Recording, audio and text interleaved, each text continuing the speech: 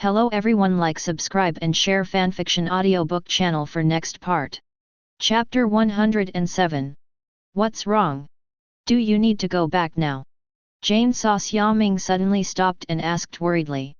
Jane was not worried about whether she could continue reading, but worried about whether Xiaoming had forgotten something important. Indeed, Xiaoming was so busy staying with Jane that she forgot about Hulk, who was sent away by him through the portal on the street. Calculating the time, from last night to now, 1 night and 1 day have passed. Xiaoming even had lunch in Asgard. Although there is no need to worry about Hulk's safety, Xiaoming feels a little guilty. After all, Hulk has been missing for nearly a whole day now. If you think about it, Loki has been missing for 30 minutes, and when he comes out, he will stab Strange directly. If you experience this kind of thing for a long time, you will be very angry. It is difficult for Xiaoming to guarantee the specific level of Hulk's anger level at this time. I did forget to take care of something, but you can stay in Asgard and I'll pick you up after I've taken care of it. How about that? Okay, you go and do your work first. Don't delay important things because of me. Jane said quickly. Don't worry, it's not an important thing. That's right, 01, I'll give you a gift. Xiaoming said, putting her hand on Jane's palm and closing her eyes. What gift? Jane looked at Xiaoming curiously. In the name of my Xiaoming, I give my best wishes to Jane Foster. Jane Foster will have extraordinary wisdom and a healthy body. When Jane Foster calls the name of Xiaoming, she will have the best wishes. Protect yourself with the power of light. With Xiaoming's magical blessing, a ray of light flashed through their hands. What's this? After Xiaoming took her hand away, Jane looked down and saw a pattern consisting of a golden circle and a white crescent moon appearing in the palm of her hand. At the same time, Jane felt that her brain suddenly became clear, as if the clouds had been cleared away. The fatigue that had just accumulated on my body disappeared in an instant. What caused Jane's sudden change was Xiaoming's blessing to her just now. Gold represents the sun, and white represents the moon. This is my blessing to you. When you are in danger, call my name, and you can also gain my magical power to protect your partner. Xiaoming explained. Your magical power? Jane looked up at Xiaoming excitedly. Xiaoming, are you a god too? Which god in mythology are you? Ever since Jane came to Asgard, a new door seemed to have opened, making her infinitely curious about these extremely magical things. Especially now, when Jane learned that Xiaoming was actually a god, she was not suspicious at first, but wanted to know Xiaoming's identity. It feels like you are meeting your favorite idol with your own eyes. Jane is very excited. I am not a god who exists in myths and stories, but will become a new myth. I am a new god. Xiaoming said seriously. New god? Oh my god! Xiaoming, you are so awesome. Jane actually saw the birth of a new god. Xiaoming, let me write your stories from now on. Aren't you a scientist? Are you going to write a new fairy tale? Xiaoming looked amused. It is all acceptable. Okay, you always stay here first and wait for me to pick you up. I'll go back first. Xiaoming rubbed Jian's hair and teleported directly back to the holy place on earth. After Xiaoming left, Jane cheered up and continued to press. This time, Jane was surprised to find that she actually had the ability to have a photographic memory. Even combined with the books she read before, Jane found that she could actually understand a lot of terms about magic. Even my body is full of energy and I don't feel tired at all. Xiaoming, it's great to meet you. Jane feels that she is the luckiest and happiest woman in the world now. New York holy place. Sigh, I don't know how Hulk is doing now.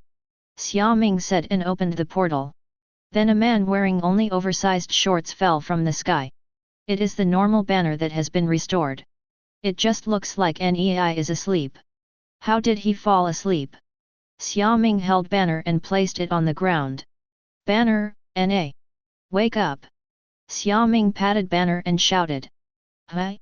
This is. Banner woke up from his sleep, opened his eyes in confusion, and saw an unfamiliar face, and at the same time felt the solid floor beneath him. It's finally over. Oh my god! After Banner woke up, he found that the damn fall was finally over, and relaxed his body with a happy expression. Sorry, I forgot about you. After Banner became Hulk, his memories were not yet interconnected, so he did not recognize the culprit who sent him away and kept him falling all day long. You remember Blinsky, right? The guy who turned into just like Hulk. I remember. Banner nodded. Now his memory is not still about the time when he wanted to stop the hatred. Because after Hulk was teleported away by Xiaoming, Hulk and Banner appeared alternately throughout the entire day. First there was Hulk, who was extremely angry and mad as he kept falling, but because he was in the air, he couldn't use his strength and could only passively endure it all. Then over and over again, Hulk actually got used to it. Because he 800 knew that he had no way to stop it, Hulk went back directly and replaced Banner. When Banner woke up, he found that he was dead. Suddenly panicked and scared, even when I thought I was going to die, Hulk came out again. As you can imagine, Hulk found that the damn fall was not over yet, and after yelling, he went back. Banner reappeared, and this time no matter how Banner shouted, Hulk did not respond. This was also the first time that Hulk did not appear after Banner's heartbeat skyrocketed. Then Banner also discovered this problem, and finally slowly adapted to it. If you can't resist anyway, just accept it. In the end, Banner fell asleep out of boredom. It can be said that this is the only time Banner has been able to sleep peacefully and comfortably since Hulk appeared. Even when he was practicing how to maintain inner peace, he never became so calm that he felt bored like this time. So, do you think you won't come out even if you are angry now? Xiaoming explained to Banner how she stopped the hatred and sent Hulk away. Banner nodded repeatedly, saying that it was fortunate that Xiaoming took action. At the same time, he was not angry that Xiaoming had forgotten him. After all, Banner was a kind and honest man who was considerate of others. Except when you are angry. Chapter 108. So, you want me to beat you up to see if the Hulk will come out? I don't know, but I think I can try it. Banner couldn't help but be curious. In order to live a peaceful life, Banner wants to know how much stimulation he is receiving before letting Hulk show up. Okay, I'll take action. Faced with Banner's suggestion, Xiaoming thought it might as well give it a try. Come on. Banner, wearing large shorts, clapped his hands to show that he was ready. Xiaoming nodded and was about to commit the crime. Wait! Banner suddenly shouted. What's wrong? Can you solve it after Hulk comes out? Banner asked worriedly. It's okay. At worst, I'll let you and Hulk experience the feeling of weightlessness again. Okay, you increase the intensity slowly, don't do it violently. Banner's cheek twitched. Fortunately, he didn't have a fear of heights, but even if he did, falling for a whole day would probably cure it. Okay. After Xiaoming finished speaking, he suddenly took action. Snapped. Banner, who received a slap in the face, stood there in confusion. No, you can do it, why should you hit him in the face? And it's so powerful. My face hurts so much. After Banner reacted, he felt the pain on his cheek and became angry. After all, anyone who suddenly gets a big blow would be angry. Even the honest Banner can't help it. Wait, didn't you notice that Hulk didn't come out? Xiaoming suddenly said. Huh? Ah, this. Banner paused when he heard Xiaoming's words, yes. Hulk didn't come out. He even took the initiative to get angry, but still didn't transform. It really works. Banner found that it was not useless for him to sleep in the air for most of the day. Try again. Increase the intensity. Banner was so excited that he even forgot about being slapped in the face. Okay, here we come. Bang. Banner felt like he had been hit hard in the stomach, but he barely managed to vomit blood. Banner fell to the ground, clutching his stomach with a look of pain on his face. Hulk didn't come out this time either. Banner yelled. Would you like a little more BG? Xiaoming suggested. Forget it, I feel this level is not close. Banner is worried that after Hulk comes out, this effect will be ineffective. In short, Banner doesn't want to see Hulk. Don't you want to know the reason why Hulk doesn't come out? Is he scared? Banner guessed. Do you think there's anything Hulk is afraid of? Okay, try it. If it doesn't work, you can send me back. Banner nodded. Yeah, one.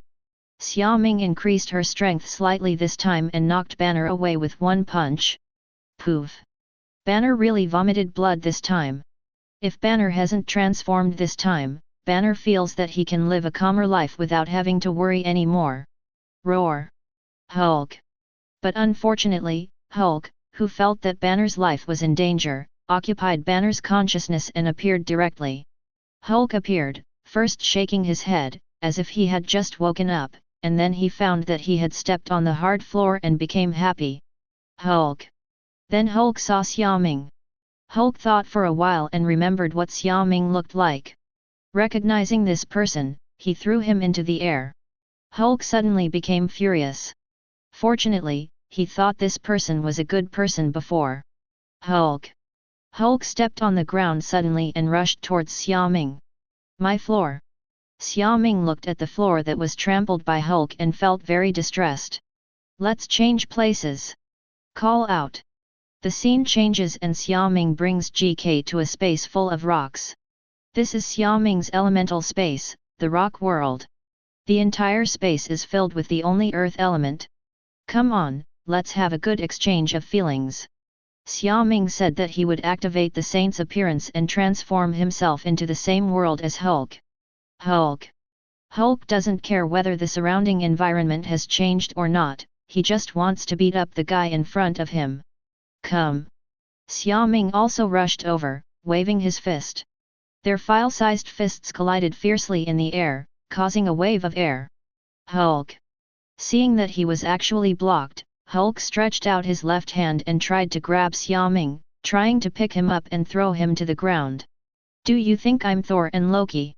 Not to be outdone, Xiaoming blocked Hulk's attack with her left hand. The two of them froze here, wrestling with each other. Roar. Hulk couldn't help but Xiaoming, when he raised his head, he gave her a headbutt. Don't think I'm afraid of you. Xiaoming said, come and see who is the winner. Bang. Under the fierce blow, both Xiaoming and Hulk felt a little dizzy. They let go of each other's hands, shook their heads and took a few steps back. Xiaoming hasn't used all his strength yet. He wants to experience the feeling of using the power of the Ming dynasty to fight. He didn't think about going to Dormammu. After all, Dormammu had many tricks. If Xiaoming was caught in a weakness again, it would be very uncomfortable.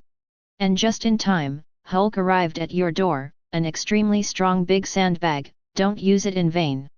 Banner, so you did it on purpose? Hulk. Hulk's anger level began to rise, and his expression became more and more ferocious.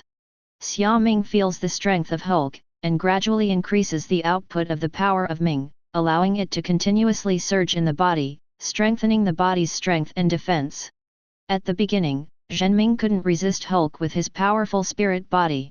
But as Hulk starts to accumulate anger, his power will become stronger and stronger with anger.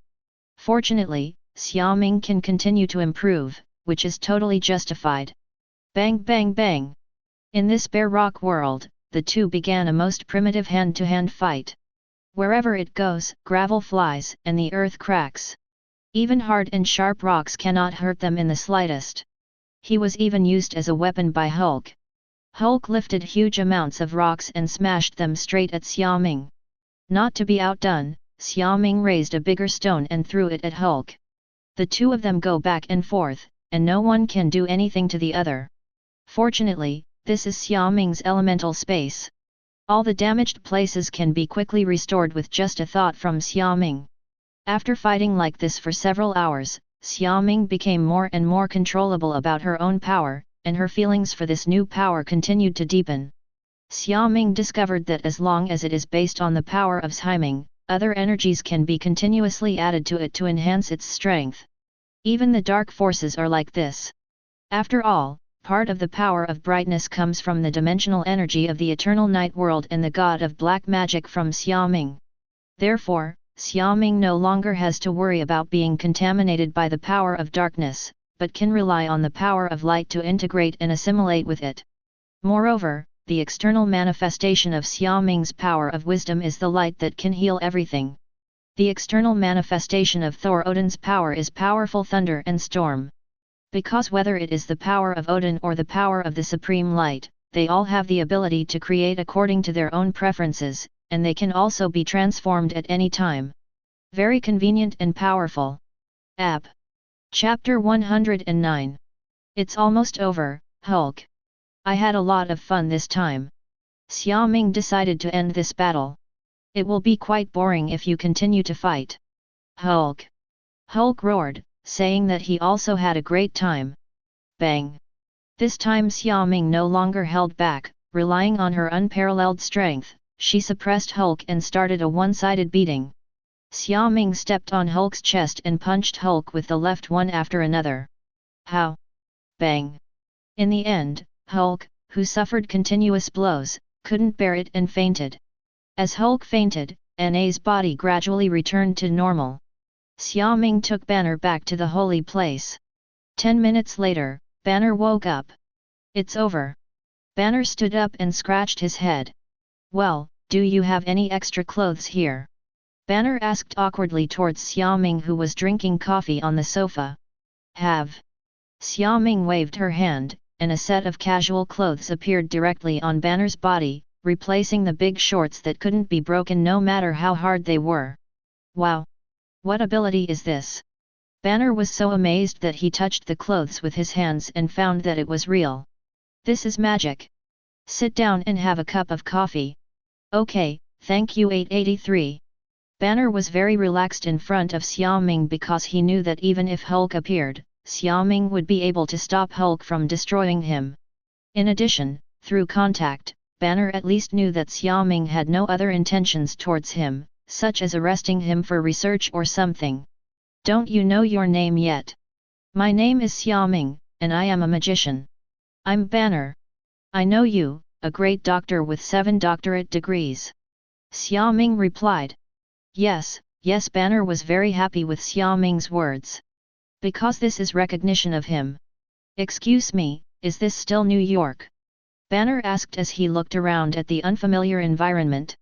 Still in Manhattan, New York. Manhattan, the damage caused was serious, wasn't it? Banner felt heavy when he thought of the battle between Abomination and Hulk. Well, several streets were destroyed, but fortunately the army arrived in time and the casualties were not large. Don't blame yourself too much. Thanks.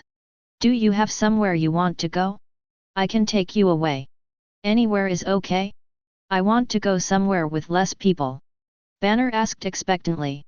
Definitely, wherever you want to go. I want to go. Banner said, thinking. What are some places where there are few people and it is not easy to be targeted?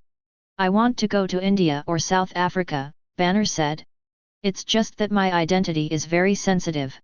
If I go there rashly, I'm afraid I'll be targeted before I leave. Banner sighed. Don't worry, I'm a magician and can use magic to teleport you directly to any location. That's great. Banner was overjoyed that he would not be disturbed for a long time. Leave now? Xiaoming asked. Okay. Banner said and stood up. By the way, can you lend me some money?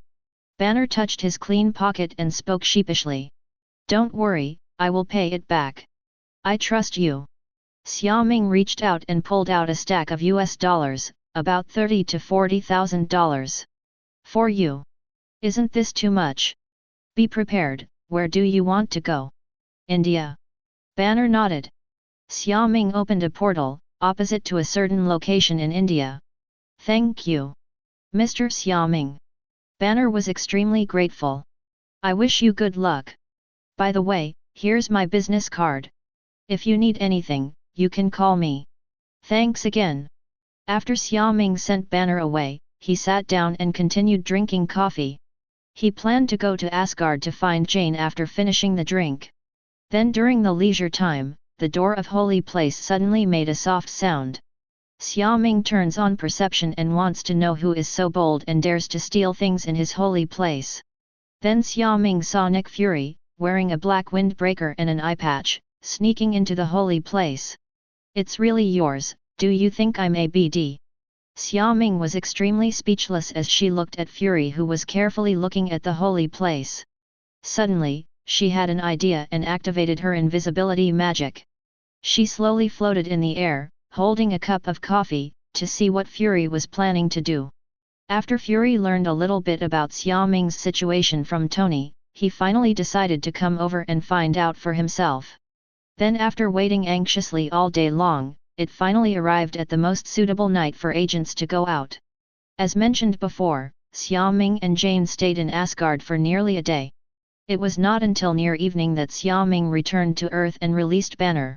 Then I played with Hulk sandbags for a few hours, so by this time, it was already dark outside.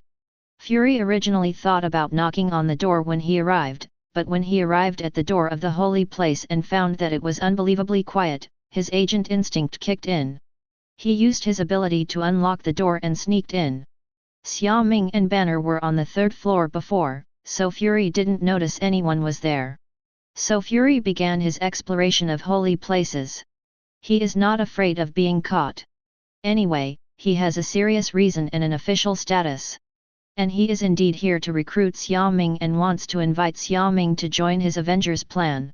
This strong man who is more powerful than Iron Man and can even suppress hatred is what Fury wants most. In Fury's heart, Captain Marvel is the strongest. After all, he can fly out of the earth and stop a fleet by himself. But when he saw Xiaoming, he felt that Xiaoming could replace Captain Marvel, who was not on Earth, and become the absolute core of the Avengers plan. It's an ancient building, it's in line with the magician's style. Fury silently recorded information while exploring. Most of the first floor wasn't much to see, until Fury came to the maze-like complex corridor. Xiaoming floated silently behind Fury. Suddenly her eyes lit up and she secretly opened the trap magic circle that had been arranged long ago but had not been officially used. This magic circle immediately opened the passage to Xiaoming's 7 elemental spaces. Any space, except the rock space, which is very safe, is life-threatening for Fury. Then Fury went round and round, looking for the right path in the maze, and when he stepped on it, the next second, he appeared in a world full of rocks. Fury? I traveled through time? Fury looked around confusedly, guessing that this was the magician's method used by Xiaoming. Are you trapped? Farky. Xiaoming magician. Are you there? I'm Nick Fury from S.H.I.E.L.D. I have something important to do with you. Fury shouted loudly. He really hoped that he was discovered by Xiaoming and was playing tricks on him, instead of being trapped by the traps in this mysterious magician abode. Otherwise Fury wouldn't even know if Xiaoming would notice him coming in.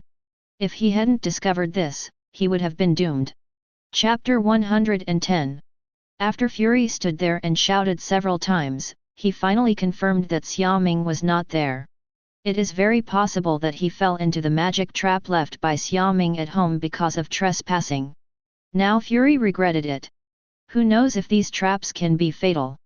Sure enough, these damn magicians, whether they are real or fake, are really troublesome. Fury cursed silently. I was still careless and underestimated the enemy. Fury found a random direction and walked towards it to see if he could find the exit. As a result, within a few steps, the scene in front of him suddenly changed. Then the next second, before Fury could even see his surroundings clearly, his ears heard a roaring sound. Boom! A bolt of lightning as thick as a bowl struck hard not far in front of Fury. Ms. Fuck! Fury looked up and saw that the whole world was covered in lightning and thunder. In the thick clouds above our heads, the thunder is like a dragon in the water, rolling endlessly. There were constant lightning bolts of different file sizes, falling densely from the sky, splitting the bare earth into craters, leaving no intact place. Boom! Fake! Xiaoming, help me! Fury knew not to run around at this time, because he was very likely to be hit in the process of escaping. But if you stay where you are, your chances of dying are also very high. It's a good thing that Fury has no hair, otherwise even if he wasn't hit, he would have turned into a Xian hairstyle due to the ubiquitous electric ions around him. But despite this, Fury also felt that his exposed skin was stinging and his body was slightly numb. Boom! Fury kept looking up at the sky, carefully avoiding the lightning. He thought that since he could come here from that rocky world, he might also be able to leave here. It's just that this random teleportation made it impossible for Fury to determine the exact location, so he could only try his best to dodge. Xiaoming was invisible in the air, controlling huge amounts of lightning to strike around Fury, almost a little bit each time, constantly scaring him. Fury is a person who doesn't know how to be honest unless he is frightened. After running for who knows how long, just when Fury felt that he was running out of energy, the scene changed again. Call! The violent wind roared in waves. As soon as Fury arrived in a new space, he was blown up by a strong wind. Ah! Fury lost control and felt the wind blowing like a knife, causing his face to hurt. In his sight, this dim space was filled with countless huge amounts of tornadoes, connecting heaven and earth. Fake! Fake! Xiaoming! Fury was in the air and was carried by the strong wind towards the tornado not far away. It is conceivable that once Fury is involved, he will definitely die. Fury felt that he was going to die and cursed Xiaoming loudly. Shout out to all the magicians! He hated so much in his heart, hated these damn magicians. Why did they create so many dangerous things in his home? I also regretted why I didn't wait quietly outside the door and knock on the door politely. I regret why I stupidly barged in. I regret that I still underestimated the power of magic and the various methods of magicians. Seeing the tornado approaching, Fury closed his eyes. How hateful! Before his career is completed, he will die here. Fury is worried about what will happen to S.H.I.E.L.D. after he dies. Boom! Whoa! The pain of being torn apart by the tornado did not come to him. Just as Fury felt happy, he found himself wrapped in ice-cold water. The subconscious breathing prevented Fury from almost choking to death. Fury pinched his neck and struggled hard in the cold and dark sea, his consciousness gradually drifting away. Bang! The feeling of weightlessness hit, and in the next second, Fury fell to the ground. Cough cough cough. Fury coughed out the seawater and opened his eyes. Sizzle! Water droplets evaporated on the hot ground. Hot, hot, hot. Fury felt pain in his body, causing him to jump up quickly. This is a world of magma, with red magma flowing everywhere. There are only a few places to stand. Fury had just experienced the pain of being flooded, and the next second he was in such a hot world. Even with Fury's physical condition, he was a little unable to resist. Even the boots under his feet began to slowly melt due to the high temperature. Farky! Farky! Fury couldn't help but jump on his feet, enduring all this in pain. He felt that he might as well have been struck to death by lightning from before. Save yourself from having to go through so much disaster and pain. After jumping for a few minutes, just when Fury felt like he was about to be roasted, the space changed again. Ah! My eyes! A strong light struck, several times more powerful than a flash bomb, causing Fury's only remaining eye to be severely damaged. Tears flowed out uncontrollably and his eyes stung, making Fury wonder if he was going blind. Please give me flowers. But fortunately, Fury didn't feel any other danger except the bright light. This made Fury feel like he could finally take a break. However, he still dared not open his eyes for fear of being stimulated again. Suddenly, a feeling of weightlessness came, and Fury was floating in the air again. At the same time, Fury also found that he couldn't breathe, as if he was in a vacuum. In addition, Fury can also feel a powerful suction force, which is countless times more terrifying than the suction force he just got sucked into the tornado. Fury opened his eyes and vaguely saw an extremely huge amounts of black hole. Well! Fury's face turned red and he was about to suffocate. But he felt that he was afraid that before he could be suffocated to death, he would be pulled in by the terrifying suction force of the black hole. Ah! Brick Street, outside the gate of Holy Place. Fury was lying on the ground, waving his hands and feet, shouting desperately. After shouting for a while, Fury suddenly realized something was wrong. The ground? The air? The street light? The car next to it? Am I back? Fury lay on the ground and still hadn't come to his senses. Several pedestrians passing by looked at Fury and avoided him with disgust. Obviously, the way Fury was yelling on the ground just now was regarded as a lunatic. Fury's face was dark, he stood up silently, and quickly checked his body. He found that the injuries he had just suffered, the clothes that were wet by the sea water, the boots that were almost melted by the high temperature, etc. were all intact. It was as if everything he had just suffered was just the Phantom Emperor. But is it really an illusion? Fury looked at his watch, it was already 10 minutes later. How many minutes has it been since he entered the holy place to when he came out now? But Fury felt like he'd been inside for hours. So this is not an illusion. Everything he just suffered is real. But since he is fine now, it means that the trap in this house is not fatal, it just allows some uninvited guests to learn a lesson. Fury looked at the door and stopped. He didn't dare to go in or even knock on the door. He was really frightened by the magic trap inside. Decided. Get Phil Coulson tomorrow. Fury shook off his windbreaker and left here without looking back. Phil Coulson? Again. Chapter 111. After settling Fury's matter, Xiaoming returned to Asgard. I believe that after this incident, Fury will no longer send people to try to sneak into his holy place. Unless Fury doesn't care about the lives of his men. After all, Xiaoming showed mercy this time, otherwise Fury would have been wiped out by lightning just in the world of thunder. And when Xiaoming returned directly to the library, Jane was no longer here.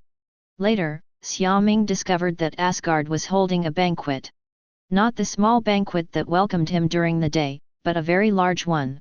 When Xiaoming arrived at the banquet hall, she learned that Thor was back. He once again calmed down the chaos of the 9 realms and returned victorious. Xiaoming said that he finally met Thor in person.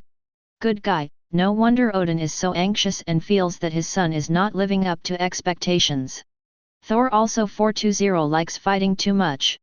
Especially since he is very strong, he basically doesn't have to worry about his life being in danger, which makes him victorious in every battle and becomes even more conceited. Just like facing the giants of Jotunheim, because the giants of Jotunheim ruined the ceremony for him to inherit the God King and attacked the Asgard treasure house, Thor was going to destroy the giants of Jotunheim.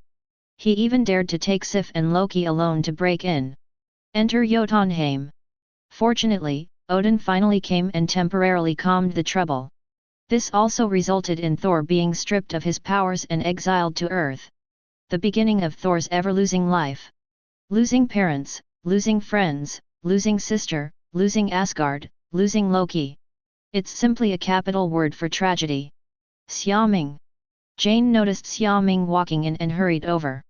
Because of drinking, Jane's cheeks were red and very cute. You're finally here, the banquet is almost over. Jane threw herself at Xiaoming, full of joy. It's okay, as long as you're here. Jane was filled with joy when she heard Xiaoming's words. God, cough, sister. Xiaoming subconsciously wanted to call Queen Frigga, but was stopped by her eyes. God King. Well, come and sit down. Odin nodded. Yeah, come on, come on. Frigga waved and asked Xiaoming to sit next to her. Is the matter settled? Frigga asked. Well, it's solved. Come, let me introduce to you my son, Thor. Thor. Stop drinking and come here to meet your uncle. Frigga shouted to Thor, who was drinking heavily with the 4 warriors of Asgard across the table. Haha. Thor, your uncle is here. Yes, go and recognize your uncle. Haha. They also heard Loki say this and were surprised. After all, they have been in Asgard for so many years and have never seen Odin have any good brothers. As a result, Loki said that Xiaoming was not only from the earth and the place of exile, but also that she was very young, so she was even more puzzled. Especially Thor, who was reckless and went directly to Frigga to ask. Finally got the answer in the affirmative. Loki was secretly stirring up trouble behind his back and fanning the flames. Because Loki was teased by Xiaoming last time and experienced the feeling of losing a close relative, he did not tease Thor during this period. In addition, Thor also heard that Loki suddenly loves to learn, so he felt relieved about Loki. But how smart Loki is! He knew he couldn't beat Xiaoming, so he poured ecstasy soup into Thor, which made Thor, who was already very unhappy, silently fall in love with Xia Ming. At the moment Loki was drinking quietly in the crowd, looking forward to Thor's performance. Loki doesn't know if Thor can beat Xiaoming, but what if he can? Then there will be a good show. Mother! Thor came over with a glass of wine. I have to say that Thor drinks really well. Apart from his flushed face, his steps are still steady. Thor, this is the Uncle Xiaoming I told you about. Come on, call me uncle. Frigga eagerly pulled Xiaoming and Thor to introduce them. Xiaoming? I heard that you are from the earth? Or are you a magician? Thor looked at Xiaoming suspiciously. Looking at it this way, Xiaoming is indeed young. According to the age of the earth, Xiaoming should be about 20 years old. But he, Thor, is over 2,000 years old.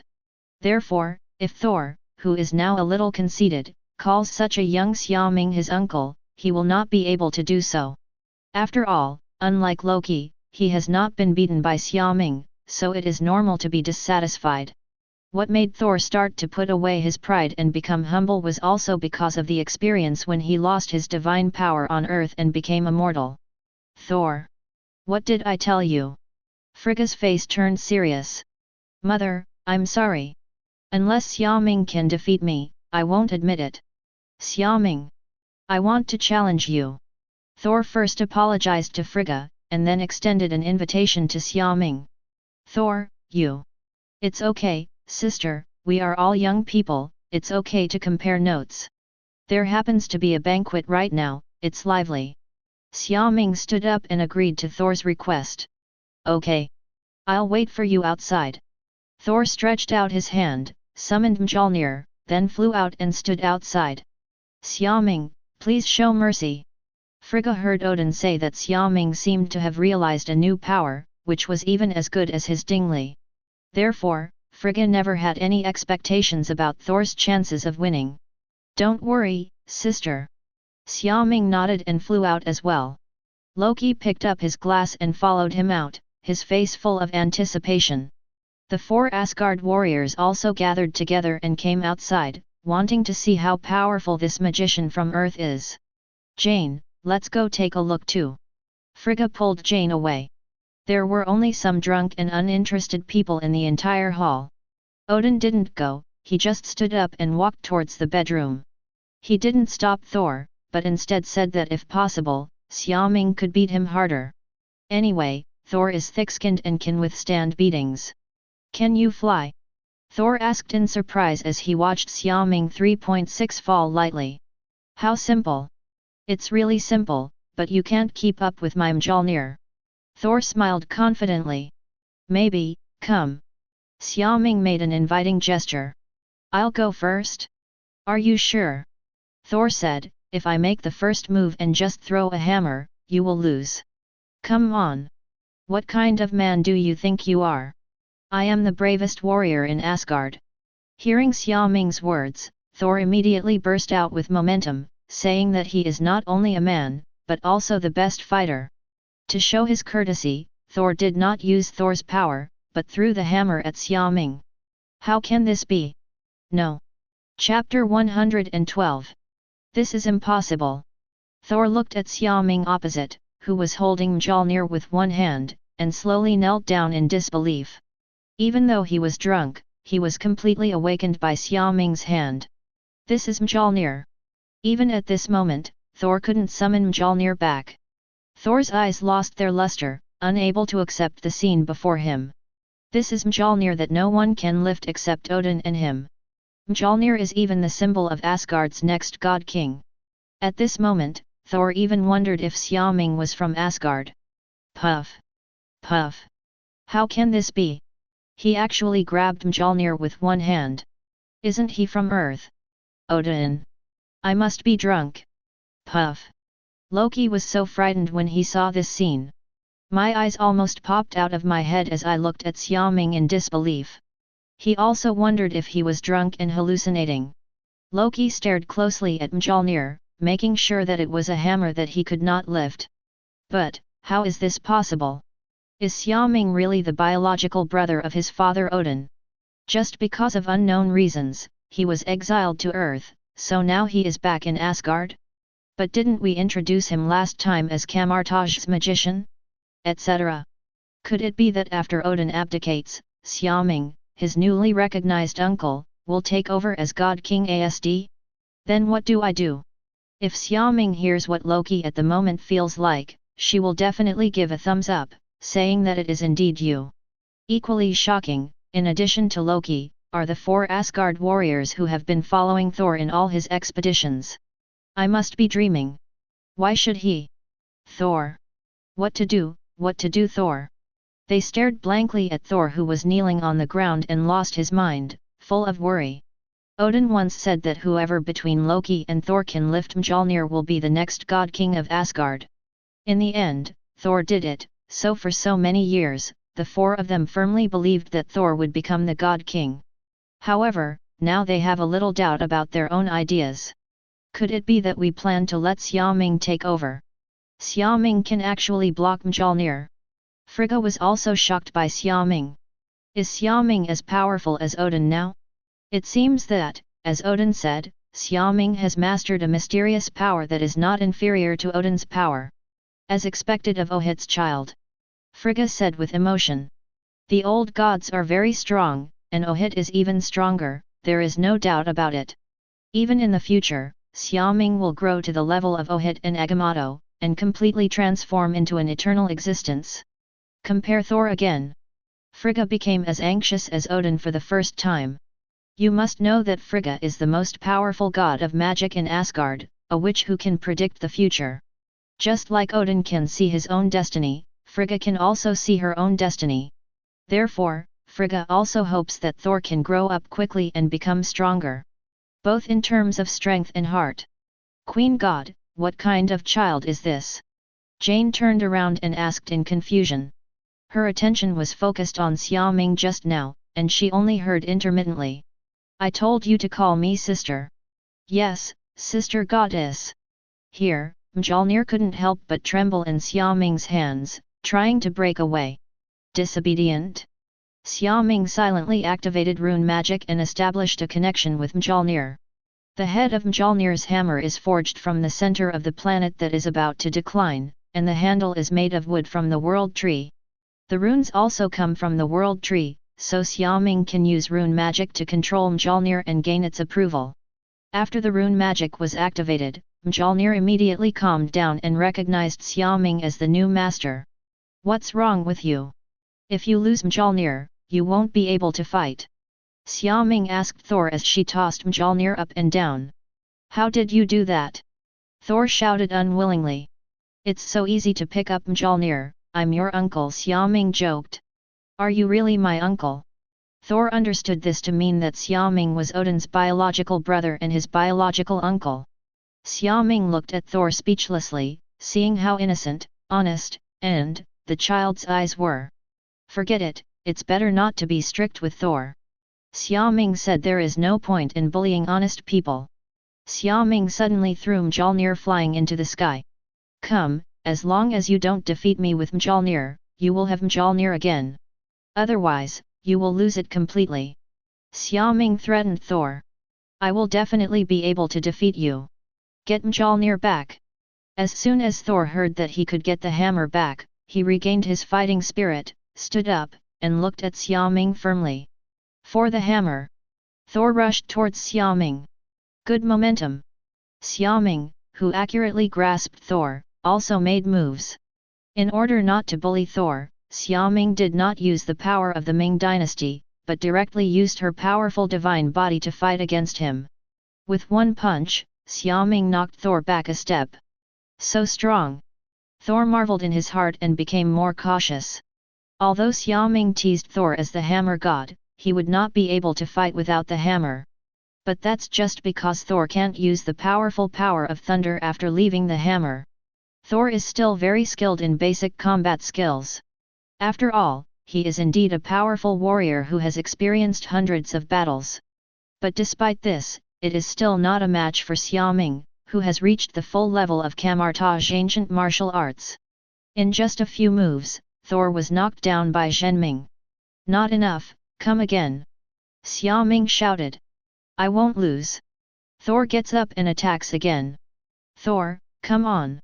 Thor, you are the strongest. Thor.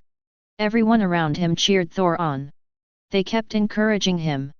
Loki clenched his fists in anticipation. It means that although you no longer have a hammer, you are still an Asgardian. You can't even defeat an Earthling. You are a god. But unfortunately, Xiaoming is also a god, and his origin is still very powerful. Frigga shook her head and sighed, Thor would definitely lose. However, Frigga greatly appreciated Xiaoming's approach. It's time for Thor to realize his shortcomings. Mjolnir is to help Thor better control the power of Thor in his body, instead of letting Thor rely on it. Is this all you can do? Xiaoming looked at Thor lying on the ground panting, and said disdainfully. Thor clenched his fists, unable to refute Xiaoming. What kind of god do you think you are? Xiaoming opened her hands and slowly flew up. At the same time, powerful lightning lights lit up around Xiaoming. Thor looked at Xiaoming blankly, as if looking up to a god, and murmured to himself. Chapter 113. Thor's power.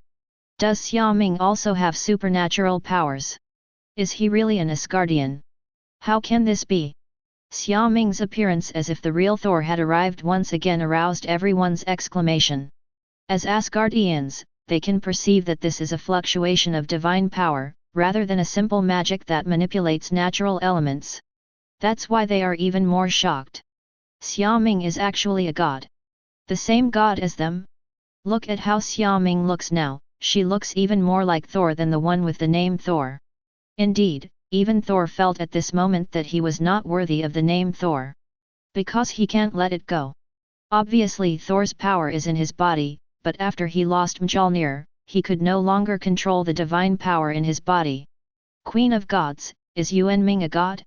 Sif, who had a good relationship with Frigga and was even chosen to marry Thor in the future, came to Frigga and asked. Yes. Frigga nodded. Then he is, us Asgardian. Sif exclaimed. That's not true. Then he is. His origins are very mysterious, and I can't say anything until Xiaoming recovers her memory. Frigga shook her head. The origin is very mysterious, recovering memory. Now Sif finally understood why Xiaoming came from the earth but had the identity of a god. At the same time, she was recognized by Odin and Frigga, allowing Thor and Loki to call Xiaoming uncle. Xiaoming must be an ancient god from the same era as Odin. Just for some reason, he lost his memory and lived like ordinary humans on Earth.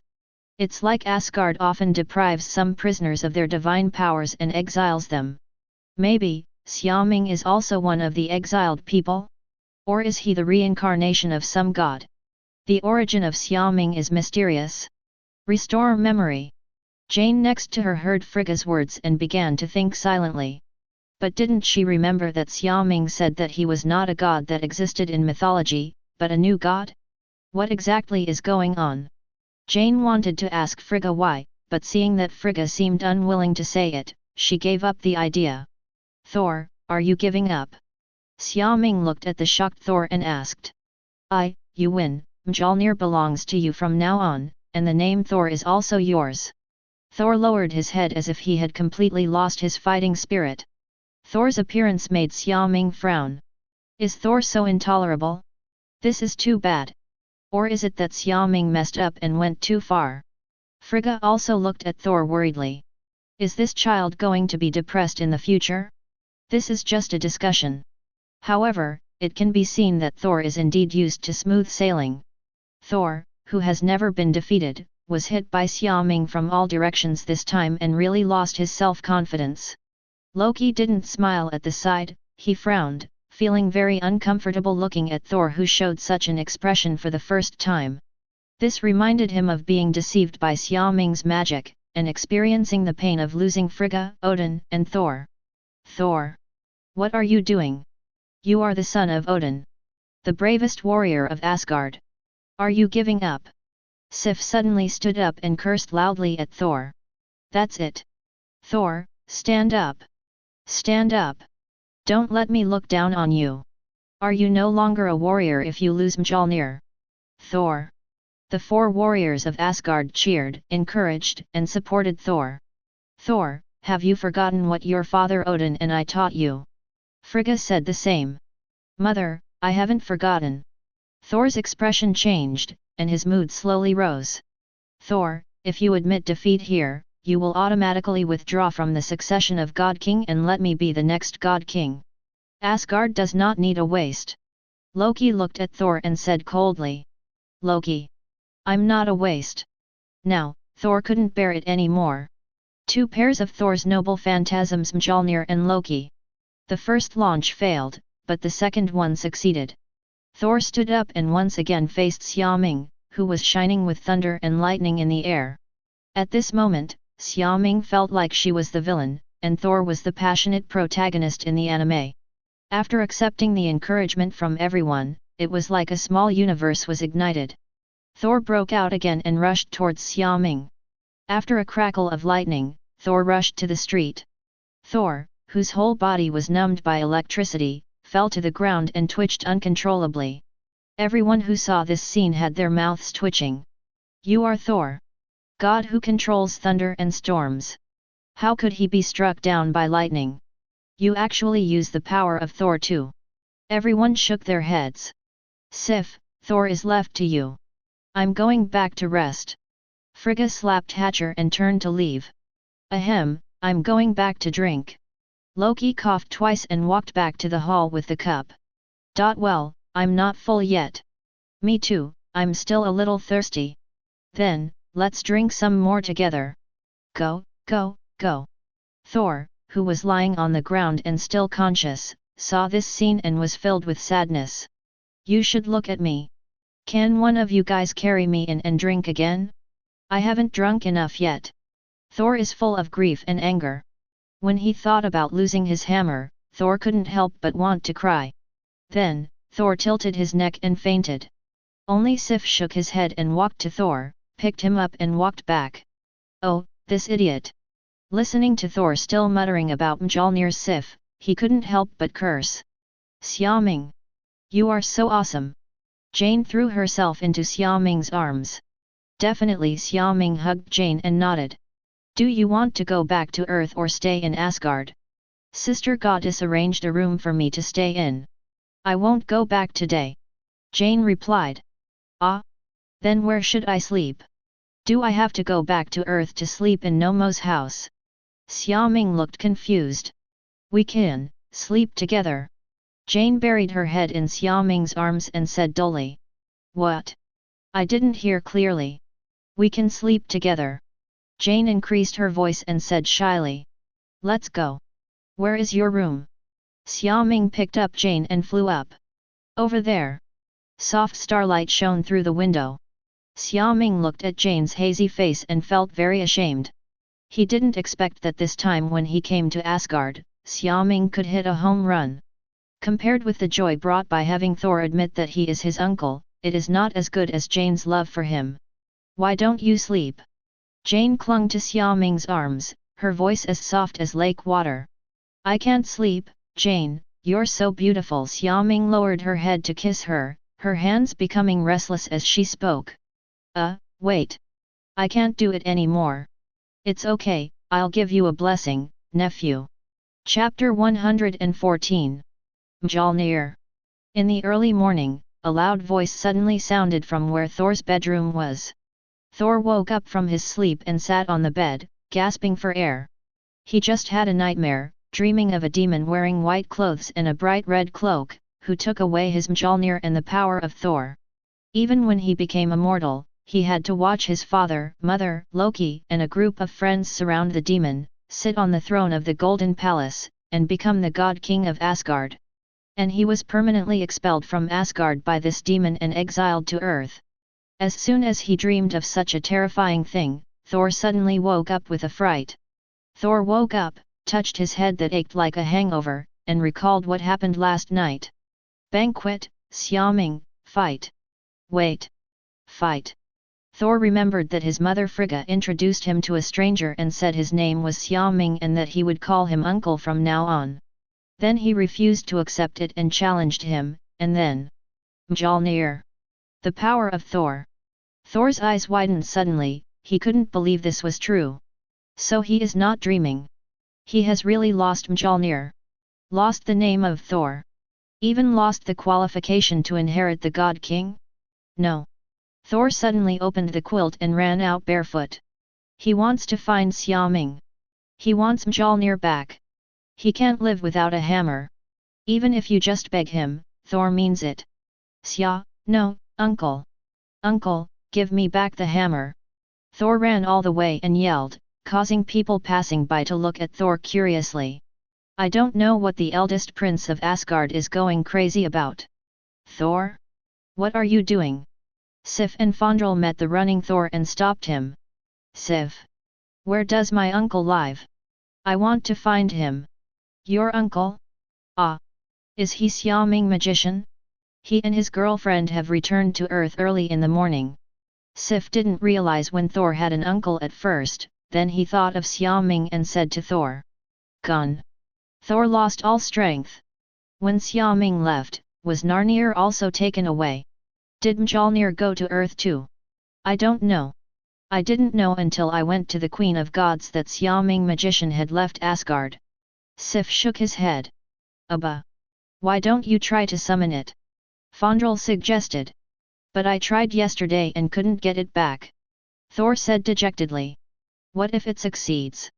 Okay, I'll try. Taking a chance, Thor raised his hand to the sky and silently called Mjolnir. Then, 1 minute, 2 minutes, 3 minutes passed, but there was still no movement. I've lost Mjolnir. Thor felt sad. That was Mjolnir who had been with him for more than 2,000 years and experienced countless battles. Thinking of this, Thor missed the sight of himself flying freely in the sky. Thor sat weakly on the ground, as if he had lost his faith in life. Seeing this, Sif and Fandral didn't know what to say, so they could only accompany Thor silently. Did you hear anything? Fandral suddenly turned to look at Sif. What sound? It's like a whoosh sound. Fandral imitated. Hey, what is that? Sif looked up casually in confusion, and then saw a black dot flying towards them quickly. That's Mjolnir! Fandral exclaimed. Mjolnir! Where? Thor jumped up suddenly and looked to the sky. It was Mjolnir who was thrown out by Xiaoming last night and returned quickly after being summoned by Thor. Aha! I still have the qualifications to use Mjolnir. Thor grabbed the hammer and was so happy that he was speechless. Holding the hammer is a kiss. That's great. Sif and Fandral looked at each other and felt relieved. This time Thor won't be sluggish anymore. But why didn't Xiaoming take Mjolnir away? Is it because he doesn't need it? New York holy place. I'm going back first. I think I can write my thesis this time. Jian said in Xiaoming's arms. Ah, let's go now. How about staying another day? Xiaoming was very reluctant to let Jane leave. No need. If I don't go back, Professor Eric and Daisy should call the police on me. Jane's heart trembled when she heard Xiaoming's words, and she spoke quickly. Why do I feel like you don't want to be with me? Xiaoming looked at Jane suspiciously. No way, you feel wrong. Jane looked at Xiaoming with a smile. It's true that I said it in my heart.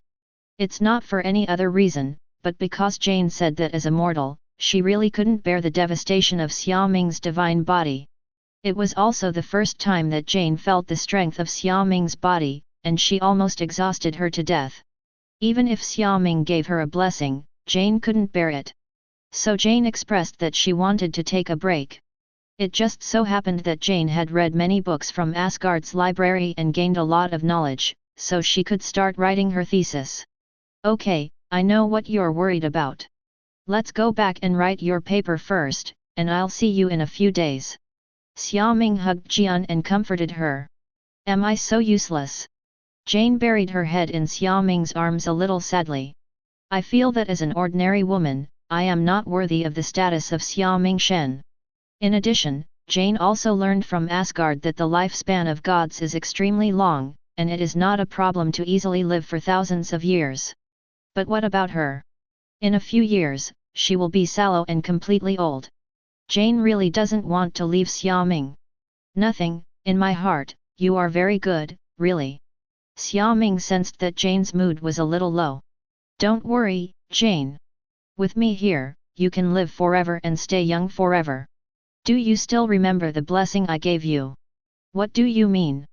Jane spread her palms, revealing the sun and moon mark that only Xiaoming and Jane could see. Yes, this mark is connected to my power. It can slowly make your body stronger. In other words, from the moment it is in your hand, you will have a life as long as mine. So, as long as I don't die, you won't die. Jane, will you always be by my side? Xiaoming raised Jane's head and looked at her seriously. I do. Jane cried with joy, full of emotion. Although she doesn't understand magic, she knows that she will not lose Xiaoming. So don't worry, you can slowly hold on longer in the future. Jane blushed and nodded. Chapter 115. London, England. Wow! Jane suddenly appeared in the room, and Daisy, who noticed the movement, raised her head and happened to see the magic portal disappear. Jane! What was that just now? Is it your boyfriend's ability? Daisy rushed over and circled around Jane, yelling. Yeah. Jane pushed Daisy away and walked to the computer, intending to write down the knowledge she read, then organize it, combine it with scientific theoretical basis, etc., and turn it into a formal and scientific paper. Wow! Some people go on their honeymoon with their boyfriends and forget about their friends. Daisy joked. What nonsense are you talking about? Also, you don't worry about my safety when you see that I'm not here. Jane glared at Daisy, but couldn't help but laugh. Look! You're like this and you're still worried about your safety. Daisy was so envious of Jane. My boyfriend is handsome and a superhero. She really wants to have such good luck. Jane! Tell me, who is your boyfriend and what kind of superhero is he? Daisy couldn't help her curiosity, grabbed Jane's shoulders and shook her. Okay, he is a magician and can do all kinds of magic. Jane spoke helplessly. Oh my god! It's actually a magician? Is this the one you suddenly showed up just now? Right. So handsome. So cool. Daisy walked back and forth excitedly. Jane! Ask your boyfriend if he has any single friends and introduce me to them. I don't know. And don't interrupt my research. Damn it! Daisy was furious. Daisy, call Jane and see if she answers. If you don't answer the phone, I will report her missing. Professor Eric opened the door and walked in while looking down at something. Professor, I'm back. Jane! You're finally back. Where have you been? I can't get through the phone. I went to Xiaoming's place. I'm sorry to make you worry. Jane said apologetically. Xiaoming? Your superhero boyfriend, right? Eric nodded understandingly. I told you there's no need to worry about Jane's safety. Daisy curled her lips. Okay, just come back. Professor. I discovered something that can prove that traveling through a wormhole is possible. Jane took Professor Eric and Daisy and talked about her experience. It sounded like Eric and Daisy thought Jane was crazy. But then Jane slowly convinced Xi through Asgard's knowledge. This also made Eric extremely excited, and he began to seriously study the secrets of the 9 realms, the World Tree, and the universe. New York Holy Place. Xiaoming closed her eyes and continued to comprehend the magical knowledge recorded from Emperor Weishan in the Omniscient Eye.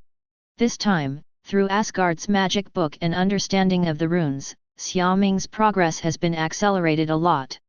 Xiaoming doesn't know what he will discover or what he will realize after he interprets and comprehends this knowledge. After all, Emperor Weishan is the god of white magic, a collection of magic that is extremely mysterious and powerful. Then just as Xiaoming closed her eyes to comprehend, a portal suddenly lit up. The Ancient One walked out. Xiaoming! Huh? Ancient One magician? Why are you here? Xiaoming opened her eyes and looked at Ancient One in surprise. It's not because of you. Ancient One sat opposite Xiaoming and rolled his eyes. Because I? Why did you go to Asgard this time? Ancient One asked. Oh. So it's this. My girlfriend is an astronomer, so I took her to experience Bifrost.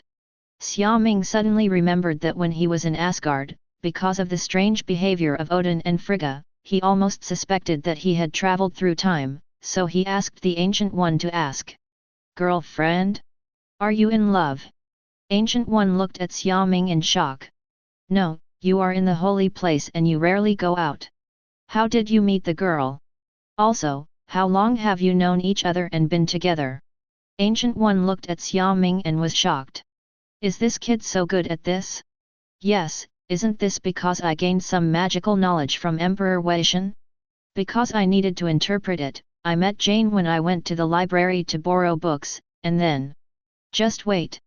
Ancient One suddenly stretched out his hand to interrupt Xiaoming's words, stood up suddenly, bent over, and came over. No. What are you doing? Xiaoming was stunned by Ancient One's sudden move and leaned back. What is this? Eye of Agamotto. Ancient One picked up the Eye of Agamotto on Xiaoming's chest and asked doubtfully. Yes. Where did it come from? And it's not mine. Ancient One sat back, picked up the bag on his chest and looked at it. It's confirmed that although the two have the same shape, the same magic power fluctuations, and may even have the same ability, Xiaoming's one does not have a time gem. 0 Please ask for flowers. This made the Ancient One very confused. Isn't there only one Eye of Agamotto? Where did Xiaoming get this? Oh, didn't I just say that I got some magic knowledge from Emperor Weishan, and then Emperor Weishan gave me a few gifts. Then I went to the London Library, met Jane, and then... Wait.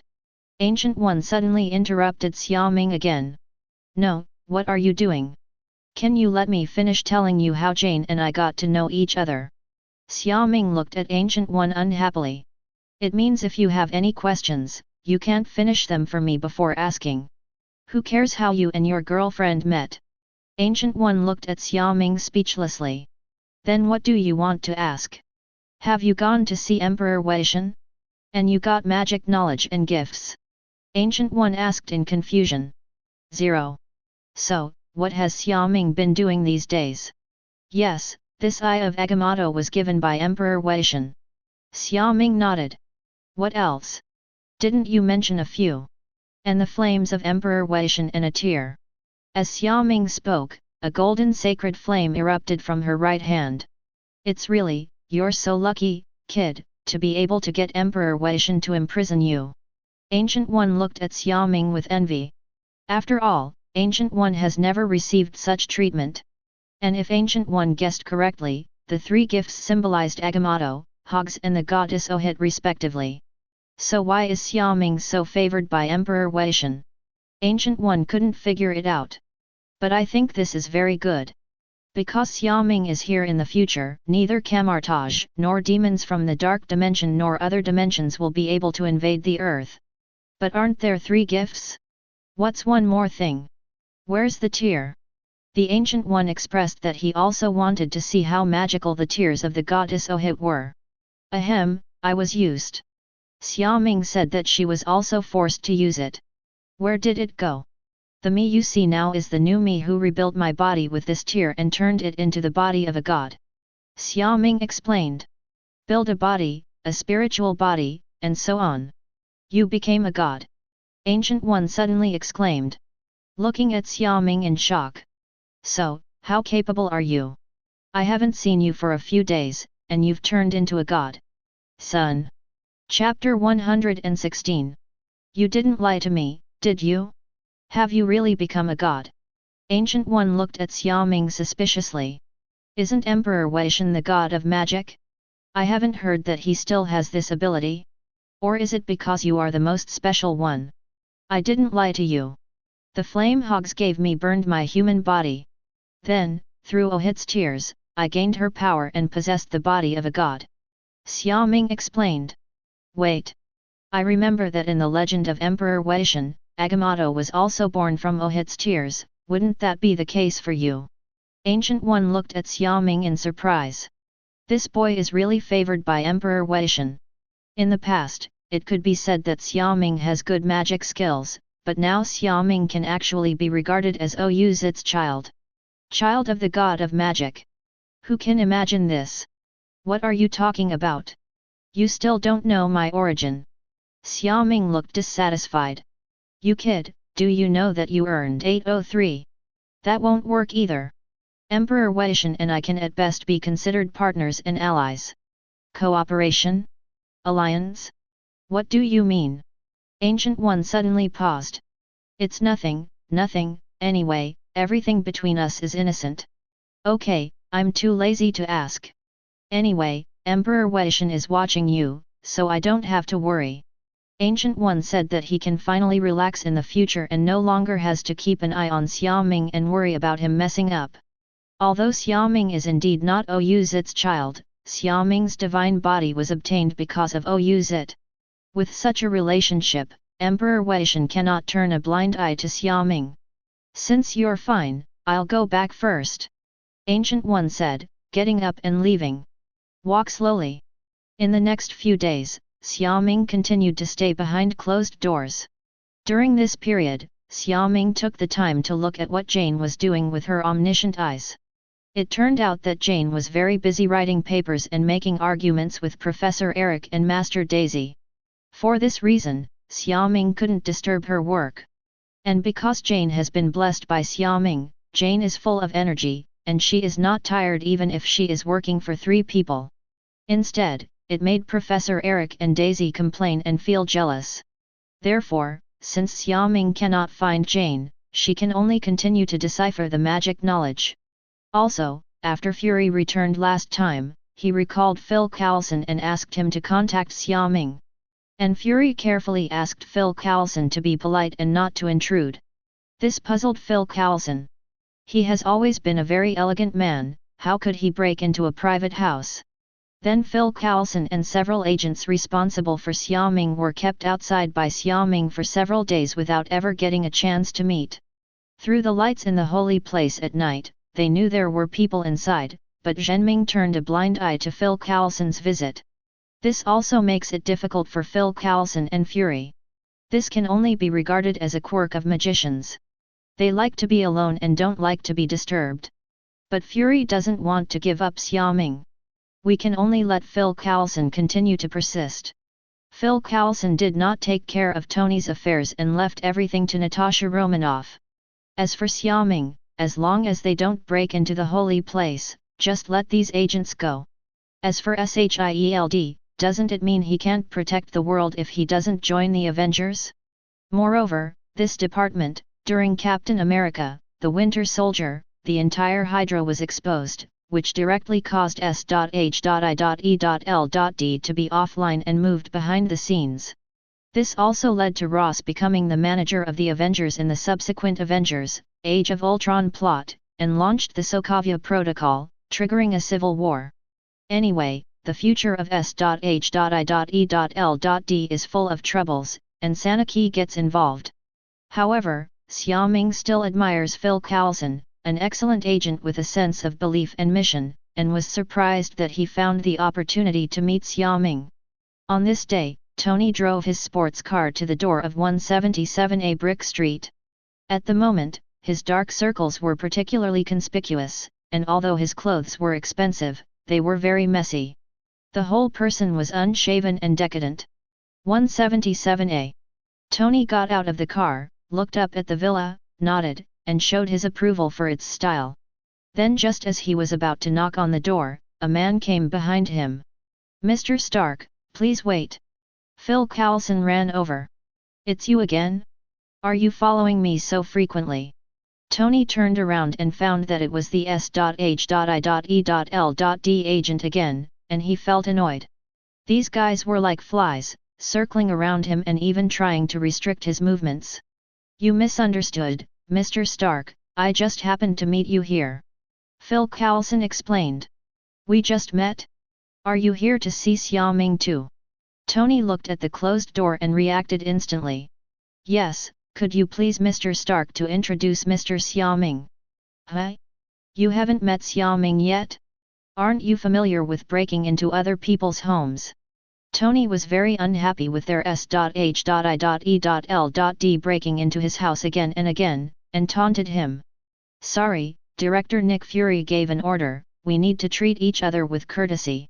Phil Coulson's expression remained unchanged. Ha! You can stay with me, but I don't care what Xiaoming does. Tony sneered, considering that Phil Coulson had helped him. Tony didn't drive him away. Thank you. Boom. Tony knocked on the door and waited quietly. Soon, the door opened. This made Phil Coulson happy. He could finally meet this mysterious and powerful magician. After the two people came in, they saw Xiaoming slowly falling from the sky. Xiaoming! I'm coming. Well, I haven't seen you for a while, and you've become haggard, Tony. Xiaoming looked at Tony and nodded. By the way, this is Agent Phil Coulson from SHIELD. He wants to see you for something. Tony introduced. Hello, Mr. Xiaoming, nice to meet you. I know you guys, please go back and tell Fury not to bother me. If the Earth is in crisis, I will take action, but I don't like to be ordered. If you don't listen to the advice, it won't just be a small punishment next time. After Xiaoming finished speaking, she snapped her fingers and a portal appeared under Phil Coulson's feet.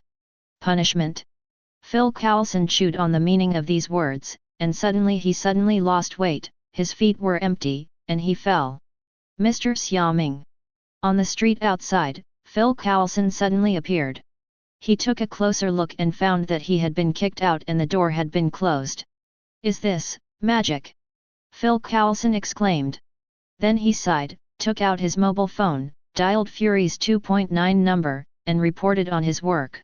In that case, you should come back first. Fury also sighed. I originally thought that Xiaoming, who was not afraid of exposing her identity, would be easy to get in touch with.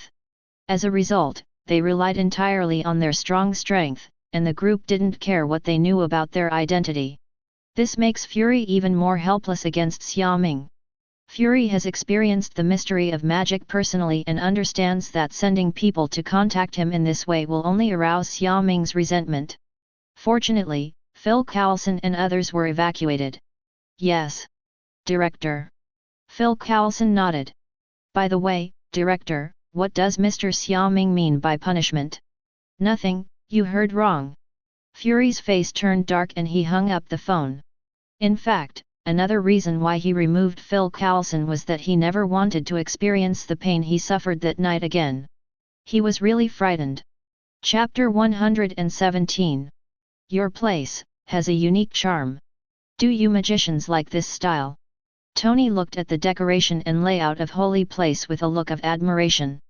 Different from the modern technological style, the stairs, furniture, and layout are all full of an ancient atmosphere and a taste of knowledge. Even after arriving here, Tony's heart calmed down. It's okay, I like it anyway. Xiaoming led Tony to a study room on the second floor. Wow! These are magic books? Can I see them? After Tony came in, he saw the big bookshelf in the study and couldn't help but walk over. Can. With permission, Tony took out a book at random and flipped through a few pages. He found that it was full of magical terms and strange abstract symbols that he couldn't understand. This kind of occult stuff made Tony confused and he put the book back decisively. These things are not suitable for a scientific person like him. Sit down, what would you like to drink? Xiaoming greeted Tony. Let's have a cup of coffee. Okay. Xiaoming 01 waved her hand, and a cup appeared out of thin air in front of Tony. I really envy you magicians, this is so convenient. Tony complained. I think so too, but your artificial intelligence isn't bad either. Xiaoming said that your artificial intelligence has also brought a lot of convenience to life. Okay, but I'm still not as good as you. Tony said modestly. By the way, what do you mean by punishment? You just talked to Phil Coulson. Fury sneaked in here, fell into my magic trap, and learned the feeling of life and death. Xiaoming explained. Fury, poof. Ha ha ha.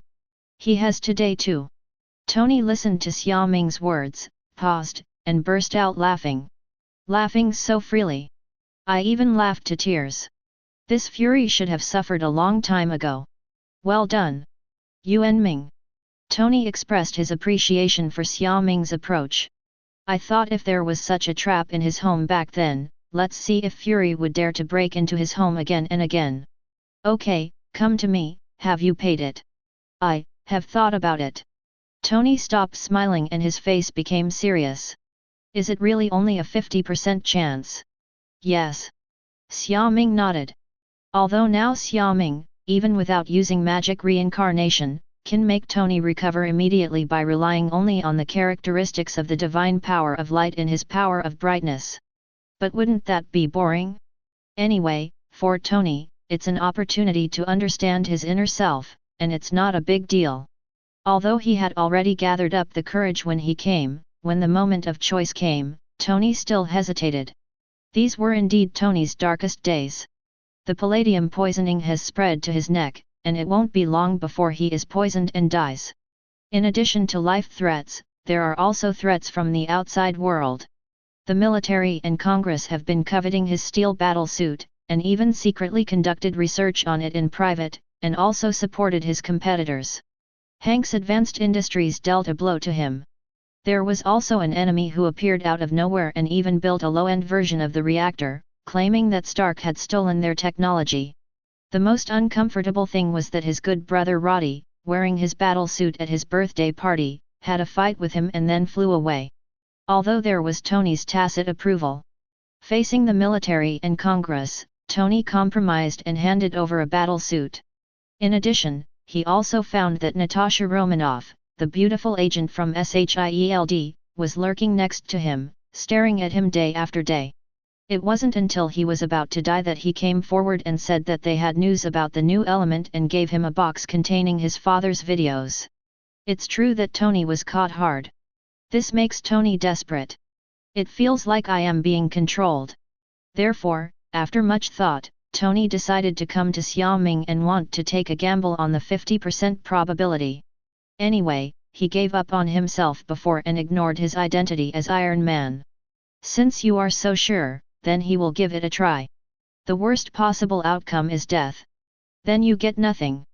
But if he comes back to life and you still want to use your life to control him, it will be impossible. It's you, Fury. Natasha Romanoff has always been by Tony's side and has long known about Tony's palladium poisoning, but they were indifferent and did not give out the information until the end. But the problem is, Fury doesn't know what the new element is specifically. Song believes that Tony will be able to find the answer with his talent. In this way, wouldn't Tony accept their S.H.I.E.L.D's favor and be able to successfully join the Avengers project?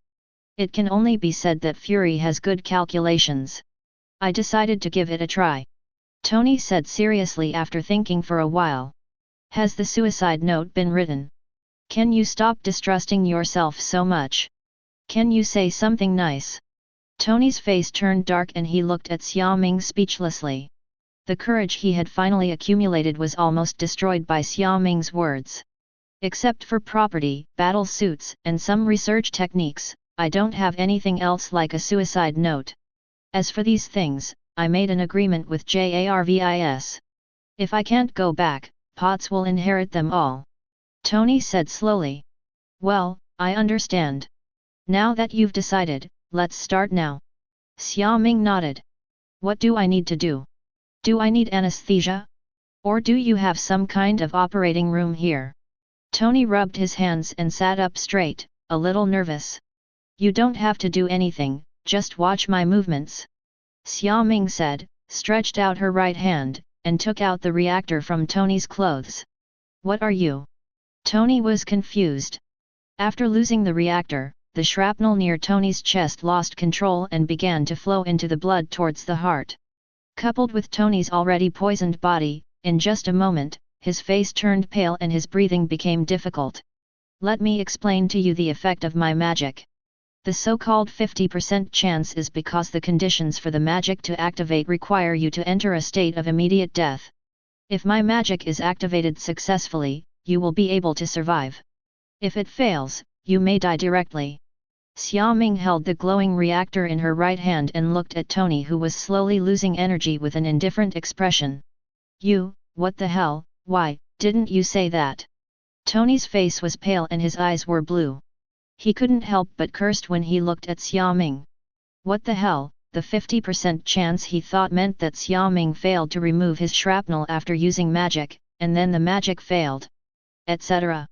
Thinking about it this way, it seems to be the same thing if Xiaoming's magic did not activate successfully before he died completely. Hateful. Do I still have a chance to regret now? Chapter 118. Xiaoming saw that Tony had lost consciousness, and at the last moment, she activated the magic reincarnation. He told Tony that the magic might fail, but he was lying to him. How could Xiaoming make such a mistake? A white magic circle appeared in Xiaoming's palm, aiming at Tony. As Xiaoming's magic was activated, Tony, who was slumped in the chair, gradually floated up. The black death energy appeared and wrapped around Tony's body, becoming more and more intense. Xiaoming turned the magic ring in her hand, just like using time magic to go back in time, and the death energy on Tony's body began to change. Little by little it turned white. The death energy turned into the power of life, began to transform Tony's body, and began to heal and repair. The most obvious thing was the big hole in Tony's chest, which gradually recovered as it healed. And those extremely fine metal shrapnel slowly floated out of Tony's body, and then gathered into a ball under Xiaoming's control. When all the black death energy on Tony's body was completely transformed into white, Tony was as good as ever. Even some of the hidden wounds that Tony had accumulated over the years were healed together. Xiaoming ended the magic and let Tony return to the chair. Guessing that it would take some time for Tony to wake up, Xiaoming got up and left the study. When Tony fell into darkness and opened his eyes again, Tony saw his parents and himself as a child. He was like a bystander, watching everything in the past. Only then did he realize that the eyes his parents looked at him were full of tenderness and love. He also saw Potts, who always accompanied him silently behind his back and helped him solve any difficulties in life. This was the first time that Tony saw from another perspective how others treated him, and how he treated the people around him who had been waiting for him. He felt very sorry and guilty about it. He now desperately hopes that he can turn back time, go back to when he was a child, and say goodbye to his parents seriously. Take Potts' every contribution seriously. But does he still have a chance? Tony was thinking about it and suddenly found himself flying up suddenly towards the sky. Everything in front of me is moving away quickly. No. Tony thought he was going to die and his soul went to heaven. No. In reality, Tony opened his eyes suddenly and shouted. Because of the violent movement, the person and the chair fell backwards. It hurts? Hi. It hurts? I'm not dead. Tony rubbed the back of his head, reacted suddenly, and spoke out. He looked at the familiar room in front of him and found that he was still in the study. He quickly touched his chest and looked down. Fake. I'm ready. Tony was surprised to find that the hole in his chest used to house the reactor had completely disappeared. And it was only at this time that Tony felt that his body was full of energy. It seems like I am several years younger. Tony stood up excitedly, waved his fist, and jumped on the spot. Confirmed. He is totally fine. He feels that this is the best health he has had in so many years. Xiaoming. Tony called Xiaoming and was about to go find him, then he noticed the reactor on the table, picked it up and rushed out. From now on, he can finally stop wearing this damn reactor. Xiaoming. Why make any noise? Just be quiet. Xiaoming appeared on the first floor carrying a bowl of noodles. Xiaoming. My best friend. You made it. I'm fine. Tony rushed down the stairs and was so excited that he wanted to give Sanaki a hug. Then there was a bang, and Tony hit an invisible wall and squatted down holding his nose. What are you doing? What do you think? Don't offend me. Xiaoming rolled her eyes and walked back to the kitchen behind her. What are you eating? I'll have a bowl too. Tony stood up in a hurry and chased after him. At the dinner table, Tony was eating hot noodles with a satisfied look on his face. During this period, everything he ate tasted bitter and he had no appetite. Now that he is in good health, Tony feels that his appetite has returned. Thank you so much this time. Tony thanked him seriously. Fortunately your magic worked, otherwise I would have thought I was going to heaven. Tony looked sad as he recalled everything he saw. Do you think you're going to heaven? It doesn't matter whether I go to hell or heaven, the important thing is that I didn't die. Tony said nonchalantly. Well, as long as I'm here, you can't die. Xiaoming nodded. Didn't you say there was only a 50% chance? I almost died, okay. Tony looked at Xiaoming speechlessly. That's a lie. My success rate is 100%. Moreover, even if you die, I can bring you back. Time magic is no joke. #F#2 equals 100%, you lied to me. Tony stood up suddenly and looked at Xiaoming in disbelief. Yes. What the hell? Tony was speechless by Xiaoming's confident look. You've gone too far.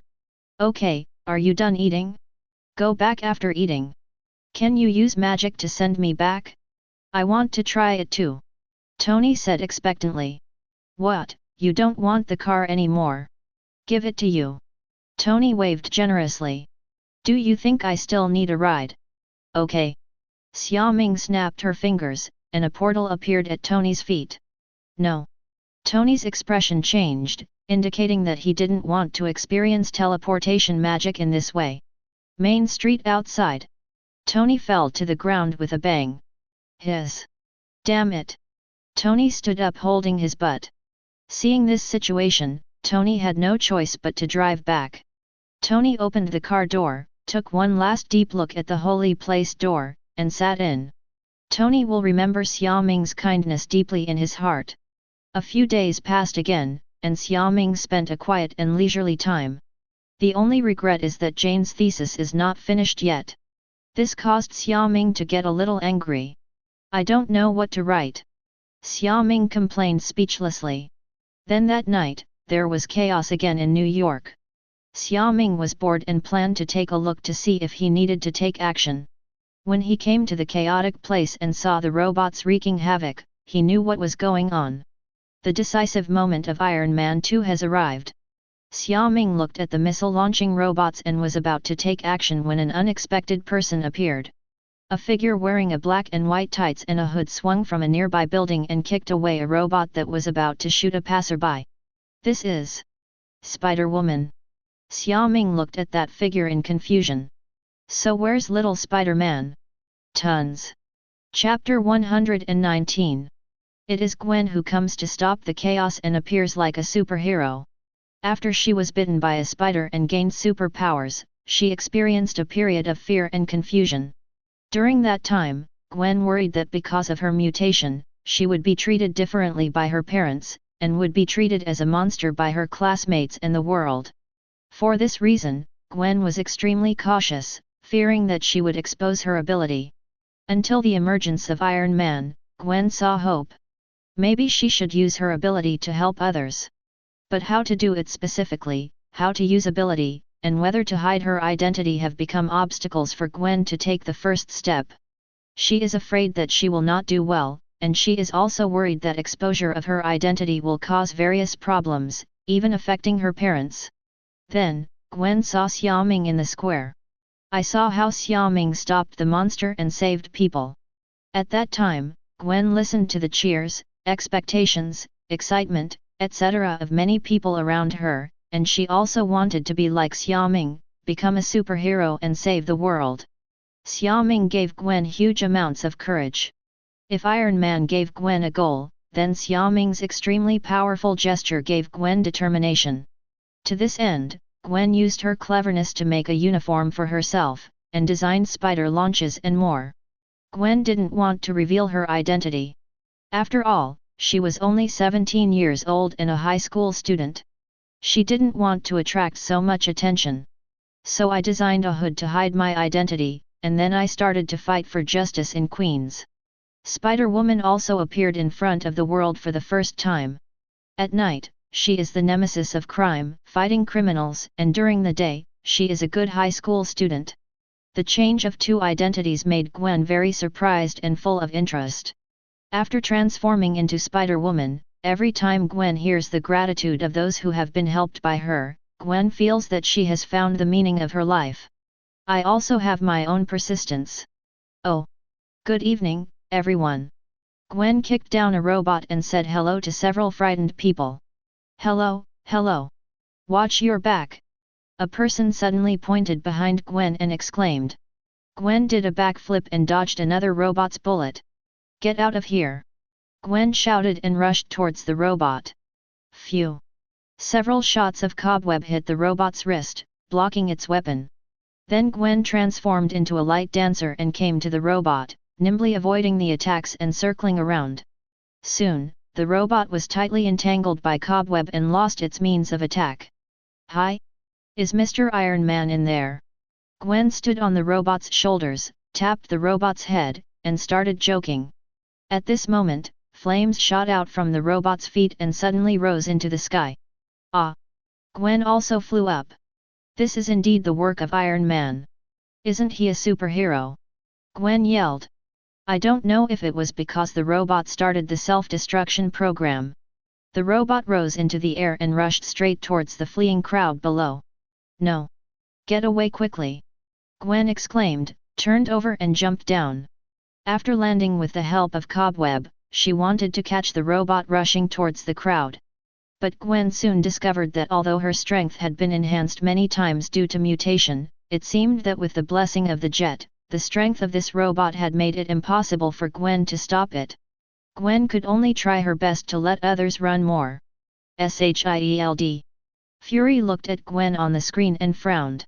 Another unknown person. Who is she? It should be Spider-Woman, who has been more active in Queens these days. Hill looked at the tablet in his hand and answered Fury's question. Spider-Woman. Fury pondered. Where's Tony? Where is he? He is drawing away weapons of war that have been controlled because the system was compromised. Where's Natasha Romanoff?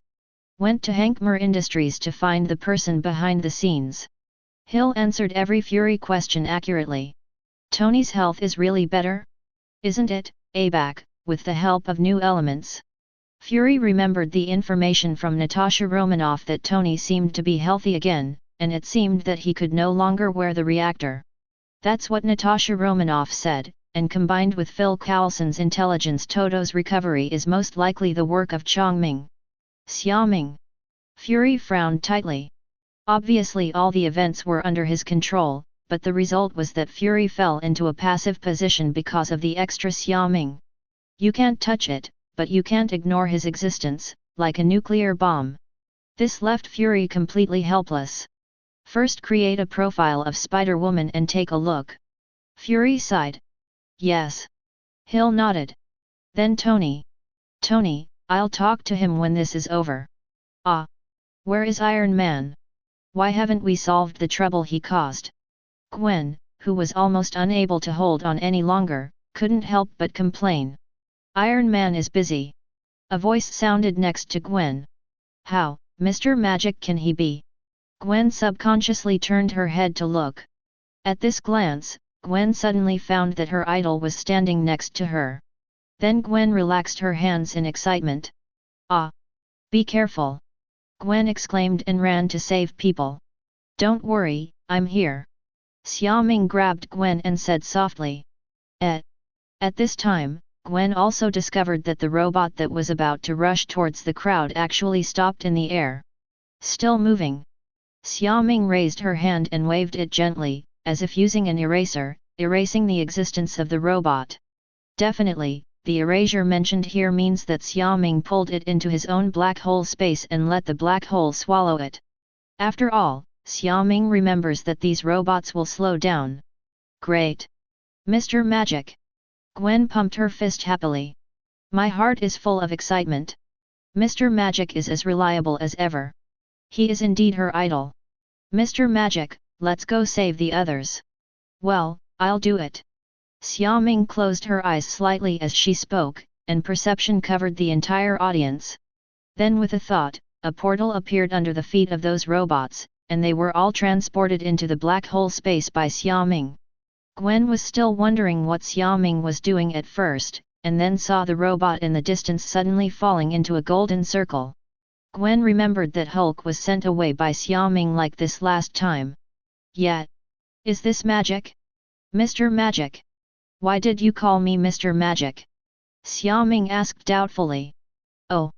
It was Iron Man Tony Stark who said in an interview that you are a magical magician. Chapter 120. The robot that wreaked havoc suddenly disappeared, leaving the fleeing crowd at a loss. They turned their heads to observe to confirm whether the crisis had been resolved. Soon, they discovered that the robot had really been solved. They cheered excitedly as if they were surviving a disaster. Look! Isn't that a magician? It's really him. Red Cloak. It was the magician who saved us. Great dash! Where is the magician? Where is the magician? Is it the magical superhero? Iron Man said. It was him. It was he who stopped the monster. Huh? Who is that next to him? On Xiaoming's side, when they saw that the person who saved them was not far away and was a magician, they all cheered again. Many people even ran towards this side after hearing it, completely forgetting how dangerous it was just now. I'm leaving first, Xiaoming said and jumped into the air. He didn't want to be pestered with questions, and he wasn't a big star like Tony. Are you about to leave? Wait. Gwen was about to fly away when she saw Xiaoming and shouted quickly. She also wants to have a good chat with her idol and learn from it. However, Xiaoming said that she wanted to go to the theater, and then prepared to teleport away. Wait for me. In desperation, Gwen fired cobweb at Xiaoming and wrapped it around Xiaoming's feet. What are you doing? Xiaoming looked down speechlessly. Where are you going? Take me with you. Gwen shouted, pulling cobweb. Xiaoming glanced at the crowd below that was getting closer and closer, cancelled the teleportation, silently raised the altitude, and flew into the sky with Gwen below. Below. Hey! Did anyone take a photo? Share it. I took it, I took it. Isn't it clear? It is absolutely clear that I am a reporter. Take a step to speak. What a pity. Why did you leave so quickly? By the way, who is the one who left together? Gwen never imagined that the photo of her just hanging under Xiaoming and leaving together would appear on the newspaper headlines the next day. SHIELD. Does this Spider-Woman know Xiaoming? Fury felt a headache as he looked at Xiaoming and Spider-Woman disappearing from the screen. How come everyone who is suspected of being a superhero knows Xiaoming? Is this a good thing or a bad thing? You don't know. Hill couldn't be sure. Just from looking at the screen, it's hard to guess the relationship between the two without knowing exactly what was said. Forget it, at least you don't have to worry about Xiaoming's position. Fury said that as long as Xiaoming's position is on the side of mankind and the earth, he will not disturb Xiaoming for the time being. It would be great if both parties continue to maintain such a harmonious relationship. After all, they are magicians, and Fury is not sure what the character of people like them is. Anyway, most of the stories and myths in the past were about evil witches and dark demons. It's better not to provoke him easily. Sir. At this moment, an agent discovered that the computer screen used by S.H.I.E.L.D. to monitor energy fluctuations suddenly turned red. What's wrong? Fury looked down at the agent who stood up among the rows of computers. Sir. The energy display is abnormal. A supernatural event is suspected to have occurred. Location. Fury's expression condensed. In the southwest. The specific location is suspected to be in New Mexico. The agent glanced at the screen and replied quickly. Where's Phil Coulson? Fury looked at Hill. Dealing with a major accident caused by Hankmer Industries. Tell him to go to New Mexico and leave things there to Natasha Romanoff. Fury rubbed his temples. Why are there so many supernatural events happening recently? It seems that since Tony announced that he is Iron Man, the world has not been at peace. Xiaoming, who was flying towards Tony's position, suddenly stopped and looked in a certain direction. During the magic perception, a strong energy wave suddenly came from that direction.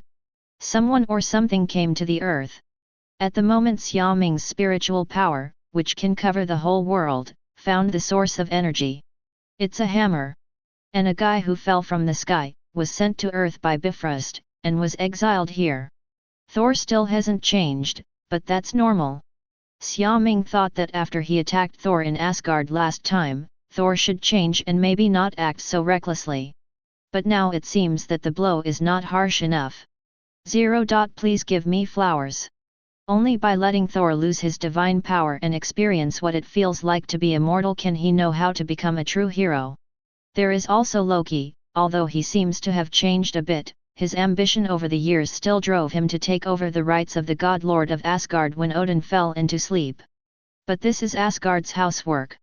Xiaoming only needs to ensure that Thor's life will not be in danger on Earth.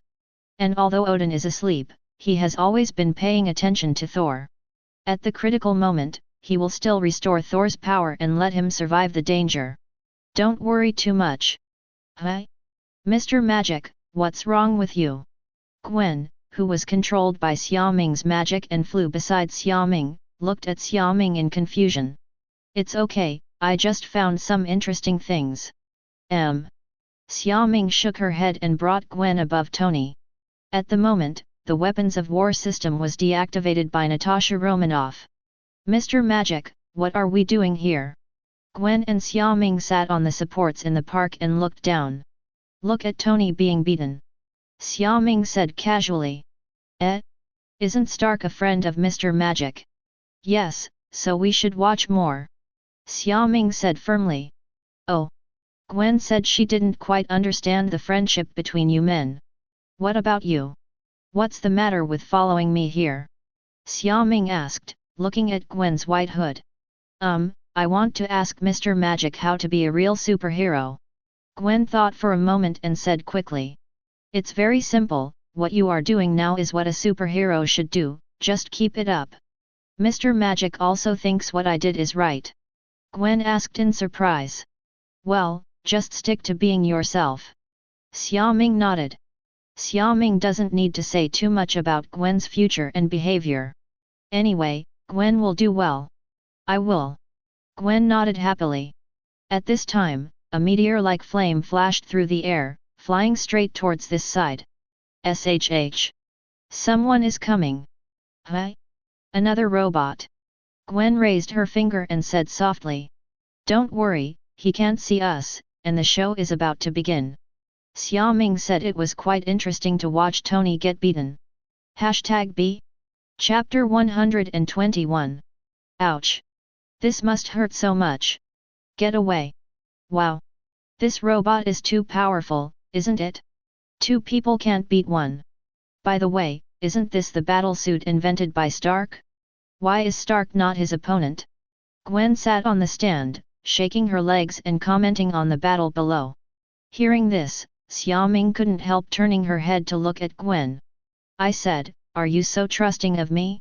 Aren't you afraid that I will take off your mask? Ah! Gwen touched her face subconsciously. Aren't you a superhero?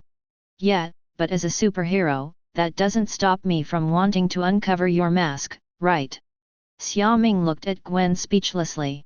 Why does this Gwen look silly, but she is quite cute. Do you really want to see it? Gwen looked at Xiaoming steadily. 937 I don't want to. Xiaoming decisively refused and continued to watch the battle below. At the moment the battle is nearing its end. But after watching for a while, Gwen, who had been chattering all the time, suddenly stopped talking. Why didn't you say anything? You weren't scared by me, were you? I was joking. No. Gwen's voice was soft and she hesitated to speak. It's very late, why don't you go back? It's okay, I'm already asleep at this point and won't be discovered. Gwen usually chooses to take action at night after she falls asleep. She happens to go to bed very early because it is 3:30. Therefore, his father will not come to her at this time, and there is no need to worry about being exposed. That's right. Xiaoming nodded. Do you really know who I am? Facing Xiaoming, Gwen's idol, she did not doubt Xiaoming. Moreover, since Gwen mutated, she has also been under a lot of pressure, and she has no one to talk to.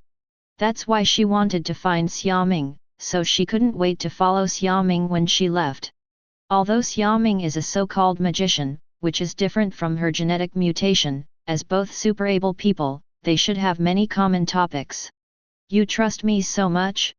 Aren't you afraid that your identity will be exposed? What about you? Why aren't you afraid of being known as a magician? Gwen asked curiously. Because I am the strongest, even if I am exposed, others can't do anything to me. It's amazing! Gwen exclaimed. If she were as powerful as Xiaoming, she might not need to hide her identity or worry about causing trouble to her father. I also think I'm very powerful. Xiaoming looked down and nodded without humility. Gwen looked at Xiaoming's side face and felt an impulse in her heart. She wants to know Xiaoming as her true identity. Instead of getting along with Xiaoming as Spider-Woman and wearing a mask. With this thought, Gwen put down her hood, paused, and then decisively took off her mask.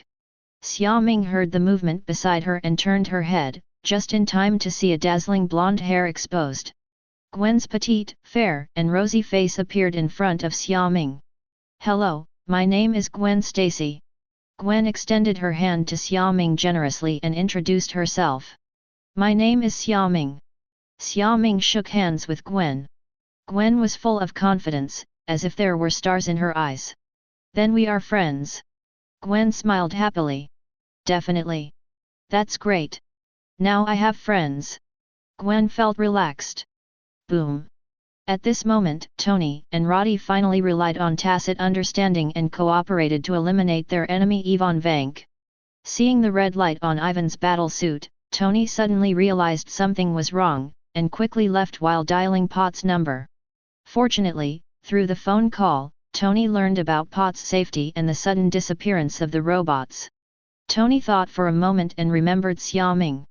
Only Xiaoming has the ability to make robots disappear in large numbers.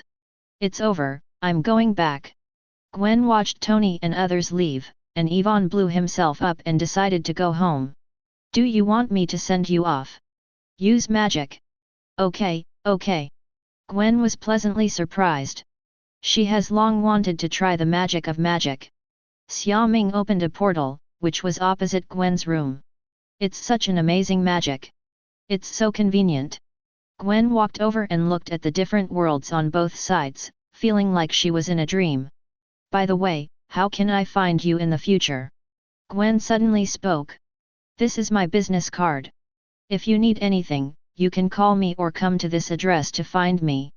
Xiaoming handed Gwen a business card and explained. I know.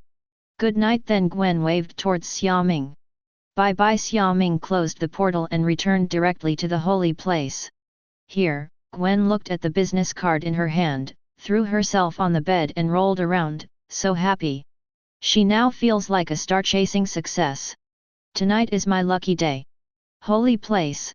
Xiaoming is also going to wash up and go to bed, and then plans to go see Thor tomorrow. If nothing unexpected happens, she will stay there for the next few days until Thor returns. After all, this is Odin's order, so Xiaoming still has to get some snacks. Who is Xiaoming? Thor's uncle. Then just when Xiaoming was about to fall asleep, his cell phone rang. He took it over and looked at it, and found that it was Jian's. Simple. Xiaoming. My thesis is finally finished. Jane said happily on the other side of the phone. Really? I see you're still very busy during the day, aren't you? Xiaoming was very surprised. Look at me. Have you been here? Jane looked confused. I used magic to look at you. I wanted to go find you these days, but seeing that you were so busy, I didn't bother you.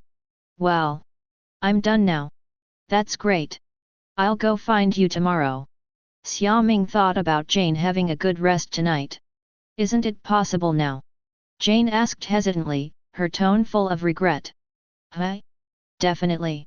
Xiaoming slapped her head at 2.4 and secretly cursed herself for being stupid. He opened the portal directly and pulled Jane over. Xiaoming. I miss you so much. Jian threw herself into Xiaoming's arms and hugged her tightly. I miss you too. Xiaoming stroked Jane's cheek and kissed her. After a long time, just when Xiaoming was about to take action, Jane stopped her restless hands. I haven't taken a shower in 2 days. Wait until I finish taking a shower. Jane was shy. Together we will. Xiaoming used a teleporter to transport Jian to the bathroom. The next day. In New Mexico, Thor woke up in a hospital, looking at the unfamiliar environment with a confused look on his face. Where am I? Oh, yes. I was kicked out of Asgard. This is Earth. Wait. Is my uncle here? Chapter 122.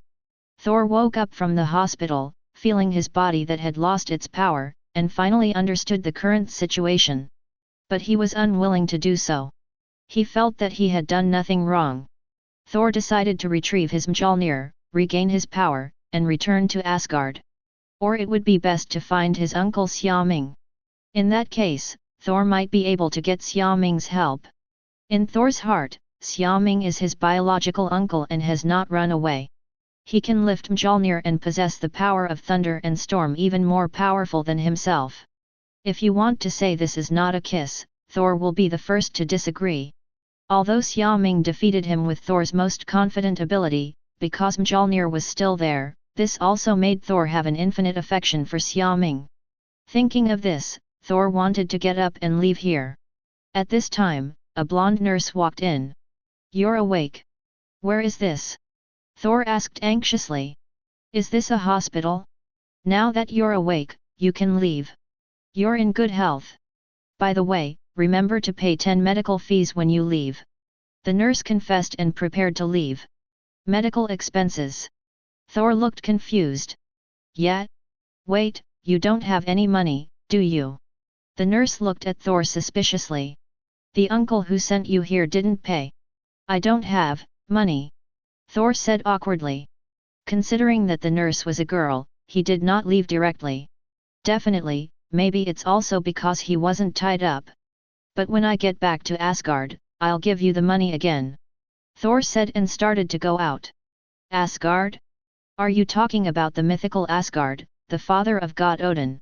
Norse mythology is not a niche. On the contrary, its popularity is no less popular than Greek mythology. If you ask anyone on the roadside, you will be able to get the name of Odin or Zeus. What just makes this nurse wonder is, what does this man say about returning to Asgard? Is he a psycho? Isn't this why he grew so tall and handsome in vain? Nurse Sigurdsson looked at Thor suspiciously. You know Asgard? Thor looked at Sig in surprise. Then do you know my uncle Xiaoming? Your uncle? Who is that? My uncle is also a god of Asgard. I am Thor. Thor looked at Sig with excitement. He didn't expect that he was so lucky. The first person he met when he came to Earth knew Asgard. So wouldn't he be able to find Xiaoming quickly? You said you were Thor. It is certain that this person is definitely mentally ill. I'm afraid I won't be able to pay for the medical expenses. Hearing that he had an uncle, Sig wanted to contact him, but it turned out that the man was the god of Asgard. Are you still Thor? Are you sure you weren't hit by the car of the uncle who sent you here and your brain went crazy? Yes. I am Thor. Do you know my uncle? Ahem, how about you calm down first and I'll go ask for you. Sig calmed Thor's emotions, fearing that he would take action if he got excited. After all, Thor most likely ran away from some mental hospital. So Sig thought about talking to the doctor about the situation to see if Thor's identity could be confirmed. It's just that, this man's name is Thor. Is there really anyone with this name in real life? Okay. Ask my uncle for me. My uncle's name is Xia Ming. Thor suppressed his eagerness and watched Sig walk out of the room. After Sig came out here, he went to the doctor to report the situation. Then when the attending doctor heard this, he also frowned. Like Sig, he was sure that he was mentally ill. Then I made a phone call and asked several mental hospitals, but I didn't hear anyone running out. In desperation, I had no choice but to call the police. And Sig didn't dare to go in again. She was on night shift and was about to get off work. After waiting in the room for a long time, Thor still didn't see the nurse coming back, so he went out directly. When Thor walked out of the hospital and reached the parking lot outside, he was confused and planned to find a random direction to leave. Then, he saw Sig who was just getting into the car. Hey! Ma'am! Thor ran over. Hi! You! When Sig saw Thor coming out, he quickly closed the car door, started the car and left. This is a lunatic. But it was too late, Thor stopped in front of the car. "Ma'am. Do you have news about my uncle?" "Sorry, I don't have any news about him. How about you wait in the hospital?" "Not found." Thor became disappointed, moved away, and stood there in a daze. Where should he find Xiaoming now, and where should he find his hammer? Not only was he stripped of his powers by Odin, he was also stripped of his ability to use Mjolnir. But Thor doesn't believe it. He can't accept it. Sig drove the car a few meters away and looked in the rearview mirror as Thor turned his head and looked around, not knowing what to do. He sighed and fell back. "Are you really not mentally ill?" Sig asked. "Mental illness? Am I not sick? Do you remember what happened before?" "I definitely remember." Thor nodded affirmatively. "You said you are Thor, then how did you come to Earth?" Sig asked curiously. "I was exiled here because I made a mistake." "You get in the car first." Seeing that Thor didn't seem to be violent, Sig finally let Thor get in the car. Thor nodded happily, then faced the car door at a loss, not knowing how to open it. Seeing this scene, Sig opened the car door with a sigh. This man seems to have no common sense at all. On the way, Sig kept asking about Thor's past, and then he felt as if he was listening to a fairy tale. But when Thor mentioned his uncle, saying that he was some kind of earth magician, and that he was very powerful, Sig always felt like he had heard the word magic somewhere. And from the look of Thor, it seems like these stories are really not made up. This is outrageous. In the end, Sig did not send Thor back to the police station, but took him home and changed his clothes. To be honest, Sig swallowed subconsciously when he saw Thor's perfect muscles. This person may be a rich man obsessed with myths and legends, or he may have lost his memory because of an accident. The driver who took him to the hospital also said he picked up Thor on the road. "Are you really sure he didn't hit him?" Seeger was skeptical. Fortunately, this person looked a little outrageous, but his basic behavior was normal and he was rational, which reassured Sig a lot. "Are you hungry? Shall I take you to eat?" "Okay." Thor touched his belly and nodded. The other side. Phil Coulson, who arrived here, found his goal. "Sir, I found it." "What is it?" Fury asked. "It's a hammer, and it looks so heavy that even a car can't pull it. It should be an alien object." "I understand, you should investigate first." "Yes." Chapter 123. After receiving the order, Phil Coulson quickly formed a team and persuaded everyone to leave as an FBI and by saying that the item might be radioactive. Soon, a temporary base centered on Mjolnir was established, and research on Mjolnir began. Here, while Thor was eating, he heard something about a satellite falling from the sky. He didn't care about it at first, until the man said that the satellite was very heavy and no one had lifted it, and his heart moved. His intuition told him that this was Mjolnir who came to Earth with him. After Thor got up and asked for directions, he walked out. Seeing this, Sig immediately caught up. "Where are you going?" "I'm going to get my hammer back," Thor said happily. "Hammer? You mean that satellite?" Sig was surprised and speechless. "Are you suffering from hysteria?" "Yes." "Thank you for your help, beautiful lady." Thor came over, took Sig's hand, kissed him politely, then turned and left. Thor wanted to find a means of transportation to the location of Mjolnir, 50 miles west of this town. Better he could find horses or something. This also made Thor miss the days of flying in the sky. So handsome. Sig was immersed in Thor's elegant etiquette. When he woke up, he saw that Thor had gone away. Sig thought for a while, for such a handsome man, maybe it wouldn't hurt to accompany him. "Hey! I'll take you there." In the evening, darkness is approaching. Phil Coulson's team still found nothing in their research on Mjolnir. "I only know that this thing is very magical and has powerful energy fluctuations. But none of them could lift it. Because Jane, Professor Eric, and Daisy are not here, Phil Coulson has no way to obtain relevant intelligence information." But the opportunity soon came. Because someone broke in here. After Thor asked Sig to wait where he was, he rushed straight towards the base alone. Thor relied on his strong body to knock down several S.H.I.E.L.D agents one after another. Hawkeye drew his bow and arrow and was about to fire. But Phil Coulson decided to wait and see what happened and let Thor break in. He also wanted to know what this person who suddenly appeared was going to do. Thor came to Mjolnir with a happy face and was about to pick it up with confidence. As a result, Thor finally determined that he had lost the qualification to lift Mjolnir and the heir to the God King of Asgard. In the bright room, Thor sat on the chair with his head lowered and extremely dejected. The last time I felt like this was when Xiaoming caught Mjolnir. At that moment, Thor also experienced the feeling of losing Mjolnir. But the day after that night, he still recalled Mjolnir, but this time, he really lost his qualifications.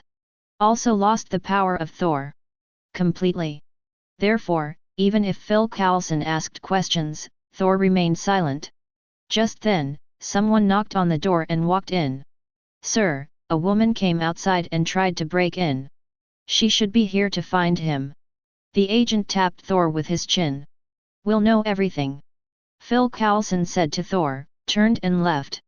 When Phil Coulson left, Loki appeared. Outside, Phil Coulson saw Seeger breaking in. "You have arrested the wrong person. He is a psycho." "Really?"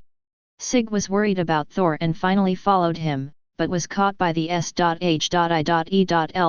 agent. "Crazy." Phil Coulson frowned. "This guy who knocked down several of their top agents in a row, if you say he is a psychopath, Phil Coulson will not believe it. Without rigorous training, one would not have such strong fighting skills, which is why Phil Coulson suspected that Thor was a mercenary." "It's true. He said he was Thor of Asgard. He was exiled to Earth because he made a mistake. He said that the satellite you are protecting now is his Thor. That's why he broke in," Sig shouted. Then, several agents who listened to Sig's words turned their heads and looked at Sig with incomprehensible expressions. "Damn, what you said makes sense. We almost believed it. Also Asgard, Thor, Mjolnir." At this moment, even Phil Coulson almost suspected that Thor was indeed insane. After all, this is so in line with the actual situation. If you ignore Thor's strong body and fighting skills. That's right. He said he still has an uncle on Earth. "Uncle? What's your name?" Phil Coulson's eyes lit up. This may be the breakthrough point. He said that his uncle's name is Xiaoming, and he is a powerful magician on Earth. He said that as long as he finds his uncle, he can return to Asgard. Sig kept saying it, regardless of whether it was true or false, just say it first and then talk about it. What if after hearing this, the FBI would let Thor go, or even find Thor's family? Then, Phil Coulson fell silent. If he remembered correctly, he knew this Xiaoming, and Xiaoming was indeed a powerful magician.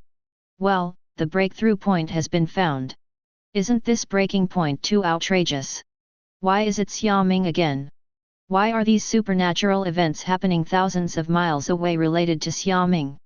Also, this guy named Thor looks very young. How could he be Xiaoming's nephew? Are you sure you're not lying to me? So, this guy who calls himself Thor, is he a magical person, right? Phil Coulson felt that the situation seemed a bit serious. "You wait aside, I'll make a call." "Okay." After Phil Coulson finished speaking, he walked aside and made a call to Fury. "Phil Coulson, how's it going?" "Sir, things are a bit unexpected." "Explain." "Sir, someone broke into the base and tried to get the hammer. After failing, I took control of him." Phil Coulson briefly reported the situation. "What kind of situation is this? Can't we just arrest him and interrogate him?" "That was originally the case, but a woman came over and said that the man who called himself Thor had an uncle named Xiaoming." Phil Coulson said helplessly. "Wait. What's your explanation?" Fury suspected that there was something wrong with his ears and he heard wrongly. "Xiaoming? What the hell? It's Xiaoming. That magician. Xiaoming who even punished you a little bit, sir." Phil Coulson had a dark look on his face and increased his volume. "Farky." Fury finally believed this fact. "But damn Phil Coulson, could you not mention that last sentence? Why is this guy Xiaoming again? Fury had a headache. Some people always appear in front of you when you want to forget them. It will make you tireless and helpless. Fury feels this way right now. What the hell, why does Xiaoming, who you always want to avoid, always appear? Chapter 124. New York Holy Place. Restaurant on the first floor. At the moment a romantic candlelight dinner is being held here. Jane, wearing a long white dress, sat opposite Xiaoming, who was wearing a smart suit. Xiaoming doesn't know much about romance, but he can learn it. But seeing the happy look on Jian's face, Yuanming felt that he was unprepared.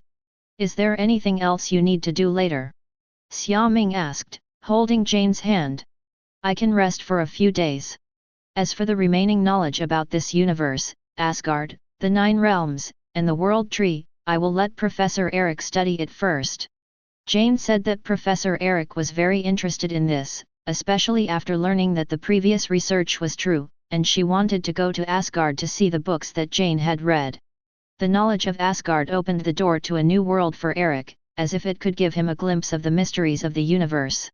I want to dance. Jane looked at Xiaoming and smiled sweetly. Okay. Xiaoming stood up and pulled Jane into her arms. Whatever you want to dance, I can do it. Have you learned it before? Jane asked in surprise. I can learn it now.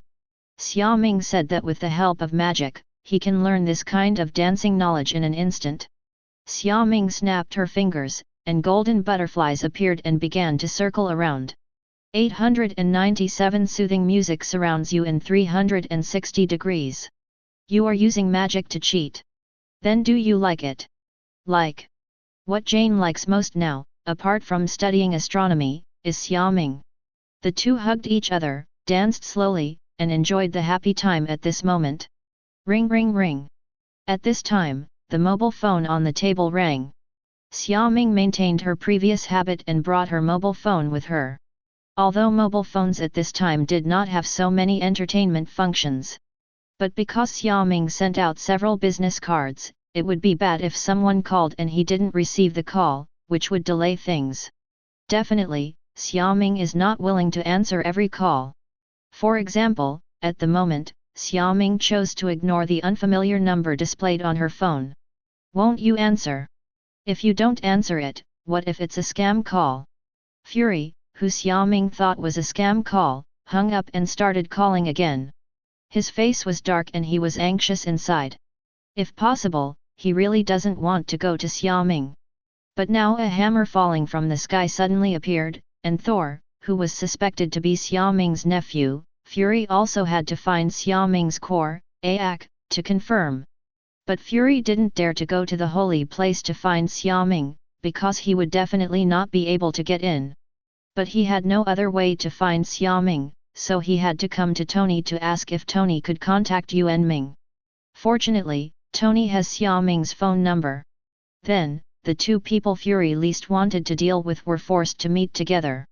When Fury saw the smile on Tony's face across from him, he became so angry that he got mad. These two people are more difficult to deal with than the other. No one answered, right? I told you a long time ago that you might as well go directly to Xiaoming's door, otherwise you might not be able to see him in person. Tony was holding a wine glass with a smile on his face. Especially when he saw Fury helpless and angry, but had to lower his attitude to beg him, Tony was really happy. Fury had nothing to say and dialed again. Are you scared? Because you were frightened when you sneaked in last time? Come and tell me, what exactly did you go through? Tony asked curiously, not caring about uncovering Fury's scar. Shut up. Fury was extremely annoyed. How come this guy also knows about this? Oh. Tony was there last time too. Ah. Damn it. It's not over, right? You fight. Fury had no choice but to ask Tony to help. So what kind of trouble do you need to see Xiaoming? Tony asked without moving. A hammer fell on New Mexico. Fury had no choice but to explain. He knew that if he didn't speak, Tony wouldn't let go. Hammer? From outer space? Tony frowned. Yes, and no one can pick it up, even with the help of mechanical equipment. That's why you approached Xiaoming and wanted him to help. Yes. Fury nodded. I can call you, but I'm also quite interested in this matter, and I want to go too. Tony made a condition. Okay. Fury gritted his teeth and agreed to Tony.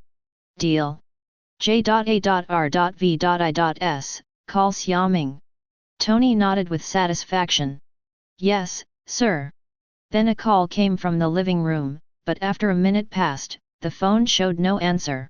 It seems your relationship is not as good as imagined. Fury mocked. Humph. That's better than you. J.A.R.V.I.S. Hang up in 30 seconds, then call again. Until the connection is positive. Tony's face darkened and he started bombarding with phone calls. After 3 consecutive calls, the other party finally answered. Tony, you'd better give me a reason to convince me. Otherwise, you'll never want to date Potts again. Xiaoming cursed angrily. Ahem, you're not dating now, are you? Tony panicked, feeling like he had gotten into trouble. The Fury agent next to him activated his instinct and silently recorded that Xiaoming was suspected of having a relationship. What do you think? If you fart, let it go. It's not my fault. I'm not looking for you, Fury is looking for you. Tony quickly threw the blame away. Fury? What the hell happened to him? I'm dead. Wait. Mr. Xiaoming. Your nephew has come to Earth. Fury shouted when he saw Xiaoming was about to hang up the phone. In order to explain as quickly as possible, he directly extracted the key information. My nephew? When did I? You mean Thor, right? Xiaoming suddenly remembered that she perceived Mjolnir falling on the earth last night. He originally planned to go find Thor during the day. Then Jane came later, and the two fought all night and slept for most of the day. I simply forgot about it later. After all, Thor is not as important as Jane. But he didn't expect Fury to call. Mr. Xiaoming, is this person named Thor someone from your magic side? Fury felt relieved after hearing Xiaoming's admission. What he fears most is the unknown. Fortunately, this person is related to Xiaoming. The position expressed by Xiaoming is on the side of the earth. The rest depends on how much they can know about Thor and Xiaoming. He is a god. Okay, I will go over and have a look. After Xiaoming finished speaking, she hung up the phone. What's wrong? Is there something important? Jian hugged Xiaoming from behind and asked. Thor has come to Earth, want to meet him. Thor? Okay. Let's go see your eldest nephew, Jane joked. Change your clothes and take you on a trip to relax. Good. What did Xiaoming just say? He is a god? What kind of god? Fury looked at Tony, who was also confused. Is there a god named Thor? Tony didn't remember. Sir, there is a Thor in Norse mythology, named Thor, and his weapon is Mjolnir. J.A.R.V.I.S replied. Tell me, where did you drop that hammer? Tony suddenly stood up and asked.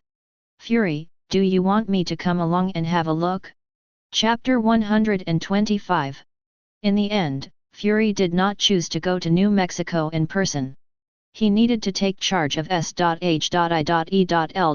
to prevent other accidents from happening. Especially recently, they discovered the crash site of the fighter plane piloted by Captain America in the Arctic Ocean ice, and are currently excavating it. Maybe they can find the remains of Steve who fell this time.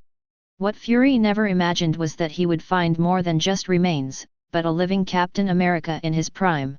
Fury watched Tony fly into the night sky in his battle suit and turned around to leave. New Mexico. Phil Coulson returned to the room where Thor was temporarily detained. I don't know why, Phil Coulson feels that Thor seems sad. But that's not important. We have contacted your uncle and he is on his way over. Uncle, it's not important anymore. Thor lowered his head, his eyes red. At this moment, Thor no longer felt that it mattered about finding Xiaoming. Because Loki had just come to tell him that his father Odin was dead because of his actions. And decided to banish him forever, so that he can never return to Asgard. He can no longer lift Mjolnir. From now on, I can only stay on Earth and be an ordinary person. So whether Xiaoming comes or not is not important to Thor at the moment. He decided to obey his father Odin's last command and stay on Earth. Phil Coulson was filled with doubts when he saw this scene. Judging from the tone of the woman outside, Thor must really want to find Xiaoming. Did anything else happen during this period? Phil Coulson shook his head and was about to turn around and leave. At this moment, other voices sounded in the room. Are you giving up? Thor. Xiaoming and Jane appear here. Uncle. Thor suddenly raised his head and looked at Xiaoming, infinite sadness welling up in his heart. He had heard Sif tell her what she had heard from Frigga. Xiaoming is either a god who was originally exiled to Earth. Either he is a god who has undergone reincarnation and has not yet recovered his memory. But no matter which one it is, Thor believes that Xiaoming was an ancient god who was as powerful as Odin a long time ago and was as good as a brother to Odin. He is Thor's rightful elder. It's also Thor's other relative besides Asgard. Therefore, although I didn't care whether Xiaoming was Thor, after seeing Xiaoming, I still couldn't help but feel sad and wanted to cry. Mr. Xiaoming, you are finally here. Phil Coulson felt relieved. Judging from Thor's current expression, he is undoubtedly Genming's eldest nephew. It's hard for S.H.I.E.L.D. to get involved in magic matters, so let Xiaoming do it in person. Jane, go and introduce Asgard to Phil Coulson so that they can be mentally prepared. Okay. Jane nodded. Then please trouble this Ms. Magician. Phil Coulson looked at Jane and said hello politely. Another magician? So the magician community is huge? I'm not a magician, my name is Jane Foster, I'm an astronomer, Xiaoming's girlfriend. Jane smiled. Astronomer? Mr. Xiaoming's girlfriend. Phil Coulson looked at Jane in shock. How did you, a scientist, get together with magician Xiaoming? You are actually still in a relationship between boyfriend and girlfriend? Phil Coulson felt that he really made a lot of money today and learned a lot of information about Xiaoming. Director Nick Fury must be very happy now. Let's go outside and talk. Okay. Miss Foster, please. You disappoint me, Thor, both last time and this time. Xiaoming sat opposite Thor, and a chair appeared out of thin air. Thor didn't know how to reply. He lost to Xiaoming last time and once had a nightmare thinking that he had lost Mjolnir. But this time, it was not a dream, but a nightmare coming true. He has lost everything. And, Thor really didn't know what to say. As a result of both times, Thor was very decadent and useless. But Thor felt that there was nothing he could do.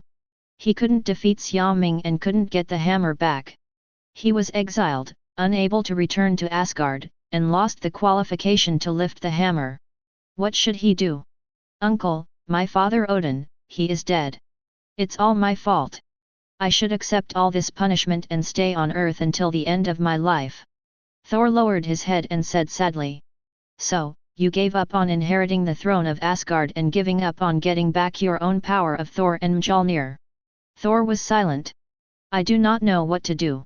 Do you know why Odin is called the father of God, and why he is disappointed in you and banishes you? 0, please give me flowers. Xiaoming suddenly asked. Because Odin is the strongest. Yes, because Odin is the strongest. Then Thor looked confused, so what do you mean by this? Odin conquered the 9 realms, relying on his extremely powerful strength, but why didn't Odin, who was so powerful, wipe out the giants of Jotunheim? Because of peace. Thor replied, remembering Odin's words. Wrong. Then, is it because of tolerance for life? Wrong too. What's that for? Thor looked at Xiaoming confused. It's because I want to show off. Odin? Uncle, you. Thor was stunned, unable to turn around. At that time, Odin was fully capable of erasing the giants of Jotunheim, Flame Giant, Dark Elves, and others from other worlds except Asgard, but he did not do so. Instead, he stopped and began to preach peace. Why? Thor asked confused. If Odin had wiped them out, the current situation would not have happened. The giants of Jotunheim will not destroy the ceremony of his succession to the throne, nor will they break into the palace treasury. Because, if Odin did this, who would publicize his achievements? Then how could he become the father of God and be respected and feared by others? So, keeping them is just to prove that Odin is the strongest and the only father of God in the 9 realms. It's just to show off. So, Thor, if you were Odin and finally unified the empty 9 realms, would you be happy? Xiaoming looked at Thor and asked seriously. Well, I should be unhappy, right? Thor put himself into the situation for a moment and realized that what Xiaoming said was so damn right. But if that's the case, then why do the giants of Jotunheim come to challenge Asgard? Because Odin is old, his body can no longer support him to use huge amounts of power, and you are too weak to deter those enemies in the other 9 realms who are secretly watching Asgard. So that's it. So Odin stops you because he wants you to become stronger first. After you become as powerful as Odin, who will dare to challenge you? Until then, you will not be able to praise anyone you want to beat. Tell me, is this true? Uncle is right. Odin, I never thought about it that way. Son. Chapter 126. So, Thor, the biggest mistake you make is that you don't know how to be patient, you don't understand the importance of being strong, and you don't know what it means for a gentleman to take revenge. 10 years is never too late. Xiaoming warned Thor. Uncle is right. I was too anxious. I should calm down first, and then wait until I have the strength to take revenge before looking for trouble with the giants of Jotunheim. Thor's hand on his knee clenched into a fist, indicating that he really did something wrong. Yes, you should stay humble and work hard.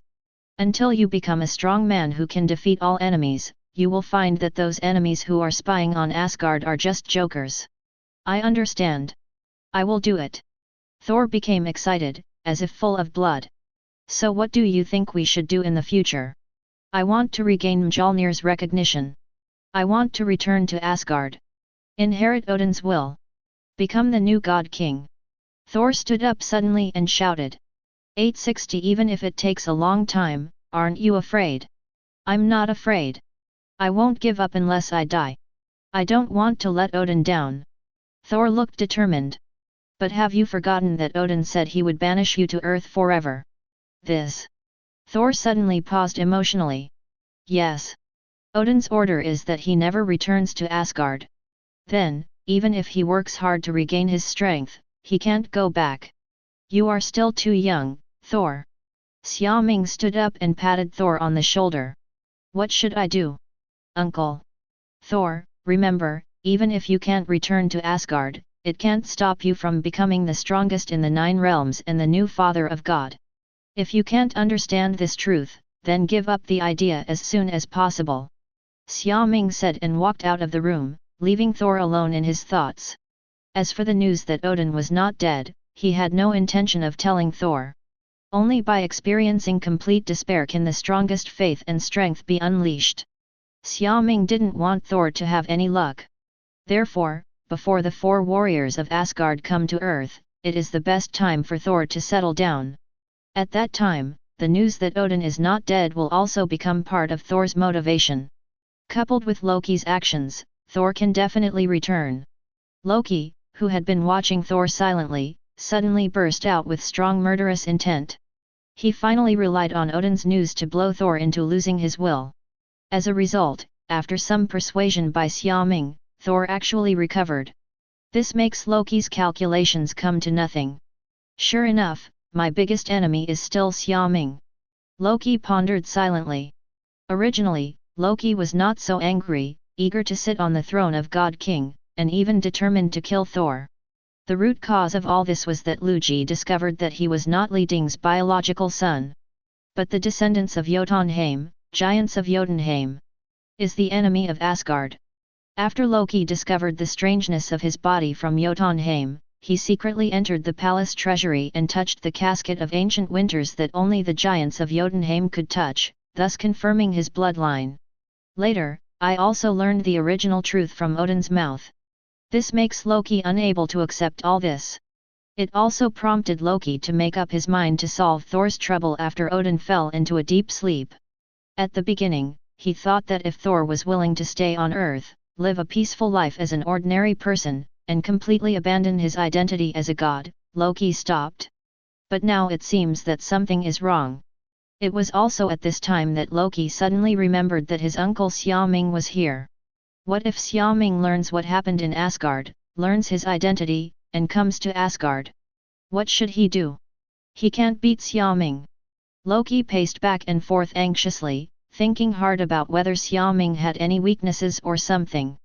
It turned out that because he didn't know much about Xiaoming, he couldn't even imagine it. Xiaoming, who had just left the room and was about to go find Jane, suddenly felt something in her heart. Xiaoming, who has the ability to predict the future, blessings, prophecies, powerful perception and intuition, felt a trace of murderous intention directed at herself. Xiaoming had a little foresight and found the source of the murderous intention. It's Loki of Asgard. Xiaoming knew that Loki had been watching Thor, but Xiaoming ignored it. But, you actually want to target me now? This is a bit too much. You are afraid that the beatings you received are not enough. Xiaoming thought, activated teleportation magic, and came to the Golden Palace of Asgard. At this time, Loki was walking back and forth, thinking about how to target Xiaoming. Then, Xiaoming appeared. Loki God King? You are so majestic. Uncle Xia. Loki's heart trembled when he saw Xiaoming. What should come will not come, and what should not come will always come the fastest. What are you really afraid of? Loki yelled in his mind. Why did Uncle come here suddenly? Loki said with a stiff smile. It's nothing, I just felt like someone wanted to kill me, so I came over to take a look. Xiaoming said as she walked towards Loki. Uncle is joking, who dares to do something to you? Loki looked at Xiaoming walking over, holding the Eternal Spear firmly in his right hand, wondering if he could activate the power of the Eternal Spear to deal with Xiaoming. Then, the Eternal Spear was captured by Xiaoming. Uncle, what are you doing? Loki was extremely nervous. Nothing, I just heard from Thor that Odin died, and I was thinking, can I come and sit on the throne of the God King? Xiaoming fired thunder and lightning in his hand, which shocked Loki and let go of his hand. Xiaoming held the Eternal Spear and sat on the throne in front of Loki. Indeed, the scenery from this seat is really good. Loki, do you think I am qualified to sit in this seat? Xiaoming looked down at Loki below.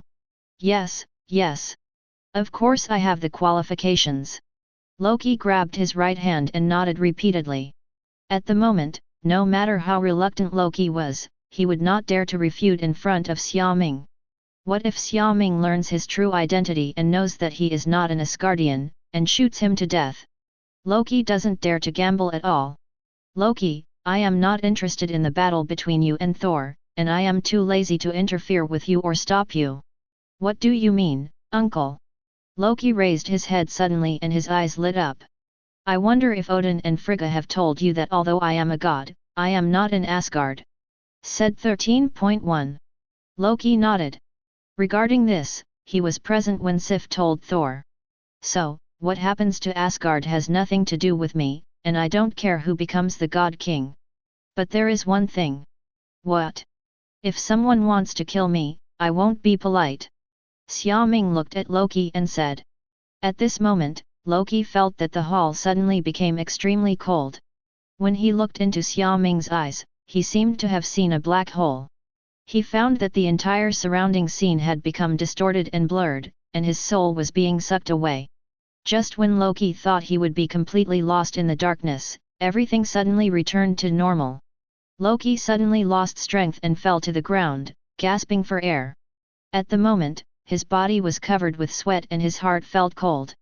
He looked up and saw that the throne was empty. Chapter 127. When Xiaoming came back, Jane also explained the situation of Asgard to Phil Coulson. Just looking at his absent-minded look, I'm afraid he hasn't accepted this fact yet. After all, it would be difficult for anyone to believe that the people in those mythical stories actually existed. That's the story Phil Coulson grew up hearing. The father of god Odin, Thor, the deceitful god Loki, and Frigga, Heimdall. Phil Coulson is not familiar with them all, but at least he knows what kind of existence they are. As a result, the legendary god actually appeared in front of him alive. Thor. Mjolnir. Asgard. 9 realms. World tree. Therefore, in the mouths of these gods, the earth is actually just a backward place of exile. In other words, if Thor had not been expelled from Asgard and exiled here, I am afraid they would never know that there is a divine realm in the starry sky outside the earth. Etc. If Thor is in exile, Earth is also a place of exile. Doesn't that mean that people from Asgard have come to Earth a long time ago, but they just didn't reveal their identities and cause such a stir? Phil Coulson's heart suddenly tightened and he felt Alexander instantly. There are actually gods among them humans. Phil Coulson suddenly saw Xiaoming walking over. It seems that besides gods, there are magicians in this world. Thinking of this, Phil Coulson couldn't help but pause. By the way, how powerful is Xiaoming compared to these legendary gods? Hold on. Thor, how could Thor call Xiaoming uncle? Is Xiaoming also a god of Asgard? Phil Coulson felt that he had guessed Xiaoming's true identity, and his heart beat faster. Are you done? It's over. It's just that Phil Coulson doesn't really believe it. Jane walked to Xiaoming and whispered. But Jane has a deep understanding of this. If Xiaoming hadn't taken her to see it with her own eyes, she wouldn't have believed it. Whether he believes it or not is their business. Xiaoming said it didn't matter. Phil Coulson's face darkened when he heard this. Now that you have said that, you are no longer responsible, are you? So whose side are you on? If the so-called gods of Asgard invade the earth in the future, are you not going to help? I have to say that Phil Coulson's worries are not unreasonable. After all, Loki came from Asgard and tried to rule the earth with the power of Thanos. And with the current technology of the earth, it is still unable to stop aliens and those extremely powerful alien technologies. But fortunately, the earth has hidden dragons and crouching tigers. There are also superheroes such as Iron Man, Thor, and Captain America. Those who try to invade the earth should also think carefully about whether they have the strength. In addition to these Avengers on the surface, there are also superpowers such as Mutant, Xiaoming's Kamar-Taj, and the Fantastic Four. Therefore, although the earth has been invaded all the time, they have never been successful. Then where do we go next? What about Thor? Jane asked. Mr. Xiaoming. I have some questions to ask you. Phil Coulson came over and interrupted the conversation between the two. What's up? I would like to ask how strong Asgard is? Is Mr. Xiaoming a match for these gods? Phil Coulson looked solemn. Now the only strong person on the surface is Xiaoming. Hulk is very strong, but he is not easy to control. On the contrary, when Hulk appears, even before the fight begins, the inside will be destroyed by Hulk first, which is extremely unstable. I can do either. Xiaoming replied. At this moment, Phil Coulson seemed to feel an invincible momentum emanating from Xiaoming. Is this the confidence of a magician? Or is it that Xiaoming's strength has already exceeded their S.H.I.E.L.D's estimation of him? This is not a lie. That's Odin. The father of God. Can you really handle it? Mr. Xiaoming means that Odin is not your opponent. Phil Coulson looked at Xiaoming nervously. Hard to say. Phil Coulson's expression changed. So were you really telling lies just now? But Odin cannot take action at will due to physical reasons. Once he takes action, he will die, but I will not die. Xiaoming explained. In fact, Xiaoming is not sure where the upper limit of her strength is now. But I feel that I can have a chance with Odin and survive to the end.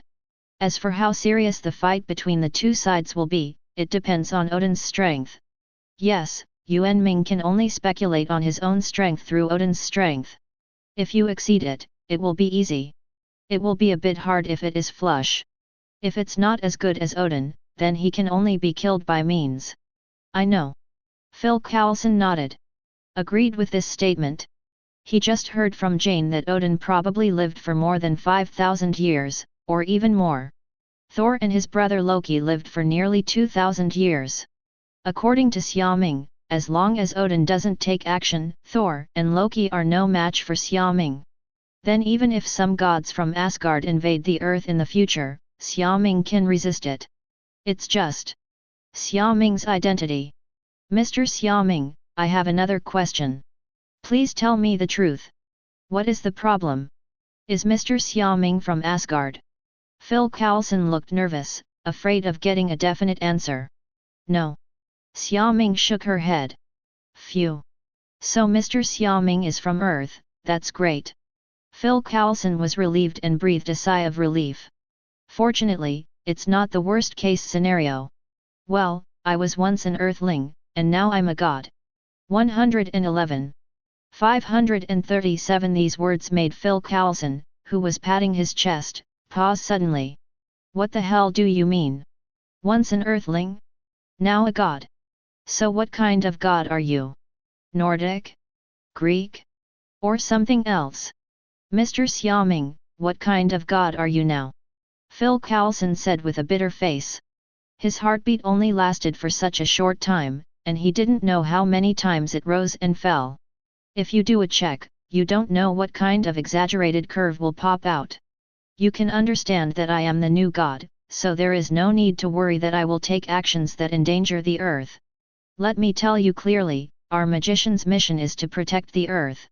In addition, Asgard is also an ally of the earth and has been protecting the entire 9 realms. This means that this universe is not threatened, so you can rest assured. Well, except for a few people who are not very peaceful, but those people are not my opponents, so the problem is not big. Xiaoming comforted Phil Coulson and said. I believe Mr. Xiaoming. Phil Coulson nodded seriously and seriously. Judging from a series of actions after Xiaoming appeared, Xiaoming indeed poses no threat to the earth. And whether they are S.H.I.E.L.D or Earth, they all need a powerful Asgardian, and Xiaoming can just take on this important task. Well, I'll take Thor away first. We will live in a nearby town for the time being. If you have anything, you can come and find us. Chapter 128. Phil Coulson didn't raise any objection to Xiaoming taking Thor away, mainly because he couldn't stop it. Moreover, he needs to tell Fury about this matter quickly. This matter is too important. If it is not done well, it may cause panic all over the world, and even cause interstellar disputes. At this time Thor walked out, the decadence on his face disappeared, and his past confidence returned to him. He carefully thought about what Xiaoming said and what Odin taught him in the past, and finally chose the path Xiaoming said. Even if I am no longer in Asgard, I can become as strong as the God King. Become the new father of God. I can still protect the 9 realms and continue to implement Odin's will. Thor secretly swore. I vow to use my own efforts to make Odin's heroic spirit feel at ease. To this end, he must work hard to regain Mjolnir's recognition and regain the power of Thor. Thor's determination made Odin, who was sleeping in Asgard at the moment, extremely moved in his heart. This stupid son of mine has finally come to his senses. Although he once suspected that Xiaoming might lead Thor astray, fortunately, Xiaoming lived up to Odin's trust and expectations in him, restored Thor's will, and made him understand what the responsibility of the God King is. Odin is very happy about this. I feel that the arrangement for Thor this time was not in vain. I feel like Thor should have suffered a long time ago. After all, so many years of smooth sailing have really made Thor lost in glory, pride, and conceit. It seems you have decided. Xiaoming smiled. Yes. I have decided to stay on Earth and continue to exercise Odin's will. I will continue to fulfill my responsibilities as the Father of God. Thor shouted. Well, then you go to Jotunheim to take revenge. Xiaoming nodded. I have thought about it, and my father is right. War is not the only way to solve problems. In other words, you also want to show off in front of the giants of Jotunheim, right? I understand. Xiaoming patted Thor's shoulder clearly. I didn't. Thor's face turned slightly red and he retorted loudly. Although he really wants to slap the giants of Jotunheim in the face in the future, can you not say it so bluntly? I also want to show my face, okay? Yes, I have become thicker-skinned, keep up the good work. Xiaoming said and took Jane's hand. Let's go to the nearby town first and wait a few days to see the situation. Can I go? Thor looked at Phil Coulson. Definitely. Phil Coulson nodded repeatedly. This is Thor. Although he has lost his divine power now. But because of his identity, Phil Coulson didn't dare to go too far. What if aid calls? And Xiaoming is here, Phil Coulson can't speak either. Outside, Thor saw Sig who came to see him. Thor was very grateful to Sig.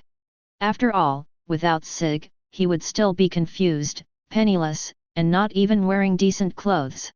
Sig was very happy to see that Thor was fine. He was glad that he had explained that Thor was a psychopath before, otherwise he might not have known when Thor would come out.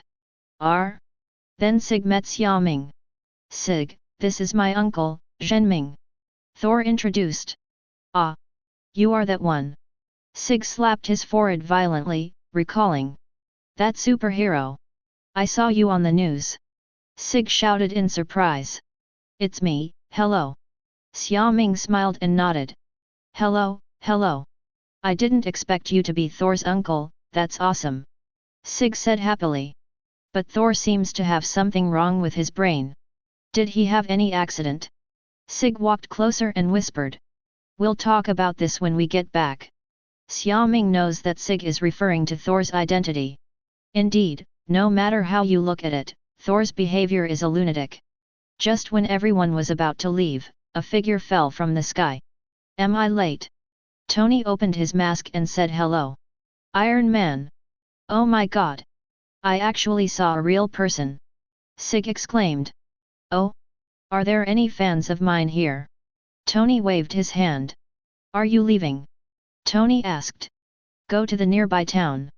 Well, I'll go too, but what about the hammer? I heard no one can lift it. Tony was very curious about this and wanted to come over and study it. Inside, Mr. Stark came just in time. I wonder if you can help with research. Phil Coulson stood up and said. Let me take a look first, let's go in together. Tony asked Xiaoming. Go ahead, but there's nothing to study about that hammer. Xiaoming said it didn't matter. How do you say that? Tony asked curiously. Phil Coulson pricked up his ears. Mjolnir was forged from the center of a dying planet. The metal used was Asgard's Uru metal, and the hammer's handle was made from the wood of the world tree. So besides being able to detect powerful energy fluctuations, you can't study anything else. And because there is a magic spell on it, only those approved by Mjolnir can lift it. Otherwise, even if Hulk comes, he can't lift it. Xiaoming explained. Then hearing these words, Tony and Phil Coulson frowned. The material used for this hammer is actually a planet that is about to decline? Are all your gods so arrogant? And magic spells? Hulk can't even lift it. You mean, even if a person on Earth is recognized by Mjolnir, they can gain the power of Thor and become a godlike existence? Tony was surprised. That's right. How can I get Mjolnir's approval? Phil Coulson asked excitedly. I think this recognition should be very difficult. After all the S.H.I.E.L.D. agents they came here with failed to succeed. Justice, kindness, and purity of heart. Phil Coulson fell silent. So these people can't move, is it because they are not righteous, kind, and pure in heart? Yes, yes. But that's right, as an agent, you really can't get along with these. I can definitely do it. Tony walked up to the hammer with great confidence. J.A.R.V.I.S has begun to analyze Mjolnir, but as Xiaoming said, this magical metal that belongs exclusively to Asgard does not have any identical materials on Earth that can be used for comparison. And the energy fluctuations of the hammer are indeed very strong. Ah! Tony was wearing a battle suit and tried his best to move the hammer, but he couldn't move it. J.A.R.V.I.S. Power to maximum. Yes, sir. Tony flew up with the help of the jet, but the result still didn't work. Really not possible. Tony couldn't believe it. Am I not considered a just, kind, and pure-hearted person? As soon as Tony said this, everyone around him looked at him strangely. Who gave you the illusion that you are a pure person? Chapter 129. I want to try again. Thor suddenly spoke and walked to the hammer. This made everyone immediately stare at him, full of curiosity. Thor, who has lost his divine power, can he recover it with the help of Mjolnir? Phil Coulson and the others are looking forward to it and want to see what Thor really looks like. Thor looked at Mjolnir, who had been with him for countless days, and was filled with nervousness in front of it for the first time. He was both scared and hesitant, but also excited. Mjolnir, I know I made a mistake, but I have made up my mind to change, so recognize me and return to your hands. Thor begged in his heart, closed his eyes, and held the handle of the hammer with his right hand. Just when Thor was trying hard to pull out the hammer, he felt the hammer suddenly move, and a trace of lightning appeared around Thor. At that moment, Thor opened his eyes suddenly. Ha! I did it! Thor shouted excitedly. But soon, Thor discovered something was wrong. Thor's joy lasted just a second when he found that the hammer was motionless again, and no matter how hard he tried, he couldn't lift it. I still failed. Thor was helpless. Fortunately, Thor did not lose confidence this time, he was just disappointed and thought he was not qualified enough. After all, he just picked up the hammer. Even just for a moment, it proved that his decision was correct. Phil Coulson, Tony, and others next to him all shook their heads in disappointment. Almost. They will be able to witness the birth of Thor. Did I see it wrong just now? Did the hammer move? Tony turned to Xiaoming and asked. You read that right, it did move. Xiaoming looked at the sky with a strange expression. If he was not mistaken, Thor, who had turned around and regained his confidence, had already been recognized by Mjolnir. But just when the hammer was about to respond to Thor, a wool came down and pressed the hammer down again. If Xiaoming guessed correctly, it should be a job. So does Odin think Thor still needs to be tested? All I can say is, Odin really knows how to play. Is there no one on the entire planet who can get the approval of this hammer? Phil Coulson was extremely disappointed. My uncle can. Thor said abruptly. Huh? Mr. Xiaoming, okay. Phil Coulson looked at Xiaoming in shock. Can you really do it? Tony also exclaimed. It's so simple. Xiaoming stretched out her hand and directly brought the hammer over. Promise. Phil Coulson, Tony, and others were silent. Thor is by my side? You are actually a person with a pure heart. Tony looked incredulous. What do you mean? Xiaoming looked at Tony with a dark face. Ahem, it's nothing, just a little surprised. Tony felt the threat in Xiaoming's eyes and gave up decisively. Thor looked at Xiaoming enviously. Uncle is indeed an uncle. Even Odin's magic spell has no effect on Xiaoming. Phil Coulson, you can't come up with anything with this hammer anyway, so I'll take it away first. Xiaoming said. This, I know. Phil Coulson hesitated, and finally nodded. Let's throw a fury to solve this problem. He couldn't refuse Xiaoming anyway. Jane, I'll take you flying.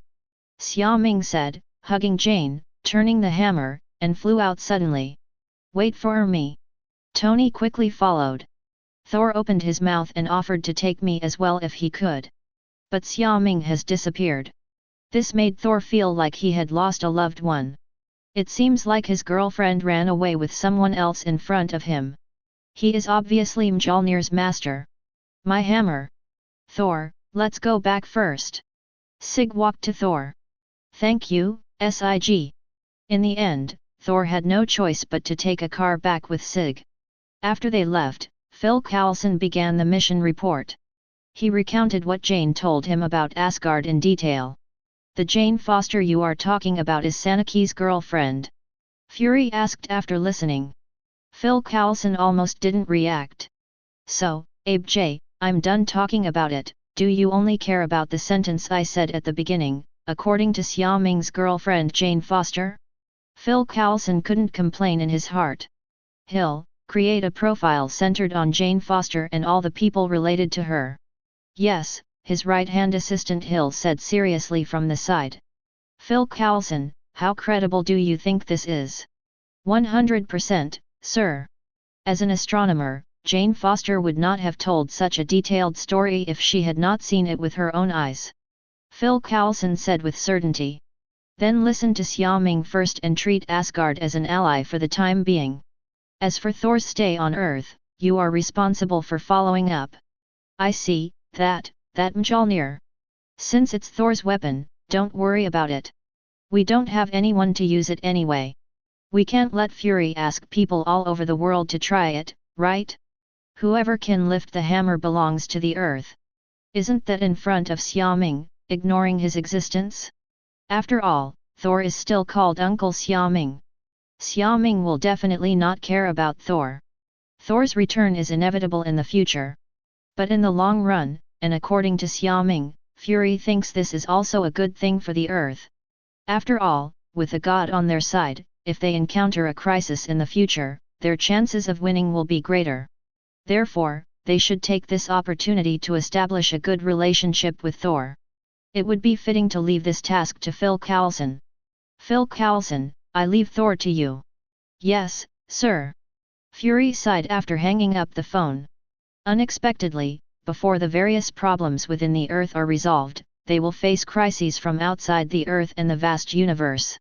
Hill, tell those researchers to hurry up and develop Tesseract. We need more powerful weapons. Fury looked solemn. Yes.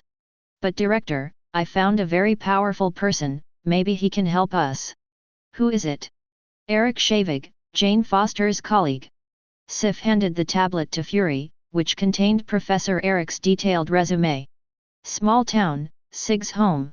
Because the Siger family is quite big and has enough room to live, Xiaoming, Jane, Tony and Thor decided to live here for the time being. So you are really Thor of Asgard? Oh my god! You are not crazy. Am I dreaming? Sig looked at Thor in shock. Is there really a god in this world? Or is it outside the Earth? Tony also looked in disbelief and expressed doubts about this. But this is what Xiaoming said herself. Tony felt that the materialism he insisted on had been severely hit for the second time. Chapter 130. Sig finally chose to believe in the fact that Thor was a god, although this was a bit too science fiction for her. But in this world, even magician Xiaoming and superheroes like Iron Man exist, so it seems that if something strange happens, it won't be so difficult to accept. The next day, Xiaoming was about to take Jane to visit this small town, but was stopped by Thor. Uncle! Please teach me how to become stronger, please. Thor got up early in the morning and stood in front of Xiaoming who was about to go out, asking Xiaoming to guide him. Ah! Xiaoming looked at Thor suspiciously. You still need me to teach you? I think it's good if you continue in this state. Xiaoming said, your strength cannot be improved just by relying on my teachings to you. Look to Odin instead. In other words, Thor wants to see the power of Odin in his body. In fact, Thor, who now possesses part of Odin's power, is not weak anymore, but he has failed to use this part of his power. It even requires the guidance of Mjolnir to use the powerful power of thunder. It was not until Odin died, and under the pressure of Hela, and Odin's guidance to Thor in the spiritual world, that Thor was able to fully exert the power of Odin without relying on Mjolnir and become the god king of Asgard. But uncle, I have been in this state for nearly 2000 years, and my strength is still the same. If I continue like this, I don't know when I will be able to catch up with my father. So uncle, I want to make progress. I hope you can teach me. After Thor experienced this blow and re-examined his past self, he found that he had been treading water and arrogantly believed that he was the strongest warrior below Odin plus. But during the Battle of Jotunheim, he almost died under the siege of the giants of Jotunheim. If Odin hadn't appeared in the end, he probably wouldn't have been able to return to Asgard. Moreover, after his divine power was deprived this time and he became an ordinary person, it was extremely difficult for Thor to return to his previous state. Since he is not going to give up, you need someone to help him when he is tired. After all, none of the previous teachings included how to improve himself after he lost his divine power. Therefore, Thor thought of Xiaoming. He thinks that since Xiaoming has been on the earth for so long and even has such a powerful power, she should know a lot of things. Wouldn't it be more than enough to teach him? this. I'll teach you, let me think about it. Xiaoming thought about it. Thor doesn't need any fighting skills now, and he doesn't need to learn magic. After all, his Thor power is one of the most powerful magics. Then the only thing left, and what Thor lacks the most, is how to tap into the power deep in his heart and how to bring out the power of Odin. Well, Thor, I will teach you a method of visualization. When you can use your Thor power without the help of Mjolnir, it means that you have the qualifications to surpass Odin. Xiaoming said, passing on the god-level concept of ability she realized when she first came into contact with magic to Thor through spiritual magic. Xiaoming relied on this concept to create his own god of magic. Therefore, this will be of great help to Thor in exploring the power of his inner world. This is true whether it is now or in the future. Visualization method, then what should I visualize? After Thor understood this concept, he asked Xiaoming. Visualize your power as Thor. The power of Thor. That is to say, you have to embody Thor's power in the spiritual world, to understand its essence, its way of existence, and its power. Until you can exert the power of thunder by your own strength, it means you have succeeded. Xiaoming suggested. I know. Uncle. Thank you. Thor bowed seriously to Xiaoming. Thor is very grateful to Xiaoming for being able to help him when he was exiled, abandoned, and the saddest time when he lost his father. Thor will remember this kind of kindness in his heart. Then Xiaoming took Jane out for shopping. It was rare to come to New Mexico, so I had to experience the customs here.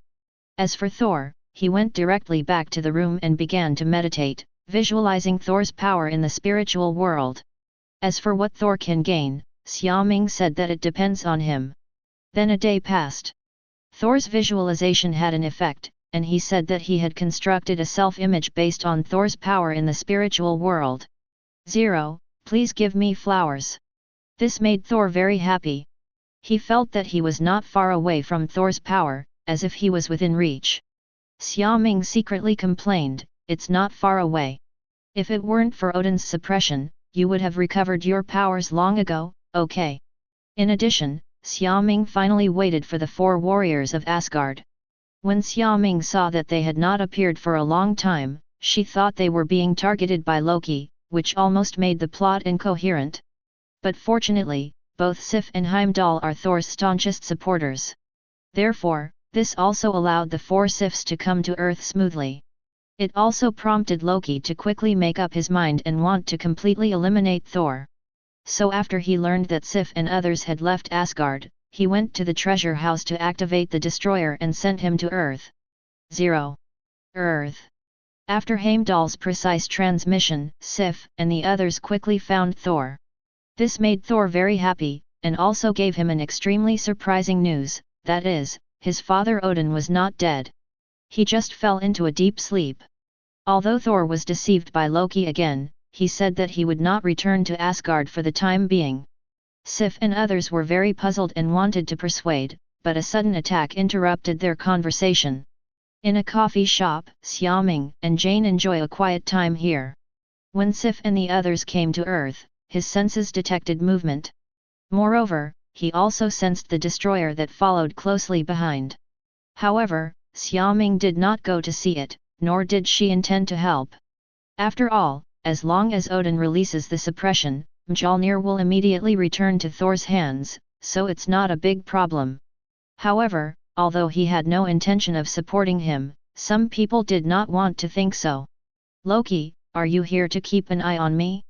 Are you afraid that I will hinder you? Xiaoming looked at the sudden appearance of Loki's projection and asked aloud. Last time you said you would not interfere in the affairs between our 2 brothers. Loki looked at Xiaoming and asked. That's right, so I won't take action. Even if Thor dies because of this. Loki was doubtful. So what, it was you who did it anyway, not me. Loki said, what you said makes so much sense. Chapter 131. Sir. At the moment, Phil Coulson, who was responsible for following up on Thor's matters and was in the process of applying for Thor's identity certificate, received a call from Fury. Phil Coulson. There is another strong energy fluctuation at your location. Do you know what happened? It's Thor's friend, from Asgard. A total of 4 people came here this time. It seems that they are looking for Thor to come back. Phil Coulson learned the news when Sif and others contacted Thor. Thor did not hide it from Phil Coulson, because Phil Coulson had introduced their organization to Thor before, so as an ally who also protects the world, Thor accepted their help so that he could settle down on the Earth as soon as possible. I just didn't expect that Sif would actually come to Earth to find him, and bring the news to Thor that Odin was not dead, and also attracted the destroyer. What does Thor say? Has he decided to go back? Fury asked. He actually wanted Thor to stay on Earth. 093. I don't know yet, we are discussing it. Okay, let's get the results when the time comes. Sir. At this moment, his agent interrupted Fury. What's going on? Fury looked down. Sir. Someone comes to Earth again. It's still the same location. The agent looks at the same signal fluctuations, depending on the channel. Phil Coulson. Did you hear that? Go check it out. Fury frowned secretly. Wouldn't this Thor be a big trouble? I know. Phil Coulson nodded. So, how many people are going to come to Earth? Thor is too much trouble. As a result, before Thor could be found, a fight broke out on the streets of the town. A tall, silver robot appears on the street. That's the destroyer. How dare Loki? Is he crazy? Sif and others were shocked.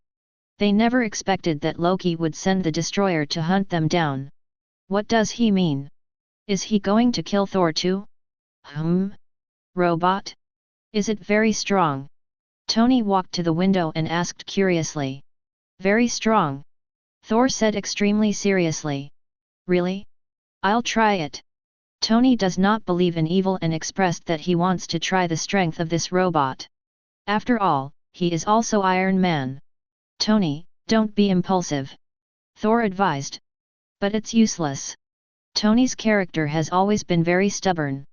Except for Potts, few people can persuade him. Therefore, Tony put on the battle suit that had been upgraded to a portable one and flew out. Let's go too. This matter is our Asgard's business, don't let innocent people get hurt. Thor said and ran out first. Wait for us. Stop. The Earth is not a place for you to mess around, not even gods.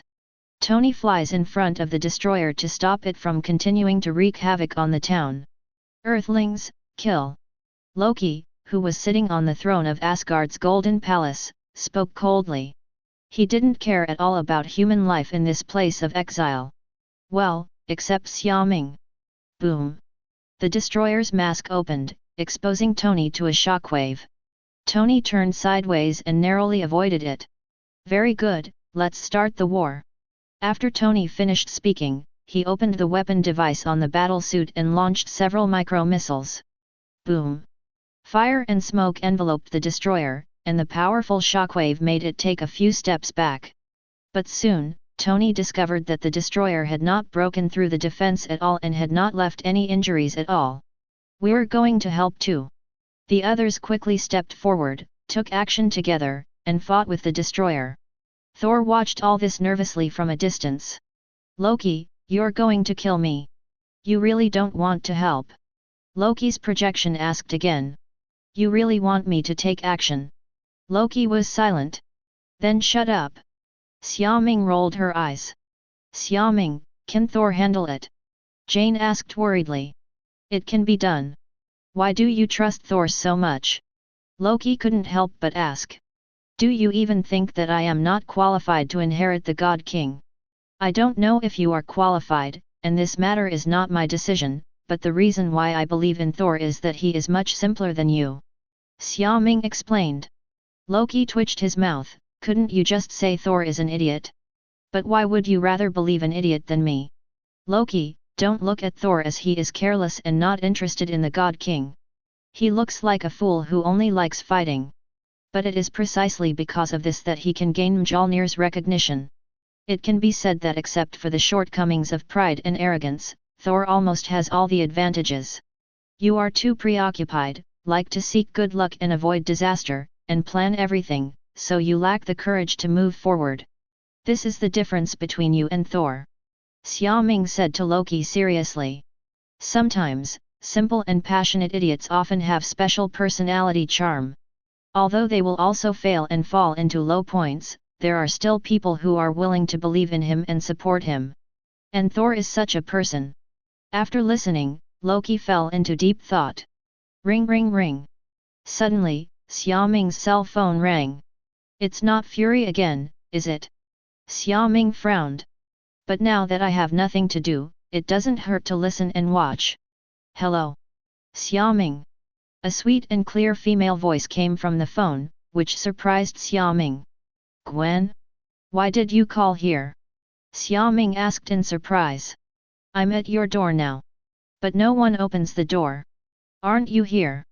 Gwen was wearing casual clothes and carrying a bag, standing at the door of the holy place, kicking pebbles boredly. Jane, who was opposite Xiaoming, vaguely heard the sound and raised her eyebrows. I'm not in New York right now. I have something to do. What can I do for you? Can't I come to you if nothing happens? Gwen asked sadly, pouting.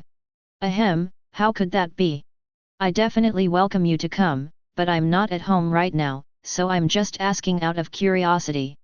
Xiaoming looked a little embarrassed when she looked at Jane, who was overhearing and eavesdropping openly. It's not a big deal on 5.5. Let's wait until you come back. You should be busy first. Okay, I guess I can go back today, and I'll go find you then. Okay. Goodbye then. Bye-bye. Xiaoming put down the phone. Who is this? Jane asked curiously. Do you know Spider-Woman? Spider-Woman? Never heard of it. Jane shook her head. During this time, she has been busy writing papers and has not cared about external affairs. Even Daisy is too busy to fish or read the news. She is a superhero who has appeared recently. I have met her once and is also a fan of mine, so I gave her my contact information. I guess she came here today for something. Xiaoming explained. Oh, so is she pretty? Xiaoming? Loki, Xiaoming likes beautiful women.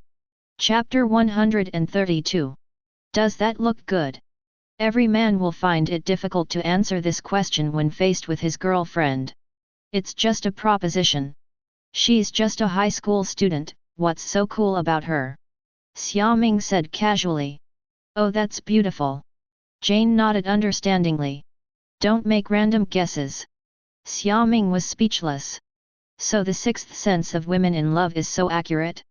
Not as good looking as you, really. Xiaoming explained quickly. Well, I understand, why are you so nervous? Jane smiled. Can I not be nervous? Your smile makes me a little panicked. Jane didn't speak anymore, but she was silently on guard in her heart.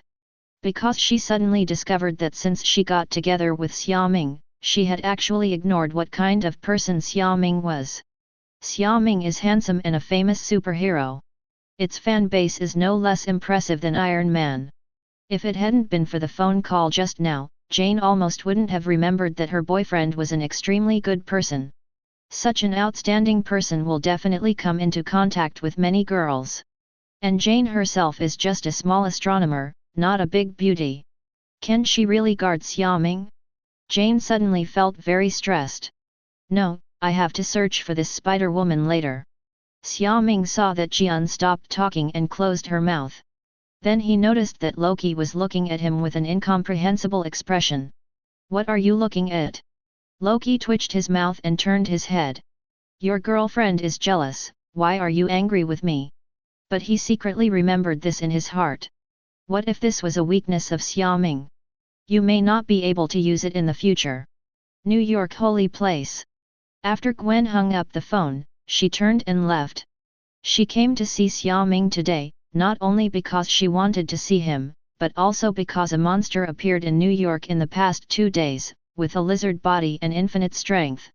Gwen fought against each other twice, but in the end they were unable to do anything against each other. That's why she came to Xiaoming for help to see if she could take down this lizard monster to prevent him from posing a threat to the citizens. But since Xiaoming is not here now, Gwen can only go back first. Fortunately, Xiaoming just told her that Xiaoming would be back soon, so there was no need to be so anxious. New Mexico town. Tony and the 4 Asgard warriors could only hold back the destroyer. After the battle between the two sides, the entire street and surrounding buildings were severely destroyed. Where is Xiaoming? Why is he not here at such a critical moment? Tony gasped and kept mumbling Xiaoming's name. He was so anxious because he found that he and others could not stop this big guy at all. In fact, if he hadn't reacted quickly, he would have been hit long ago.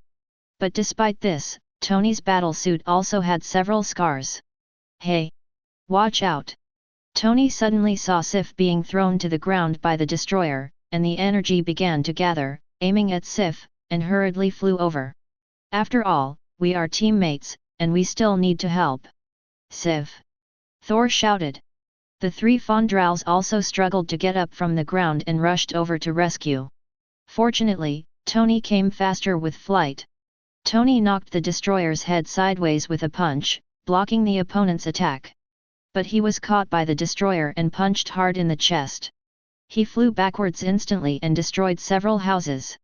Ahem! Damn it, it hurts. I'm not going to die, am I? Tony was lying on the ground, in pain all over his body, unable to move.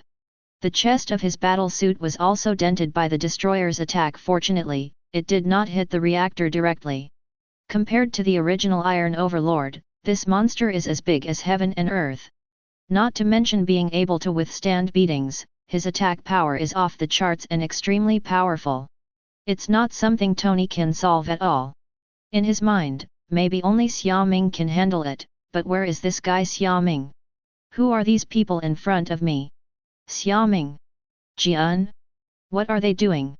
Tony looked intently. You are actually drinking coffee leisurely here. Tony looked at Xiaoming doing nothing in shock and couldn't help but cursed. No, they worked so hard outside that they almost lost half their lives. Fortunately for you, it turned out to be so easy. Don't you know what's happening outside? Go and help. A hole. Don't be so excited, someone will solve it. Xiaoming raised her hand and took off Tony's battle suit. After taking off his battle suit, Tony could finally stand up. Who will solve it? Tony asked puzzledly, walked to the table and sat down. Loki's projection can only be seen by Xiaoming and Jane, so Tony doesn't know that the culprit who caused all this is right opposite him. Thor, this is a test for him. Xiaoming explained. Thor? What did we do so hard just now? I'll have a cup of coffee too, thanks. When Tony saw Xiaoming, he felt relaxed. Anyway, the sky was falling, and Xiaoming was holding up, so what was he afraid of? Tony put on the show with peace of mind. Then as he drank, why did Tony feel that the vibrations around him were getting stronger and stronger? It seems like the battle is right around you. Tony turned to look out the window and saw a big fat man, shouting Tony's name while avoiding Shockwave the Destroyer. Tony! Where are you? Are you okay? 177. Vestag shouted, looking for Tony. Through the battle just now, Volstagg has recognized Tony and regarded him as a comrade in arms. Especially the scene where Tony went to save Sif just now won the favor of all the 4 warriors of Asgard. Therefore, Volstagg, who was worried about Tony's injury, came to look for Tony, and also attracted the destroyer's attack. To this, Tony just wanted to say, don't come over. Forget it if you come, why don't Tien give the destroyer time? I want to take a break, is that okay? An extremely hot energy shock swept across the surrounding buildings and headed straight towards Xiaoming. Hey! Xiaoming, it's time for you to take action. Tony immediately stood behind Xiaoming and shouted. Xiaoming pulled Jian to her side, raised her hand and started the siphon. The powerful shockwave cut through all the buildings like tofu, but it failed here. The attack from the destroyer driven by Odin's divine power was completely absorbed by Xiaoming. Hey! Xiaoming looked at her hand, felt it slightly, and discovered the problem. It seems that after absorbing the destroyer's attack, his power of enlightenment increased. So the destroyer's energy is a great tonic for him. Xiaoming's eyes lit up and she stared at the destroyer. Chapter 133. Sorry Loki, I'm going to take action. As Xiaoming said this, she flicked her hand on her body, and the suspended cloak returned to its original shape, and Xiaoming entered combat mode. You want to regret it. Loki looks excited. It's obviously been agreed upon. Aren't you going to stay out of it? Why change your mind suddenly? Loki looked at Xiaoming angrily. Don't worry, I will let you see the result before I take action to solve everything. Xiaoming said and flew out. Loki, thank you so much. After Xiaoming left, Tony turned his head and looked, then walked to Jane's side and spoke in a low voice. Who was Xiaoming talking to just now? And Thor's brother, Loki. Loki? Where is he? Why didn't I see him? Because Loki used magic to block everyone except me and Xiaoming. Jane said and walked out. I hate magic. Tony followed closely behind and ran out to watch the show. So, is this something Loki did? Xiaoming's appearance made everyone sigh in relief. Uncle Xiaoming. You are finally out. Come and help me. Uncle Xiaoming. When the three men from Fandal saw Xiaoming, they all cheered. He also followed Thor and called him uncle. Uncle. Thor ran over. Please help stop Loki. They are innocent. Thor didn't want to see his good friends and the inhabitants of Earth being persecuted by Loki. Thor, what are you waiting for? Xiaoming said with a move. She called Mjolnir over. Uncle. Thor looked at Xiaoming and the Mjolnir in his hand in confusion. Thor, prove your understanding to Mjolnir and your father. Xiaoming loosened his hand and threw the hammer on the ground. Either pick it up, or watch Sif and the others die. Thor's face was solemn, and he wanted to tell Xiaoming that he was not ready yet. But the battle in the distance made Muir unable to ignore it. As Xiaoming said, now it seems that he has no choice but to pick up Mjolnir, regain the power of Thor, stop the destroyer, and stop Loki. He can't rely on Xiaoming. Even if he can ask Xiaoming for help now, what about the future? If Xiaoming is not here one day, who should Thor rely on? Therefore, the only way is to rely on yourself. Only believe in yourself. Believe in your own strength. So, Mjolnir. Acknowledge me. Acknowledge my enlightenment. I will stop this. W. Thor put his hand on Mjolnir and shouted loudly. Mjolnir trembled slightly, as if he was about to be lifted up by Thor. Seeing this scene, Xiaoming stared at the sky speechlessly. Odin, if you keep playing like this, I won't be responsible if Thor dies. Xiaoming said leisurely. Father. Thor heard Xiaoming's words and raised his head in confusion. Then before he could ask any questions, there was a bang and a bolt of thunder fell from the sky. Thor began to transform. A red cloak and silver scales appear. The invincible Thor is back. I am Thor. Thor raised Mjolnir and shouted. Everyone who saw this scene was stunned.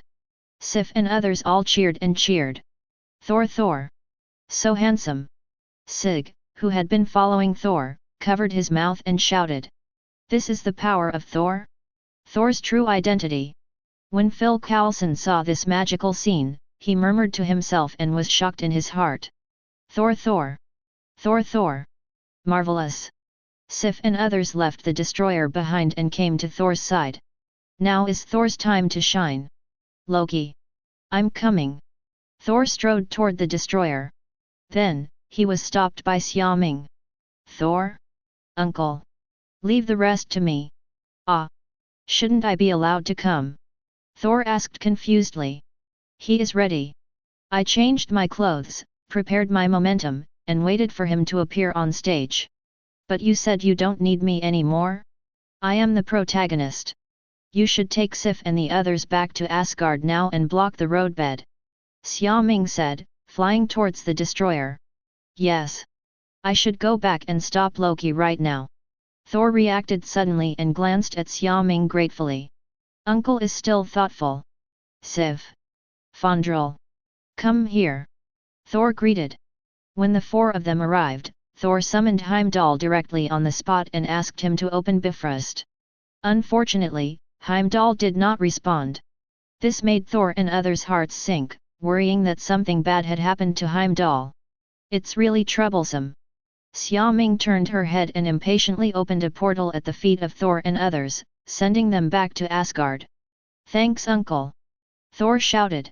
Then when they came to Bifrost, they saw Heimdall, who had been turned into an ice sculpture. "Sif, help me, I'll go find Loki." Thor gave an order, waved his hammer, and flew towards Asgard. Here, after seeing Thor instantly recover and regaining Thor's power, Loki stood up and left the throne. His plan was only halfway through, although it failed.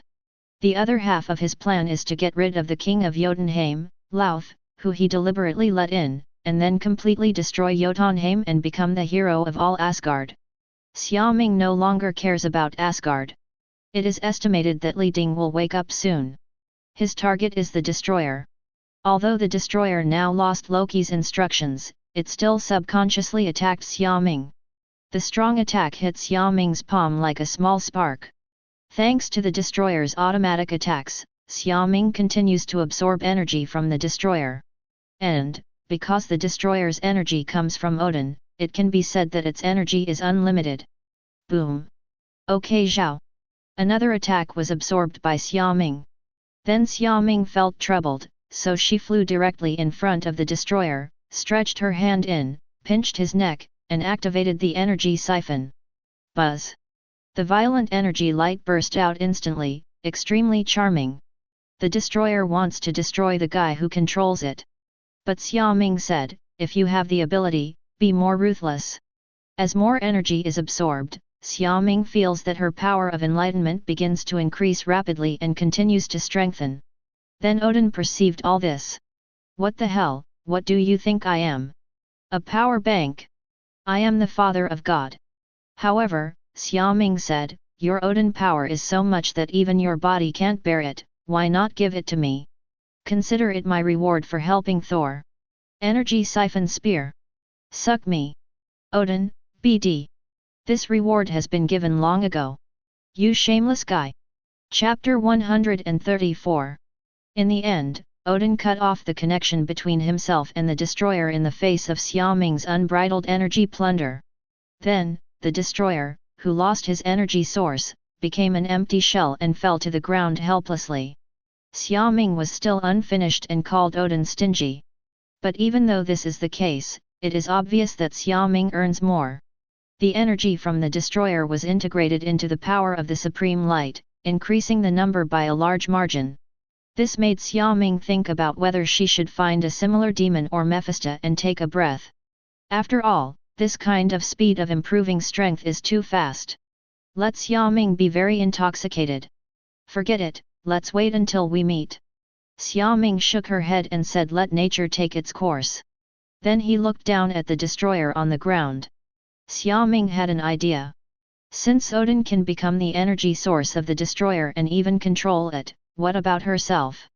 The destroyer is from Asgard anyway, so maybe his rune magic will work? Xiaoming said, activated rune magic and began to detect. Sure enough, Xiaoming discovered the existence of runes on the destroyer. Then Xiaoming made slight changes and replaced Odin as the new master of the destroyer. The destroyer, who regained energy, slowly stood up. Xiaoming tried to control the destroyer to launch an attack. Under Xiaoming's will, the destroyer 873 opened his mask and fired a white energy shock at the wreckage of a car that had been destroyed. Xiaoming felt it, and it was almost as powerful as before. Not bad. Xiaoming nodded with satisfaction, waved her hand and put it into the small universe. Solved. Tony and others came over. Well, it's done. What about Thor? Will he come back? Phil Coulson asked with concern. I probably won't be able to come back for the time being. Xiaoming shook his head. It is estimated that according to Loki's determination, Thor may not be able to prevent the destruction of Jotunheim if he does not destroy Bifrost. He won't come back. Sig looked at the sky, feeling lost. Thor, will she never see him again? Through getting along with each other in the past 2 days, Sig found that he fell in love with Thor. After all, Thor is in good shape and handsome, and he is still Thor. Even if it were another person, I probably wouldn't be able to help but be very moved when I saw him. But looking at Thor's situation, it seems that he has no such idea. After all, when he left without even saying goodbye. This made Sig very sad. Regarding this, Xiaoming could only shake her head helplessly. Sig is just a nurse. Although he is very kind, he is willing to help even if he suspects that Thor is a psychopath. But the biggest difference between her and Jane is that she and Thor have no common language, which leads to Thor only being grateful to Sig, but not admiring him. Therefore, they are destined to go their separate ways and cannot come together. Jane, we're going home. Xiaoming took Jane's hand and was about to leave. Hey, give me a ride. My battlesuit is broken and I can't fly. Tony spoke quickly. Okay. Xiaoming opened the portal and sent Tony and his battlesuit back to the villa. Phil Coulson? Do you want me to give you a ride? No need, this town has been destroyed, I want to stay and deal with the aftermath. Phil Coulson shook his head in refusal. Thor left, and his work came to an end. A small town. Xiaoming looked back, activated time magic, and started backtracking on all buildings. This is...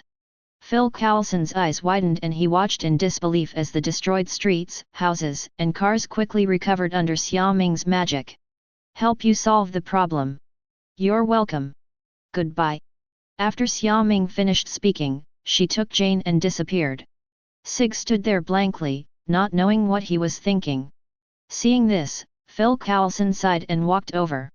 Miss Seeger, we and they are people from two different worlds. Even if we are together now, we will be forced to separate due to other reasons in the future. This is the best result now. Phil Coulson feels this very well. Because Phil Coulson also had a girlfriend who played cello, but because of his job and status, he had to choose to stay away from her. Because Phil Coulson didn't want her to get hurt at all. I know, I'm just a little sad right now. Sig forced a smile. This is my business card. If anything happens in the future, you can contact me at any time. This is Phil Coulson's last resort. Thank you. Xiaoming and Jane returned to the holy place. Just when Xiaoming was thinking about how to spend time with Jane, Jane's cell phone rang. Professor Eric. Jane, I'm going to put aside my research on the 9 realms for the time being. What happened? Jane asked worriedly. It's okay. It's just that an organization called S.H.I.E.L.D. invited me to do some research. I'm very interested and plan to go take a look.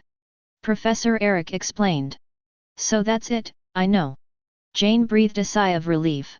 When will you come back? Probably soon.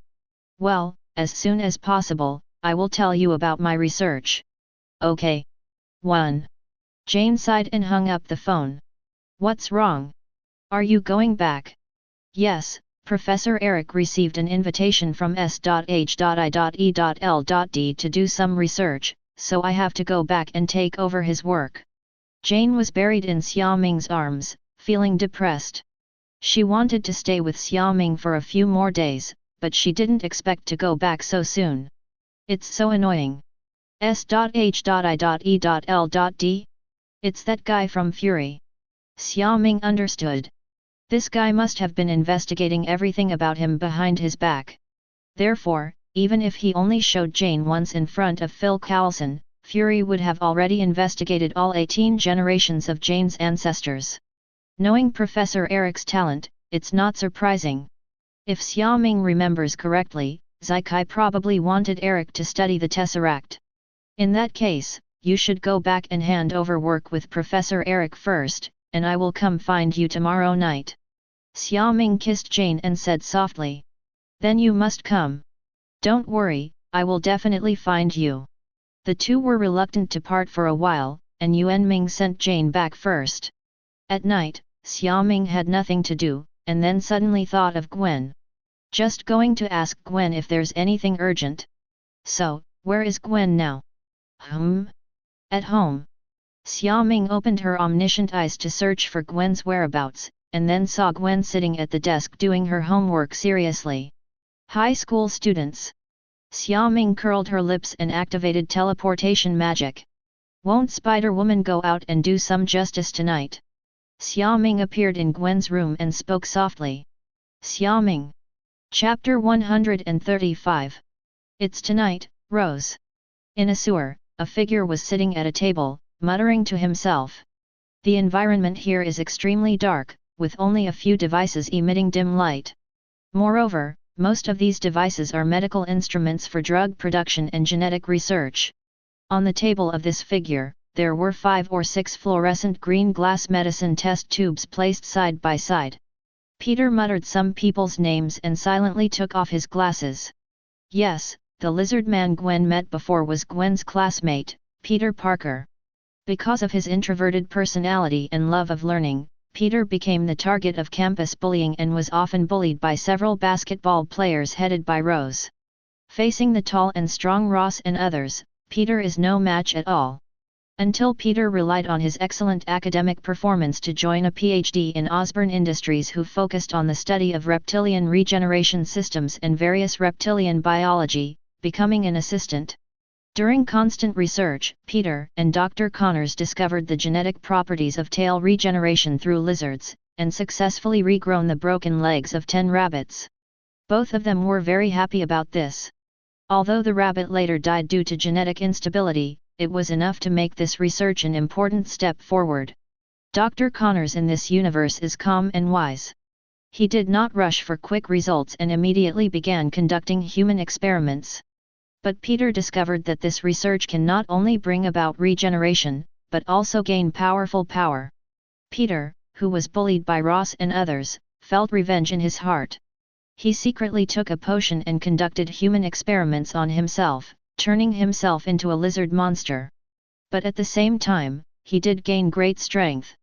After the transformation, Peter, like Superman, can easily lift objects weighing several tons. At the same time, the reaction ability and agility have been increased several times, and it has a considerable degree of defense. Peter was very happy about this and began his journey of revenge. But when he was looking for Ross and others, he met Spider-Woman, and they fought twice, with neither victory nor defeat. Therefore, this time Peter found the location of Ross and others in advance, and then injected the medicine here, so that he could realize his plan before Spider-Woman arrived. Ah! Peter, who had been injected with the medicine, let out a shrill and painful growl. The green muscles burst through his shirt, making him very tall. Ross! Lizard Peter's eyes were scarlet, he roared, and disappeared into the darkness. Xiaoming! Gwen turned her head in surprise. Are you back so soon? Yes, I came back in the afternoon and came to see you, but why were you at home? I thought you had gone out. Xiaoming turned around and looked at Gwen's boudoir. She could see that Gwen was a very clean and tidy girl. At least Xiaoming didn't see anything she shouldn't have seen. It's only 9 o'clock.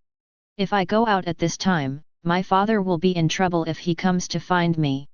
Gwen said softly. Ah! I forgot you said you went to bed at 9:30. Yet Gwen narrowed her eyes and smiled. So do you have anything important to do with me? Xiaoming originally wanted to find a place to sit, but found that apart from the chair next to the desk, she could only sit on Gwen's bed. This seems a bit impolite. You sit here. Gwen pulled up a chair and sat on the bed. Actually, I'm looking for you because I want you to help me deal with a monster. What monster? It's a lizard monster. It moves so fast and is so strong. I met him twice, but he ran away both times, so I thought about asking you to help. Gwen told the story of her encounter with the lizard monster in detail. After hearing this, Xiaoming knew that Gwen had met Dr. Lizard. Don't worry, I can handle it. Xiaoming nodded. I knew it. Gwen looked at Xiaoming happily. While Gwen and Xiaoming were chatting, a riot broke out on a street in Queens. The crowd was shouting and running, with expressions of extreme fear. Ross!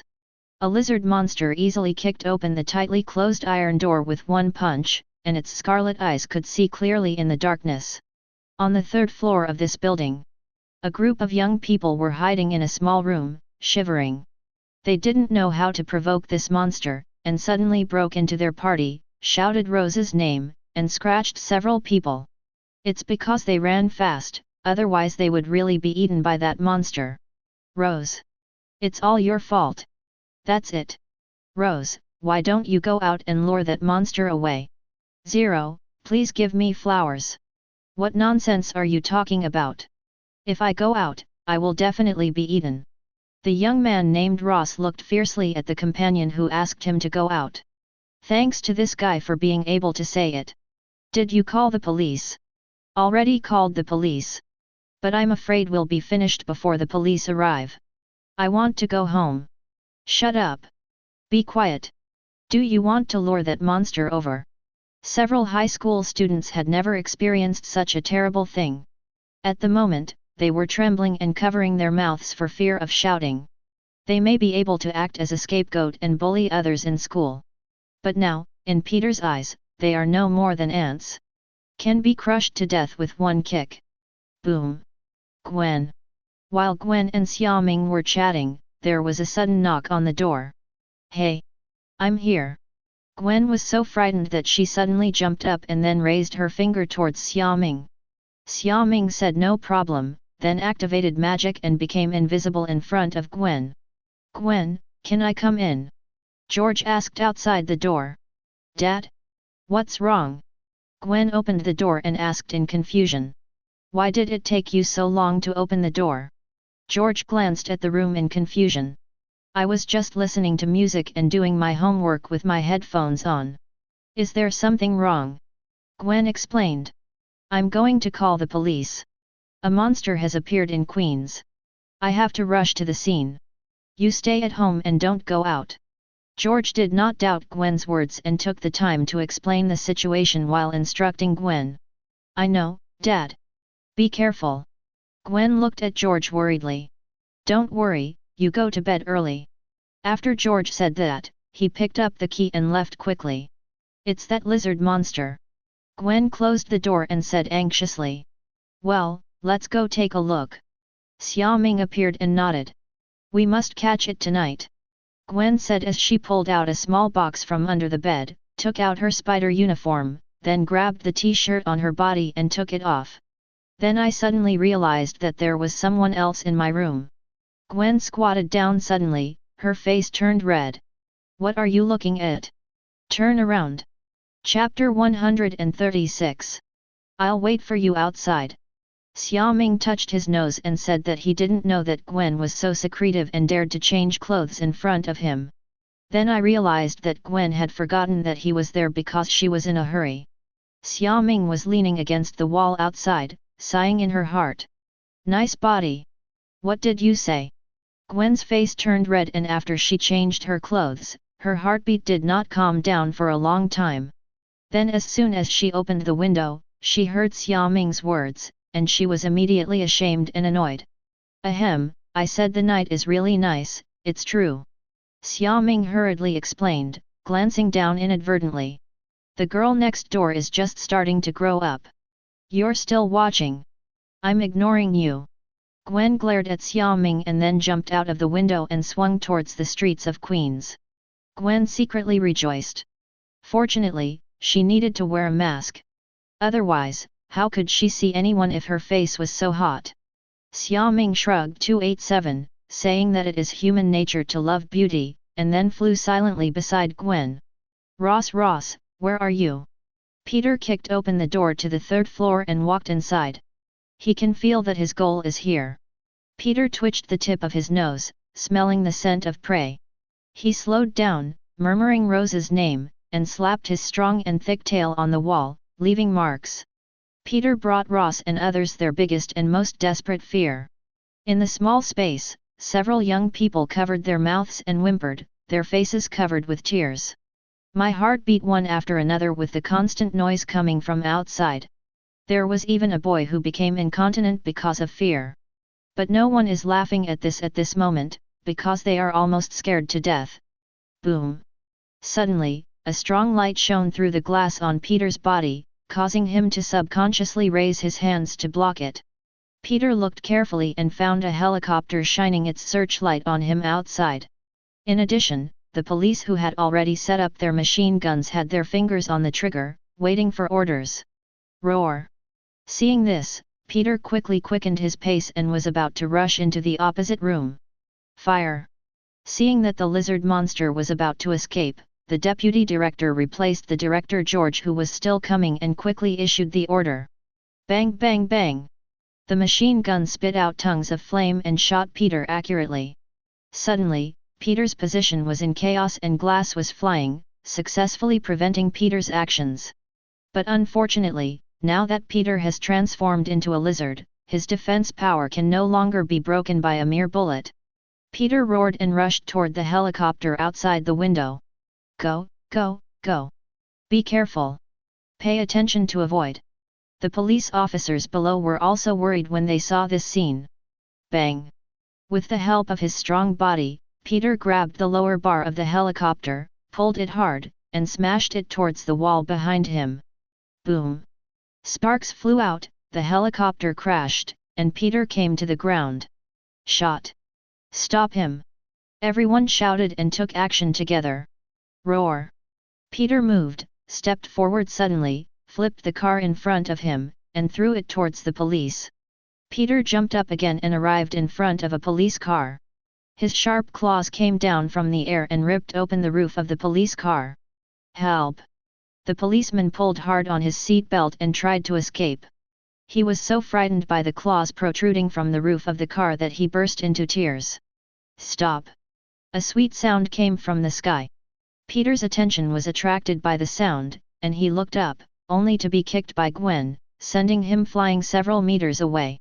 Peter climbed up unscathed, and when he saw the person coming, his lips moved, and he suddenly turned around and ran towards the building. Very good! Superhero! The rescued police officers cheered when they saw Spider-Woman in the car. They have never been so excited for Spider-Woman to appear. Thank you for your hard work. Leave this monster to me. Gwen gave a thumbs up to the cheering police officers, rushed to the first floor, and chased the lizard monster. Xiaoming was invisible in the air and did not disturb Gwen. The purpose of his coming today is to provide appropriate help, not to directly solve the problem on Gwen's behalf. As a newly debuted little Spider-Man, Gwen still needs more training. And it just so happens that Dr. Lizard is a good opponent. He is rough-skinned and thick-bodied, can withstand and fight, and his ability level is about the same as Gwen. Xiaoming floats slowly behind Gwen, watching how she stops Dr. Lizard, watching how she fights. He and Gwen had agreed before they came that he would only take action if she couldn't handle it and Dr. Lizard wanted to escape. So the confident Gwen began to chatter while fighting. More of a complaint, complaining that he failed to keep this lizard monster behind twice before. But somehow, Gwen felt that the lizard monster today was not in good condition. Last time, he was still yelling and angry. Not saying a word this time? Even when faced with Gwen's attacks, he rarely fought back, only dodged. Soon, the two fought all the way to the third floor. Xiaoming frowned. As soon as she followed Gwen to the third floor, Xiaoming perceived that there were several people hiding in a small room at the end. Student. Why is Dr. Lizard looking for these students? Is it to find Peter? Xiaoming activated her spiritual magic and became confused. Ross? Basketball player, one of Gwen's classmates. There's no Peter here. Wait, could this Dr. Lizard be Peter? Xiaoming was startled. He suddenly remembered that since the Spider-Man in this universe is Gwen, that means Peter has not been bitten. In Xiaoming's impression, the reason why Gwen grew up and understood the meaning of the saying "with great ability comes great responsibility" was because she lost an important person. And that person seems to be Gwen's good friend Peter Parker. 0.4 Although Peter is not Gwen's boyfriend, as one of Gwen's friends, she believes that it was her own fault and mistakes that led to Peter's death. This also changed Gwen's mentality, making her no longer dare to make friends easily. She understood that with greater ability comes greater responsibility, and then began her official career as Spider-Woman, firmly using her ability to help others. This! Xiaoming scratched his head. It seemed that the situation was beyond his expectation. If Dr. Lizard is not Peter, then it doesn't matter if he kills him. But it turned out that this person was Peter, so how could he take action? He can't be asked to kill Peter in front of Gwen, right? It is hard for Xiaoming to imagine that if she really did this, she would be regarded as an enemy by Gwen. Oh, it's really troublesome. I wouldn't have come if I had known it. Chapter 137. Boom. Large holes were directly knocked out of the walls of several rooms by the strange force. Peter sped up and rushed towards the innermost room. He wants revenge. He will make those who often bully him pay the price. Whenever Peter thinks back to the bullying he has suffered, his anger surges to an infinite level. He didn't want to waste time with Spider-Woman, so even if he was hit several times, he ran without looking back. We must stop him. Gwen doesn't know what the purpose of this lizard monster is, but as long as he is stopped here. However, it is obvious that the strength of this lizard is not inferior to Gwen at all, especially because he is taller than Gwen. Once it gets violent, even Gwen will have difficulty subduing it. Call out. Gwen suddenly passed Peter, rushed forward, and shot cobweb at the lizard's legs. While moving around, Gwen used the cobweb and the surrounding environment to tightly wrap Peter. Mr. Magic! Can you come and help me? Gwen knew this method wouldn't be able to trap the monster for long, because she had tried it before. So he started calling Xiaoming and asked Xiaoming to help completely eliminate this monster. But after Gwen shouted a few words, she received no response from Xiaoming. This made Gwen frown, looking puzzled. 08. Has Xiaoming already left? Gwen muttered to herself. Roar! However, before Gwen could think for too long, the lizard man suddenly broke out and broke free from the shackles of the cobweb. His sharp claws cut off the cobweb without any pause. It still doesn't work. Gwen felt very difficult to deal with, so she rushed forward again and stopped the lizard man. Xiaoming watched all this silently. He also heard Gwen's call, but after Xiaoming knew that Dr. Lizard was Peter, he didn't plan to take action. This is Gwen's battle, and it is also the life she needs to experience. Bang! Peter didn't know if it was because the person he wanted to take revenge on was so close, so he didn't dodge again this time. Peter suddenly grabbed the cobweb on his wrist, flicked it hard, and pulled Gwen over. The paw of his left hand was aimed at Gwen's abdomen. Oops! Gwen's expression changed. Xiaoming silently prepared to come to the rescue. But when the critical moment came, Gwen saw the lizard man suddenly put away its sharp nails, clenched it into a fist, and hit Gwen in the abdomen, knocking him away. Then he roared suddenly and smashed the entire wall in front of him with one punch. Ah! Several young people turned pale with fright and kept exclaiming. Some were so scared that they closed their eyes tightly, and some were frightened and fainted at this moment. Ross! Peter glanced around and saw a face that was very familiar to him.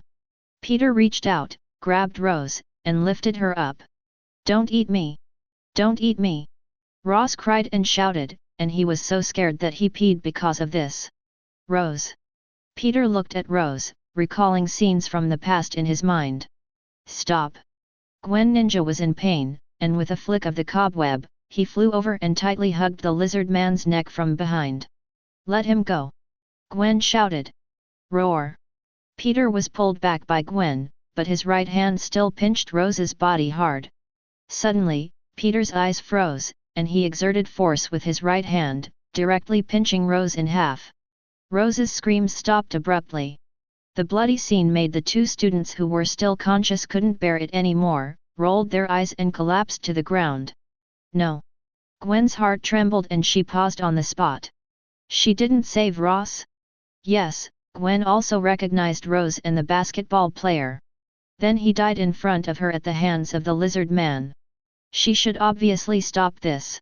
She is obviously Spider-Woman. You monster! Gwen suddenly became furious and launched a fierce attack on Peter. Every attack is filled with Gwen's angry emotions. Peter was defeated step by step. Xiaoming witnessed all this happening and did not intervene. He knew the reason why Peter wanted to kill Rose, so he didn't stop him. In Xiaoming's view, some people were better off sending them to hell.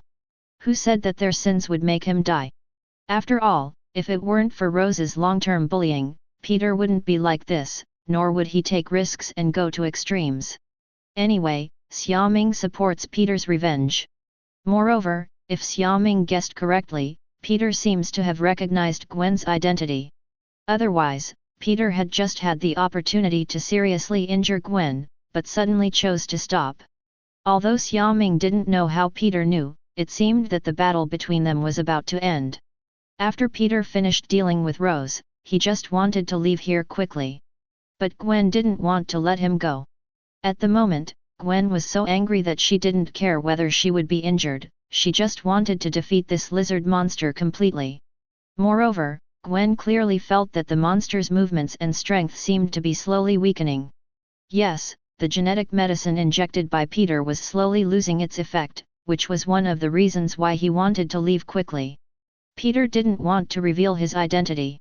Therefore, in order to seize the time to leave, Peter punched Gwen back with a punch, jumped off the third floor, used his claws to slow down on the wall, and then disappeared into the dark alley. Seeing this, Gwen followed without hesitation. She even forgot to call her Xiaoming. Seeing this, Xiaoming also flew behind silently. 193. How's the situation? George finally arrived at the scene. It's not clear yet, but the battle is not over yet. Who's fighting that monster? It's Spider-Woman. She stopped the monster and saved us. A police officer said excitedly. Spider-Woman. George frowned. Look. That monster is running away.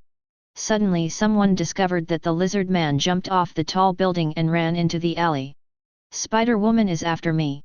A flash of white flashed away. Director, what should we do? Leave the monster to Spider-Woman, he is not something we can deal with. George sighed. Go in and save people first. George shouted and quickly mobilized the police. As they entered, they soon discovered several young people who had been scratched or killed by the lizard men. This scene made everyone look solemn. Finally, they also found survivors on the third floor, but unfortunately, one of them was dead and could no longer die, and his body was broken into 2 pieces. This miserable scene made the police officers furious, and their hatred for the lizard people skyrocketed. And because of the pervasive reporters, this scene was all caught on camera. I believe this news will be printed on the newspaper headlines the next day. But that's not what Gwen worries about, because Gwen stops Peter again. Chapter 138. Stop. You can't run away.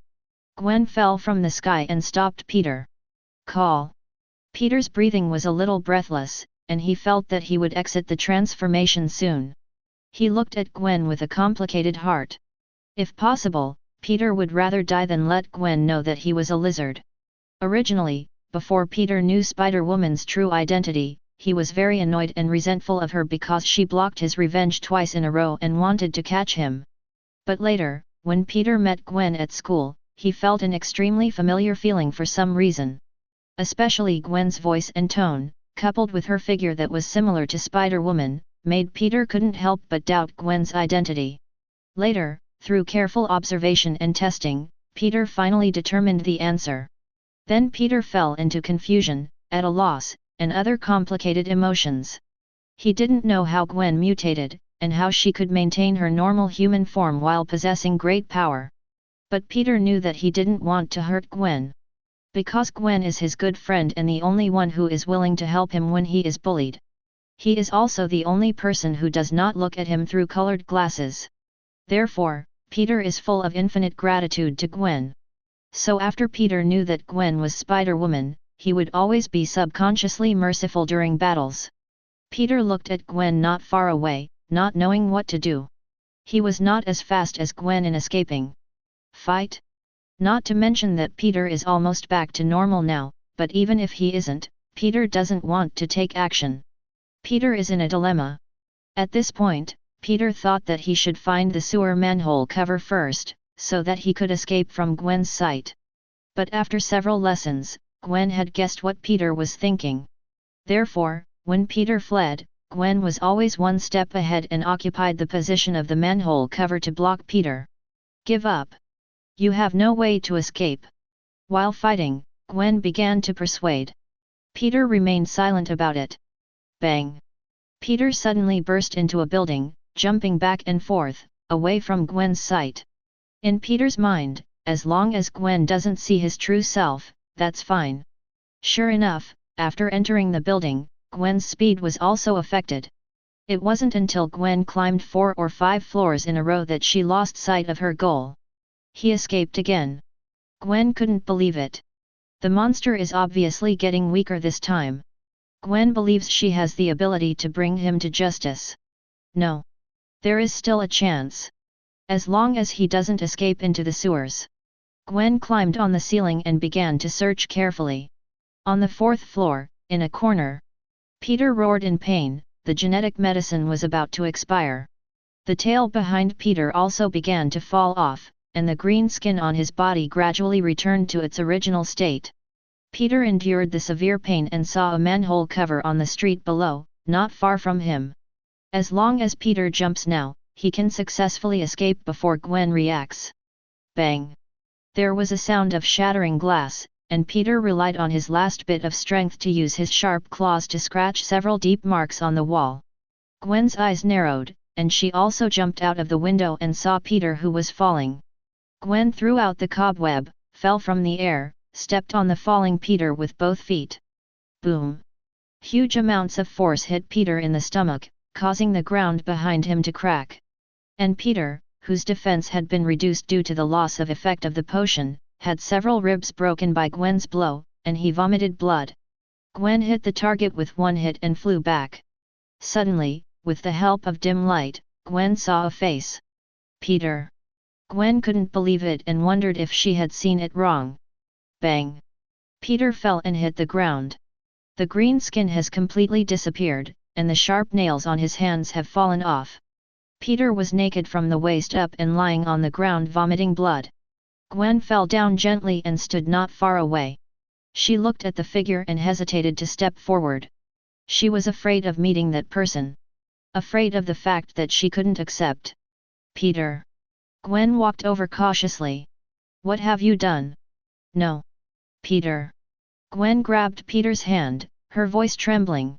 Gwen. Peter looked at Gwen weakly. What are you doing? I want to be just like you, special. No. Don't die. Gwen looked at Peter who was about to die and was at a loss. Don't worry, Gwen. Gwen? No. I'm not. Gwen subconsciously shook her head in denial. Everything will be fine. Seeing that Gwen was unwilling to admit his identity, Peter smiled clearly and comforted Gwen. In life, the two of them are good friends who talk about everything, and the two families, George, May, Peter, and Gwen, occasionally get together and have dinner together. While studying, Gwen and Peter both joined Osborne Industries and got internship opportunities. Later, Gwen was bitten by a spider and gained super abilities. And Peter, in order to take revenge on those who bullied him, injected genetic medicine and also gained super ability. But what Peter never expected was that the two of them would fight together while hiding their identities. In particular, a scene that Peter least wanted to see happened. The only person Peter didn't want to hurt, besides May, was Gwen. However, perhaps due to fate, every Spider-Man is destined to lose an important person in order to grow. Like Peter and Uncle Ben, Peter and May, Miles and Uncle Aaron, etc. No. Gwen cried and shouted. She couldn't believe that she actually killed her best friend. Kill Peter. Ji Wen, Li Zhao, was filled with self-blame, and for the first time he regretted having super abilities. Without super ability, she wouldn't have become Spider-Woman, become a superhero, and then kill Peter with her own hands. Even if this happened without her knowledge, Lu Wen could not easily forgive herself. Well. Xiaoming sighed and walked out. Gwen. Xiaoming. Gwen raised her head. Xiaoming. The moment she saw Xiaoming, Gwen couldn't bear it anymore and burst into tears. She forgot to ask why Xiaoming didn't show up before. Now, Gwen has no other emotions except regret, self-blame, and sadness. Gwen, do you want to save him? Xiaoming was silent for a moment and then asked. Now Peter is still alive. If we take action now, we can still save Peter. Although even if Peter burps, Xiaoming can use time magic to bring him back. Think. Chapter 139. Think.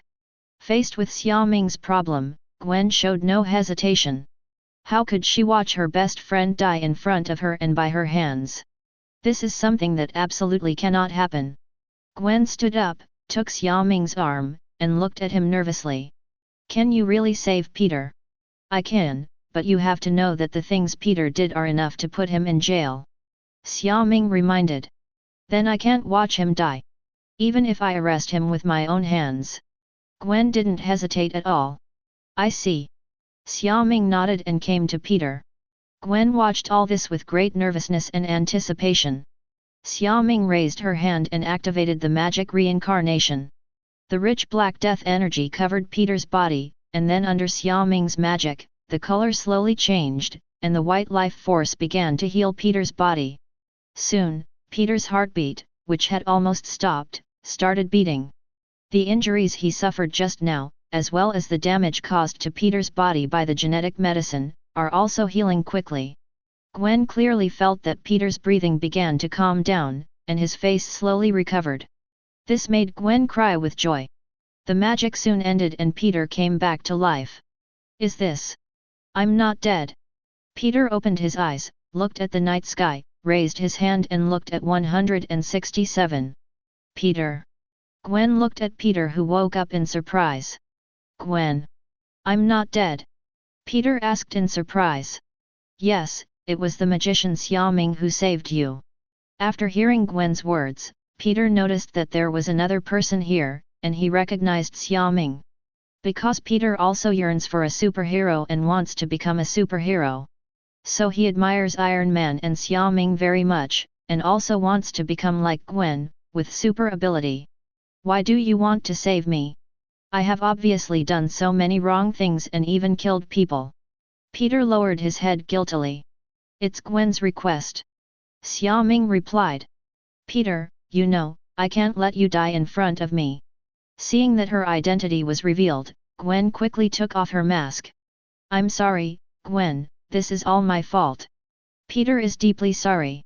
Peter. Gwen shook her head. You don't have to blame yourself. Although you used the potion to turn yourself into a monster, I still support your revenge. Xiaoming looked at Peter and said. Ah. Peter looked up in surprise. Gwen also looked at Xiaoming in confusion. Aren't you a superhero? How can you support me killing people? Although I am a superhero, I am also a human being. If someone hurts my friends, relatives, or lovers, I will take revenge. This is human nature. Xiaoming explained. So, you don't need to be too attached to the past, but look to the future. The past you just died, and the present you has the ability to decide what kind of person you want to be in the future. I don't want to be a bad person, nor do I want to be a monster, really. Peter looked down at his hands and said seriously. So, if you choose to be a good person, then forget about the past. No one knows your true identity except us anyway. If you do bad things again, I believe Gwen will personally catch you in prison, right, Gwen? Xiaoming turned to look at Gwen, who was a little confused. Ah? Yes, that's right. That's it, Peter. If you turn into a monster again, I won't let you go. Gwen came back to her senses and said hurriedly. Gwen, can you forgive me? Peter looked at Gwen expectantly. Definitely. Gwen nodded. Gwen said that you are my friend, and if possible, she would not want anything to happen to Peter. Moreover, when Gwen knew that the lizard man was Peter, she quickly understood why he wanted to kill Ross. Gwen knew a little bit about Peter being bullied and had helped, but Ross and the others would always continue to bully Peter secretly. Gwen couldn't stop it in time every time. Therefore, she understood Peter's change. Although Gwen disagreed with Peter's approach, she even killed Rose because of it. But what can Gwen do at this time? Take Peter to jail with your own hands? If that's the case, is it the same as her surrendering and blowing up her identity and letting her police father, Ife, arrest her with his own hands? I would like to ask, how can we kill Gwen's father? Peter, you promise that from now on, you will never do anything to hurt others again. Gwen said seriously to Peter. I promise. I promise you, Gwen. If I really do such a thing, I will take the initiative to surrender. Peter promised equally seriously. Anyway, he personally solved Rose's obsession, so Peter has no reason to continue to be a monster. Especially now that Gwen knows his previous identity. Therefore, Peter definitely doesn't want Gwen to embarrass him anymore. I believe you, Peter. Gwen laughed. This way, there are no secrets between us. Don't worry, Gwen, I won't say anything. Thank you. Okay, in short, the matter has been solved for the time being. As long as Peter no longer injects genetic medicine, he will not turn into a lizard again. In addition, Peter, you may also have a little ability. Xiaoming interrupted Gwen and Peter's conversation. Ability? What ability? Peter looked at his body suspiciously and found nothing unusual. Gwen was equally puzzled. Would you like to punch the wall? Wall. Peter followed Xiaoming's words, walked to the wall, and clenched his fists. At this moment, Peter suddenly felt that the strength of his body seemed to have increased. This surprised and delighted Peter. Then Peter slammed his fist on the wall, and with a bang, the wall was directly smashed through. What's going on? Haven't I been injected with genetic medicine now? Peter turned his head in shock and asked Xia Ming. Did Peter's genes change? Gwen exclaimed. That's right, when I used magic to treat Peter just now, the remaining medicine in his body completely integrated with Peter's genes. Therefore, Peter now also has some abilities after transforming into a lizard, such as enhanced strength, improved defense, and increased self-healing ability. Although not as powerful as the complete body, Peter's physical fitness should now be as good as that of Captain America, who was injected with the super soldier serum. Xiaoming explained. Really? Can I be a superhero? Like Steve Rogers? Peter suddenly became excited and looked at Xiaoming expectantly. Since childhood, Captain America Steve has also been Peter's idol.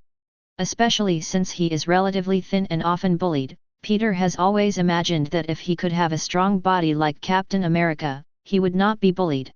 Absolutely. Xiaoming nodded. That's great, Peter. Gwen said equally happily. Yeah. Gwen, I want to be a superhero like you. Peter shouted excitedly. Peter, you should be better at using your brain than your physical strength. Don't let your wisdom down. Xiaoming reminded. Yes, Mr. Xiaoming. I will definitely live up to your expectations. Chapter 140. On the rooftop of a high-rise building. Xiaoming and Gwen stood here, looking at the beautiful night view of New York. As for Peter, he was sent home by Xiaoming before. And Gwen didn't want to go back so early, so she came here to see the scenery. Thank you, Xiaoming. If it weren't for you, I don't know what terrible things would have happened. Gwen looked at Xiaoming with fear.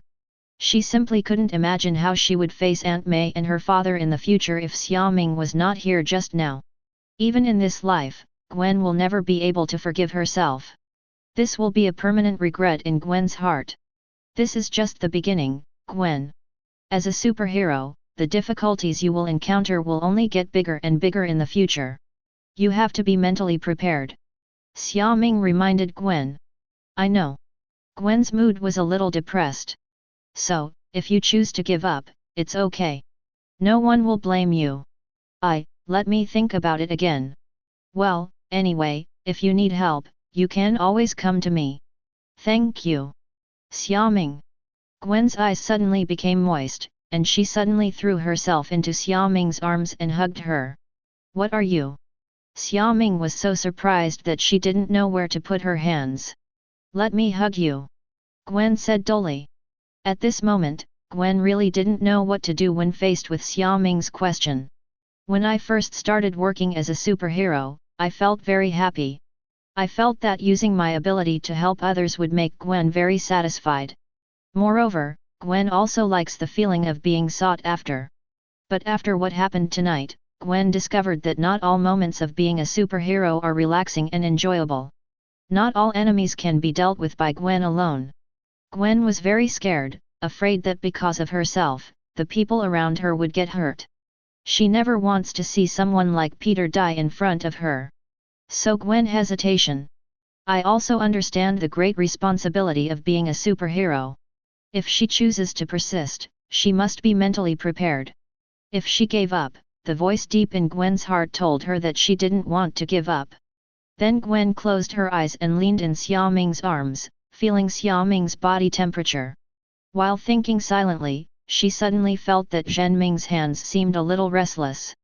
Gwen's face turned red and her body became stiff.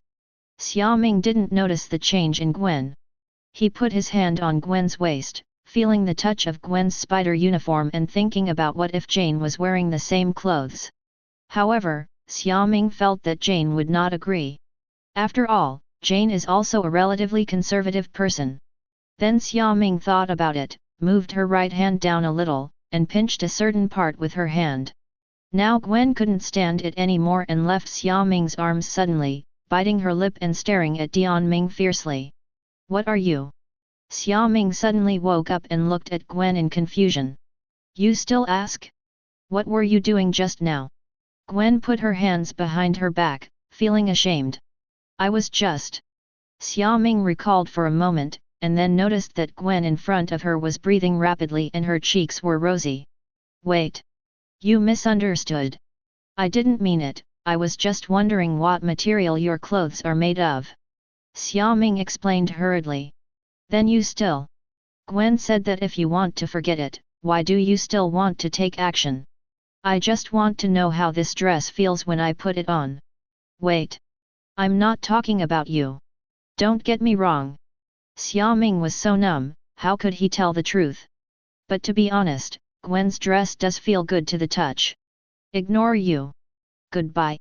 Gwen looked at Xiaoming angrily, then turned around and jumped off the rooftop. "Don't you need me to take you back?" Xiaoming shouted.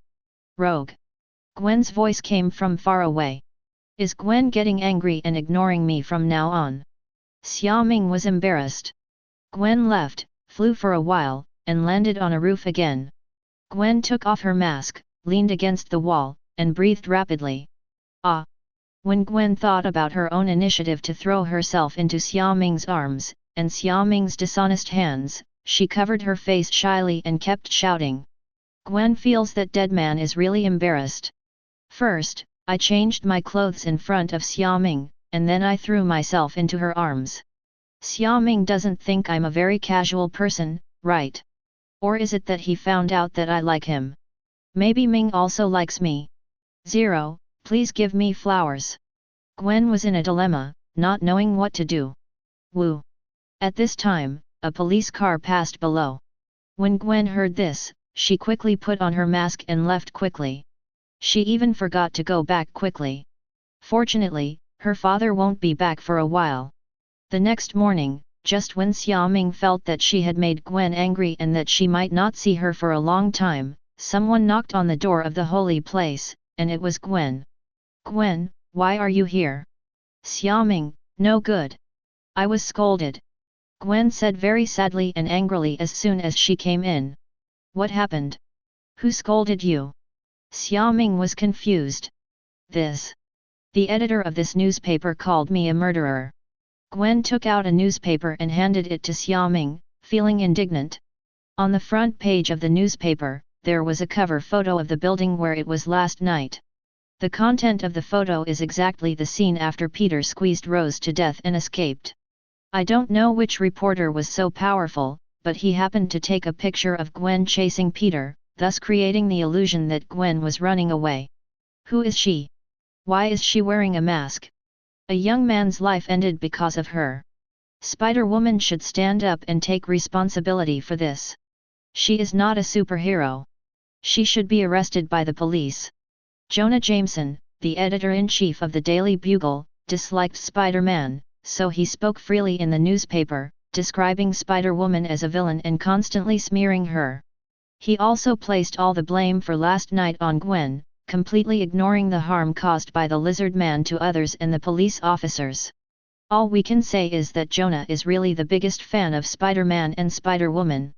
Therefore, under the guidance of his newspaper, many people who did not know the details and did not understand Spider-Woman became hostile to Spider-Woman and called on the police to quickly arrest her. This resulted in the New York Police Department, under the pressure of public opinion and the accountability of the victims' families, having no choice but to issue a notice to arrest Spider-Woman. This made Gwen very angry. She obviously worked so hard to save people last night. Moreover, even if she didn't save it, it wasn't her fault, okay? Gwen was so wronged. Chapter 141. Okay, this person did it on purpose, there is no need for you to be angry. Xiaoming comforted herself. Ah! But I'm so angry. Gwen waved her fist in the air. This person actually slandered me. Ruined my reputation. As a superhero, it is always easy to arouse a lot of hatred and have a lot of enemies for no reason. You have to adapt. And doesn't this also prove your ability? You should be happy.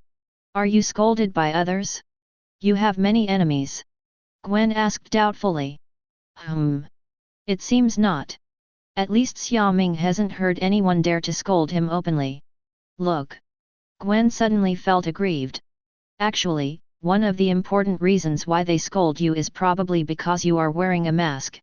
If you don't hide your identity, I guess there will be more people who like you than those who scold you. Xiaoming said that with your 947 looks, you will definitely become popular. Possibly even more than Tony. Then forget it. Gwen touched her face. It's okay, anti-fans are also fans. I thank you. Gwen rolled her eyes. Wow, your home is so big. Can I visit it? Gwen glanced at the holy place, her eyes lit up, and she cheered up. Now Gwen can only stop thinking about those troublesome things. She can't teach the editor a lesson just because she was scolded. Wouldn't that confirm her reputation as a villain? Okay, I'll take you around. Xiaoming nodded and took Gwen to visit the holy place. Deep space, on a spaceship of huge amounts. My king, the Tesseract has awakened, and our opportunity has come. Ebony Maw bowed respectfully to the tall figure on the throne. Give him this and tell him not to disappoint me. The Black Shadow said, handing a scepter inlaid with a blue gem to Ebony Maw. Yes. My king. On an unknown planet. Loki was sitting on a rock waiting for something. There were some people standing opposite him. If you look carefully, you can see that they are actually a legion. And there was a spaceship parked next to them. Loki looked at the Chitauri who claimed to be Thanos' subordinates with an incomprehensible expression. After he fell off the Bifrost that day, he passed through the space rift and came to this strange galaxy, where he also met a group of Chitauri. They claim to be Thanos' men, and the leader of this group is Ebony Maw. Although Loki is not very familiar with Chitauri, as the second prince of Asgard, he has already heard of Thanos' name. I heard that he is an eternal tribesman who was born on Titan. His character is ruthless, cruel, despicable, and domineering. Just the stories Loki heard were all about how Thanos conquered planet after planet and ruthlessly slaughtered so many lives. He is a well-known strongman and invader. Wherever Thanos goes, death appears. Moreover, Thanos has two major forces, one is the Dark Order, whose specific members include Proxima Centauri, Corvus Glaive, Black Dwarf, Ebony Maw, and Supergiant. The other is Thanos' army, which is composed of the powerful Chitauri and Vanguard. Therefore, Loki knew that this was not someone he could mess with. Because this is not Asgard, the road base doesn't know how far it is from Asgard. Loki originally wanted to stay away from these people as soon as possible to avoid getting into trouble. But when Ebony Maw, who led the Legion, heard Loki's name, he kept him. He was very curious and asked why Loki appeared here, and said that he knew Loki's identity. For this reason, Loki described himself as a hero who was going to end the war and eliminate the giants of Jotunheim for the sake of Asgard. However, in the end, he was betrayed by his brother and was thrown into the space rift. And expressed that he is willing to be loyal to Thanos. As long as Thanos is willing to send troops to help, he is willing to agree to any conditions. Loki guessed that Thanos wouldn't like him, but in the end, Loki got a positive answer. And he put forward a condition for Loki's request. As long as Loki goes to Earth to bring the Tesseract back, he can send an army to avenge Loki. After Loki heard this, he was so surprised and happy. Isn't it the Tesseract? He doesn't care. Loki cares more about the Earth. Because he wants revenge. If it weren't for Xiaoming and the so-called Iron Man, he could have gotten rid of Thor long ago and naturally take the throne of God King. Therefore, Loki has always been obsessed with Xiaoming. Since Thanos is willing to lend him the Legion, then Loki naturally doesn't mind a trip to Earth. But the only problem is that he is not Xiaoming's opponent Zero. Therefore, he described the power of Xiaoming and Ebony Maw. After Ebony Maw listened, he asked Loki to wait here and left first. Then, after Ebony Maw and Thanos reported the situation, he brought back a weapon. This is the spiritual scepter. Anyone who is touched by it will obey your orders. I believe that no matter how strong the Xiaoming you mentioned is, he will not be able to escape the control of the scepter. Ebony Maw handed the mind scepter to Loki and explained how to use it. Thanks to the great Thanos, I will definitely bring back the Tesseract. Loki happily took the scepter. Now, he has a weapon that can deal with Xiaoming. Loki is looking forward to it with great anticipation. What a wonderful thing it would be if Xiaoming was controlled by the mind scepter and became his subordinate. I believe in you. You will be the master of the earth by then. Definitely. I'll help you open the channel to the Tesseract and send you to Earth. Ebony Maw said and activated his magic. Although he couldn't open the passage for too long, he could still send someone there. Now, as long as Loki can successfully open the portal, their legions can enter the Earth at any time and begin to conquer. As for the Earth Master who promised Loki, Ebony Maw said that wherever their army goes, there is only death and destruction. Moreover, in 2.2 they can also use Loki's hand to easily take the space gem from under the noses of Odin and Ancient One. Definitely, it doesn't matter if you fail, Earth, that is the goal Thanos has already set.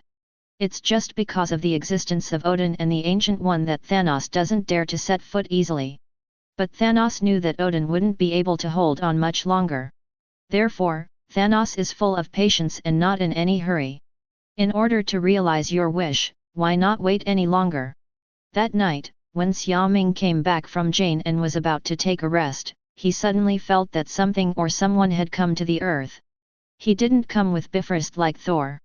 Instead, it seems to have come through opening a space crack or teleporting magic. Xiaoming's heart moved and she flew towards the source of perception. Chapter 142. Brooklyn, on a street. A black portal suddenly appeared out of thin air, and a girl with silver hair and a good figure walked out of it. As soon as she stepped through the portal, she immediately knelt on the ground, and the magic behind her dissipated due to lack of energy. Kelly put her hands on the ground, breathing in the pure air that belonged to the earth, and couldn't help but laugh. Finally here. Kelly was extremely emotional. After all the hardships, she finally successfully opened the portal to the earth. This made Kelly almost fainted with excitement. Now we just need to find Xiaoming. Kelly climbed up from the ground with difficulty. Because Clay doesn't have much magic power now, and she is not the powerful magician who became the master of the dark world. In addition, after she came to Earth, she actually found that her little magic power was further weakened by the Earth's environment. This caused her to almost run out of money after opening the portal. The main reason is that she came from the dark world, which is a bit difficult. But it is precisely because her magic power is weak that she was not blocked by the magic circle that enveloped the Earth. If you were to replace him with Dormammu, no matter how powerful he is, he would not be able to easily open the space crack. I heard you were looking for me. Xiaoming slowly fell from the air in front of Kelly, suspiciously poisoning this strange silver-haired young man who suddenly appeared on the earth. Although it was the first time for Xiaoming to see Kelly, the strong dark dimension aura on her body also made Xiaoming know the origin of the girl in front of her. But what puzzles Xiaoming is, how come there are still people who dare to come to the earth from the dark dimension? Aren't you afraid of death? What about Dormammu? Doesn't he care about this? Xiaoming. As soon as Kelly raised her head, she saw Xiaoming falling from the sky and standing in front of her. At this moment, Kelly was extremely surprised. She felt that today was a day blessed by the goddess of luck. Kelly didn't expect that the person she was looking for would show up when she first came to Earth.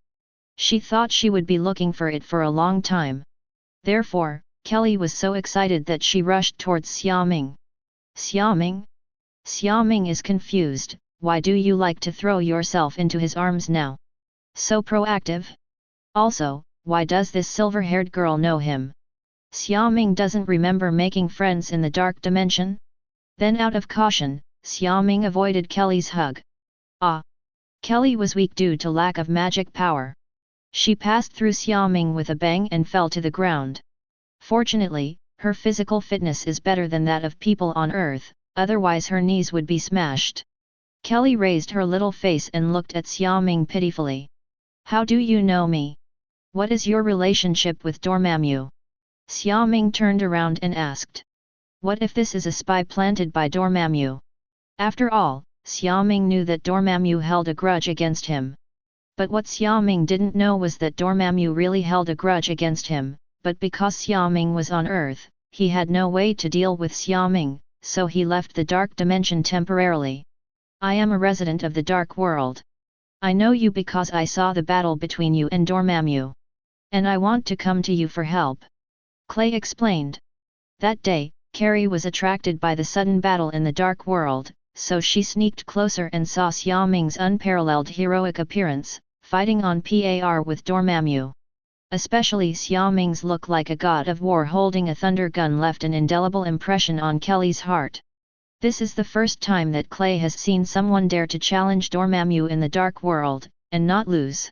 Therefore, in order to become stronger, Kelly wanted to find Xiaoming and learn magic from him. Then, Kelly finally found her chance. Dormammu has left the dark dimension.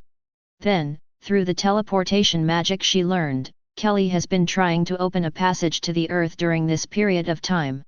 Until today, she finally succeeded. And what she didn't expect was that the first person she saw when she came out was actually Xiaoming, whom she had longed for. She was so happy. Xiaoming silently listened to Carrie's story about how she met him, and then listened, feeling very embarrassed by Carrie's extremely admiring tone.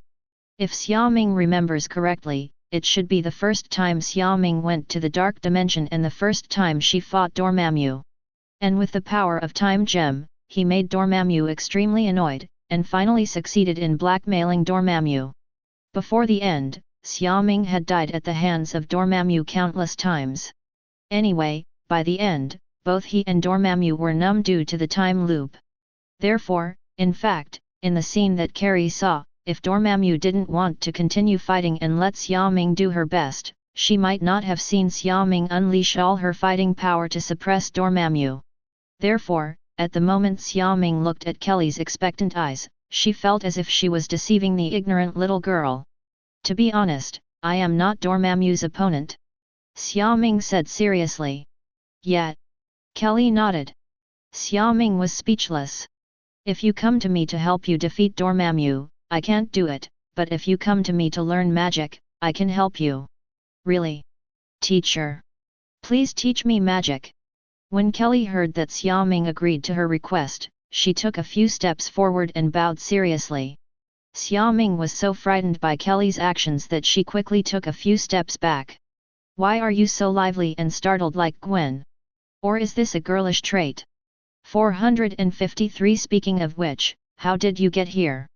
Does Dormammu not care about the smuggling of your aborigines? Xiaoming asked curiously. I relied on the help of several friends. They are also witches and know a little magic. As for Dormammu, he is not in the dark dimension now. Which, wait. You said Dormammu is not in the dark dimension? Where did he go? Xiaoming was shocked. What was Dormammu going to do if he didn't stay in his hometown? Probably going to invade other dimensions. Kelly sighed, she was disgusted with this kind of invasion by Dormammu. Just like Dormammu became the master of the dark world, he also relied on strong strength and betrayal to become the ruler. Kelly very much hopes that one day, Dormammu can be expelled from the dark world. But Kelly knew that she was not strong enough, so when she saw Xiaoming, she wanted to get Xiaoming's help so much. And because Xiaoming is from Earth, Dormammu's natural enemy is her best ally. Have you gone to other dimensions? Dormammu can't wait any longer. Xiaoming said with emotion. By the way, what's your name? My name is Clay. Kelly? This name is so familiar. I seem to have heard it somewhere. Xiaoming said as she recalled. Called Clay, from the dark dimension, with silver hair. Wait, this isn't Doctor Strange's future wife. Chapter 143. If Xiaoming remembers correctly, in the comics, Kree met Strange after he became Doctor Strange and after he entered the Dark World. At that time, Strange was fighting Dormammu, but due to lack of strength, he started to escape, and was then rescued by Kelly, who admired Strange's courage. Later, Strange fought with Mordo, who had become Baron Mordo, and was once again destroyed by Clea.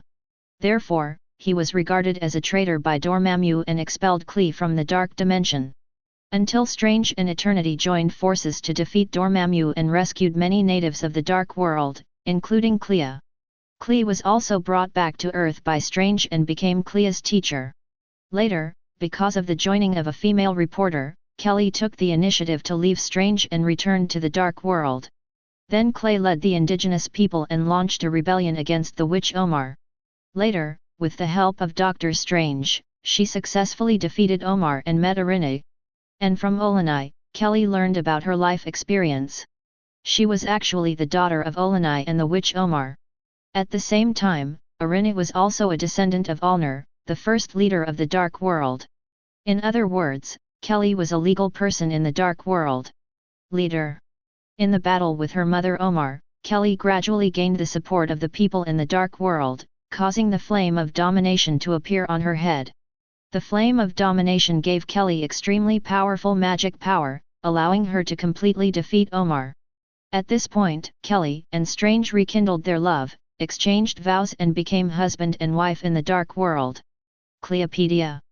But now, Strange is still a doctor, and there is still a lot of time before he has an accident, comes into contact with magic, and becomes a Kamar-Taj magician.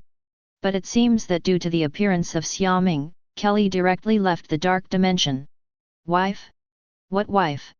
Who is Doctor Strange? I'm not married yet. When Kelly heard Xiaoming say that she was the future wife of Doctor Strange, she immediately became angry. She is still young. And, that's the future too. If Kelly had heard this sentence before meeting Xiaoming, she might have become interested in this doctor called Doctor Strange. But now she is thinking about Xiaoming. Even if she has not fallen in love with her yet, she is not interested in Doctor Strange. Yes, you are not married yet. 1. Let's go. Since you want to learn magic, go to my holy place first. Xiaoming said perfunctorily. At the same time, he also said that he was willing to teach Kelly magic because Kelly was not an ambitious person like Dormammu. To be precise, Kelly was also in the good and lawful camp, so Xiaoming could help her. Yet, Kelly happily agreed. All of this went smoothly, which made Kelly cheer in her heart. However, just when Xiaoming was about to take Kelly back, there was another strong spatial fluctuation in perception, which attracted Xiaoming's attention. What's wrong? Kelly saw Xiaoming suddenly paused and asked in confusion. It seems like another guest has arrived. I want to go check it out. Can I come with you? Kelly looked at Xiaoming expectantly, her eyes sparkling. Can. Xiaoming nodded, activated magic, and teleported Kelly to the S.H.I.E.L.D Pegasus Project Testing Center. Then Xiaoming and Kelly, who were invisible together, saw Loki teleported through the Tesseract. Psychic Scepter. Is that the one in that person's hand? Who is he? Kelly asked. His name is Loki and he comes from Asgard. Xiaoming explained. It seems that the Battle of New York is not far away, and the Avengers are about to assemble for the first time. Xiaoming watched from the sidelines as Loki used the Psychic Scepter to control Hawkeye and Professor Eric, and snatched away the Tesseract without intervening from beginning to end. He can stop Loki now and take back the space gem, but this is not a good thing for the Earth. Because if the alien invasion in New York had not occurred, neither S.H.I.E.L.D nor the Avengers would have known where the biggest crisis came from, nor would they have been able to grow. Only through the baptism of war can they quickly become stronger and be able to face alien invasions again and again in the future and have the strength to fight. Especially since Thanos will be here soon. This war cannot be avoided. It's also good to get used to it in advance. After all, the war caused by Loki is still within control. Even without Tony and the others, Xiaoming can handle it alone, so it's not a big problem. Aren't you going to help? Kelly frowned at the chaos Loki had caused and asked. I'll help, but not now. Xiaoming shook her head and returned to the holy place with Kelly. Then as soon as I came back, I received a call from Fury. Yes, Fury got the number from Tony and sent a message to Xiaoming in advance, saying that he would not be contacted easily unless there was something major. Fury was also worried that Xiaoming would hang up immediately after seeing his call. Hello? Xiaoming. Something happened. Loki came to Earth. He also stole the Tesseract. Fury gasped and said loudly. At the moment he was in a car, looking at the helicopter far away with great anger and worry. He didn't know what exactly Loki was going to do by taking away the Tesseract, but Fury knew the power of this thing. If Loki used it to cause damage, Fury couldn't guarantee that he and others could stop it. Fortunately, Xiaoming. Well, I understand. Then will you take action? I need your help. Fury's heart slowly calmed down when he heard Xiaoming's calm tone. Okay, I'm hanging up. Xiaoming didn't want to say more. He will indeed take action, but not now. Wait, fake. Fury took off the phone, his face dark. What the hell do you want to do? Fury wanted to make another phone call, but when he thought about Xiaoming's temper, he decided to forget it. At this point, we can only look at Xiaoming. After all, Fury has seen Xiaoming's record. A mere Loki, the second prince of Asgard, king of Norfolk, is not even as strong as Thor. If Xiaoming says he can't handle it, Fury will wonder if Xiaoming is deliberately letting things slip. But Fury can't count on Xiaoming alone, he also has to take action. Otherwise, what if something similar happens again one day and Xiaoming is not here? Therefore, Fury plans to take this opportunity to officially implement the Avengers plan that he has been preparing for many years. Whether the Avengers can successfully assemble this time depends on him. Well, let's go get Banner back first and then find the Tesseract. Fury left here quickly. On the other side, Loki, who had arrived at a secret base, also asked Hawkeye and Professor Eric to start working on how to use the Tesseract to open the portal. At the same time, he was silently thinking about how to deal with Xiaoming so that he would not stop his plan. Xiaoming, you will never beat me this time. Chapter 144. Come, let me see how strong you are. In the holy place, Xiaoming said to Kelly that he wanted to test Kelly's strength. This. Facing Xiaoming's invitation to fight, Kelly was a little nervous. What's wrong? Don't you know magic? I can. Then I have S**X. Kelly insisted. Come. Kelly took a deep breath, activated magic with both hands, condensed a dark red magic circle, and then punched Xiaoming. But on the way, the magic ring in Kelly's hand seemed to be short-circuited. It sparked a few times and then went out. Then Xiaoming felt Kelly's soft punch hitting his chest. That's it. Xiaoming couldn't help but speak. This is too weak. It's exactly like Kamar-Taj's internship as a magician. After all, you are also a native of the dark world. No matter how strong you are, you shouldn't only be like this. Don't you have witches there? Have you never studied magic seriously? Sure enough, the reason why Kelly became stronger later was because of cheating. Xiaoming shook her head helplessly. You can't blame me for this. My magic power has been weakened by the Earth's environment. Kelly blushed with shame, and her tone became lower and lower. Has it been weakened? Xiaoming thought about it. He remembered that it was because of Stonehenge that Claire's strength was restored. But what is the principle behind this Stonehenge? Yuan Ming said he was not clear about it.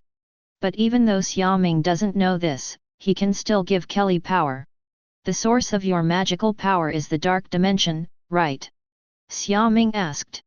Yes, so in the dark world, I will be a little more powerful than I am now. Kelly perceived that since she arrived on Earth, her connection with the dark dimension has been almost gone. Therefore, it is impossible to supplement her energy zone in this way. This was something that Kelly had not expected. Now she even doubts whether the magic she learned here can be used normally in the dark dimension. If she is suppressed again after returning, she will be really horny. No more tears to cry. Well, I know, but I can help you. Xiaoming nodded. Really? Kelly looked up in surprise. Yes, I allow you to use my power zone. Ah? Your power? Kelly was stumped. As far as she knows, Xiaoming uses white magic. Is using Xiaoming's power sure there will be no conflict with her? Give me your hand. Oh. Carrie stretched out her hand and watched Xiaoming put his hand on hers in confusion. Aiae. Then, Kelly felt a familiar energy fluctuation, which was dark power. Kelly suddenly looked up at Xiaoming in surprise. Isn't he a magician? Why is there such a powerful dark force? This familiar dark power reminded Clay of Dormammu. Yes, this kind of dark power that is exactly the same as Dormammu makes Kelly even wonder if Xiaoming comes from the dark dimension? AX. Xiaoming? Are you from Dormammu? Or have you signed a contract with Dormammu? Kelly looked at Xiaoming in surprise. So, she shouldn't have thrown herself into a trap. I was cheated by Xiaoming. It's over, it's over. If Dormammu found out, wouldn't he be doomed? At this moment, Xiaoming's image of white magic completely transformed into that of a black magician. He is still the kind of shameless person who betrayed white magic and betrayed humanity. Kelly regrets it very much. Why didn't you find out earlier when you came? However, last time Dormammu clearly shouted that Xiaoming is Kamar-Taj's magician. What are you talking about? I have dark power, and I am a believer of Dormammu. Xiaoming was speechless, and Ribian retracted his hand. Then you are.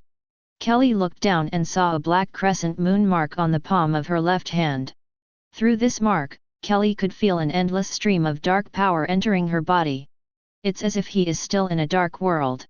I have the same dimension as the dark world, just smaller. Xiaoming explained.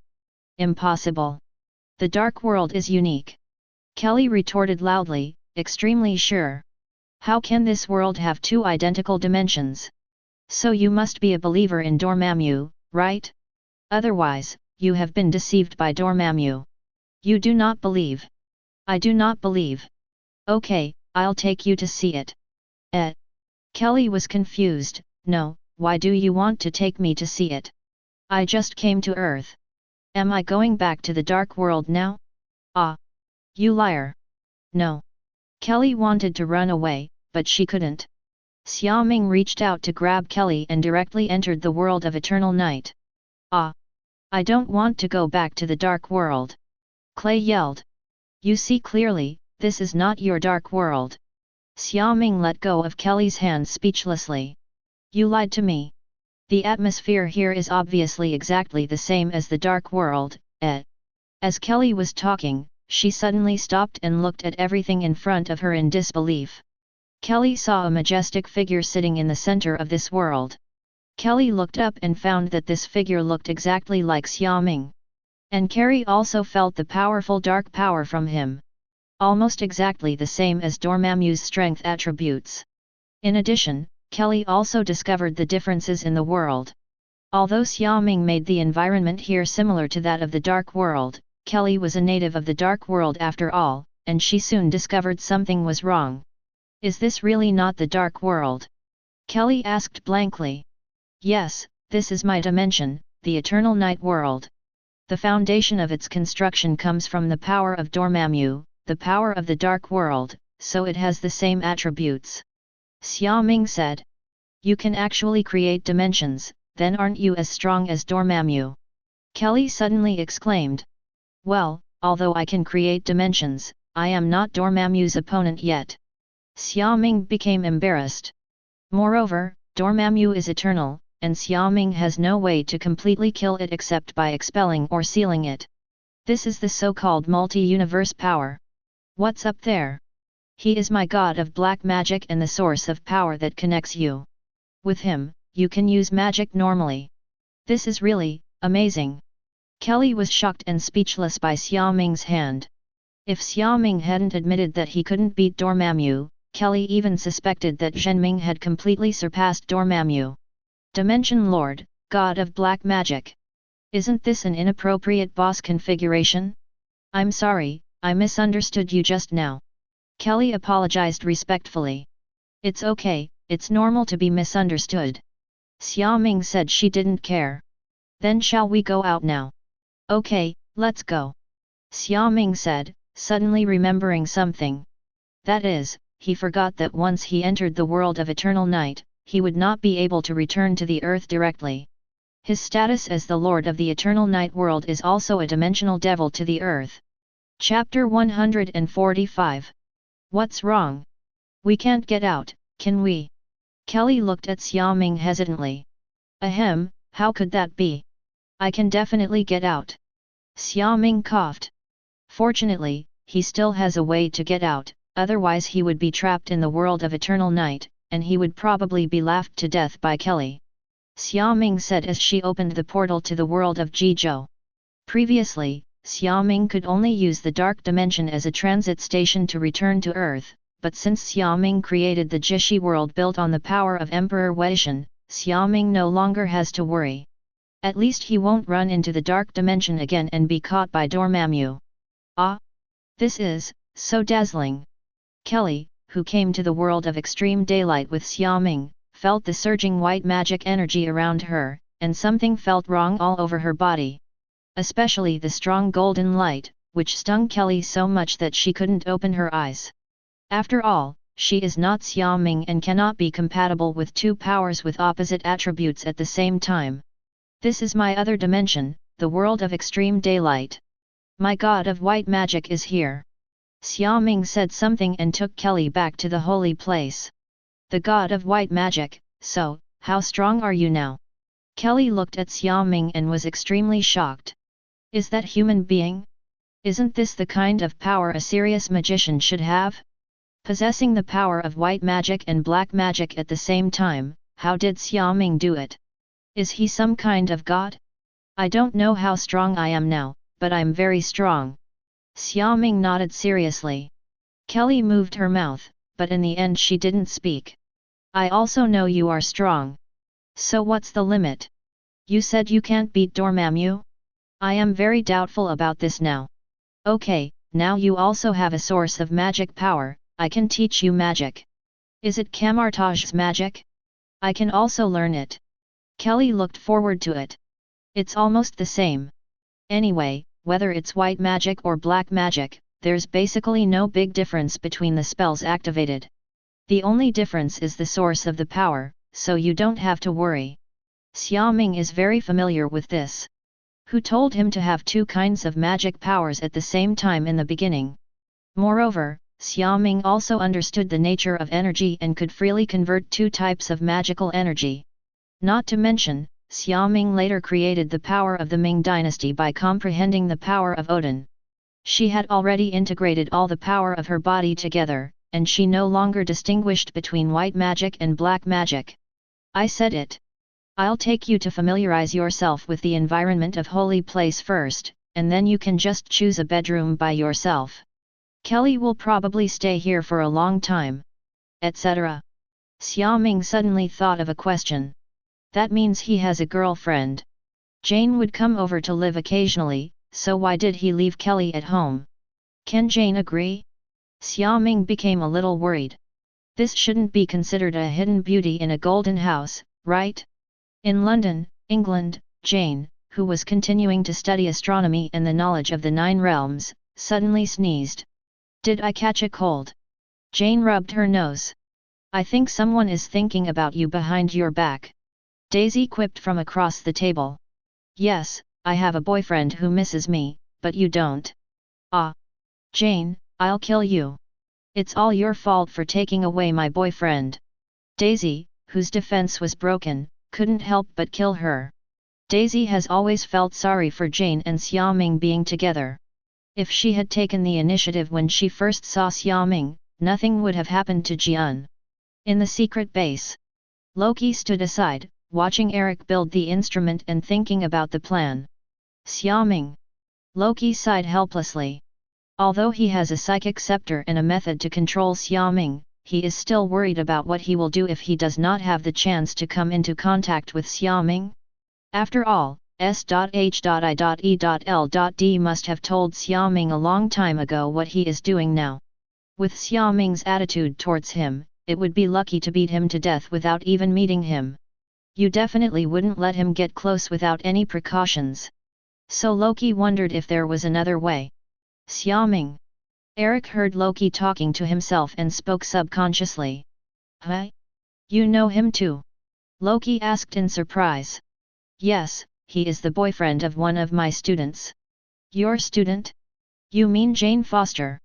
You also know Jane? Yes, that's her. Eric nodded. This world is really small. Loki curled his lips. Loki never imagined that a random professor he picked up from S.H.I.E.L.D would actually be related to Xiaoming. Speaking of which, do you know what Sanaki's weaknesses are? Loki asked. Weakness? I don't know, I haven't met him yet. Eric shook his head. It is said that Xiaoming likes beautiful women. Hawkeye came over and interjected. Beauty? Do you have any evidence? No, but this is one of Fury's assessments of him, and it has not been verified. 0, please give me flowers. Hawkeye shook his head. Also, he has recently become very close to a new superhero named Spider-Woman. Spider-Woman, beauty. Loki rubbed his chin in thought. If Xiaoming's weakness is beauty, then Loki has a solution. Thinking of this, Loki laughed sinisterly. Although this weakness has not been confirmed yet, doesn't that woman also come in handy? I go out for a while. Loki took the tesseract and disappeared. Asgard, Thor stood on the edge of the broken Bifrost, looking at the starry sky below with a sad face. This is where Loki fell that day. Obviously Loki could survive, but he took the initiative to give up his life. 0. And Thor also learned through Odin that Loki was not his biological brother, but the one Odin picked up from Jotunheim after defeating the giants of Jotunheim. But even so, Thor still regards Loki as his biological brother, and this will not change. Even if Loki tried to kill him. But Thor said that he has long been accustomed to it. Thor. Father. Thor turned his head and said hello to Odin, who came over. Are you still thinking about Loki? He's dead. At the moment, Odin looked older than before, and his energy were not as good as before. Odin knew that his end was approaching. But fortunately, Thor also grew up after this trip to the Earth, which made Odin very happy.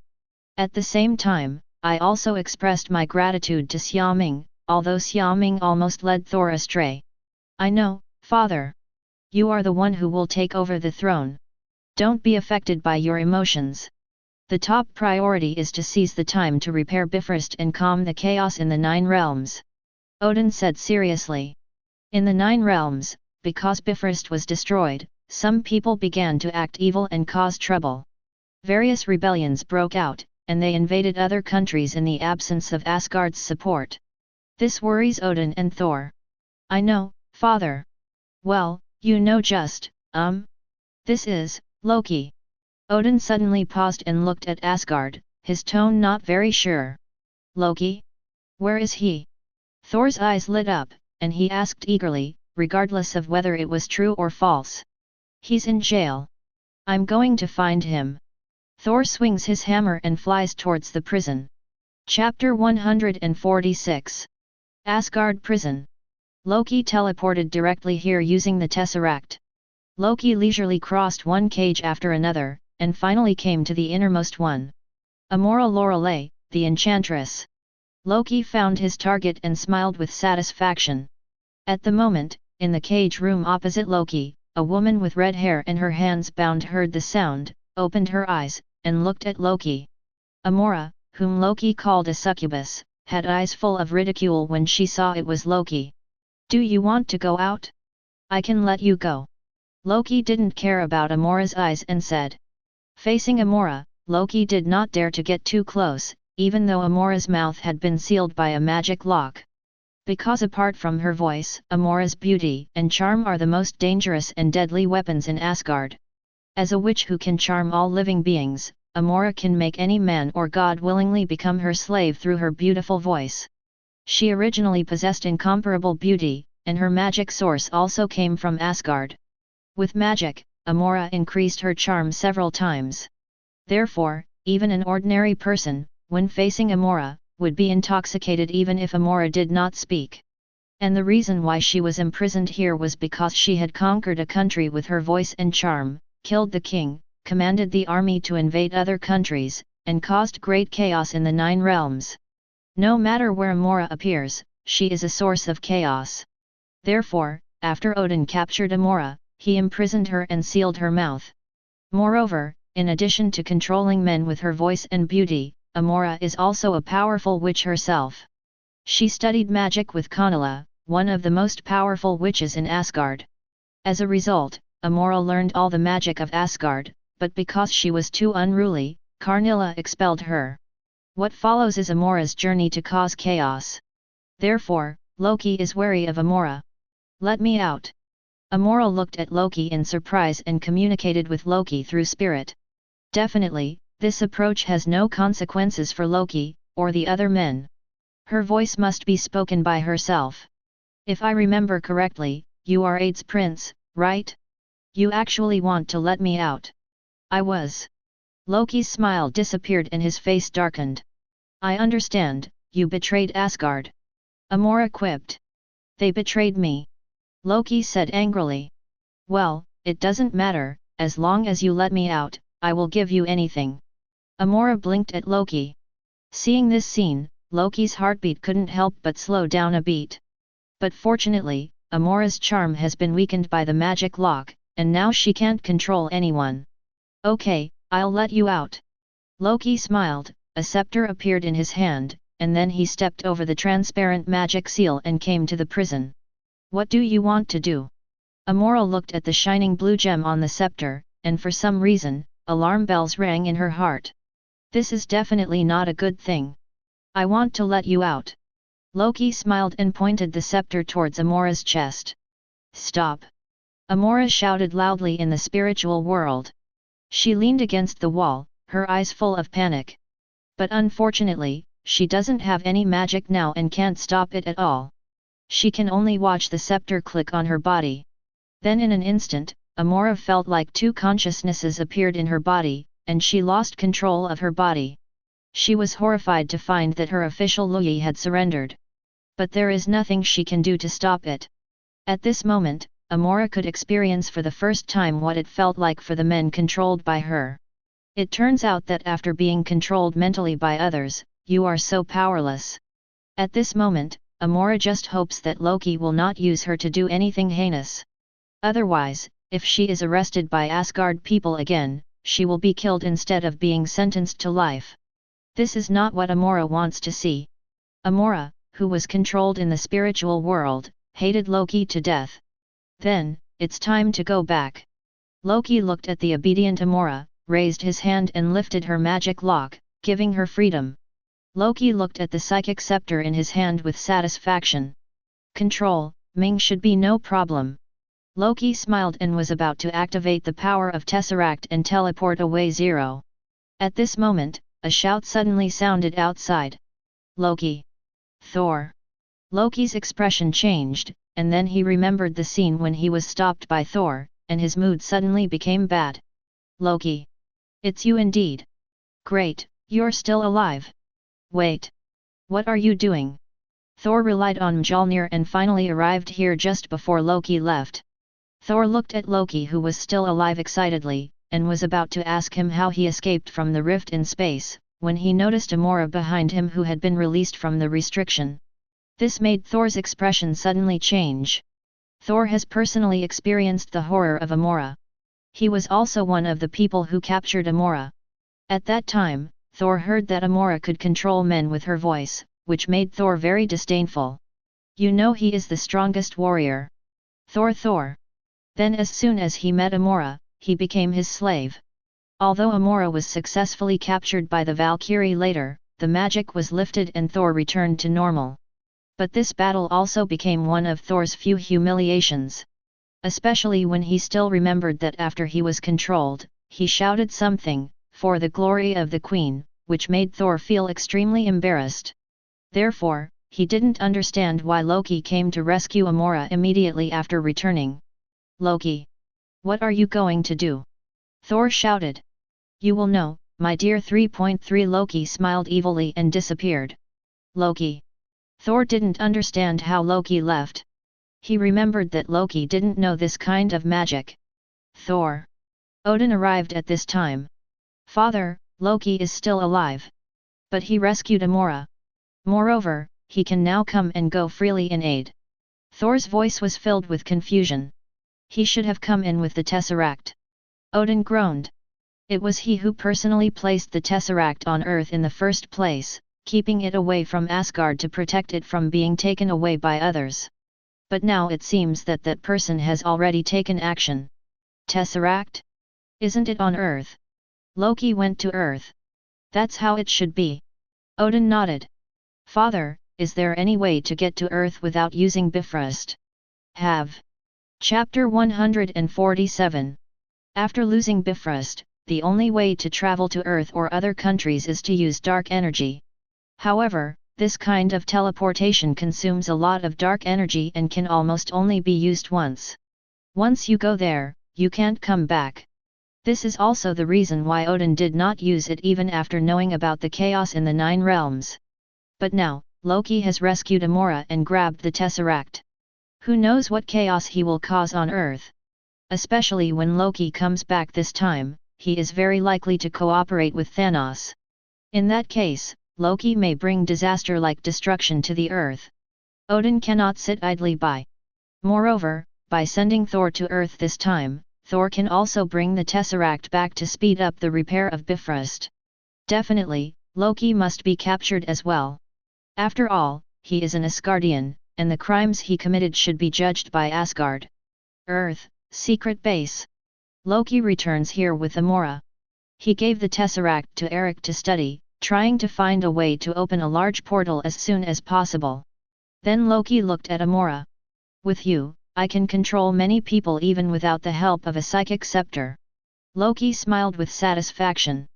08 Definitely, what do you need me to do? Amora smiled. Her smile filled the whole room with joy.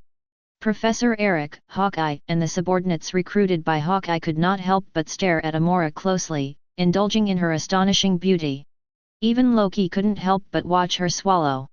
Damn it! Loki reacted suddenly and turned his head. No, we can't let Amora stay here anymore.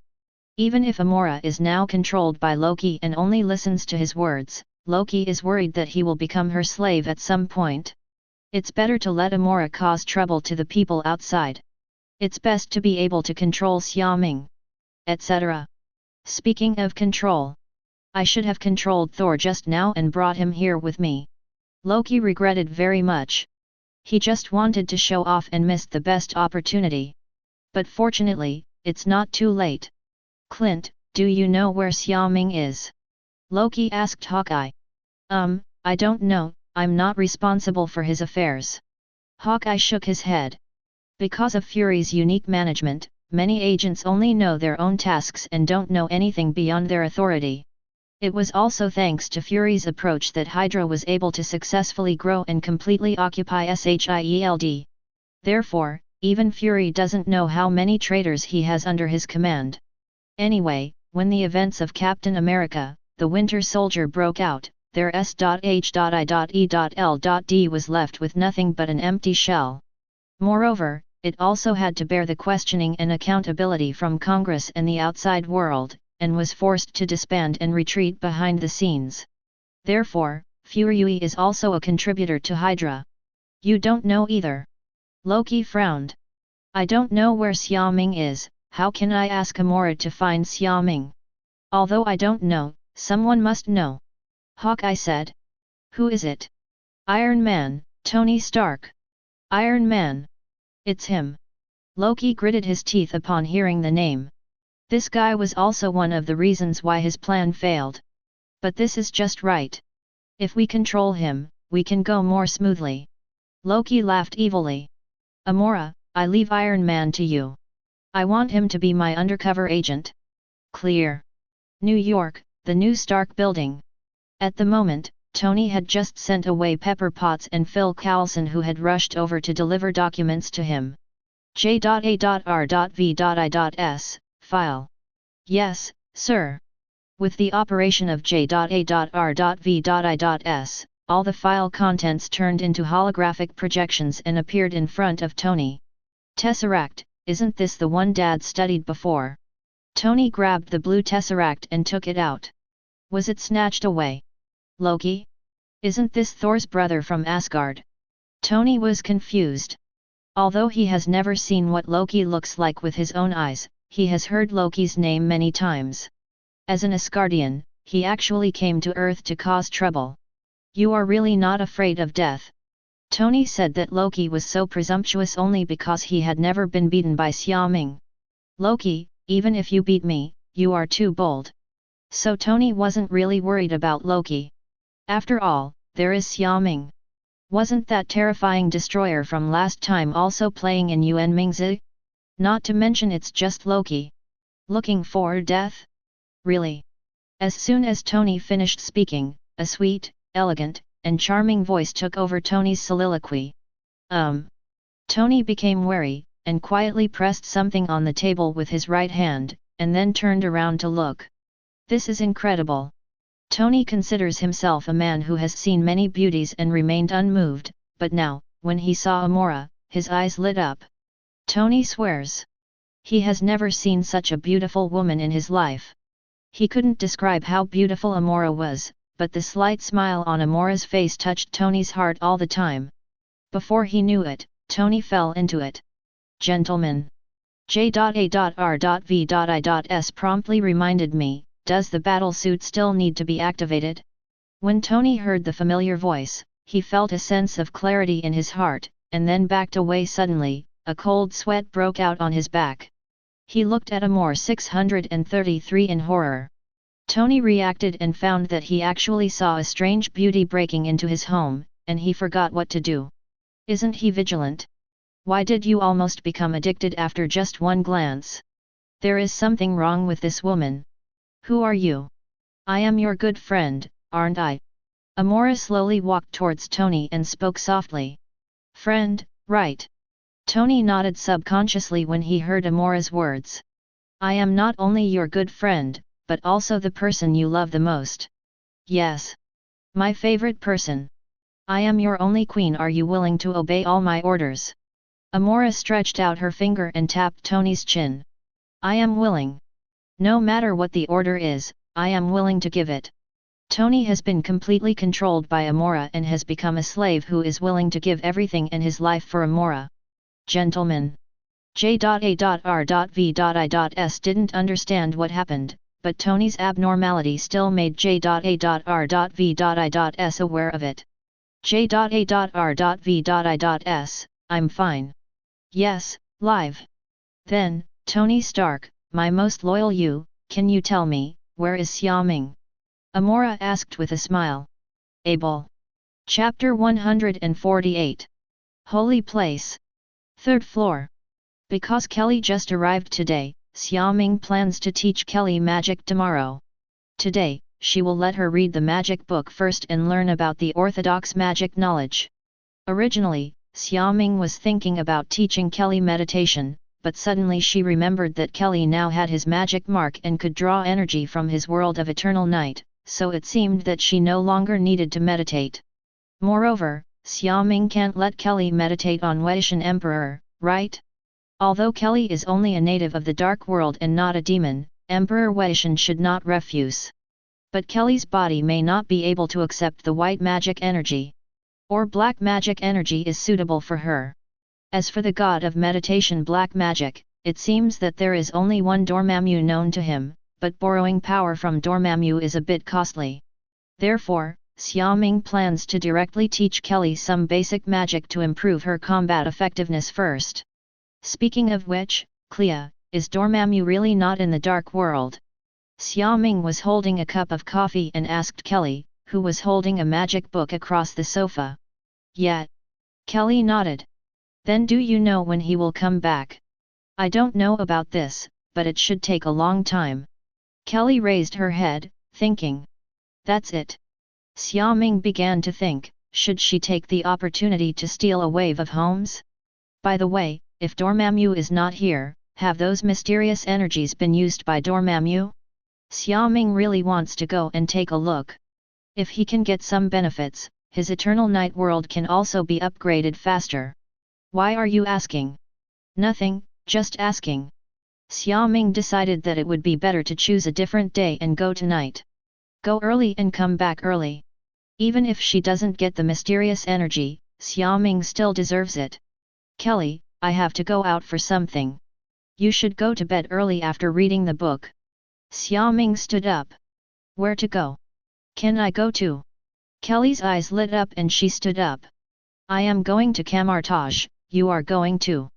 Xiaoming looked at Kelly speechlessly. Why does Kelly look like a puppy? She should get along well with Gwen. Kamar-Taj, forget it. As soon as she heard it was here, Kelly lost interest. She was not in the right position to go there. Moreover, it is a holy land of white magic. After she goes there, her power will be further weakened. Well, take good care of the house, ahem, no, go to bed early. Xiaoming disappeared immediately after speaking. Housekeeping? Does Xiaoming trust me so much? That's great. Kelly, who misunderstood Xiaoming's meaning, was very happy. She was previously worried that Xiaoming would be a difficult person to get along with, right? Kamar-Taj and Xiaoming appeared directly in the hall where Ancient One usually stayed. But at the moment there was no one here, only the candles were burning quietly. Xiaoming walked out of the hall, waited silently outside, activated her mental waves, and told Ancient One that she was here. After a while, the Ancient One, waving a folding fan and wearing a black robe, came over. It's so late, what are you doing here? Ancient One asked curiously. By the way, it seems like I haven't seen Xiaoming for a while. But looking at Xiaoming's current state, well, it's very good. She's not causing trouble everywhere. The Ancient One is happy with this. Come and borrow time gem. Xiaoming said directly. Huh? Where do you want to go? Ancient One frowned. Go to the dark dimension. Looking for Dormammu? Now? What do you want to do? Ancient One saw Xiaoming looking for Dormammu, raised his right hand, magic light flashed, and the eye of Agamotto embedded with time gem immediately appeared in the palm of his hand, and then floated towards Xiaoming. Xiaoming wants to go to other dimensions, so the Ancient One might even try to stop her. But the dark dimension? Then Ancient One said, just go ahead. Dormammu can't do anything to you anyway, especially since Xiaoming's strength has improved a lot now. Ancient One is very relieved. Dormammu, look down on me. Dormammu is not in the dark dimension right now. I'm going to see if I can find something good. Xiaoming took the eye of Agamotto and wore it on her chest. Now he has two eyes of Agamotto on his chest. Dormammu is not here? Where has he gone? Ancient One asked in surprise. It seems to be invading other dimensions. Invasion. Ancient One frowned fiercely. This time, I don't know which dimension will be swallowed by Dormammu, and how many lives will be ended. How do you know this? An aborigine came to Earth and begged me to take him in. What's your name? Isn't it a demon? Ancient One reminded. Not a devil, she is Strange's future wife. Xiaoming said awkwardly. He didn't know if he had cut off Strange. Etc. What am I thinking? Okay, I'm leaving first, bye. Xiaoming said and left quickly. Strange's wife. Ancient One twitched his mouth. What on earth are you doing, kid? Why haven't I seen you so lucky before? As a result, as soon as I left Kamar-Taj, it didn't take long for me to have a girlfriend. Forget it, I can't see Xiaoming's future clearly anyway, let him be, I'm almost retiring anyway. Ancient One shook his head. She said that after she died, she could not control what would happen in the future. As long as the Earth is not destroyed and the universe is not destroyed, it will be fine. Here, Xiaoming appears in the dark dimension. As always, give yourself a time buff first, just in case. After all, even if Dormammu suddenly comes back, Xiaoming still has a way to retreat. Perhaps fighting is inevitable, but Xiaoming is not a vegetarian now. Big deal, keep fighting to the death. Let's see who can't stand it first. After Xiaoming was ready, she turned on perception. Now Xiaoming's spiritual power is enough to cover the entire earth. Therefore, although the dark dimension is also large, it is enough for Xiaoming to perceive where the dark power is strongest. After all, the mysterious energy of the Evernight world comes from the same source as the dark dimension, and Xiaoming is already very familiar with it.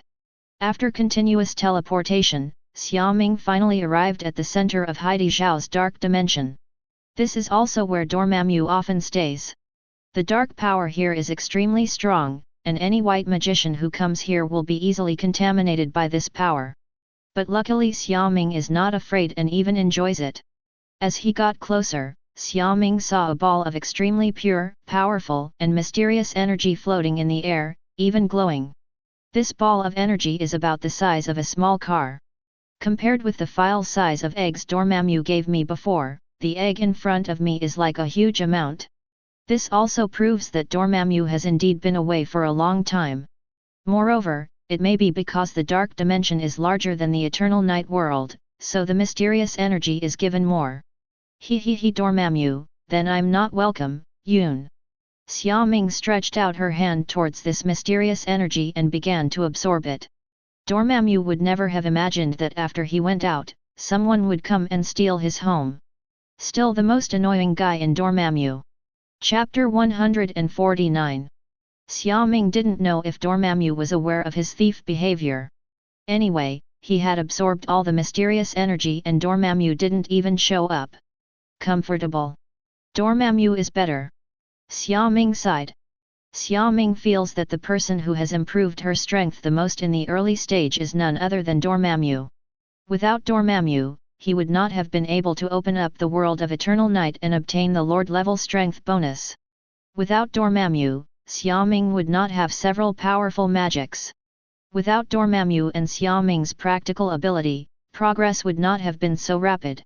Xiaoming said that all this is due to Dormammu. It allows Xiaoming to keep harvesting wool. Moreover, because Dormammu is so powerful, it can be said that even the wool can't be plucked clean. Here, Xiaoming is very grateful to Dormammu for her efforts. Dormammu, thank you so much. After absorbing the energy, Xiaoming looked at the vast world and was reluctant to leave. This is a rare opportunity when Dormammu is not at home. If you don't take this opportunity to have S*X for nothing, wouldn't you be really sorry for yourself? So Xiaoming started hanging out in the dark dimension. But he soon discovered that it seemed that in the entire dark dimension, except for the ubiquitous dark energy that made Xiaoming 050 very envious, there was nothing that interested Xiaoming. Thinking of this, Xiaoming sat cross-legged in the deep sky and began to absorb the power of darkness. It means you can suck as much as you can.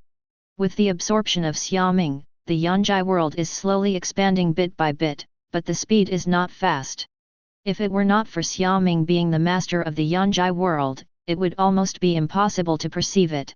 The god of black magic at the center of the Evernight world has become more solidified by absorbing a large wave of mysterious energy just now. I believe that if this improvement continues, in the future, Xiaoming may be able to rely on the god of black magic, the god of white magic, and herself to combine to become a trinity like Weishan Emperor. And by that time, Xiaoming might be able to step into the multi-universe level and sit with many big guys. I feel excited just thinking about it. However, it seems that this speed is still too slow. After a while, Feng Ming opened his eyes dissatisfied. He felt that if he continued to absorb it like this, for the Evernight world, the expansion boundary would be almost negligible. After all, Xiaoming can only stay here for one night. The Earth still has things waiting for him to do. Although Xiaoming is not around, the Avengers can still prevent the alien invasion, but what if an accident happens? So Xiaoming is very worried. But what he didn't know was that he had guessed it right. Because of his existence, an accident had indeed occurred. In order to deal with him, Loki specially returned to Asgard and released the enchantress Amora, just waiting to find Xiaoming and control him. Especially now that Tony has become Amora's slave. If Xiaoming does not go back, it is estimated that once the Avengers gather, another person will be controlled. After all, Loki is very smart and knows how to disrupt the Avengers and how to attract their attention so that his plan can go smoothly. Xiaoming silently energy absorbing, while thinking about how to maximize benefits. After thinking about it, Xiaoming had an idea. In other words, Dormammu made himself extremely powerful by invading other dimensions and devouring other powers, and eventually became the eternal existence he is now. What about me? Can I also increase my strength by devouring other dimensions? Xiaoming's eyes gradually light up. Although as an Asgardian on Earth, he cannot do such things that destroy other people's homes, but in the dark dimension, maybe he can? And right now, Dormammu is not at home, giving Xiaoming the opportunity to operate. Moreover, there are not many indigenous people in the dark dimension, and many places are untouched. As long as Xiaoming chooses the edge of the dark dimension and starts her own dimensional invasion, she can occupy some of the places. Don't worry about the impact on the indigenous people. Definitely, as for whether it will affect Dormammu, that's not something Xiaoming should worry about. Abij. Anyway, Xiaoming said that since Dormammu is so strong, he shouldn't mind if he gives something to himself, right? Dormammu, do you want to listen to what you are saying? With this thought, Xiaoming immediately ended energy absorption, stood up, and teleported towards the edge of the dark dimension. After several more teleportations, Xiaoming stopped. It was pitch black here, and there wasn't even a single luminous stone. Xiaoming perceived that this location was no longer close to the center, it's just right for Xiaoming to play. But this is not the edge of the dark dimension. As for where the edge is, Xiaoming doesn't know. This shows how big the dark dimension is. As far as Xiaoming knows, the dark dimension is located in the split realm among the four major planes of the Marvel Universe, the inner plane, the outer plane, the split realm, and the distant kingdom. The split realm was once a huge amount of planes. A long time ago, conflicts between realms caused it to be shattered and split into many planes. The dark dimension is the largest part of it, now ruled by Dormammu. Moreover, because Dormammu is extremely aggressive, it has successfully conquered and assimilated many smaller parts of the divided realm, completely becoming a realistic complex of a single territory. Dormammu also used this to become the strongest among the many lords, and until now, Dormammu's invasion of other dimensions has not ended. In the darkness, he continues to covet those worlds that lack strength. Xiaoming stood in the deep sky, raised her right hand, opened her eternal night world, and continued to expand, beginning to invade the surrounding space and absorb power. Because the power of the eternal night world and the dark dimension come from the same source, they are not resisted by the dark dimension. As the Evernight world unfolds, its energy absorption has exceeded the amount of energy that Xiaoming had just absorbed by a single person. Just as Dormammu invaded the Earth world and began to assimilate the Earth, Xiaoming also began to assimilate the space of the dark dimension. As long as Dormammu doesn't come back, Xiaoming won't stop. Xiaoming sat cross-legged in the air, waiting quietly. He can clearly feel that his strength is improving, his spirit is expanding, and his garden knowledge is constantly taking office. Suddenly, Xiaoming opened her eyes. In the dark and vast universe, Xiaoming saw a black spot. Then a suction force pulled his consciousness into the black spot. When Xiaoming reacted again, Xiaoming's consciousness had completely enveloped the entire dark dimension. At this moment, he is like the only god in the dark dimension. If the guess is correct, Xiaoming's consciousness is now connected to the dark dimension. He also gained some of the authority that Dormammu had, and gained some of his dominating power. At the same time, Xiaoming realized that she seemed to have cosmic consciousness and could sweep across the entire universe and see everything that happened in it. Now Xiaoming is promoted to level single universe. Chapter 150. Level single universe. Xiaoming's understanding is that in a single universe, it has grown into the most powerful one in the universe and has reached the upper limit of its strength. If we break through further, we will reach the so-called multi-universe level. The multi-universe contains countless single universes where Xiaoming is at the moment. Ordinary level single universe is similar to level Godfather, similar to an existence like Odin. One of the reasons why Xiaoming has always been vague about his own strength is that he has no reference, even Odin, and because they have never fought each other, Xiaoming does not know where the strength limit of the two is. So I always thought that I was probably close to level Godfather, or close to level single universe.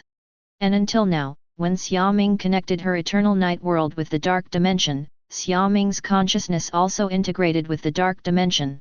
At this moment, Xiaoming gained cosmic consciousness with the help of the dark dimension and saw the vast universe.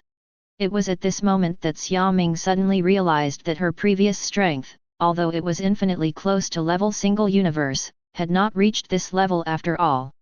But now, because he suddenly acquired a large amount of dark power, his world of eternal night began to expand.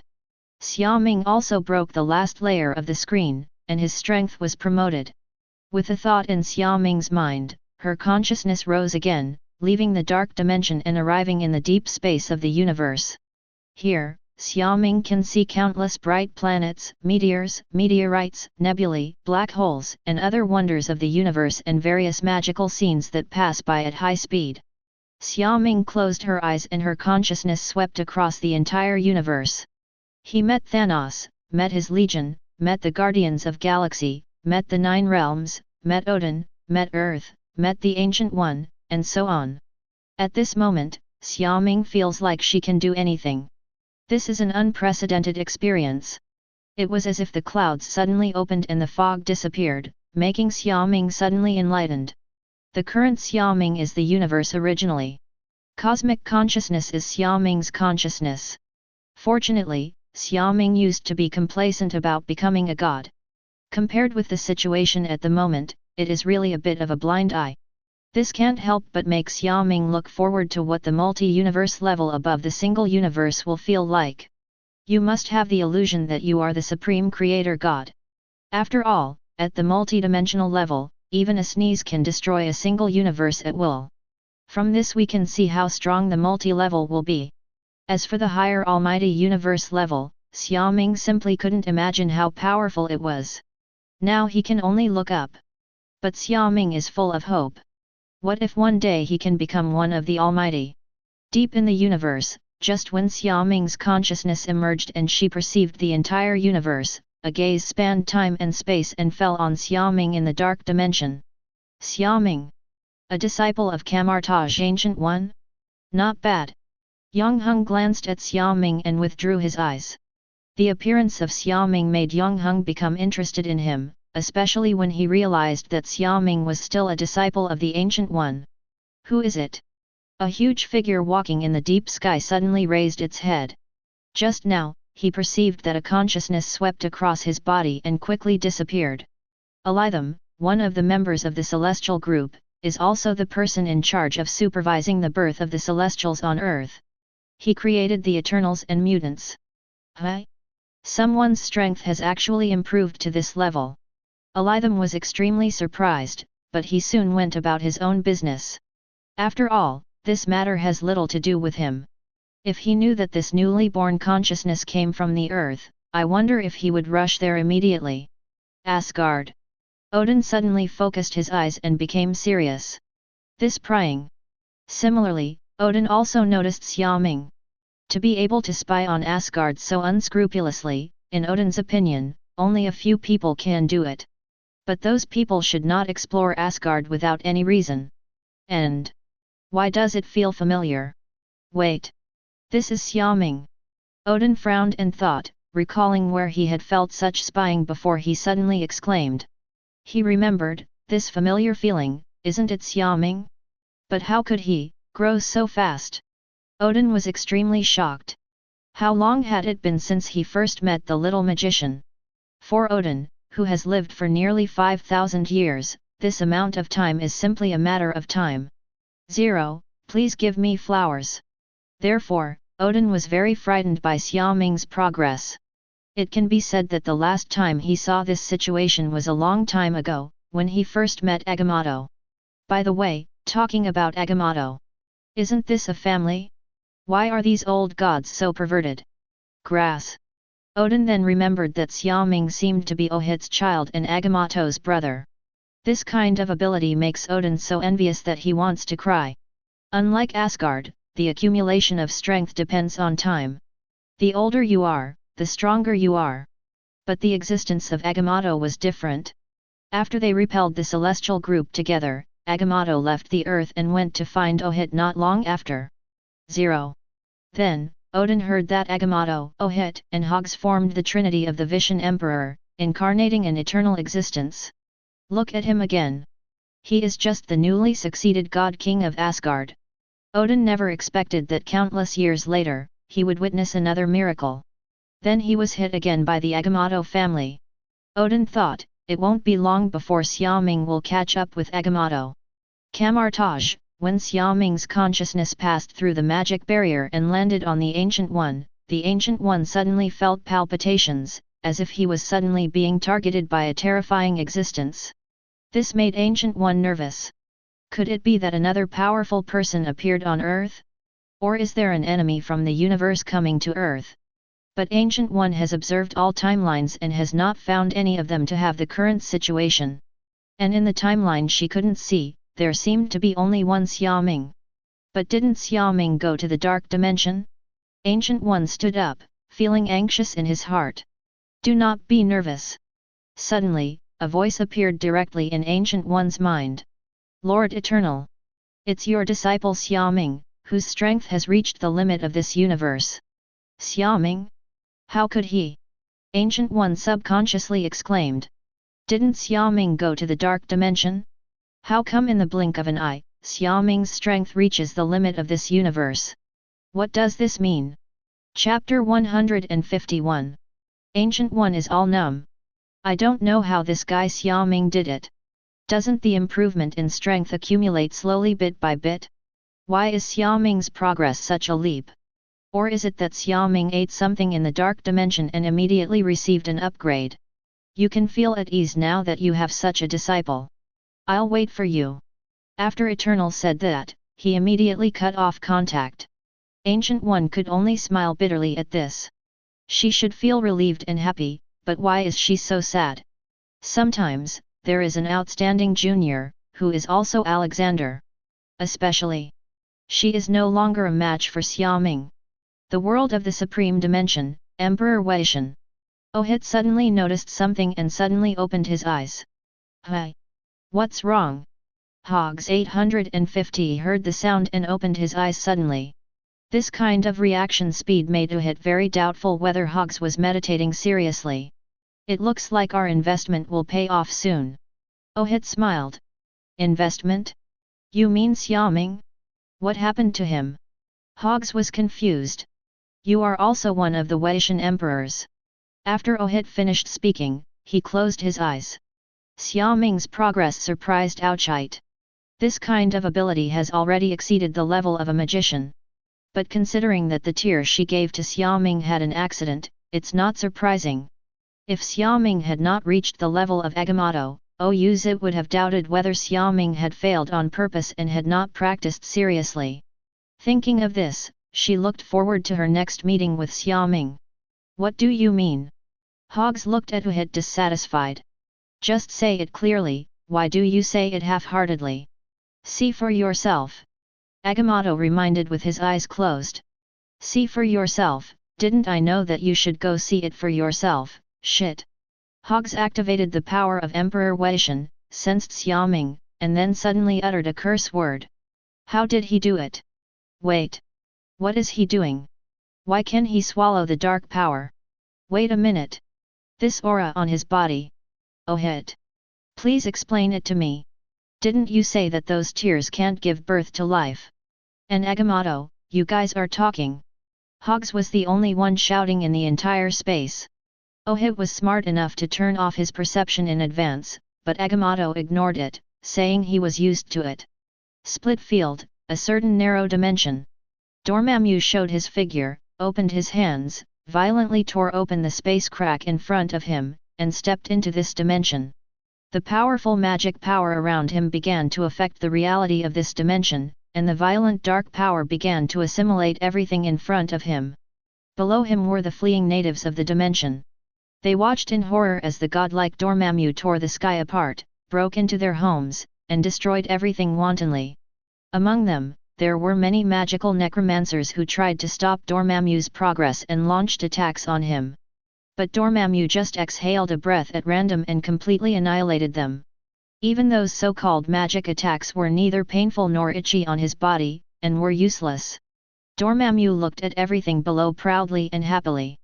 He said that no matter how many times he saw this scene, he could still feel the pleasure of conquest.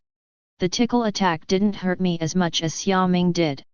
Dormammu shook his head in great disappointment, took steps, and trampled to death the necromancers who stopped him with one kick. At the same time, I thought of Xiaoming. In such a comparison, the strength of these people below is simply extremely weak. At least Xiaoming can make Dormammu spend some effort. And I feel that without the annoying guy like Xiaoming, Dormammu even feels that the air has become extremely fresh. Dormammu also proved once again that he is the invincible Mephista. Not something that a little magician like Xiaoming can easily compete with. Dormammu said that the time loop made him less confident in his own strength. Weak dimensions should surrender. Boom! Dormammu roared, and the huge dark power instantly covered the sky and began to swallow everything. Once he captures this dimension, his strength will increase by another point, and the dark dimension will become even larger. For countless years, Dormammu has relied on this method to continue to become stronger. As long as the dark dimension increases, Dormammu can become stronger. And, as long as he is in the dark dimension, he is omnipotent. No one can defeat him. This weak existence will become a part of me and this world forever? Hi! Dormammu's power has completely enveloped this dimensional world. As long as he completely assimilates it and turns it into a part of darkness, then he should go back. But suddenly, Dormammu felt something was wrong, stopped his movements, and began to perceive. The survivors below looked at the dark sky with fear, their faces full of despair. They know that from this moment on, they will cease to exist. Their only choice is to wait silently for death to come. But suddenly, the extremely terrifying Mephista stopped moving for some reason. As Dormammu paused, it seemed as if time in this world had stopped passing. Then they discovered that the Mephista who had just occupied their world suddenly turned around and quickly left from the huge amounts of space cracks. And with the disappearance of Dormammu, those dark forces also began to dissipate, and the space cracks slowly healed. After a long time, when the light reappeared, they found that they had actually skipped a disaster. That Mephista is really gone. Countless people prayed constantly and were glad that they survived in the end. Xiaoming didn't know that because of her actions, she saved a dimension. Yes, Dormammu left suddenly and lost all dimensions, precisely because he realized that something was wrong with his dark dimension in 4.3. He felt that part of his authority as the ruler of the entire dark world had been lost. Then after some perception, he was shocked to find that someone was actually invading his dark world. At that moment, Dormammu even wondered if his perception was wrong. After all, which fool would have the courage and strength to invade the world ruled by his dark Mephista Dormammu? I'm afraid you don't know how to write the word death. Dormammu also laughed angrily. He was a dark Mephista, how could he have his house stolen one day?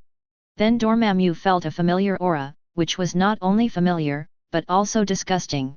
Because he discovered that the person who stole his home was the shameless BD he had tried so hard to avoid. Xiaoming. I'm sorry for you #yen%. Chapter 152. Dormammu has lived for so long, and there are very few people who can break his defense. But the only person who allowed Dormammu to break through his defense and make him unforgettable was Xiaoming. From the first time that day when he took the initiative to run up to Xiaoming out of curiosity, Dormammu felt that he was starting to be unlucky. If he had turned a blind eye to this little magician who suddenly broke into the dark dimension that day, Dormammu felt that he would not have been so uncomfortable and bullied. Dormammu said that Xiaoming is definitely his nemesis. You can't beat them to death, you can't drive them away, you can't avoid them. I finally came out to relax, but my house was robbed. Can you believe this? Anyway, this is the first time Dormammu has encountered such an outrageous thing. Never dreamed of it. Xiaoming. An extremely angry roar suddenly echoed through the dark world, causing Xiaoming to open her eyes. Xiaoming sat in front of her eternal night world, looking at the surging and powerful dark energy rushing towards her from afar, and couldn't help but laugh. Dormammu is back. This is a little later than Xiaoming thought. Thanks to Dormammu 08, Xiaoming has entered a new realm of strength and begun to feel and understand the wonders of the universe. But it's a pity that if Dormammu doesn't come back, he can still swallow more space and power belonging to the dark dimension. Even, as long as Xiaoming completely opens her eternal night world and integrates it with the dark dimension, then Xiaoming can become the master of the dark dimension, transform into a lord, and completely take away Dormammu's authority. Then drive him out of this world. But unfortunately, Dormammu is back. However, Xiaoming said that this feeling of rapid progress in strength brought about by invading dimensions and devouring other worlds makes Xiaoming very obsessed. No wonder Dormammu loves conquest so much. If possible, Xiaoming also wants to find those uninhabited dimensions and then turn them into a part of the eternal night world. Isn't this faster than trying to draw energy by yourself? Xiaoming, what did you do? UBD. Dormammu appeared in front of Xiaoming, and saw that the dimensions behind him were constantly expanding and assimilating into his own dark world, and he was extremely angry. The eyes he looked at Xiaoming were full of murderous intent. At this moment, he wished he could cut Xiaoming into pieces. Even if Xiaoming still has time magic on her wrist, Dormammu still wants to kill Xiaoming 1,000 or 10,000 times first. Dormammu, you are back. Xiaoming looked at Dormammu and said with a sincere smile. What are you doing? What? Dormammu gritted his teeth. Well, I'm guarding the house. Xiaoming groaned and nodded seriously. What home are you guarding? You are stealing my home. UBD. Dormammu airway. What do you mean I'm stealing your home? Dormammu, please stop unjustly accusing people. Xiaoming shook his head dissatisfied. I was wronged. Dormammu felt that he had heard a big joke. Yes, I saw that you were not at home, so I came here to guard the house for you, so how could you wrongly accuse me? You. Dormammu looked at Xiaoming in disbelief. How did you say such shameless words? Stop it! Dormammu shouted. No. Xiaoming shook her head firmly. Xiaoming said, although you are back, you want me to stop unless you defeat me. Otherwise, just try to swallow a little bit. A hole. Go to hell. Dormammu was so angry that he controlled the power of the dark world and smashed towards Xiaoming. Seeing this, Xiaoming also raised his hand. Suddenly, the dark power around him quickly gathered to block Dormammu's attack. You. Dormammu was startled. It's you. You stole the authority that belongs to me. Dormammu instantly felt the fluctuations erupting from Xiaoming's body, which were exactly the same as him. Moreover, the way Xiaoming resisted just now was not achieved by his own strength. Instead, he used the authority of the Lord and his control over the dark world to launch the same attack as Dormammu. In other words, now Dormammu is fighting a part of himself. Dormammu can take back his authority. Otherwise, the dark world may split into two parts. Yeah, I didn't expect that I would actually gain something like this. Xiaoming nodded, also expressing disbelief. His initial idea was to obtain part of the territorial space belonging to the dark dimension, but he did not expect that because his world of eternal night and the dark dimension came from the same source, he was regarded as one of his own. Therefore, Xiaoming also gained some control over the dark dimension. This is impossible. How did you do it? Dormammu looked at Xiaoming in surprise. First of all, it is impossible for Xiaoming to become the master of the dark dimension just because he is absent. Secondly, Xiaoming's strength is not at the same level as him or even surpasses him, otherwise he would have been expelled long ago. Finally, Dormammu discovered the reason through observation. That was the dimensional world behind Xiaoming, which made Dormammu feel extremely familiar. If it weren't for the obvious space cracks and the huge amounts of dimensional passage entrance behind Xiaoming, Dormammu almost suspected that what he saw was the dark dimension. This is your dimension? But why is it so? Dormammu hesitated. Does it feel familiar? What do you mean? Dormammu felt unhappy. Yes, my dimension can also be called a small dark world, because its source is the mysterious energy you gave me back then. Xiaoming no longer hid it, and directly told Dormammu the truth. This is impossible. It is impossible for two identical dimensions to appear in this world. Even if I gave 190 you the energy of the same dimension, you would not be able to create it. As a multi-level boss, Dormammu can also easily create dimensions, but he said that he has never created 10 degrees that have the same origin and attributes as the dark dimension. Others may not be able to do it, but I did it, and you saw it with your own eyes. Dormammu was silent. Yes, he had seen it all with his own eyes, the facts were right in front of him. Wait. Could it be said that you can also obtain those mysterious energies from your dimension? Dormammu suddenly spoke. Yes, not only can I obtain it, but I can also use it even if it appears from the dark dimension. Xiaoming nodded. Can you use it too? Dormammu frowned. You know, mysterious energy is the source of Dormammu power. Without it, Dormammu wouldn't be able to grow so fast. This mysterious energy, like the power of Odin, allows Dormammu to achieve various powerful magics. Although Dormammu cannot obtain these energies now, it will not affect his strength, but in his heart, this is his personal private property, and no one can take it away. Then, Dormammu subconsciously wanted to absorb the mysterious energy that had not been taken away during this period, but suddenly found that the energy had disappeared. Where do I have so much energy? Where have you gone?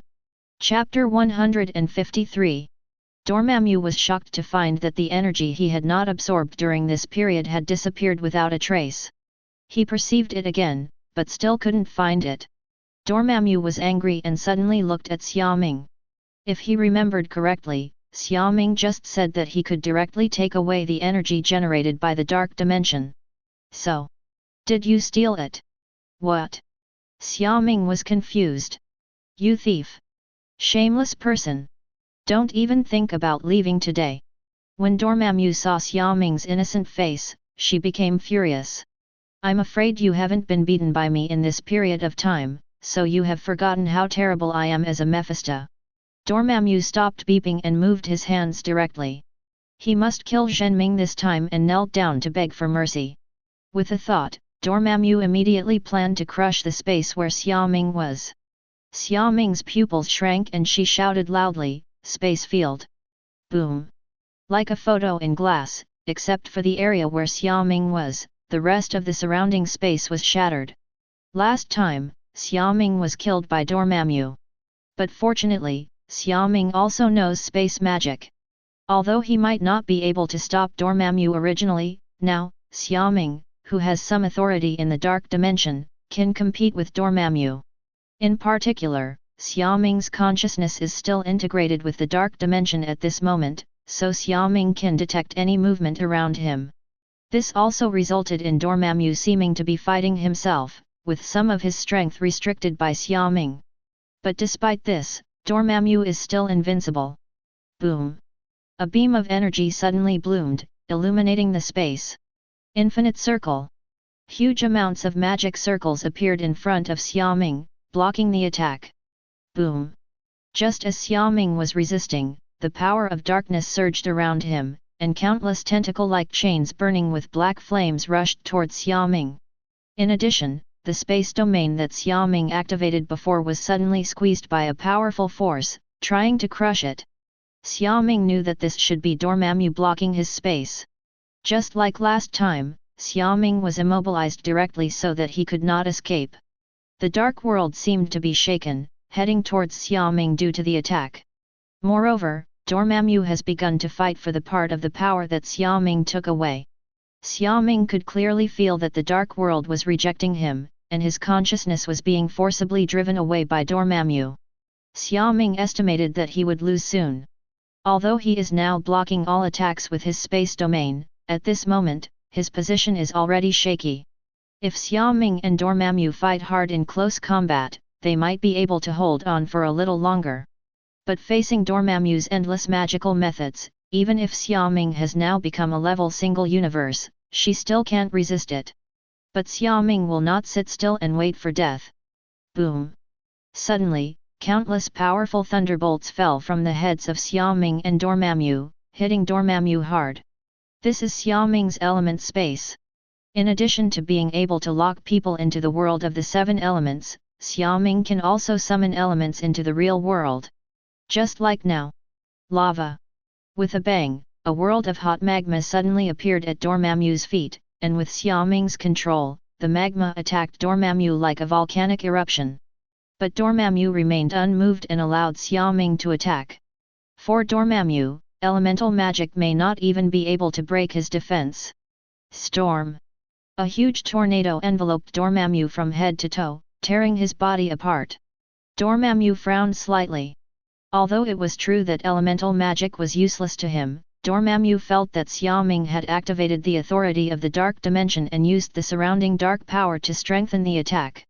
Dormammu even noticed something different in this divine power.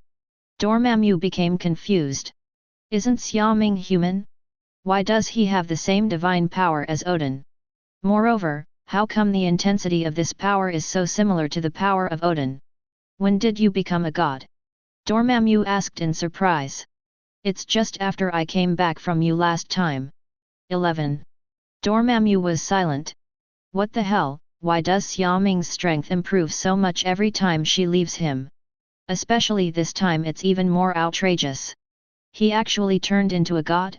Even Dormammu couldn't understand Xiaoming's operation, and didn't understand how he completed the transformation as a pure earthling even though he was a magician of Kamar-Taj. The sea is boundless. After Xiaoming finished speaking, the sea water suddenly poured into the tornado.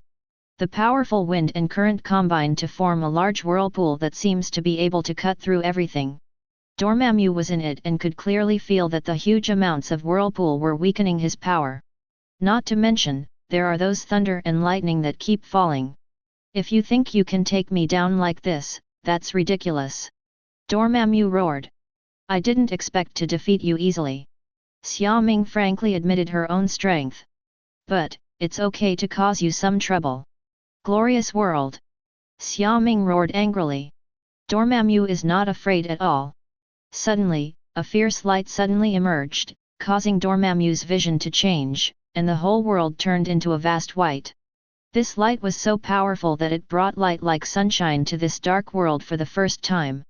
Many natives of the dark world who noticed this scene raised their heads in surprise. *Ah! UBD! Dormammu roared. He was blinded by this sudden attack. Although this light has the effect of purifying darkness, it actually doesn't do much harm to Dormammu, it's just too dazzling. Especially for Dormammu, who doesn't see the sun all year round, it is simply the strongest mental attack. Therefore, even Dormammu was dazed and distracted at this moment. Then, a powerful impact broke through all the blockades Dormammu had just placed on Xiaoming. When he noticed it, the attack was already coming. Boom! Before Dormammu could turn into flames, he was hit by a violent shockwave and flew backwards. Xiaoming! Wangnios! Dormammu roared with rage. Xiaoming silently put away her fists and took a breath.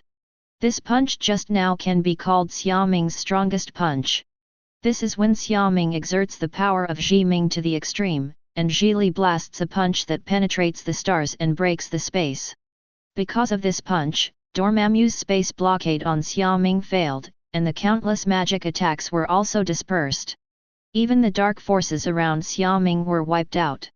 More importantly, Xiaoming took advantage of Dormammu's moment of confusion and punched him hard, completely knocking him away. This is the first time Xiaoming met Dormammu and defeated Dormammu with hard power. Dormammu! Thanks for the treat. See you next time. Mad. After Xiaoming finished speaking, she flashed back to the world of eternal night, then quickly closed the space rift and left the dark dimension. Boom! Dormammu, whose body was burning with black flames, quickly returned here, but Xiaoming was nowhere to be seen. Xiaoming! Chapter 154. Xiaoming! Dormammu roared angrily in the dark dimension. He was escaped by Xiaoming again. And this time, he actually failed to kill Xiaoming even once, and he didn't even force out his time magic. This makes Dormammu very unacceptable. Obviously Xiaoming has always been just a little bug in his eyes. If Xiaoming didn't have that powerful time magic, he would be nothing. But now, he actually relied on his own strength to defeat him. Even escaped from him. Dormammu simply couldn't imagine that this would happen to him. Etc. Dormammu suddenly calmed down. Yeah, why did he escape from my hands? His strength is level single universe. Dormammu was shocked when she recalled the strength Xiaoming showed just now. Level single universe? What are you kidding? How long did it take before Yuan Ming's strength actually grew to this point? How did he do that? Dormammu was filled with doubts. If he remembers correctly, the first time he met Xiaoming, he seemed to be a Kamar-Taj magician rookie at that time, right? Except for the ability that surprised Dormammu, there was nothing he could do with it. The 202nd meeting, although it took Dormammu some effort, but if it weren't for Xiaoming's weird magic that could forcibly absorb his power from him and force Dormammu to compromise, it would be easy to crush him to death. Yes? But the third time they met, he was actually able to fight him off? How much monster ability does it take to progress so fast? Dormammu has never been so fast. No, Xiaoming is growing too fast, we must capture it as soon as possible. Dormammu felt that Xiaoming could no longer be allowed to grow. If one day Xiaoming is suddenly promoted to the multi-universe level and reaches the same level as him, then he will probably be forced to leave the dark dimension. Dormammu can see that Xiaoming covets the dark dimension. Especially Xiaoming's own small dimension world can be integrated with the dark dimension. Dormammu doesn't believe that Xiaoming won't take action against him when the time comes. Instead of believing in the kindness of the enemy, it is better to take the initiative. Dormammu can't stand it anymore.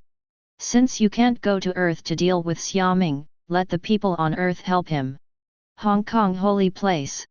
Caecilius was in the meditation room, holding a magic book and reading, ice, while drawing some magic circle on the ground. He was describing the unknown summoning ritual in the Book of Cagliostro through his own memory. Through tracing, and then through the contents of various magic books, we can interpret the spells in the ritual bit by bit. This is the only way Caecilius can discover the secrets of the Ancient One. But no matter how Caecilius used the known magic spells, he could not successfully activate the summoning ritual. Do I have to bring that book with me?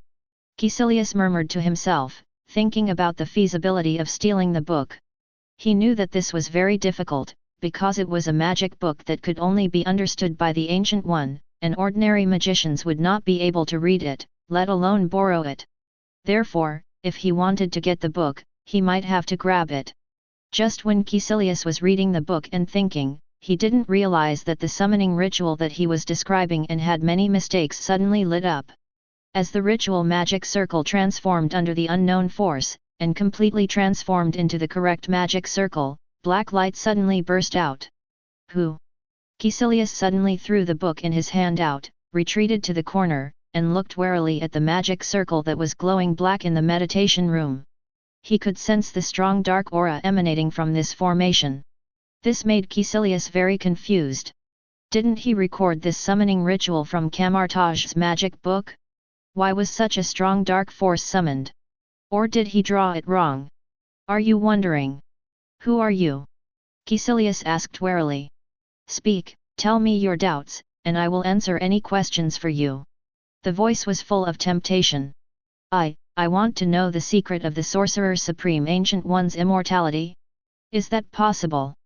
Caecilius hesitated for a moment and chose to speak. The secret of eternal life? Ha ha ha. Why are you laughing? Don't you see her secret now? In the dark dimension, Dormammu laughed deeply. He also did not expect that there would be a magician from Kamar-Taj who would draw the ritual formation to summon him. Originally, he wanted to find a black necromancer on Earth who believed in him.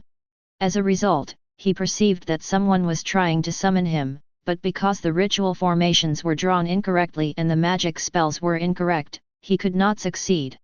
Therefore, Dormammu thought about who to use and who not to use, so he helped him, but he did not expect such a big surprise. What black necromancer would be better than Kamar-Taj's magician? Especially those who take the initiative to betray. Dormammu is very satisfied with Caecilius. You mean? Sorcerer Supreme Ancient One actually used the power of darkness to gain immortality. I do not believe. This extremely reversal scene made Caecilius furious. The Ancient One he believed in so much, the Sorcerer Supreme of the white magic world, actually used dark power secretly? The Ancient One would actually betray Emperor Weishan? Caecilius could not believe the truth of this matter. He originally thought that even if the Ancient One knew some powerful magic spells and achieved her immortality, it would still be within the scope of white magic. It is definitely not like what this voice said, the Ancient One has fallen into darkness. At this moment, Caecilius seemed to have his faith collapsed and his thinking was confused.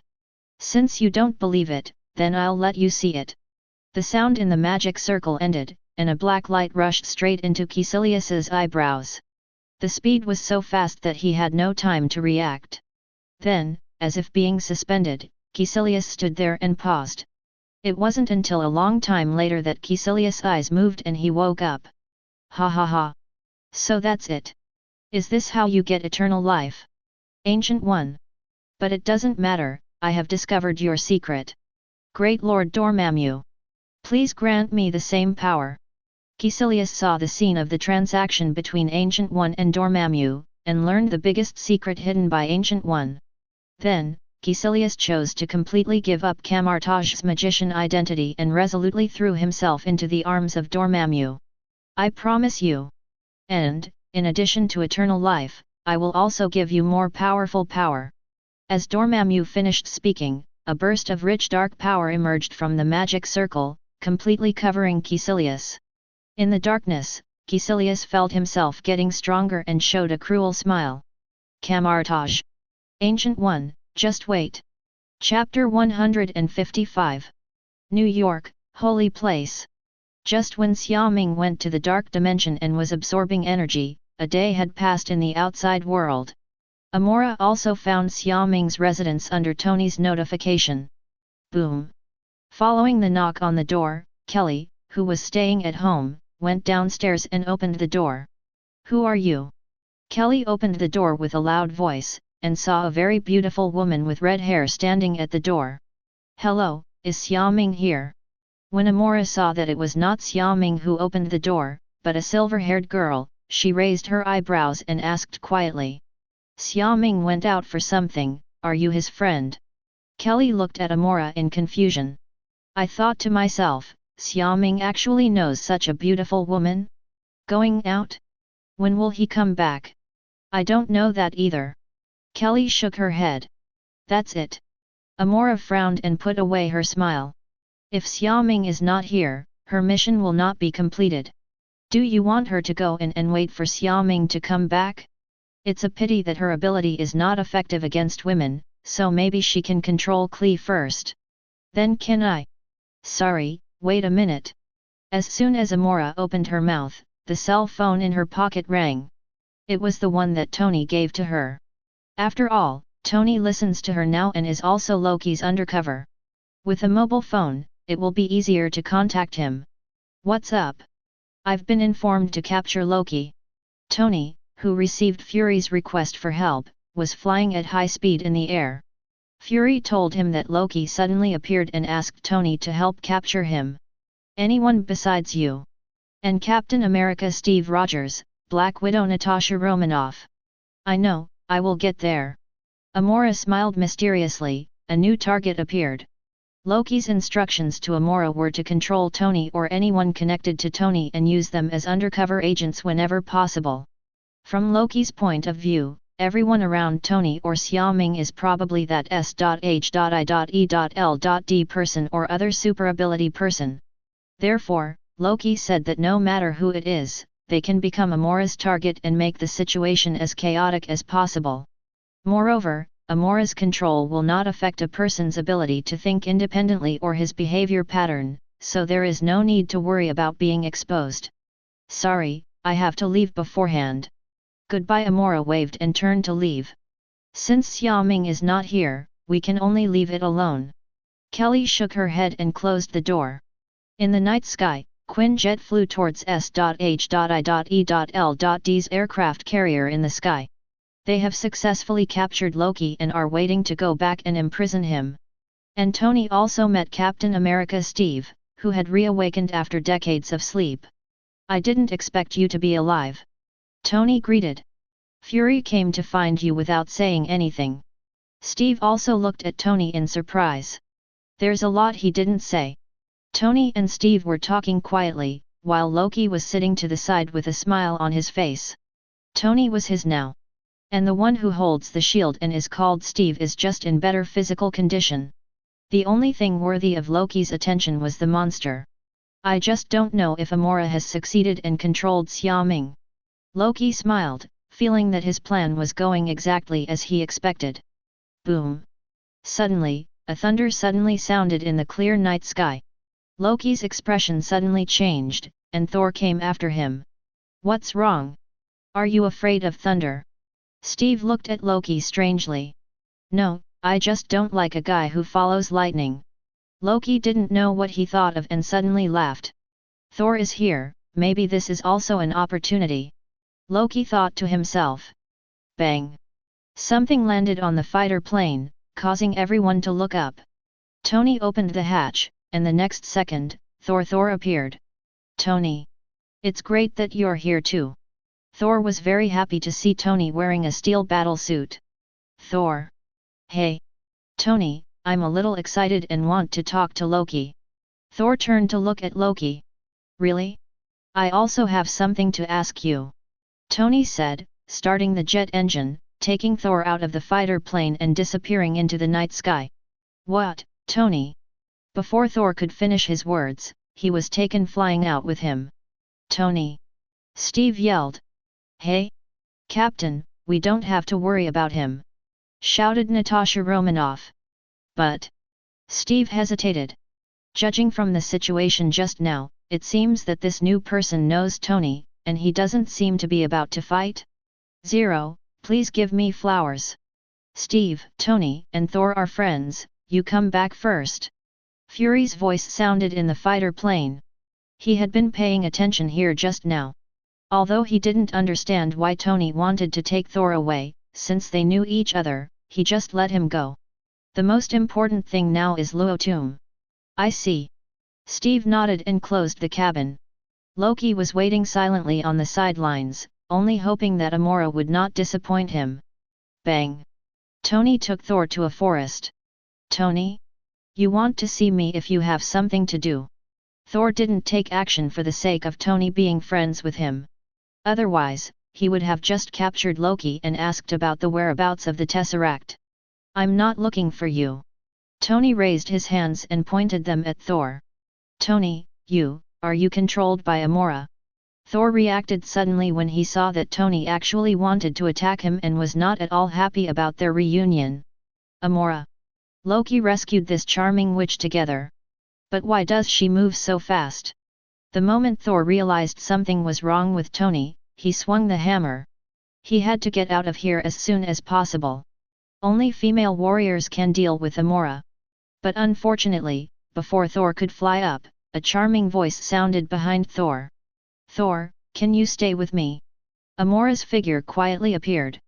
And Thor, when he heard her voice, his right hand gradually stopped. Just like when Thor went to capture Amora, Amora made Thor lose control with just one sentence. I do.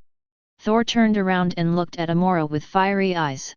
How kind of you, Thor. Amora smiled with satisfaction. The second one, success. On the aircraft carrier, after Fury locked up Loki and threatened him, Tony and Thor also returned. What did you do just now? Fury looked at the two of them. We talked about Xiaoming. By the way, Xiaoming hasn't come back yet. Tony replied casually. No, I don't know where he went. Fury also had a headache. At the critical moment, he couldn't find Xiaoming. 10,000. Chapter 156. When Tony and Thor arrived, the Avengers, except for Hawkeye, officially assembled for the first time. Captain, Banner, Black Widow, the initial members are all here. Everyone gathered together and began to discuss Loki's problem. Especially since they felt like Loki had thrown himself into a trap. And Thor also talked about Loki's purpose and his having a Chitauri army. Therefore, the first priority is for Banner and Tony to study how to find the Tesseract. And in a position where no one noticed, Amora appeared quietly. She came back with Tony and the others, and then used magic to become invisible and appeared inside the aircraft carrier. Along the way, all the men she met became Amora's most loyal slaves. Here, she has unhindered access. Phil Coulson. Natasha Romanoff bumped into Cole 327 Sen and said hello. What are you doing? I'm going to interrogate Loki to see what his intentions are. Be careful, Loki is the god of deceit and is very good at confusing people with lies. Phil Coulson reminded. You saw him? Oh. Last time in New Mexico. Natasha Romanoff suddenly remembered something and nodded clearly. No, I haven't seen it. Phil Coulson shook his head. Then how do you know him so well? Read more storybooks and you can understand a lot. Phil Coulson smiled and left. Storybook. Natasha Romanoff shook her head speechlessly and walked towards the cage where Loki was imprisoned. What they didn't know was that Amora had seen the scene just now. Amora glanced in the direction of Natasha Romanoff, determined Loki's position, and followed Phil Coulson. She decided to control all the men on the aircraft carrier before going to rescue Loki. New York Holy Place. Xiaoming suddenly appeared on the sofa where she used to sit. Hi? Xiaoming. You're back. Kelly, who noticed the movement, poked her head out from the bookshelf, and when she saw it was Xiaoming, she ran over happily. Yes, I'm back. Why have you been gone for so long? You promised to teach me magic, you won't forget it, right? Kelly looked at Xiaoming dissatisfied. I didn't forget, it was just an accident that delayed me. Xiaoming reached out and took out a cup of coffee and drank it. Fortunately, coming back this time was not as tiring or hard as last time. Aren't you coming back to Kamar-Taj? Yeah, and then I went to the dark dimension again. What? When Kelly heard this, she stood up suddenly. Are you going to tell Dormammu that I came to see you? By the way, has Dormammu come back? Kelly looked at Xiaoming nervously, fearing that he would betray her. After all, Xiaoming suddenly went to the dark dimension. It is difficult for Kelly not to doubt Xiaoming. Why are you so excited? I just went to get something while Dormammu was not at home. Xiaoming looked at Kelly speechlessly. Get something? Phew. Fortunately Dormammu didn't come back. Kelly breathed a sigh of relief and sat down slowly. Although she didn't know what Xiaoming was going to get from the dark dimension, she said it would be fine as long as Dormammu didn't come back. Well, Dormammu came back and had a fight with me. Back. Kelly was startled again. I said, can you listen to what I have to say?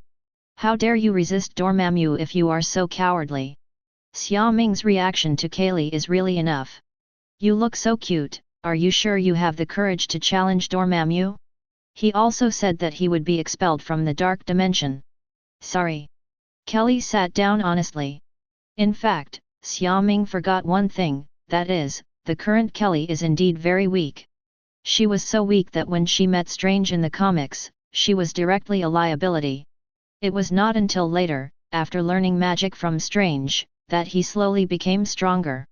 Anyway, I came back after having a fight with Dormammu, and I didn't say anything about you, so you don't have to worry. Xiaoming explained.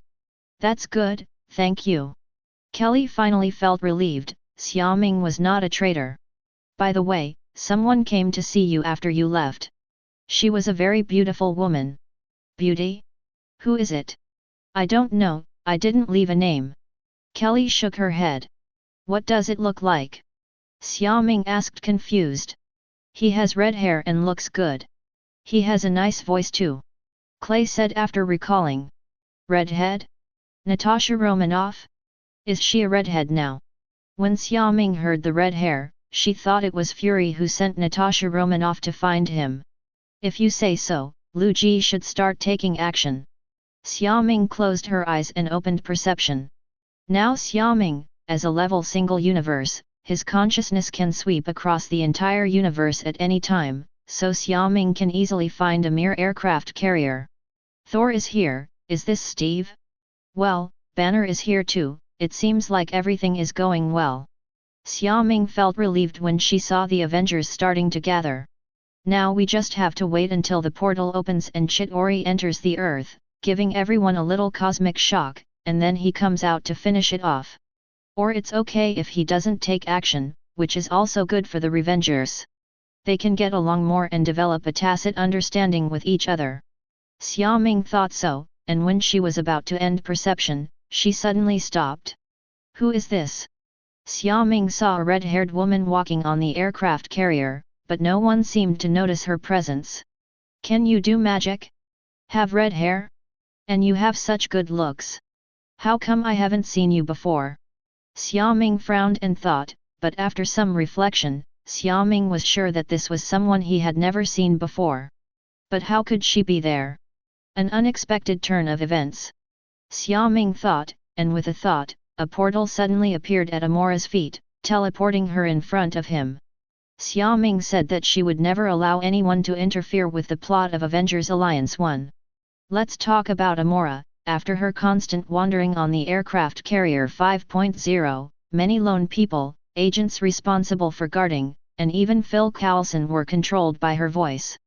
Then, just as she continued to look for the next target, her foot suddenly stepped on the air, and she fell to the ground. However, when she raised her head again, she found that she was no longer in the aircraft carrier. Instead, she appeared in a strange place, and on the sofa directly opposite her, there was an extremely handsome and young man sitting on the sofa, frowning and spanking her. Amora looked confused and didn't know what happened. But the other party's miraculous magic made Amora secretly frightened. Yes, yes. She is the one who came to find you, Xiaoming. Kelly pointed at Amora and said to Xiaoming. Are you Xiaoming?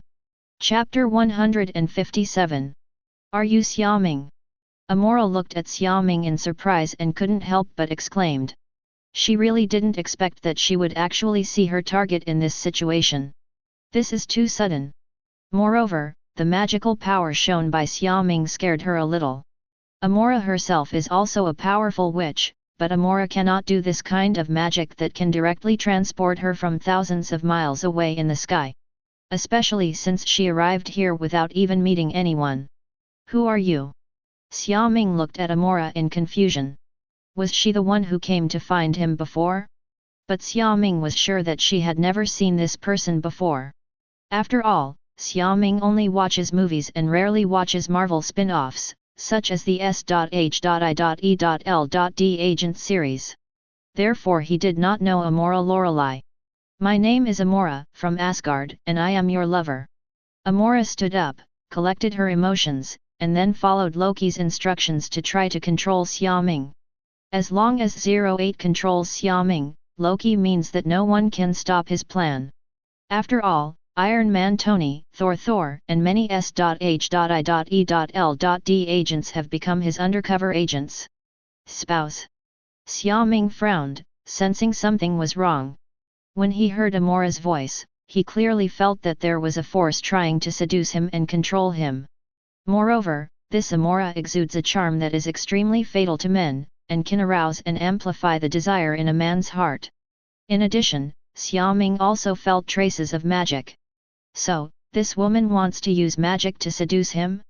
If it were before, she might have a chance to succeed, but now, Xiaoming's mental power is as vast as the sea, and she has also gained the consciousness of the universe. You can control other people, the gods of Asgard, but you can also control the universe? Control the dimension Mephista? If you were really that powerful, then Xiaoming said you would have been invincible. Kelly, who was on the sidelines, suddenly felt bad when she heard that the woman who called herself Amora said that she was actually Xiaoming's lover. Kelly looked at Amora, who was slowly walking towards Xiaoming with a wary expression. When she was thinking about whether to stop her, she saw Amora suddenly flying backwards with a sound of awe. Xiaoming calmly looked at Amora, who was knocked away by her own power, activated her mind magic, and began to read Amora's memory. The Enchantress of Asgard, is it Loki's plan? It really is yours, Loki. Xiaoming not only read Amora's past from her memories, but also saw the scene when Loki rescued her from Asgard's prison. Even then, Xiaoming knew that Tony, Thor, Phil Coulson, and many S.H.I.E.L.D agents were all controlled by Amora. This made Xiaoming very happy. Fortunately, he had just discovered Amora and brought her over. Otherwise, at this pace, all the Revengers would be wiped out. S.H.I.E.L.D is going to die too. After all, Amora's charm magic is too powerful. As long as she speaks, her voice can capture the hearts of men and make them willing to be driven. Most people really can't stop her. Not even Thor could avoid it. In particular, Amora's control does not affect the target's behavior pattern, which means that even Fury, the king of agents, cannot detect any problems. Fortunately, Xiaoming is no longer the same person she was yesterday. Now he is the strongest existence in this universe. Definitely, those multi-level ones and certain monsters don't count. Xiaoming? What are you doing? Kelly was stunned for a moment, and then looked at Xiaoming in confusion, wondering why he suddenly took action. She was just trying to control me. Control you? This woman is really not a good person. Kelly glared angrily at Amora, who was beaten to the ground. Huh? You know she's not a good person, but you still don't tell her. Xiaoming also glared at Kelly. If you have information, you should communicate with me in advance. If I don't have the ability to block her magic, I'll be doomed, do you know that? I just found out. Kelly lowered her head. You will definitely become good friends with Gwen. Xiaoming sighed helplessly. Why did she think Kelly was so nervous? Who is Gwen? Kelly looked up curiously. He's an innocent and overly cute high school student like you. Xiaoming rolled her eyes and almost said you were an idiot. Gwen? Well. I finally recovered. He held his head and sat up in pain. Oh my gosh! That damn feeling of being controlled has finally disappeared. Amora shouted excitedly in her heart. In the past few days, Amora's self-awareness was trapped deep in her mind. She was extremely angry as she watched another self dominate her body. But she was powerless, because she couldn't get rid of Loki's control on her own, and she didn't know what the scepter was, but it could completely control her. Until now, because of Xiaoming's sudden attack, her other consciousness was directly dispersed by Xiaoming, and Amora was able to return to her body. But the sequelae were that she felt very uncomfortable and had a headache. Thank you very much this time, Xiaoming. Amora rubbed her head and stood up, thanking Xiaoming. Fortunately, Xiaoming did not kill her, otherwise she would have turned into a corpse by now. Amora, who has seen Xiaoming's power, doesn't know what Loki thinks, but would actually send her to deal with Xiaoming. Doesn't this mean she is seeking death? Loki is such an idiot. Amora was indignant. Huh?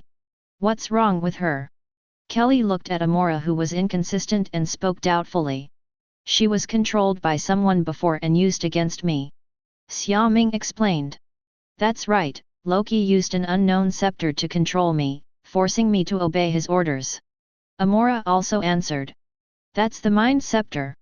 Xiaoming said. Psychic Scepter? Why haven't I heard of this thing? Amora recalled. Do you know about Mind Gem? Infinite Gems? Amora exclaimed. So the gem on the scepter is the Mind Gem, one of the infinite gems? No wonder it's so powerful. Now Amora understood. As an Asgard witch who has lived for more than 2,000 years, Amora has also heard stories about the infinite gems. At this moment, Amora felt that she had not lost unfairly. Mind Gem is worthy of the reputation of infinite gems, it's so scary. Amora is afraid of this. She never wants to feel this feeling again. Who is Loki you are talking about? What other Mind Gem is it? Kelly was confused. Children, don't pry into adults' business. Chapter 158. Little kid. Kelly was shocked and stared at Xiaoming with an aggrieved look. I'm an adult. Yes. Xiaoming nodded perfunctorily. You, humph. Kelly pouted angrily, turned her head, and sat on the sofa angrily. You are a fugitive from Asgard. I will send you back. Xiaoming looked at Amora and said. Don't send me back. I beg you. When Amora heard that Xiaoming was going to put her back in prison, she immediately became excited. Although she was brought out by Loki this time and was forced to escape from prison, to be honest, she never wanted to wear a magic lock and be restricted from freedom again. She has been imprisoned for 600 years. Sun Wukong has only been trapped under Wuzi Mountain for 500 years, okay? Although Amora doesn't know about Sun Wukong. But the sentence is really long. Look at Hela, she has been sealed by Odin for nearly 2000 years.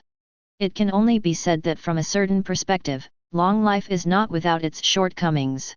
Please don't send me back. As long as you agree, I will do anything. Really? Amora rushed over, knelt down next to Xiaoming, pulled the corner of his clothes and kept pleading. But your ability is too dangerous.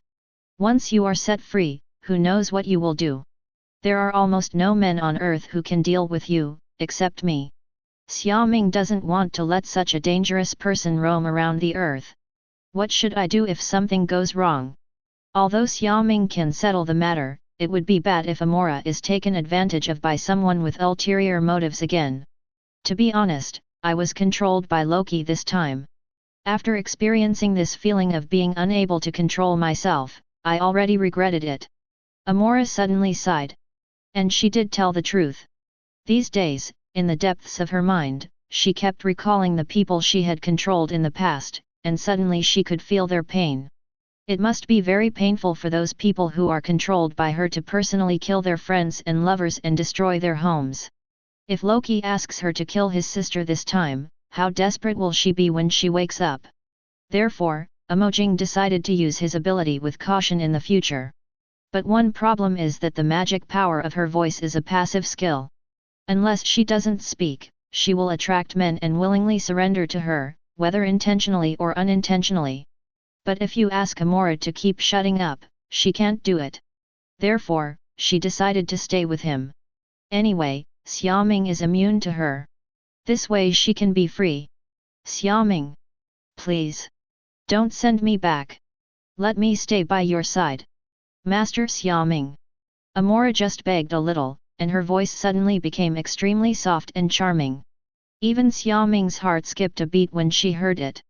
Don't get me wrong, it's not that Xiaoming was affected, but this situation, coupled with Amora's pitiful eyes and soft voice, even if she didn't have the passive skill of charm, Xiaoming was a little affected. No. Wait a minute. Get up first. Xiaoming said loudly. Yes. Master Xiaoming.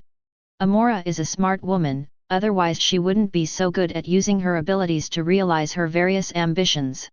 Although Xiaoming is immune to her charm, she considers herself a beautiful woman. What if Xiaoming is soft-hearted and keeps her? Therefore, Amora keeps her attitude very low, and she is not afraid of embarrassment.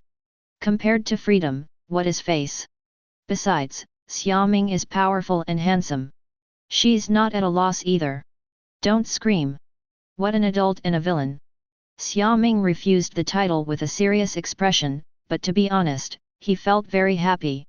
Let's not talk about whether Amora's appearance is better than Jane's, but her amorous feelings are indeed something that Jane does not possess. Xiaoming is not a gentleman, and he also has Xiaojuju in his heart. What can you do if I leave you behind? I can do anything. Amora's eyes lit up and she immediately said the same thing. She has a chance to stay. It's not that I can't keep you, but can you guarantee that you won't act recklessly? Or go behind my back and use your ability to harm others? I can swear on the name of Asgard. I will never use ability to harm others. Unless I get your permission. Amora raised her right hand and spoke seriously to Xiaoming. Xiaoming thought about it, then suddenly stretched out her hand to condense a point of light, flicked it, and instantly disappeared into Amora's eyebrows. This is... Amora belatedly touched her forehead and looked at Xiaoming doubtfully. This is a preventive measure. As long as you try to do bad things, I can feel it. Definitely, the definition of bad things refers to your trying to manipulate others to achieve a certain purpose. Xiaoming explained. Don't worry. I will definitely do what I promised you. Amora didn't object. For her, This level of preventive measures was hundreds of times better than some magic lock that restricted her from speaking. Okay, you stay in the holy place for the time being. By the way, your magic level is pretty good. You can teach clay when you have time. Xiaoming suddenly remembered that Amora's magic had gone through Asgard's orthodox education, and she must be a good teacher. Yes, I know. I disagree. Just as Amora was about to agree, Carrie stood up suddenly and objected loudly. She was confused just now when she was listening next to her, but as she listened, she realized that this woman was going to stay. Want to teach her magic? No, this woman is a bad person. Xiaoming, how dare you keep her here?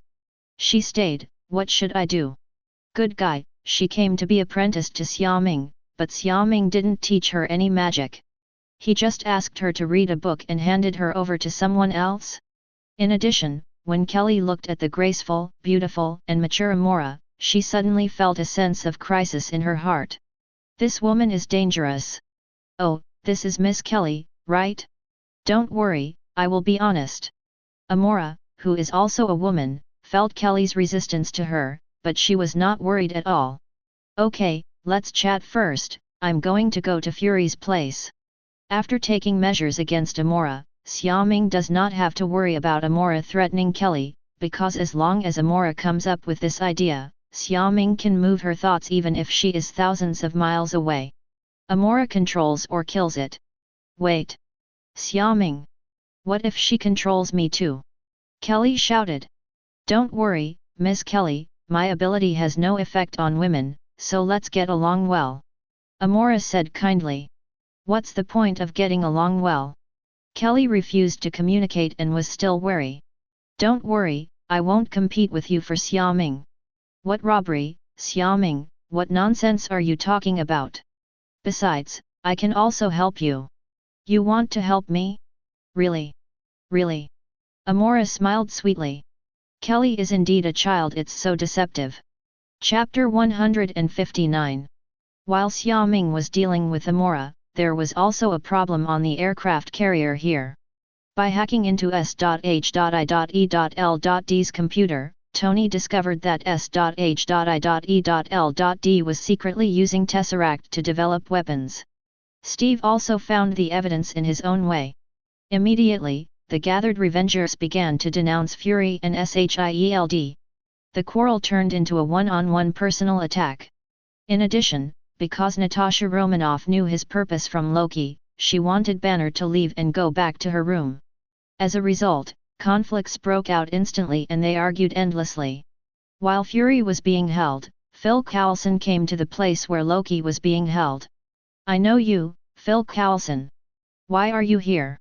Loki remembered that he was the one who captured Thor last time, so was he here to see his joke? Loki didn't know that Amora had also sneaked into the aircraft carrier before, and thought Phil Coulson was here to taunt him. Coming to save you. Phil Coulson walked over to the console. Save me. Loki frowned. Now that Fury and Revenge are all together, now is the best opportunity. Phil Coulson opened the door as he spoke. Why? This is the Queen's order. Phil Coulson stood aside respectfully, his face full of enthusiasm for Amora. Amora, it turns out to be like this. Loki walked out with a smile on his face. Sure enough, Amora did not disappoint him. Where is she now? Have no idea. It doesn't matter, let's go out and take a look first.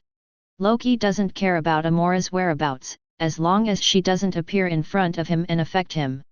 Anyway, Amora is controlled by the psychic scepter, so Loki doesn't have to worry about Amora betraying him. Along the way, Loki walked towards the aircraft carrier control room. Loki? How did you get out? Sir? An agent bumped into Loki, who was walking over openly, with a confused look on his face. Then he also saw Phil Coulson behind Loki, and subconsciously thought that he was taking Loki for interrogation. But isn't Loki the most dangerous person? How can you just let him walk around without any restraints? When Loki saw the agent, he subconsciously wanted to take action. Then suddenly, a figure appeared behind the agent and hit him in the nose with a knife. Loki looked at this scene in confusion. Loki! I am the Queen's most loyal subordinate. The new person appeared, bowed to Loki and said. So, how many of you are there? Loki is a little confused. Isn't Amora's efficiency too high? It was so high that even Loki was a little surprised. I don't know exactly. Call them all together. Yes. Subsequently, the people controlled by Amora eliminated many agents who tried to resist. After the end, the group came to the control room. Loki. How did he get out? Phil Coulson. And you, what is this? The operators in the control room have not left since they have been here, so Amora has no way to start. This makes this the cleanest place. Click, click, click. In an instant, a dozen heavily armed agents walked in, stood around, and raised their guns. Listen to Lord Loki or die. The threatened operator raised his hands helplessly. Very good. Loki was extremely satisfied with the current situation. He easily gained control of the aircraft carrier. Just when Loki was about to decide how to deal with the aircraft carrier and Fury and others were still arguing, Hawkeye led his men and approached the aircraft carrier in a fighter plane. Call out! An exploding arrow streaked across the sky and hit an engine of the aircraft carrier. It exploded with 10 bangs. Suddenly, Fury and others staggered, and the violent explosion even shattered the entire meal, causing Banner and Natasha Romanoff to fall down. Thor and Tony looked at each other, and Tony turned and ran out to put on his battle suit. Thor rushed forward suddenly, knocking Steve out of the door who had just stood up. Thor? Steve? Fury shouted, wondering what Thor was doing. Seeing this, Fury called Sif and ran towards the control room. Sif? What happened? Sif leaned against the wall with his hands raised, listening to Fury's questions in the headset without daring to speak at all. Because several agents, including her, were being watched closely with guns raised. When the explosion just happened, Sif still thought about trying to escape, but faced the same experienced agent, she failed. Until now, Sif doesn't know why his colleagues suddenly betrayed him and SHIELD. All she wants now is for Fury to quickly discover the problem and get out of here. But unfortunately, because Fury was anxious, even though he didn't get a reply from Sif, he subconsciously ran into the control room. What are you all doing here? Why don't you go find the enemy and repair the aircraft carrier? You are all stupid. Loki? Why are you here? As soon as Fury approached the control room, he saw a heavily armed agent. At first, he was quite pleased, thinking that his men's reaction speed was quite fast. But what's going on with everyone gathering here? Are you all going to find the enemy? Fury walked in cursing, and when he looked around, he saw Loki looking at him with a smile on his face. Fury was shocked. Phil Coulson? Sif, you guys. Fury immediately understood the situation and distinguished the enemy from his own people. So, when did Loki get them? Fury just raised his right hand to touch the gun behind his waist when someone put a gun to the back of his head. Fake. Hell, it's not just Phil Coulson who's being controlled. Now he is surrounded by people from Loki. No wonder all these people are gathered here. Damn Loki! Damn magician! Damn Asgard! Fury was pushed and stood next to Sif. Sif looked helpless and could only look at Fury and sigh. The same goes for Fury. Damn it, who would have thought that all his subordinates would rebel? Loki must have a helper. Wait, Thor. At this time, Fury remembered the scene just now. It seemed that Thor was not trying to save Steve, but to subdue him. Damn it! Fury realized later that even Thor was under control, and those Avengers. Farky. Tony? Even you. Fury thought of the worst-case scenario. Before he could analyze which Avengers were controlled, he suddenly saw Tony walking in wearing a battle suit, and Loki didn't do anything to him. So what on earth is going on here? He still has a few people he can trust. Fury people are all stupid. Chapter 160. Bang! Steve was knocked through a wall by huge amounts of force and rolled out into another room. Thor? What are you doing? Steve asked loudly. He didn't understand why allies who were on the same front suddenly attacked him. Or is it that Thor was actually with Loki, just deceived them, and then took the opportunity to sneak in so that he could collapse from the inside. Thor. Steve blocked Thor's fist and kept backing away. Now that he doesn't have a shield in his hand, he can't even compete with Thor. After all, as an Asgardian, Thor has extremely strong physical fitness, let alone strength. Now that Steve can barely withstand it, it can be considered that his fighting skills are good and the super soldier serum is powerful. But if this continues, he won't be able to hold on for long, because Thor doesn't have the hammer yet. So what is going on outside? Steve was very anxious. The lowest levels of the aircraft carrier. Natasha Romanoff struggled to move the pillar that was pressing on her legs, while looking extremely nervously in a certain direction. Banner? Are you okay? What Natasha Romanoff is most worried about now is that she is more worried about Banner's condition than the unknown intruders outside. After all, as far as she knows, although Banner can maintain a certain degree of stability under normal circumstances, Hulk will appear immediately if he encounters stimulation or injury. Especially since Hulk can't tell the difference between friend and foe, she who is unable to move here is the most dangerous one. Banner. Natasha Romanoff didn't get a reply, but suddenly she heard footsteps, getting closer and closer. Natasha Romanoff broke into a cold sweat and struggled desperately to pull her leg out. Natasha Romanoff swears by it. Even if she had performed some fatal mission before, she had never been so scared before. Natasha Romanoff carefully backed away while observing her surroundings. Then, suddenly, a hand was placed on Natasha Romanoff's shoulder. "How are you?" "Ah." Natasha Romanoff was so frightened that she rolled forward. That is to say, she doesn't have a pistol on her now, otherwise she would have shot him without caring about anything. "It's me. Don't get excited." Banner covered his heart and took deep breaths to suppress his heartbeat. "Banner? Oh. Damn it. You just scared me to death." When Natasha Romanoff saw that Banner showed no signs of transformation, she gasped for air and lay directly on the ground. "You scared me." Fortunately, Hulk didn't come out. Banner also said in fear. "How did you do that? I thought you just... It's going to be Hulk, right?" Banner shook his head. "The fact that I can still remain calm now is all thanks to Xiaoming." "Xiaoming? You know him too?" Natasha Romanoff asked in surprise. "Yeah, it was Xiaoming who stopped Hulk when we were in Manhattan. It was also thanks to him later that I didn't have to worry about transforming for a long time. It was just the excitement. I can bear it too." Banner explained as he helped Natasha Romanoff out. "Can this be done? Is the magician so powerful?" Natasha Romanoff became curious about magic for the first time and felt that this thing was too magical. The two of them walked out without any obstruction. While on the road, they saw several agents who were either fainted or dead. This made Natasha Romanoff frown. Who on earth can successfully invade an aircraft carrier without being discovered? Thor. Just then, the two heard Steve's voice. Banner and Natasha Romanoff were about to go to support, when Natasha Romanoff suddenly saw a familiar figure. "Clint?" "Banner, you go find Steve, I'll go find Clint." "Banner, let Hulk come out if necessary." Natasha Romanoff ran out and gave a final warning. This made Banner feel a little uncomfortable. He hasn't transformed in a long time, and he really doesn't want to break it. "Exit Steve? What are you doing?" Banner saw Steve being beaten and looked confused. "Banner. Thor is a traitor. He and Loki are together. Come and help me." Steve yelled. "What?"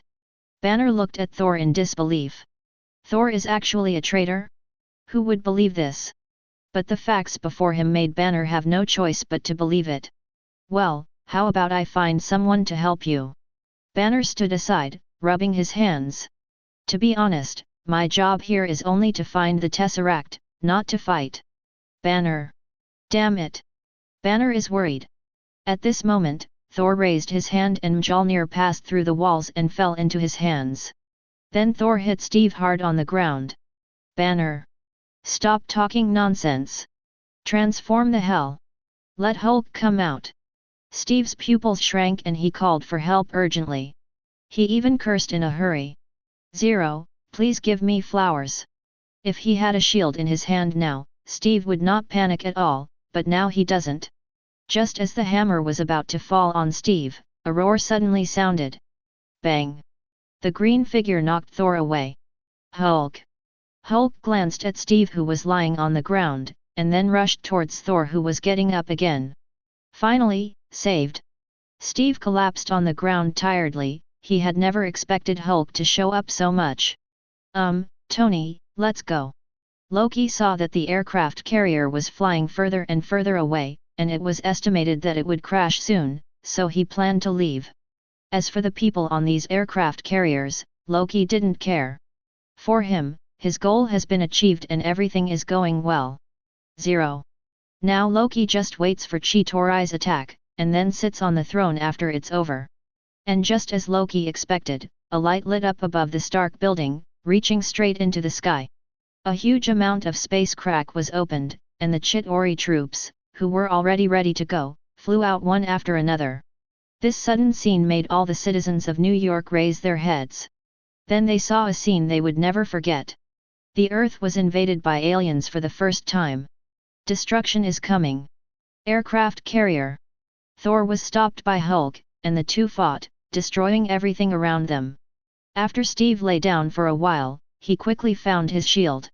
At the same time, he was very confused. Why didn't he see Tony in the control room? Damn it! Hey! There's going to be a crash here. What are you doing here? Are you desperate for your life? Phil Coulson. Fury had a dark face and yelled at the agents who were holding guns in front of him and watching him. So what kind of magic did Loki use on them? To make them obey orders like this? It is our honor to sacrifice for the Queen. The agents, including Phil Coulson, shouted in a holy voice. Queen? Not Loki. Fury was confused now. He thought it would be Loki who controlled his men, but unexpectedly a queen suddenly appeared? So who is this queen? Fury now wants to kill this damn person with one shot. Mountain. Chapter 161. Drop. Countdown to crash, 5 minutes. In the aircraft carrier control room, alarms kept ringing. But except for those operators who were in the control room and were not controlled by Amora, and 2 or 3 agents such as Fury and Sif who looked desperate, the rest of the people had no expressions on their faces. Fury also stopped scolding and shut his mouth. Now he is starting to look back on his past life, because he has no solution to the predicament at the moment. Don't look at the time. There are still 5 minutes left. In this little time, Fury doesn't have time to make a cup of coffee. Boom. Fury? What are you doing? Steve came to find Fury after getting the shield from his room. He was very confused as to why no one had repaired the engine after so long. And where on earth did Tony go? Then when Steve broke into the control room and saw Fury and others being pointed at guns from 9:30, he suddenly felt something bad. There are actually traitors here? Steve wanted to get out right then and there. Fire! Phil Coulson yelled. With a bang, Steve leaned on the shield to avoid the bullet and returned to the corridor. Go get him! Suddenly, several agents chased him out with guns drawn. Fury took one look inside.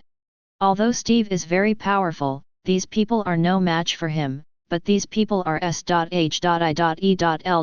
agents, so Steve can't kill them, which makes him very passive.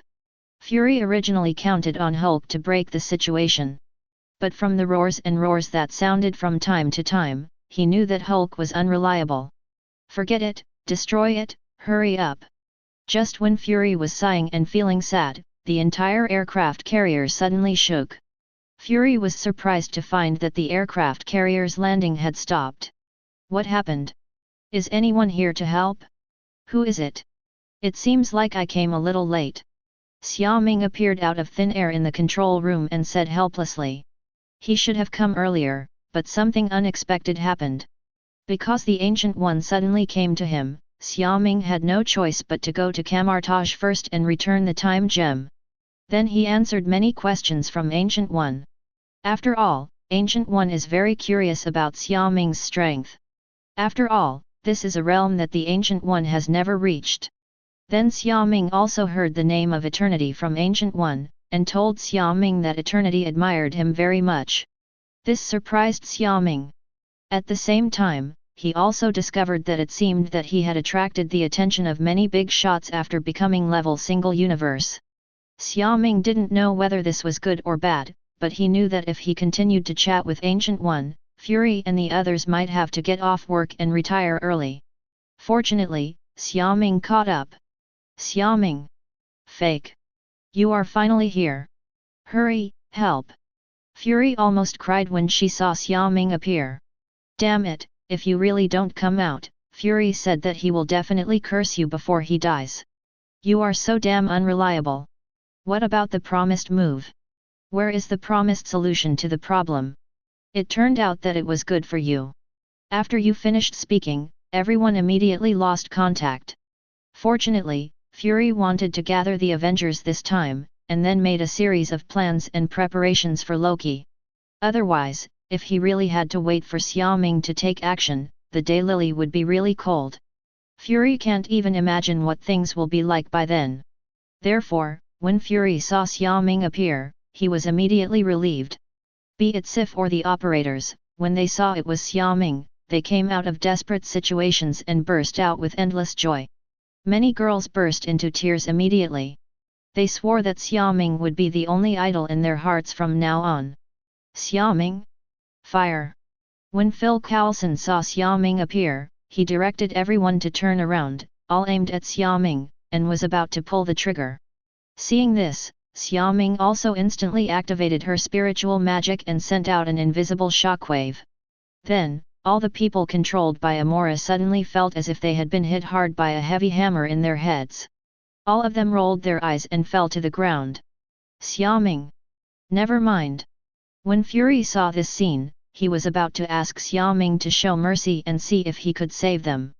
Then the next second, everyone fell down. When Fury saw this, he didn't blame Xiaoming, but Loki. And that damn queen. But even though Fury was angry inside, he still felt sad after seeing so many agents die. You don't think I killed them, do you? Xiaoming couldn't help but speak when she saw Fury's extremely ugly expression. They're not dead. Fury exclaimed. Who do you think I am? I just released them from their control. After Xiaoming finished speaking, several agents woke up wailing. Because Xiaoming's method of releasing control was a bit rough, they feel a little uncomfortable now. Phil Coulson also regained consciousness and understood what happened at the moment. Xiaoming, thank you. Sir, I'm sorry. Phil Coulson said to the two. It's not your fault, but do you know the woman who controls you? Fury asked. I don't know, and I haven't seen any women. I just suddenly heard someone talking, and I became like this. Phil Coulson shook his head. While you guys are chatting, I'll go see Thor. Xiaoming ducked away. Fury saw this and didn't ask any further questions. Restore communication first. I want to know the situation outside. Bang!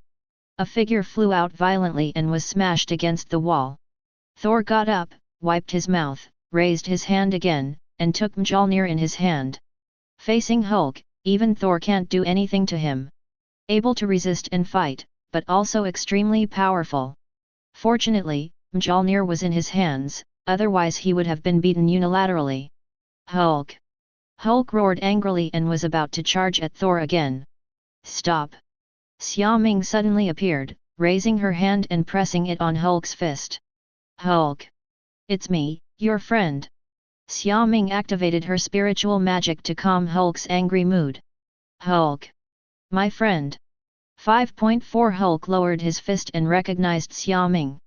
Yes, your friend. Friend. Xiaoming saw Hulk calm down and turned to look at Thor. The same mental attack made Thor fall to the ground. Taking your time takes time, so be more direct. Then, Xiaoming opened perception, swept across the entire aircraft carrier, and activated psychic magic on those who were still under control to wake them up. Then, with a thought, the aircraft carrier's completely destroyed engines began to recover. This magical scene made everyone cheer. On Natasha Romanoff's side, looking at Clint who suddenly fainted on the ground, she walked over in confusion. Captain Steve also stopped fighting and returned the same way.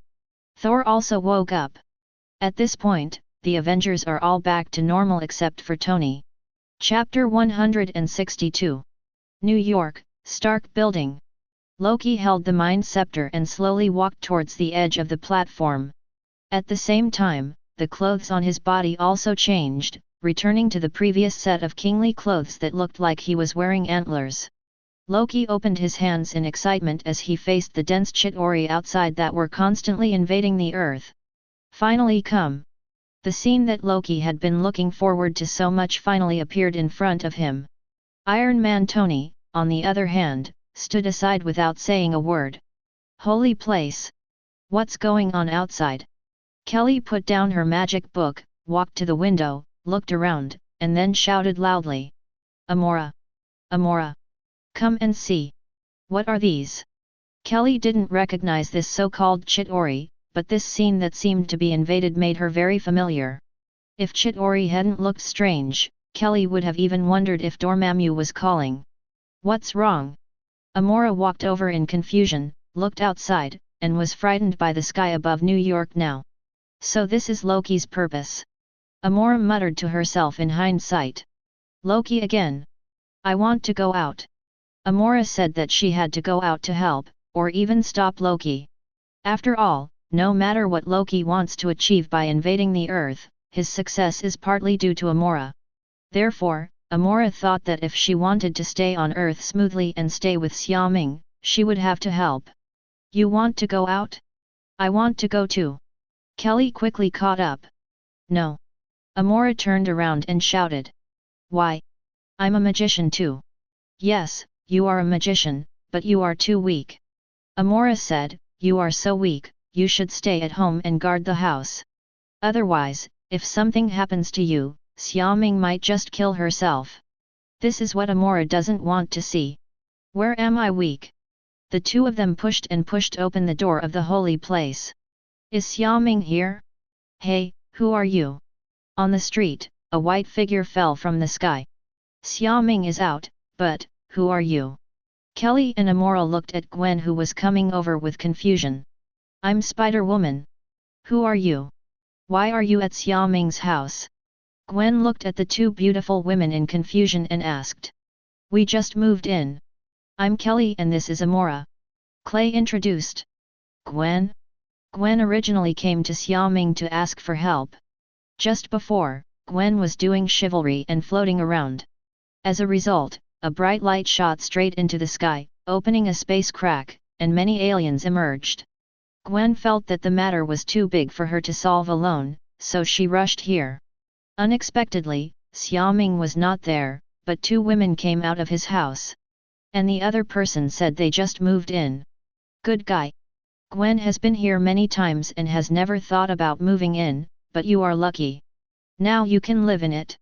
You are Xiaoming's girlfriend. No, who is Xiaoming?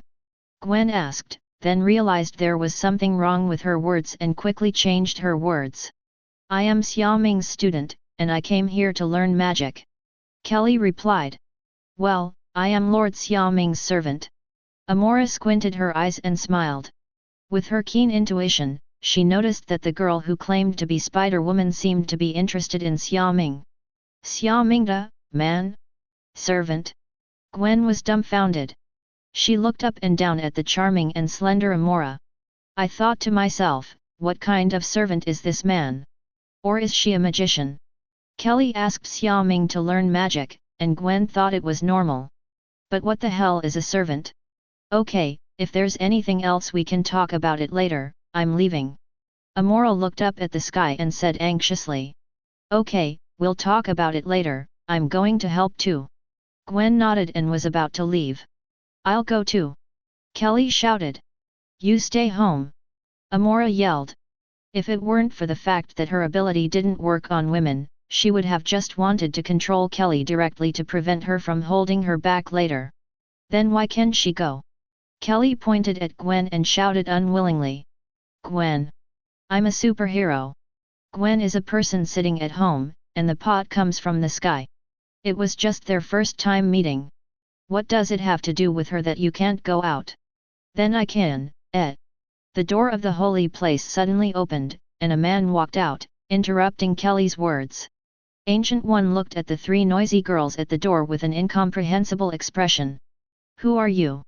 Ancient One asked in confusion. She also noticed the movement in New York, so she came to take a look, and as soon as she appeared in the holy place, she heard the noise at the door. Who are you? X3. Gwen, Kelly, and Amora all looked at Ancient One and spoke at the same time. I am Xiaoming's teacher, so what about you? Ancient One, if I remember correctly, Xiaoming's girlfriend is called Jane, and she should be in London now. Then Holy Place also took in a Carrie who ran away from the dark dimension and was said to be Strange's future wife. But besides the two of them, why are there two more? What the hell is Xiaoming doing? Hello, teacher. The three of them bent down at the same time. My name is Gwen. Gwen took off her mask. Are you Gwen? I heard Xiaoming say you. Kelly exclaimed. I'm Kelly. I'm Xiaoming's student. My name is Amora, from Asgard. When the three of them heard that Ancient One said that he was Xiaoming's teacher, they instantly felt like they were meeting an elder and said hello. Ancient One looked at the three girls in front of him, each with their own style, and fell silent for a moment. Should she say that Xiaoming is lucky, or should she say that Xiaoming is romantic? Also, how on earth did he meet so many beautiful girls? So what were you arguing about just now? Teacher. I'm going to stop Loki's conspiracy, but Kelly keeps following me, and I can't stop her. Amora said quickly. I understand, Kelly stays, you can go and do whatever you need to do. Ancient One nodded and said. She had heard Xiaoming say before that Kelly was very weak, so now that she is here, let Kelly stay with her. This also makes it easier to take care of. Thank you, teacher. Amora said gratefully and left quickly. Goodbye, teacher. Gwen put on her mask, threw out the cobweb and flew away. Teacher. I also want to help. Kelly looked at the two people leaving pitifully. I heard that you come from the dark dimension. I, Xiaoming, am here to learn magic. Ancient One asked. Ah, yes, but I'm a good person. Kelly suddenly remembered that Xiaoming is Kamar-Taj's magician, so isn't his teacher also a white magician? She won't be driven away. Don't worry, I won't drive you away. I just want to tell you that if you want to learn magic, I can teach you. Now is a good opportunity. Ancient One smiled. Really? Please teach me, teacher. Chapter 163. On the aircraft carrier, Thor woke up. Damn it! I'm being controlled by that damn witch again. Thor felt extremely embarrassed when he thought about being attacked by Amora for the second time. Fortunately, Amora didn't let him shout something like "For the glory of the Queen" this time, allowing Thor to save some face. Uncle! Thank you so much this time. Thor said gratefully. If it weren't for Xiaoming this time, let alone what would happen to him, if Loki completes his plan, Shijao will bring a devastating disaster to the earth. As the eldest prince of Asgard, Thor must be responsible for this matter. After all, the earth is also one of the 9 realms and belongs to the protected country of Asgard. Thor, you are too weak. Xiaoming looked at Thor with disgust. It's not my fault. It's Amora's magic that's so powerful. Thor shouted, blushing. I don't care. As Thor, you are controlled by a woman. Are you embarrassed? Reflect on yourself. Xiaoming said and left, ducking into the control room. No. Listen to me. Ah. Thor was ashamed, incompetent, and furious after being told by Xiaoming. He wanted to say that the next time he saw Amora, he would definitely smash her away with a hammer, but when he thought of her magical properties, Uenner became afraid. To deal with Amora, Valkyrie still has to take action. I don't know if Uncle can stop it. Thor cursed and then saw Hulk next to him. Big man, good fight. Thor patted Hulk's arm. Weak god. Hulk looked at Thor with disdain, left him and left. Stop. Let's fight again. Damn it. I was controlled and out of state. Fury? Are you all okay? Steve returned to the control room. Natasha Romanoff and Hawkeye also arrived. It's okay, the aircraft carrier has been repaired. Fury replied. What's going on? Why all of a sudden? Steve looked confused. Xiaoming did it. Sif explained. Xiaoming? That magician you are talking about? Where are the others? Steve asked. I'm here. Xiaoming suddenly appeared. Are you Xiaoming? Steve, Natasha Romanoff, and Hawkeye all turned their heads. Okay, stop talking nonsense, something happened in New York. Xiaoming nodded. Steve, New York. Yes, Loki has used the Tesseract to open the portal. His alien army has arrived. I think it's time for you to help save the world. Fury, who had restored communication and received the news, looked solemn. Don't worry, I will definitely catch Loki. Thor walked in and said angrily. Thor. As soon as Steve saw Thor coming in, he picked up the shield in front of him and looked at him warily. Hey! Don't be nervous. I was controlled by magic, and I'm fine now. Thor quickly explained. Everyone breathed a sigh of relief. Fortunately Thor was only being controlled and not undercover or anything.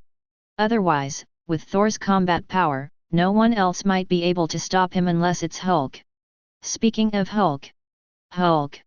A flash of green completely blocked the door, and Hulk banged twice, making a big hole and walked in. This scene made everyone take a step back, looking at Hulk's tall figure, and couldn't help but swallow their saliva. If this Hulk gets mad here, he can destroy the entire control room in minutes. What should we do? Natasha Romanoff spoke quietly. Calm down. Steve was also very cautious. Okay, Hulk won't mess around. Finally, Xiaoming spoke. With him here, Xiaoming has 100 ways to solve Hulk's problem. By the way, where's Tony? Steve turned his head and glanced. He is also controlled by the enemy. Fury said helplessly. What's weird, among the Avengers he summoned, only the captain was a normal person. The others have either rebelled or are monsters. The first Avengers mission has not even started yet, and they are already disbanding. Damn guy! Fury scolded the so-called queen. Thor, do you know who controls you? Fury asked suddenly. You know, she was a witch of Asgard who was imprisoned until Loki freed her. She was able to control men with her voice. Thor explained. It's you Asgardians again. Fury couldn't help roaring when he heard this. Damn Asgard! Damn magic! And you Thor! If you hadn't come to Earth, there wouldn't be so many things happening next. I'm glad I didn't leave you on Earth. Fury remembered happily. Okay, we'll talk about Asgard later. Fury, how is New York? Steve interrupted the two of them and asked. See for yourselves. Fury turned on the holographic projection, allowing everyone to see the hell-like scene in New York at the moment. Countless aliens shuttle over the city and on the ground, wreaking havoc. And there are huge amounts of whale-like monsters, rampaging through the air and destroying tall buildings. Above the sky, an endless stream of black spots are invading the Earth through space cracks. Damn! Is this what Loki is for? FAQ Loki! We're going to help! I can fly a fighter plane! Natasha Romanoff shouted. The group of people looked at the apocalyptic scene in New York, and they were all worried, afraid, terrified, and even more than Loki hated them. Steve and others also spoke quickly, planning to go to support New York. They were about to take action when a circular portal suddenly appeared. Across the street is a certain street in New York. They could even see many Chitauri destroying various buildings. What are you still doing? Don't you know that time is money? Xiaoming stepped over first, turned back and said to the stunned people. This is magic. So amazing. I want to learn magic too. How convenient. Several people looked at Xiaoming's magic and exclaimed. The portal disappeared, and several people leaned together, looking at the countless enemies. Wang Qian's expression was solemn. Hulk, go play. Xiaoming patted Hulk's arm and said. Hulk. Without further ado, Hulk attacked directly. Then the rest, you can look at the calendar yourself. Xiaoming was about to leave as she spoke. Xiaoming magician, what about you? Steve asked. I'm going to deal with the monsters in the sky. Then I'll trouble you. Steve felt sad when he saw the huge amounts of monsters. Well, but your condition. Xiaoming looked at Steve, Natasha Romanoff, Hawkeye, and the embarrassed Thor, and frowned. Even before the fight started, they were made so miserable by their own people, which can be regarded as proof of their strength. Let me treat you. Xiaoming raised her hand and shed a burst of light, which fell on a few people and then flew out. Steve and others were shrouded in light, feeling their physical strength, energy, and injuries quickly recover, and were immediately amazed. Everyone! It's our turn! Chapter 164. When Xiaoming reached high altitude, he ran into a leviathan beast that bit him with its huge mouth. Xiaoming's figure flashed, and suddenly appeared in front of the giant beast, punching it with one punch.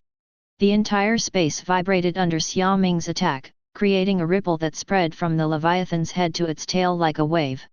Then with a boom, the leviathan beast turned into debris and sprinkled onto the street below. Ward fake. Hawkeye cursed when he saw this scene. This is a magician. Why do I feel like he can fight better than Hulk? Steve wondered. You may not know that the last person beaten to death was an abomination as powerful as Hulk. Natasha Romanoff pouted and said. Okay, leave the sky to Xiaoming.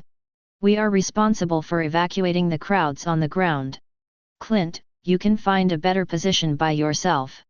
As for Thor, Steve said as he arranged the task. I'll go find Loki first to check on the situation. Okay. Let's go our separate ways. Hey Thor, can you give me a ride? Clint pointed to the roof above. Can. Thor didn't refuse, after all, we are all comrades now, so we should help each other. Call out. Gwen threw out the cobweb and kicked Chitauri down from the 410 wall of the tall building. So hard. And so much. Gwen's breathing fell a little quickly and she took a short rest. Ever since she left Holy Place, Gwen has been helping save people. But the number of aliens made Gwen a little overwhelmed. There are really too many. Ah! Help! A cry for help sounded from below. When Gwen saw it, she immediately jumped down. A man below was being chased by several Chitauri. He was so frightened that he screamed loudly and ran away with all his strength. It's just that maybe he was unlucky. He tripped over something while running and fell hard to the ground. Oh my God! Someone help me! The man burst into tears and kept crawling trying to get away from the monster. I am coming. Seeing that she couldn't catch up, Gwen threw out the cobweb and pulled hard, pulling the man out of the alien's attack distance. I'm coming. Another voice sounded, and Gwen looked up and saw a green figure running over. He knocked the alien away with one punch and knocked down other enemies with a few clicks. Who are you? Gwen was confused. J, she feels that this voice is a bit familiar. Hey, it's me. Peter turned around and said loudly. Are you Peter? Gwen stepped forward and asked in surprise. Yes, it's me. I'm a superhero too. Peter's outfit at the moment is a bit like Captain America, with a dark green mask and dark green tight-fitting uniform. Coupled with the metal claws on both hands, it looks a bit like cosplaying Wolverine. Wow! Peter! It's you! Everyone in Gwen was shocked. Although she had always known that Peter's genes had mutated, similar to hers, she had never heard that Peter was working as a superhero. She didn't hear about any new people appearing. Did you make your appearance and clothes yourself? That's right. I specially modified this according to Captain America's uniform. Peter said happily. Then what are the claws on your hands? I can no longer turn into a lizard monster, but I feel that using fists is not powerful, so I specially made this finger to replace the lizard sword. Peter raised his hands and touched them, making a sound of metal clashing. Ever since Peter was resurrected and gained the lizard-like super ability, he has been preparing to become a superhero. Therefore, Peter specially made a uniform based on his idol and Gwen, just waiting to make his debut one day. Then the alien invasion happened. Peter knew immediately that his opportunity had come. He changed to one and came out to act chivalrously and help others escape. Well done, Peter. I'm proud of you. Gwen happily patted Peter on the shoulder, very satisfied with Peter's transformation. I just want to be like you and Mr. Xiaoming, and use my ability to help others. Peter smiled modestly. Then let's work hard together, Gwen said as she and Peter began to clean up the street. Hey! Peter, do you have a title? What should I call you? Gwen said that since you don't want to reveal your identity, you should have a title. My name is Lizard Man. If you are bitten by a spider, you will be Spider Woman. Then I will get the lizard gene and be called Lizard Man. Peter cut open an alien with his claws and said loudly. Awesome! Come on, Lizard Man! Gwen didn't know if it was good or not, but it was quite realistic. Come on! Spider Woman! Here, Amora finally found Loki in the Stark building. Loki! Amora shouted as soon as she appeared. Huh? You are not good. Loki turned around, and then his expression suddenly changed. Amora returned to normal. Because Loki knew that Amora, who was controlled by the psychic scepter, would not be so angry at calling him by his name. Therefore, Loki, who noticed this, jumped down the moment Amora spoke. Loki, you, damn! Amora was about to say something to control Loki, but she underestimated Loki's reaction. Amora looked at Loki walking away, furious. My queen! At this moment, Tony next to him came forward and said hello respectfully. You! Amora looked at Tony and remembered that this man seemed to be her first subordinate. Amora was just about to release Tony's control when her mind suddenly changed. Tony! Go get Loki! Amora ordered. Yes! My queen! Tony said, flying up and chasing Loki. Loki looked back on the flight machine and frowned when he saw Tony flying over. He still doesn't understand how Amora escaped from control. Even because Amora has returned to normal, it means that Loki will have several more enemies. Although the portal is now open, Loki is honestly unsure when facing Amora. And what about Xiaoming? Captain, I saw Tony. Hawkeye said from the top of a building. What is Tony doing? It seems like they are chasing Loki? Are they turning against each other? Hawkeye said uncertainly. Is there any way to contact Xiaoming? Let him take action and restore Tony to normal. Steve asked eagerly. It can't be done. Hawkeye said that he can't even see anyone from Xiaoming now, so how can he contact him? Chapter 165. Xiaoming jumped lightly and landed on the back of a Leviathan beast. This was the last surviving one that had come in. The rest had just been taken care of by Xiaoming. Xiaoming stretched out her right hand and aimed it at the top of Leviathan's head, and light bloomed in her hand. Roar! The Leviathan beast noticed something appearing on its back, sensed the danger, roared, and crashed into the tall building in front of it. Xiaoming frowned when he saw this, retracted his hand, activated magic, and teleported the giant beast into the black hole space. The extremely powerful gravitational force of the black hole will tear and swallow the roaring beast. Xiaoming stood in the air, looking at the black spots in the sky above that continued to come in through the cracks in space, and clenched his fists. A little too much. Xiaoming murmured and punched hard. Boom!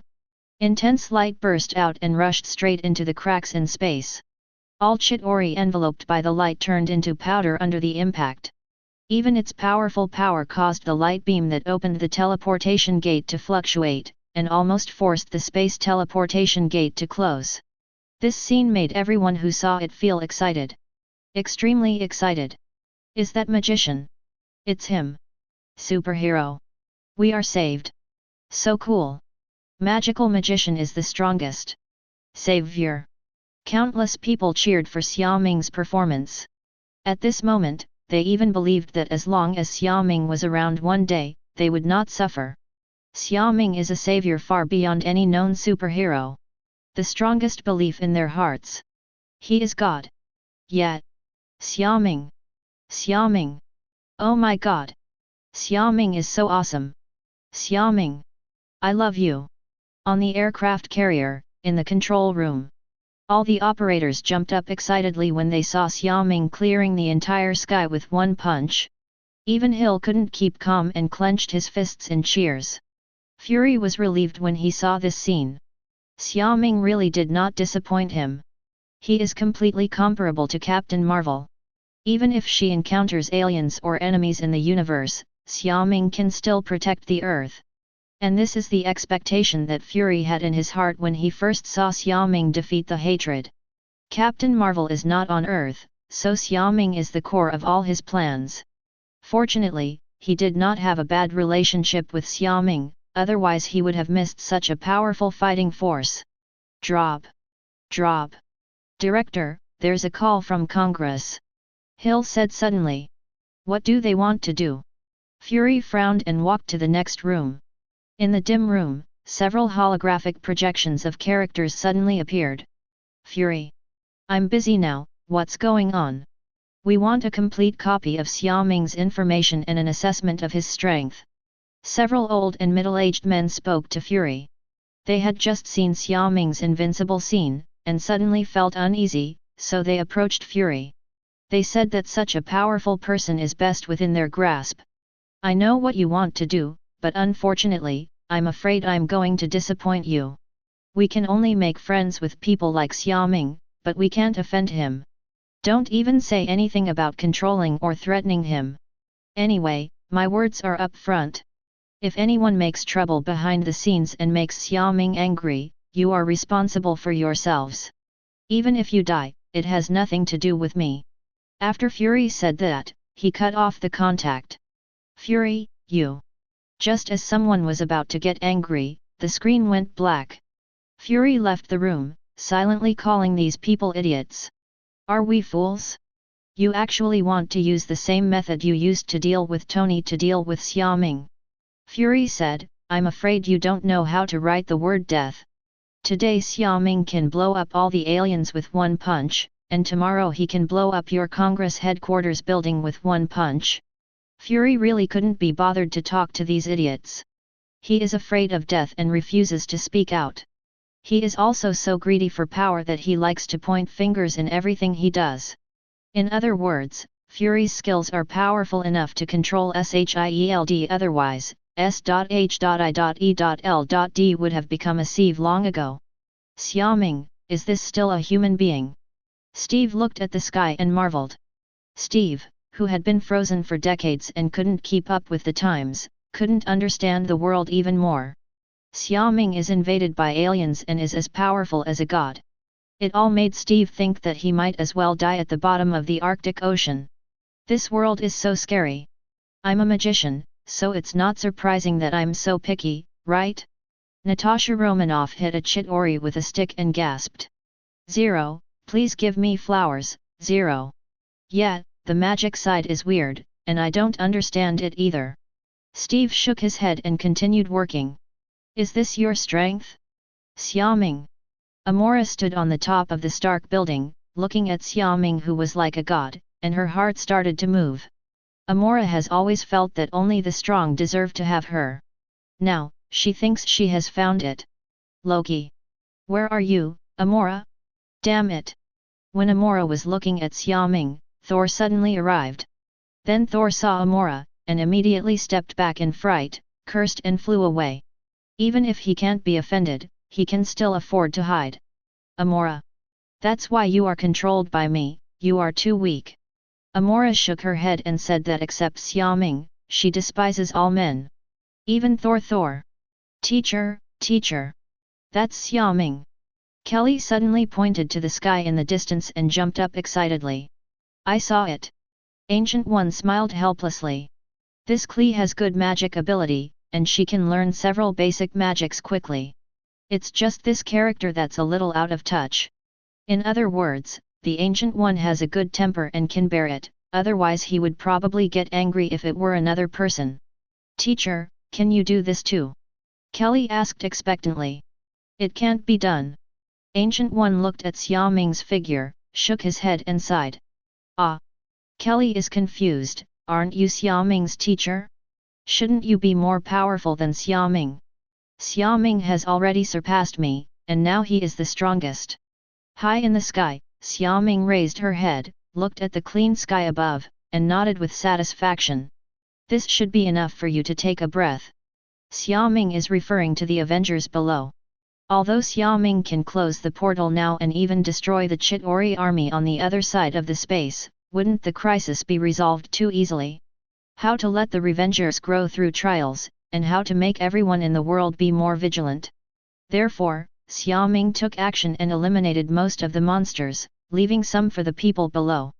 Then Xiaoming turned on perception and swept the field. Hi? Is Gwen here too? Hi? Who is this guy with a look of forgiveness? Peter. End. Chapter 166. To be honest, Xiaoming was really surprised when she found out that this mysterious man in green clothes was actually Peter. It's not that I think it's strange to see Peter come out as a superhero, but the color of your clothes is really hard to describe. So, Peter, why don't you choose something brighter or match it with other colors? Xiaoming stood next to Gwen and said in embarrassment. Ah? Why? When I turned into a lizard, didn't I also wear green? And I used dark green to hide my identity better. Peter looked at himself, feeling calm in the sunlight. Forget it, as long as you like it. Xiaoming turned her head. Why, is it ugly? Peter was a little sad. After all, Xiaoming is his savior and Peter's role model. So now Xiaoming is so dissatisfied with the color of his uniform that he can't help but doubt himself. Nothing, just like the Ninja Turtles. Xiaoming complained. Gwen face-palmed. Teenage Mutant Ninja Turtle Gwen doesn't know what it is, but Turtle Gwen still understands. Looking at it this way, it would really look like Peter if he had a turtle shell on his back. I know, I will change it when the time comes. Peter burst out laughing when he saw Gwen and felt depressed. Fortunately, he still thinks this is handsome. But Mr. Xiaoming, is the alien invasion over? Then how do you close that thing above? Peter looked up and asked worriedly. It's not over yet. Xiaoming shook her head. As for how to close it, it's very simple. Just use Loki's scepter, or I can take action. Xiaoming remembers that the Tesseract seems to be protected by pure energy. Can it absorb a wave by then? Ah, it's not over yet, wait. Here we go again. Peter suddenly pointed at the portal and shouted. Gwen also looked up, and her expression suddenly changed. Why are there so many big guys? I saw new enemies pouring in from above, but this time they were all Leviathan beasts. After a while, it swam downwards covering the sky and the sun. What should we do now? Has Xiaoming made them anxious? Steve suddenly felt helpless in his heart. He had seen Hulk take action before, but even such a powerful Hulk could only kill one monster at a time. And now, the sudden influx of people from above seems to be endless. Team leader Natasha Romanoff was also speechless. Loki. Thor growled in pain as he watched this scene. This time, the final moment is coming. No matter whether the Earth can survive this crisis or not, Loki is the biggest sinner. Enough to sentence to life imprisonment. Even Thor doesn't know if he can bring Loki back to Asgard to stand trial. Because he was worried that the remaining people on Earth would directly execute Loki out of anger. Hulk. Hulk stood on the top of a tall building and couldn't stop talking. It's over, it's over. Amora's face turned pale, feeling that she had made a big mistake this time. Although it is forced. Teacher, teacher. What should I do? Carrie held Ancient One's hand, her eyes full of panic. How is the Earth scarier than the Dark Dimension? Now I can only choose to believe Xiaoming. Ancient One also looked solemn. It seems that because of Xiaoming's sudden attack just now, the enemy changed their strategy and started the decisive battle directly. Ha ha ha. Xiaoming. No matter how powerful you are this time, can you solve so many at once? Loki stood on a flight machine and looked at the giant beasts pouring in from above. He was so crazy. Loki was originally quite calm. Even after knowing that Amora was out of his control, he just felt troublesome. He was far from being in a crazy state like he was being forced into a desperate situation. All of this was caused by the punch Xiaoming just punched. At that time, Loki was getting rid of Tony who was chasing after him. As a result, a powerful wave of energy and a strong wind almost blew Loki off the flight machine. Then Loki looked up and saw an incredible sight. Xiaoming cleared the sky of dense Chitauri with just one punch. Loki even saw that the portal was almost affected and had to be closed. Therefore, just when Loki almost thought that his plans and expectations were all over, countless leviathan beasts flew out. Xiaoming, let's see how you block it this time. Loki was flying high in the sky, looking nervously at everything below. And behind him were countless giant beasts, covering the sky. It really feels like the end of the world now, even the sun has been blocked zero. Countless people looked up and fell into silence watching this scene. Some people even knelt down in despair, chanting the name of God. Pray for God to show up and save everything. Drop. Drop. Director. Hill hesitated. I see. Fury turned around and left the extremely silent control room. At this time, nothing he said was of any use. Fury.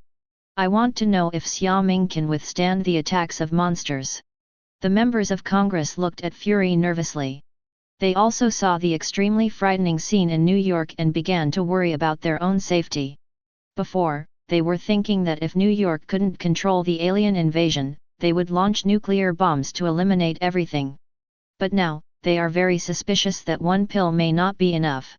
But they can't even fire a few more missiles. Isn't this really destroying the country? The impact of one pill is enough to change the environment. If there are a few more pills, they won't have to live anymore. Therefore, they at the moment hope that the true light cannot be brought to them again. All I can say is... Fury was silent for a while before speaking. What did you say?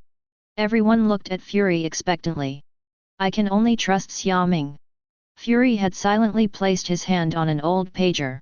He wondered if he could make it in time if he called Captain Marvel back at this time. After all, Fury doesn't know which galaxy Captain Marvel is in now, and whether 0.4 can catch up.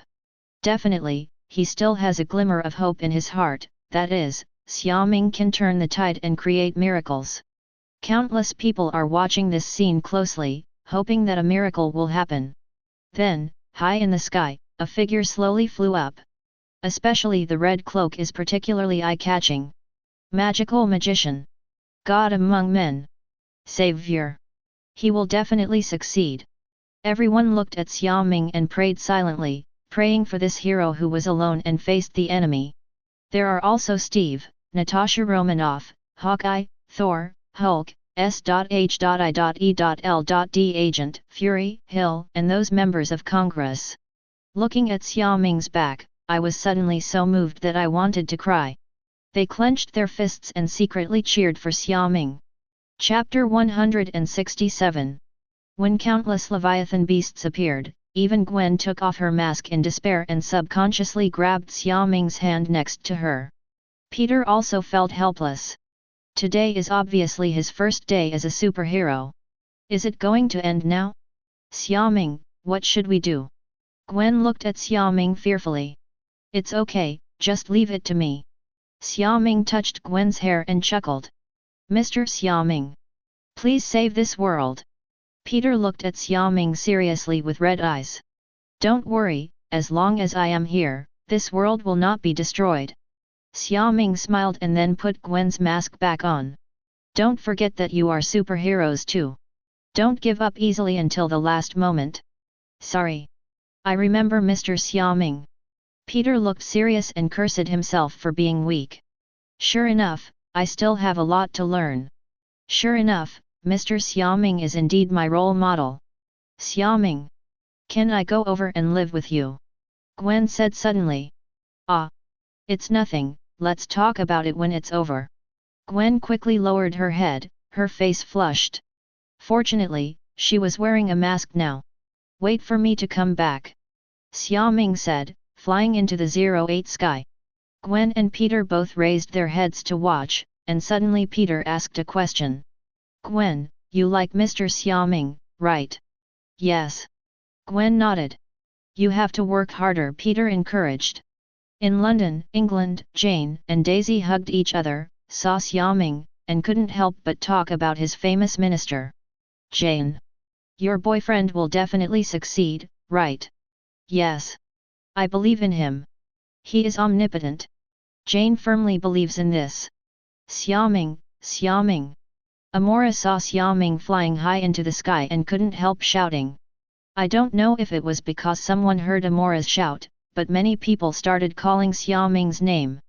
Or maybe it's because Steve and the others also called Xiaoming's name and cheered him on in front of many people.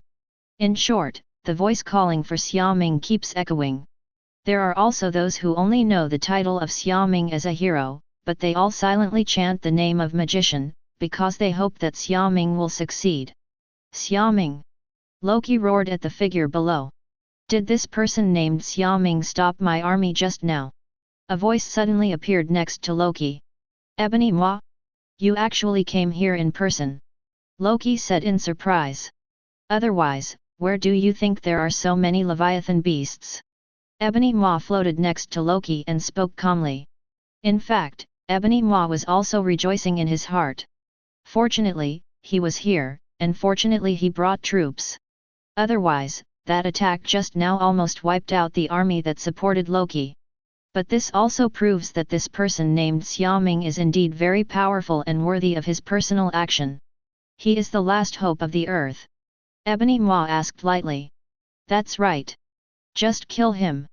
The earth is ours. Loki gritted his teeth. Leave it to me.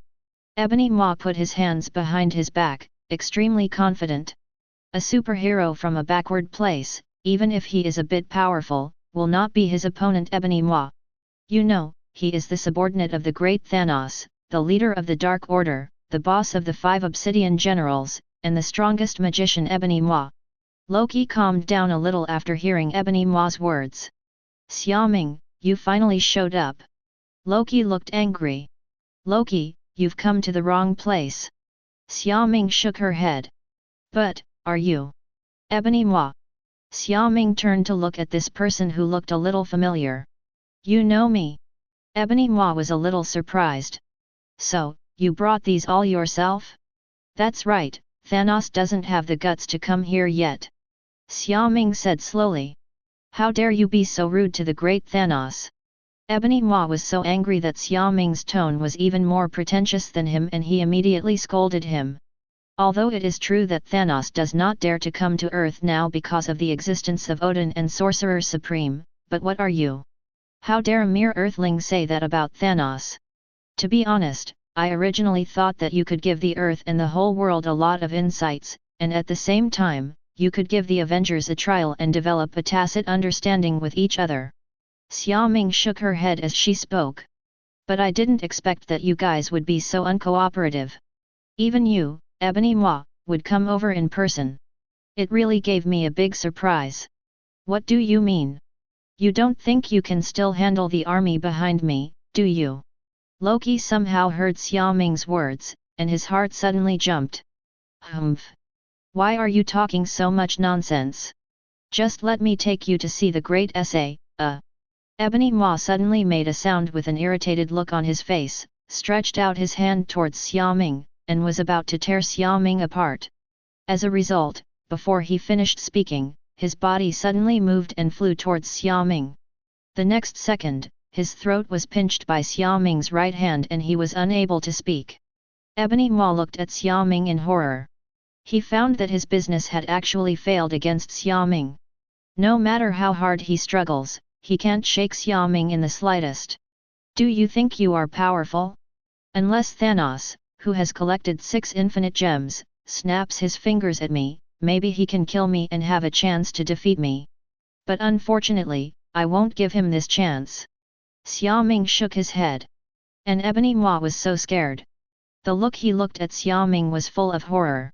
Because he discovered that Xiaoming actually knew Thanos' purpose. And also know how to use infinite gems? At this moment 697, Ebony Maw regrets it extremely. I regret why I came to Earth. I came to support Loki. At the same time, he also wanted to tell Thanos the news, but he couldn't do it. Goodbye and say hello to your great Thanos for me. Xiaoming said, using her right hand hard, she broke Ebony Maw's neck with a click, then let go of her hand and let it fall. What do you want to do? Loki swallowed, quick. He looked at Xiaoming in fear, feeling that he still underestimated Xiaoming's strength. In particular, Ebony Maw, who he thought was very powerful, could not even make a move in Xiaoming's hands. This is very scary. At this moment, Loki was very worried whether Xiaoming would kill him. Uncle, uncle! I was wrong. Loki quickly begged for mercy and knelt down on the flight machine. I'll deal with you later, Xiaoming said, looking up at the giant beasts that had rushed down, and stretched out his palm. In the palm of his hand, a black ball slowly emerged. Then under Xiaoming's control, it flew into the sky. Earth explosion star. Xiaoming murmured. After the black hole flew up, it continued to grow, and its powerful gravity began to work, tearing apart the surrounding space and tearing at the approaching behemoth. Roar! A black hole appeared over New York and began to swallow everything in the sky. Chapter 168. The black hole that appeared over New York surprised everyone, but they knew it was Xiaoming's work, so they watched the aftermath nervously. Many people are shocked when they know how powerful black holes are. Xiaoming can actually create and even control black holes? Especially the scientists, all exclaimed and said it was impossible. Others are more worried about what if the black hole swallows the entire New York City? Just like that, under the gaze of countless people, countless giant beasts roared and were dragged into the black hole by gravity, and directly turned into powder and disappeared. Moreover, the black hole's scope of action, under Xiaoming's control, did not affect anyone or any building on the ground in New York at all. None of them felt the pull of gravity, but they could know from the roars of those giant beasts that the black hole was real and its power was file size. Even the light pillars supporting the space transmission began to twist. You know, a black hole is a celestial body whose curvature of spacetime is so great that even light cannot escape from its event horizon. Therefore, seeing that the portal was about to be closed due to the influence of the black hole, Xiaoming quickly controlled the black hole to pass through the portal, went to the opposite universe, and rushed straight towards the Chitauri Legion's spaceship. Then everyone saw a strange scene. The Chitauri and Leviathan beasts that had not had time to be swallowed flew upside down and rushed into the portal and flew away. Oh my god! Is this magic? This is a miracle! No, Xiaoming is God. Yes. He is invincible. The strongest existence. The strongest superhero. Magical magician. The only God. My faith. So, we're saved. We survived. Magical magician saves the world. Magical magician. Xiaoming. Countless people saw those aliens flying backwards and returning the same way, and finally realized that they were saved. They survived in Xiaoming's hands. Xiaoming saved the world. Yes, for countless people, that giant beast that covers the sky is their doom and the doom of the entire world. They can't imagine what kind of world they would live in without Xiaoming. How could they survive without Xiaoming? Although there are still many aliens on the ground, they are not afraid anymore. No more worries. Because they have Xiaoming. And those superheroes are here. Their home was saved. Countless people looked at that figure in the sky and couldn't help crying. And those people who desperately begged God began to change God to Xiaoming and pray to Xiaoming. Now for them, Xiaoming is the only true God. He is the only savior who saved them. Phew! Xiaoming, there are actually people like this in this world. Steve felt relieved and sat directly on the ground. What is impossible now? Natasha Romanoff was also very tired and said from the side. Indeed, but luckily there is Xiaoming. Steve sighed. Before, he felt that he might die together with the monsters. Teacher, teacher! Xiaoming did it! Kelly shouted excitedly. Yeah, he did. Ancient One looked up at Xiaoming, who was like a god, with infinite emotion and complexity in his heart. Ancient One remembers that when Xiaoming first started learning magic from her, she didn't understand anything. But slowly, Xiaoming learned faster and faster, and it was almost to the point where Ancient One had nothing to teach her. At that time, Ancient One just felt that Xiaoming's ability was too evil and was favored by the god of magic. But all the subsequent events show that Xiaoming is not only a monster with ability, but also a miracle from the beginning. Miraculously, Xiaoming has now surpassed her. Teacher, what kind of magic is this? It's so powerful. I don't know either. This should be Xiia Ming's own invention. Ancient One shook his head. Kelly, you have to study magic well. He is the most powerful among all magicians. Yet, I will. Xiaoming. You are not only the hero who saves the world, you are also my hero. Amora held her hands on her chest, her eyes shining brightly as she looked at Xiaoming's figure. In this life, being able to meet Xiaoming is the luckiest thing that has happened to Amora in her life. Amora feels like she has found the meaning of life. After waiting for 600 years, she finally found a place to stay. This made Amora couldn't help but thank Loki. Fortunately, Loki rescued her from prison. He really did it. Is there anyone else on this earth who can be Xiaoming's opponent? Is it true that as long as Xiaoming is willing, he can even rule the entire earth? We cannot control such people, we can only make friends with them. The members of Congress started to discuss each other word by word. By the end of the discussion, they all expressed their desire to make good friends with Xiaoming. They would even agree to any request made by Xiaoming. Rather than paying a little power, money, or other material things, they are more unwilling to offend Xiaoming and then force Xiaoming to be the opposite of human beings. If one day Xiaoming had the idea of becoming the king of Earth, they would probably have no place to cry. Fury watched their discussion plan from the side, shook his head, and walked out. Fury said, I have warned you a long time ago that people like Xiaoming cannot be easily offended. Are you afraid now? You deserve it. At the same time, Fury is also happy. With Xiaoming here, he no longer has to worry too much about crises from outside the earth.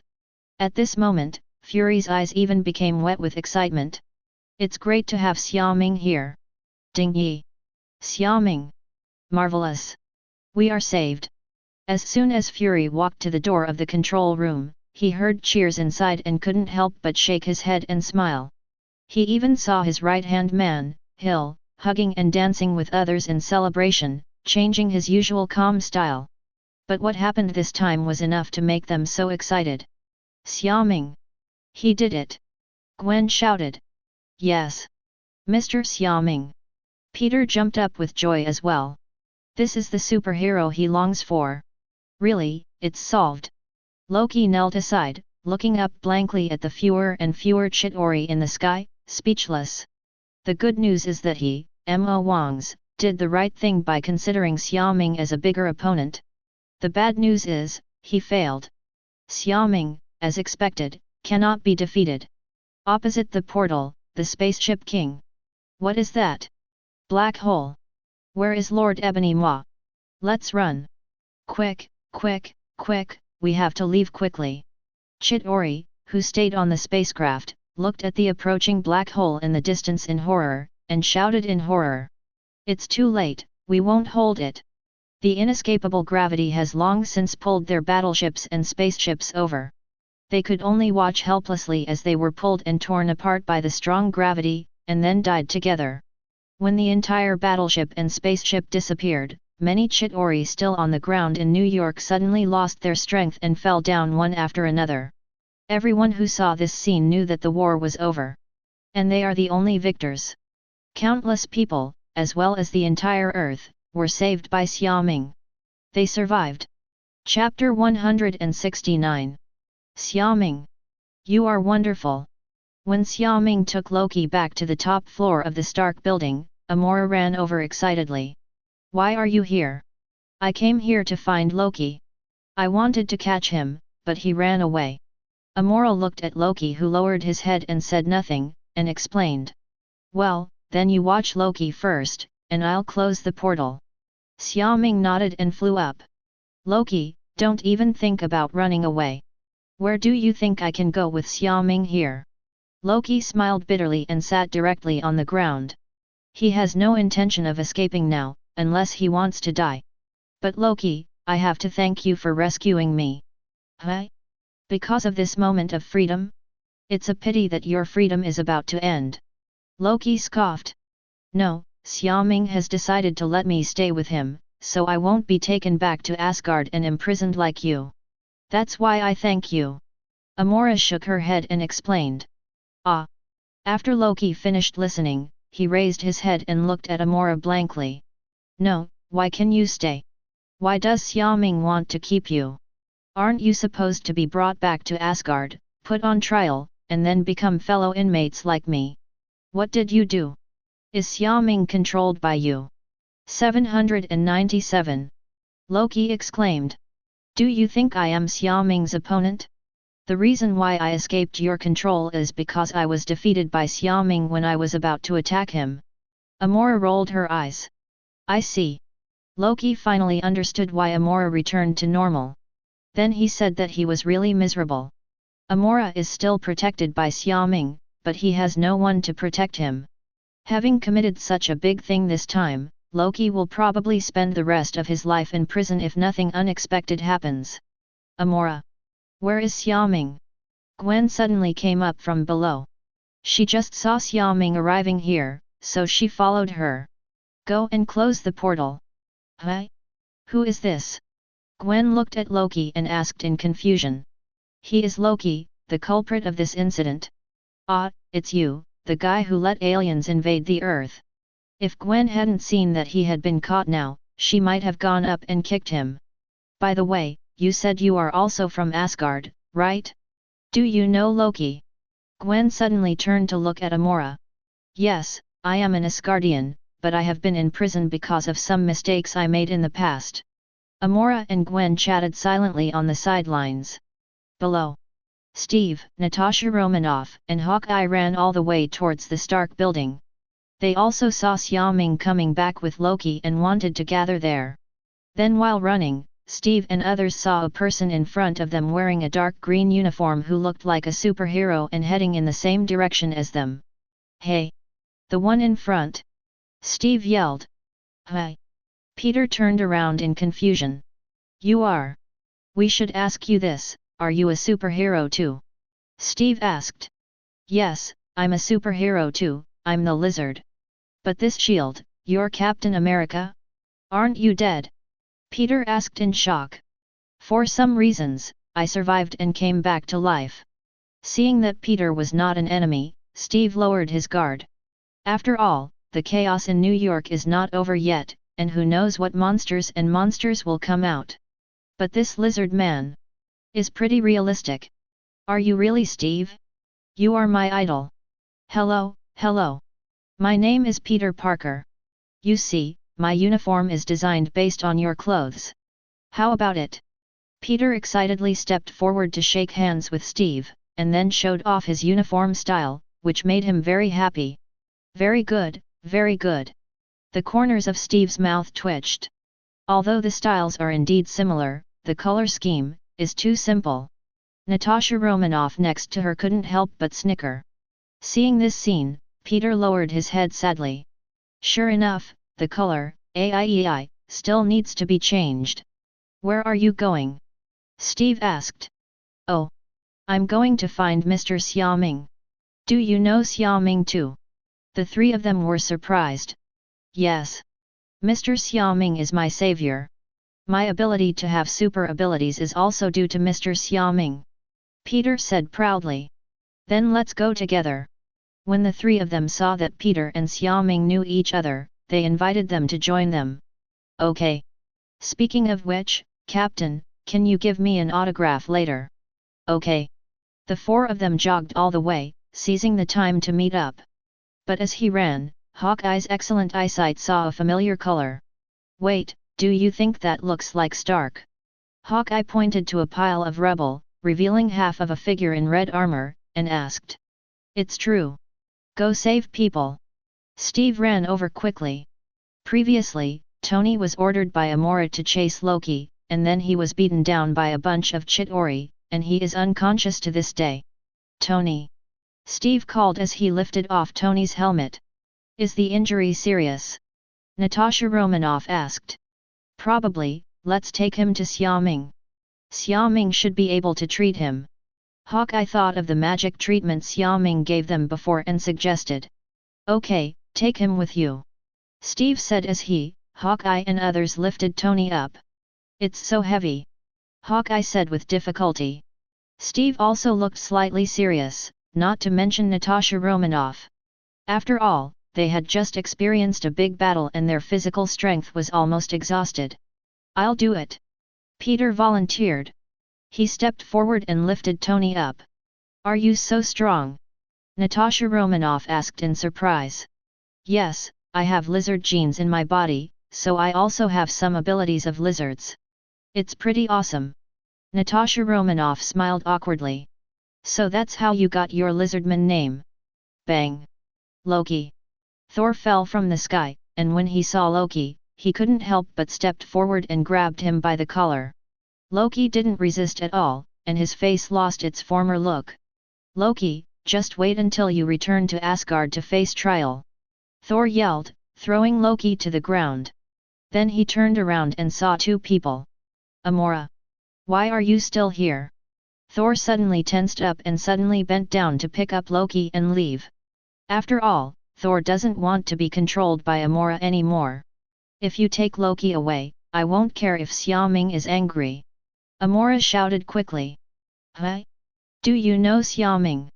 Chapter 170. Xiaoming's side. When Xiaoming came up, Professor Eric was still looking at the Tesseract with enthusiasm. Xiaoming immediately activated her psychic magic and released Professor Eric's control, but this time she was more gentle. After all, Professor Eric is not young anymore, and he is also Jane's professor, so Xiaoming takes more care of him. "Professor Eric, you can go back." "Are you, Xiaoming, Jane's boyfriend?" Although it was the first time for Eric to meet Xiaoming, Eric had also seen the news, so he recognized her. "Yes, it's me." Xiaoming nodded while approaching the Tesseract. "Be careful. This protective shield is purely energy-based, and Loki's scepter must be used to close it," Eric reminded anxiously. Although he is controlled by Loki, he can remember everything that happened. "Don't worry, I can handle it," Xiaoming said as she raised her hand and pressed it on the energy protective shield, and at the same time activated the energy siphon. "This is pure power from the Tesseract, Space Gem. You must know that Captain Marvel was able to obtain the Superman-like calendar because of an explosion that absorbed the energy of the Tesseract. Can you absorb it?" Eric was shocked when he saw this scene. "This is powerful energy that can open a space portal. How can humans absorb it?" "Yes, I can, but Professor Eric, things here are over. Do you want me to take you back?" Xiaoming said while energy absorbing. "I'd better go back by myself." "I'd better help you," Xiaoming said, opening the portal and passing Eric through from his feet to his head. Eric's eyes only felt blurry, and he returned to the laboratory in London, England. He didn't even notice any discomfort, and he just changed places. Is this the power of magic? Although Eric's worldview has been opened up, after experiencing it personally, Eric is still shocked. "This is amazing too." "Huh? Professor Eric? Why are you here?" Jane and Daisy heard the noise, turned around and saw Eric standing not far away in a daze. "Oh! I just came back, and it was your boyfriend who sent me back." Xiaoming. After Xiaoming sent Eric away, she started to get serious. This time, Xiaoming integrated all the absorbed energy into the power of Ming to increase strength and count. Then Xiaoming suddenly had an epiphany. He seemed to have entered another universe and saw the wonders of the universe. But it seems like entering a space full of pure energy.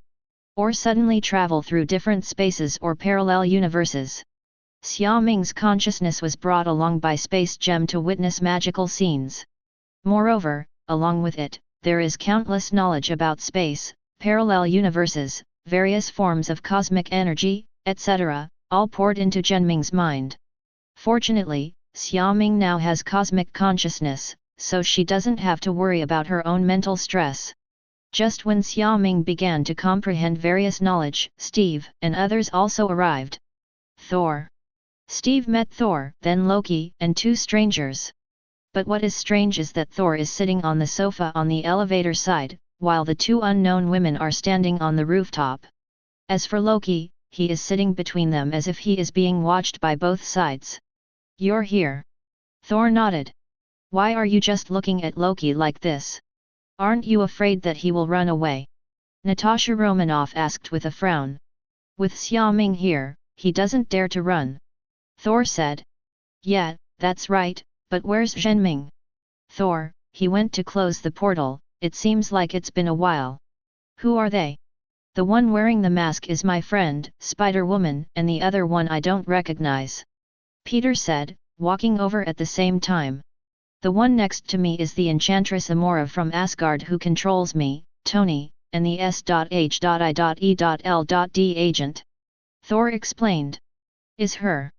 Steve and Hawkeye quickly became alert. Especially Hawkeye, he has already experienced the feeling of being unable to control himself. Don't worry, Xiaoming is here, she won't dare to mess around. Would any of you go and see Xiaoming? If the portal is too difficult to deal with, let's find a way together. Steve said. No, Xiaoming is a little busy right now, we can just wait. Amora spoke softly. Her gentle and sweet voice moved the hearts of all the men present even if Amora had no intention of actively seducing others. Stop talking! Thor yelled. It's so scary. Is this magic?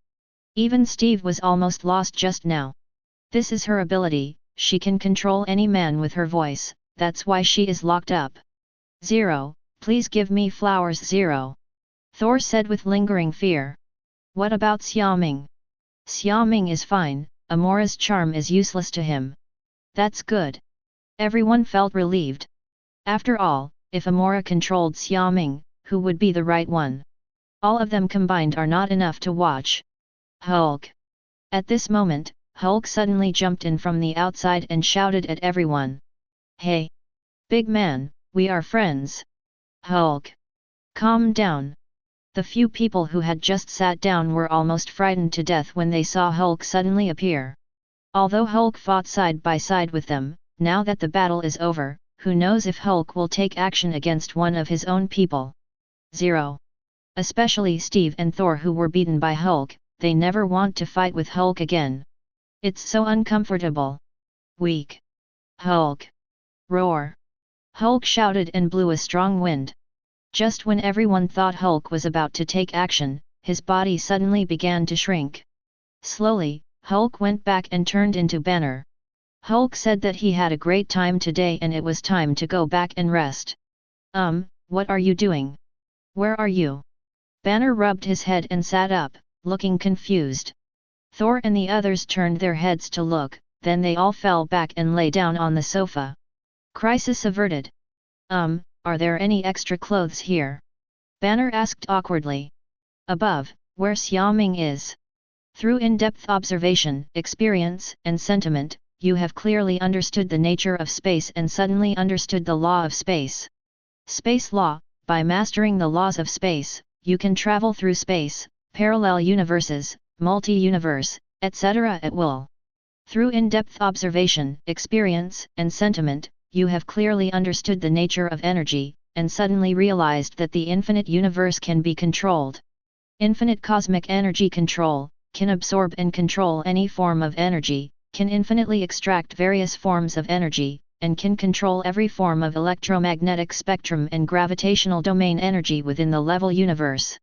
Through in-depth observation, experience, and sentiment, you suddenly realize the energy source of the space gem and create infinite space. Infinite space, an energy storage space that can be connected to infinite gems, and the infinite energy from infinite gems can be used at will. Chapter 171. Space Law. I can actually understand the power of law from infinite gems. It's a pity that I have used time gem so many times and haven't tried to understand its power. Xiaoming thought regretfully. If we look at the space law learned from the space gem, then several other infinite gems can also obtain time law, law of soul, power law, reality law, and mind law in sequence. And mastering 6 infinite gems at the same time means mastering the lives of everyone in the universe. The corresponding power of law can also have the same effect. In other words, even if Xiaoming does not collect all the infinite gems, she can still obtain the ability possessed by Thanos wearing the Infinity Gauntlet. In this way, even if Thanos snaps his fingers and destroys half of all life in the universe, Xiaoming can immediately resurrect him successfully. Wait, what if Thanos snaps his fingers and I'm gone too? Xiaoming 260 suddenly realized that this random loss of half of his life seemed to be caused by himself. Well, we'll see what happens when the time comes. Close the portal first. Infinite gems deserves to be called infinite. With Xiaoming's current strength, she has been siphoning energy for so long, and this energy protective shield has not been exhausted. However, Xiaoming does not need to continue absorbing it, because Xiaoming has just obtained an energy storage space called infinite space. Xiaoming can now use it to use the infinite energy from infinite gems at will. Xiaoming is very satisfied with this. This way he has another source of energy, which allows Xiaoming to infinitely enhance his power of enlightenment. Just relying on the energy of this infinite gems, Xiaoming can stack himself up to the multi-universe level. After all, there are 6 infinite gems. While Xiaoming was thinking, she reached her right hand into the energy shield and took out the tesseract. Suddenly, the portal that lost its energy source began to close. Soon, the sky above New York returned to normal, and the huge amounts of space cracks completely disappeared. The alien invasion of the Earth is finally over. All the people in New York cheered when they saw this scene. Countless people around the world breathed a sigh of relief. Soon, crowds of people appeared on the streets of New York, and countless people came out to celebrate excitedly. Reporters also quickly mobilized to conduct street interviews. The police began to tidy up order. As well as the bodies of those aliens, S.H.I.E.L.D., the military, and Congress all began to clean them up. All parties want to get hold of alien technology. But this has nothing to do with Xiaoming. You are all here. Xiaoming appeared in the hall and saw many acquaintances. Xiaoming, who has mastered the law of space, can no longer rely on magic portals no matter where he goes. Using magic also requires the use of magical energy, but using the power of law in space can be done without any energy. Xiaoming thought about going back to Ancient One to borrow another time gem to understand the power of time and see if she could understand another time law. Xiaoming, is the portal closed? Yes, I took it. Phew. I can finally feel at ease. Steve and others all breathed a sigh of relief. They were really scared. Worried that aliens will come to Earth again. And through today's battle, they know that the Earth's current technology is far from enough to deal with aliens. Xiaoming, can you help treat Tony? He hasn't woken up yet. Natasha Romanoff spoke. Tony? If you don't talk about him, I really forgot that Tony is also a superhero. Xiaoming cast a burst of light over Tony while complaining. As one of the 3 Avengers, Tony actually rode the entire battle without anyone knowing where he was, and the battle was over, which was really a bit embarrassing. But considering that things happen for a reason, it's understandable. Steve, Natasha Romanoff, and Hawkeye also twitched their mouths when they heard Xiaoming's complaints. Should I say Tony is lucky or unlucky? But when talking about Tony, everyone thinks of Amora. Uncle, do you really want to keep Amora by your side? She is very dangerous. Thor stepped forward and said seriously. Uncle. Steve looked confused. Isn't Thor from Asgard? Why do you call him Uncle Xiaoming? So Xiaoming is also one of the gods of Asgard. I don't know. Natasha Romanoff shook her head. She didn't know much about Xiaoming, after all she was in charge of Tony's mission at that time. All right. Steve didn't care anymore. At least judging from Xiaoming's performance today, he is on the side of the Earth, and that's enough. Uncle, you may not know what kind of person Amora is. Hey! Thor, I have told Xiaoming everything about me. When Amora heard Thor's words, she came over and said dissatisfiedly. Don't worry, I have seen Amora's memories and know what kind of person she is. Moreover, as long as I am here, she will not mess around again. 0R. Xiaoming explained. Have you read my memories? When did it happen? Amora exclaimed, looking at Xiaoming in disbelief. Why didn't she notice even a little bit when Xiaoming checked her memory? Xiaoming's magic is so powerful. It was when you recovered before. Xiaoming said. Ah, that time. Since you said so, uncle, then I have no problem. Thor nodded. Uncle, I want to take Loki back to Asgard to stand trial. And as for the Tesseract, I also want to take it back to repair Bifrost. Thor glanced at the Tesseract in Xiaoming's hand and said. To be honest, Thor is a bit embarrassed. After all, what happened today was all caused by Loki. As a result, he now not only wants to bring back Loki, but also the Tesseract, which is really a bit greedy. Kin. Xiaoming nodded, conjured a safe out of thin air, put the Tesseract inside and handed it to Thor. Thank you, Uncle. Thor saw Xiaoming without hesitation and was very grateful. About the Tesseract, should I ask Fury? Natasha Romanoff said hesitantly. Now her identity is still the agent of SHIELD. She considers everything based on SHIELD. It was not until she later joined the Avengers team that she began to break away from SHIELD. She no longer had to listen to Fury's orders. Do you think I will listen to Fury's opinion? Xiaoming asked. 1.5, no, no, no. Natasha Romanoff waved her hands repeatedly.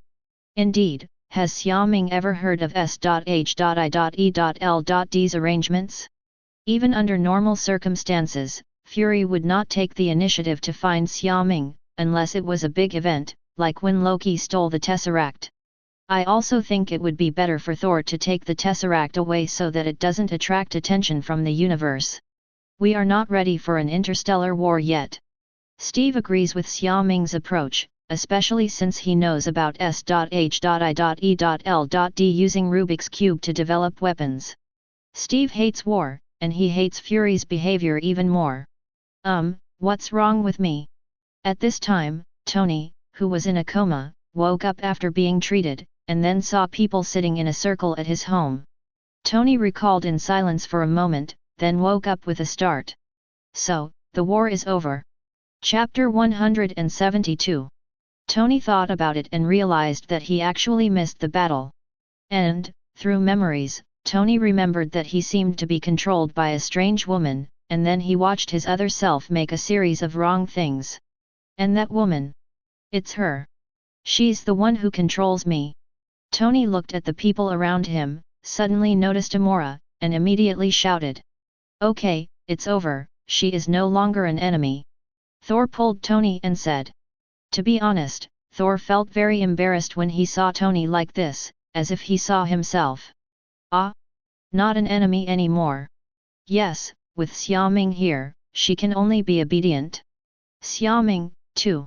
Tony nodded. Indeed, with Xiaoming here, even if there is another doomsday crisis like what happened today, there is no need to worry. However, Tony said that he was so overwhelmed throughout the whole process and rushed off without doing anything, which made him very uncomfortable. After all, Tony is also a high-profile person. As a result, in this incident, as the big star Iron Man, he was actually absent. This is too much. Moreover, Tony didn't even have a chance to take revenge on Amora. Because unless he can't hear any voice from Amora, he will definitely not be Amora's opponent. Since everything is fine, let's break up 08. Thor, shall I take you back to Asgard? Xiaoming plans to leave. If that's the case, that's for the best, but Loki. Thor said that Loki didn't seem to be restrained at all, and he would probably run away when he got to Asgard. I see. Xiaoming nodded, threw out a magic chain, and tied Loki up. Then a space door leading directly to Asgard opened. Then we'll leave first. Goodbye everyone. I'm glad to fight side by side with you.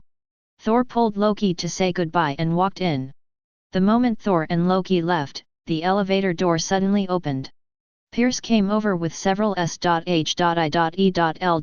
agents. You are. Tony looked at these uninvited people dissatisfied. If I remember correctly, this building seems to belong to him? I am Pierce of the Security Council, here to take away Loki, the culprit responsible for this alien invasion, and to recover the Tesseract and psychic rights. Loki and Thor have returned to Asgard. Steve frowned. Sure enough, these people were still targeting the Tesseract, and even Loki's weapon, the scepter. Fortunately, Loki and Thor had already left, there was nothing they could do even if they wanted to. Unless they can go to Asgard to find Thor themselves. But this is absolutely impossible. When Xiaoming next to her heard the word scepter, she suddenly remembered that this person seemed to have been brought back to Asgard by Loki. So, what about Wanda's sister and brother's abilities? Will Ultron appear again? Does he want to correct the plot? If there is no psychic scepter, Xiaoming doesn't think it matters if Avengers 2 doesn't assemble. As for the Wanda siblings, although Wanda's origin magic power is innate and just happened to be inspired by the mind gem, Pietro's ability Xiaoming cannot be determined. Forget it, I'll show you. Xiaoming said it would be gone if it was gone. And without the psychic scepter, Hydra probably won't find anyone to conduct experiments. As for her vision, a robot who appears to be very strong, but later goes out to fall in love and gets his head poached?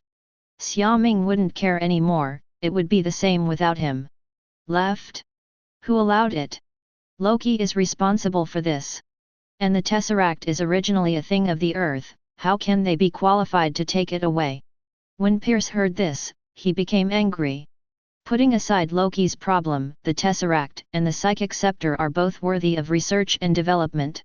Otherwise, Pierce wouldn't have gone beyond fury and personally led people to recover these two things. These two things are related to the rise of Hydra. If they were used to make weapons, they might be able to rule the earth. Definitely, this is just their own opinion. I allowed it. Xiaoming, who was standing far away, suddenly spoke.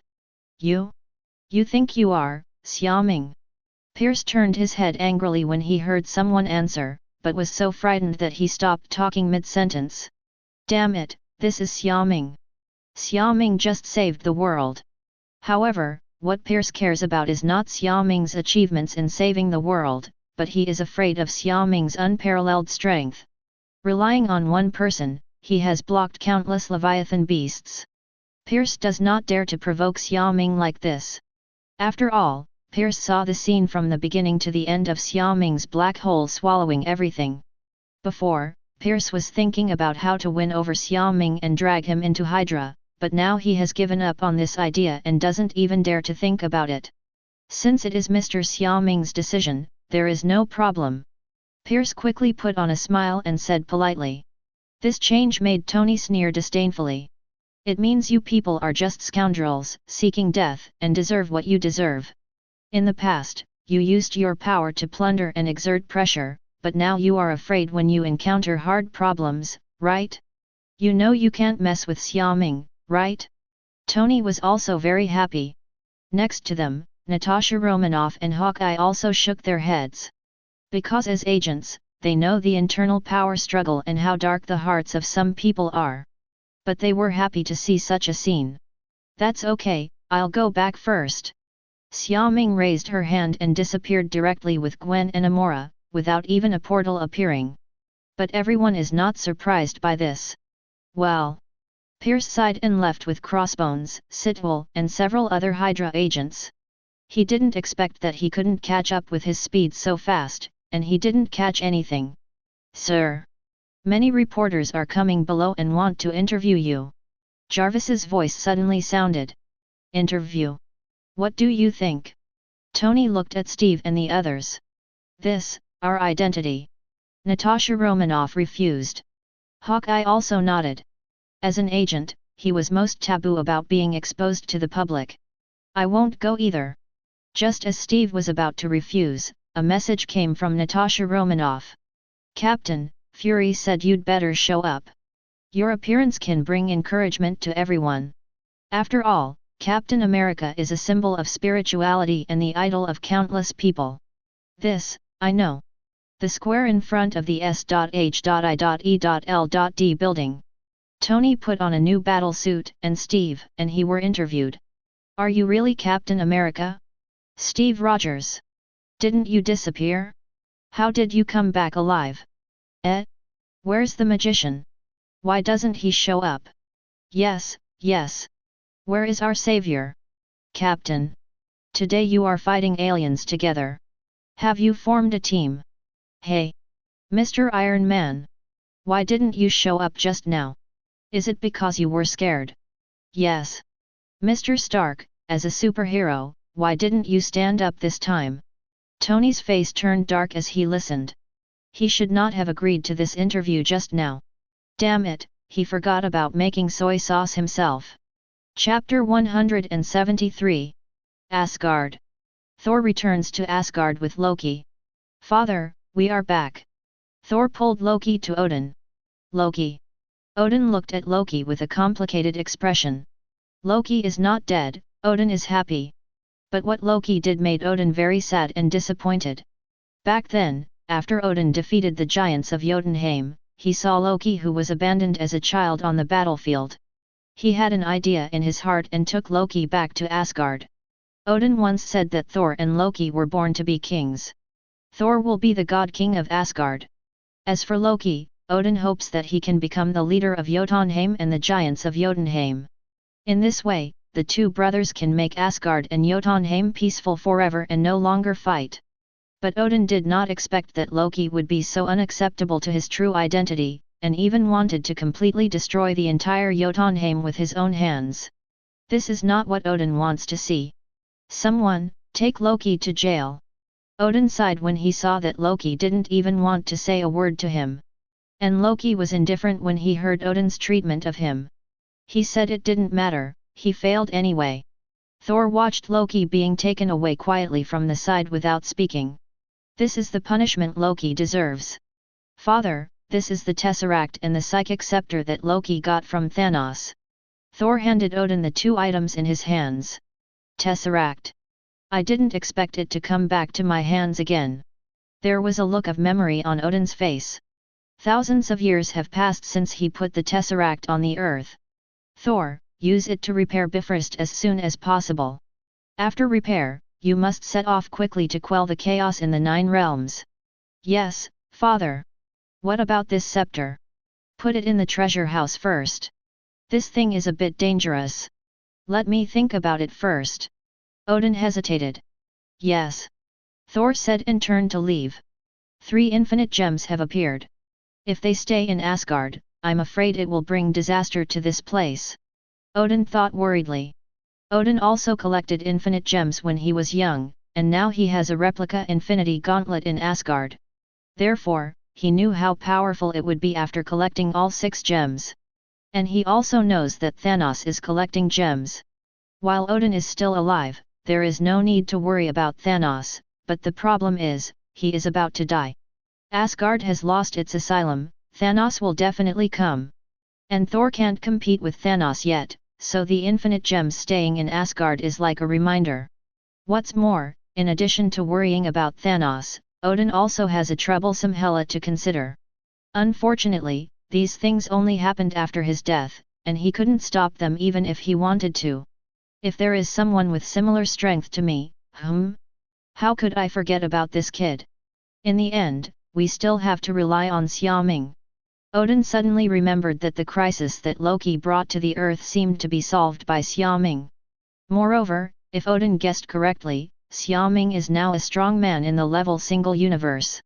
With him here, not only the earth will be safe, but also the 9 realms. Under the protection of Xiaoming, there will be no major changes. Then Odin doesn't have to worry about Thanos. Well. Sure enough, the Mind Gem and Space Gem still have to be placed on the earth. Odin muttered. Although this approach may be a bit shameless, it only attracts enemies to the earth. But Odin said that when he dies and the Ancient One retires, the only one in the entire 9 realms who can do anything is Xiaoming. Well, with greater ability comes greater responsibility. Not only does Odin want to put the infinite gems on earth, which is Hela, but Odin also wants Xiaoming to take action. Wait a moment. After Bifrost is repaired, we can almost go and talk to Xiaoming. The great Thanos. Deep in the universe, inside a huge battleship spaceship. Corvus Glaive came under the floating throne and bent down sleepily. Where's Ebony Maw?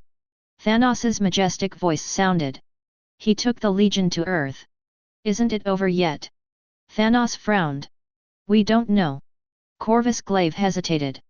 Plus, Ebony Maw and the others have lost contact. If nothing else happens, they may not be able to come back. Corvus Glaive lowered his head. Did Odin take action? Thanos asked with a low growl. He originally thought that Odin would not take action. After all, he only sent a small number of troops to the earth, not to mention that the main person in this matter was Loki, the second prince of Asgard. Therefore, as long as Thanos doesn't take action himself, Odin will only send people to help. But as far as Thanos knows, even if Odin asks Thor to go to Earth to support him, with Ebony Maw here, the entire army shouldn't be wiped out?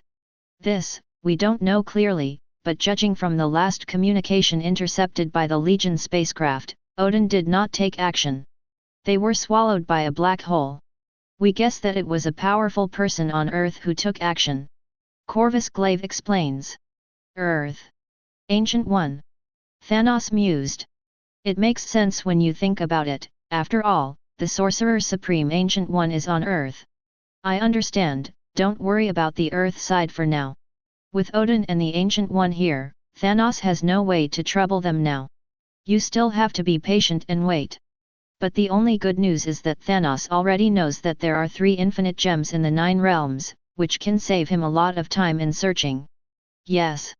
Corvus Glaive bowed his head and resigned. You are back. Xiaoming, you are so handsome. When Kelly saw Xiaoming, Amora, and Gwen returning, she cheered and ran forward. Well done, Xiaoming. Ancient One also looked at Xiaoming with a smile, very pleased. Why are you here? Xiaoming asked, Kin how? I'm here to help and look after your house. Thank you. Xiaoming nodded.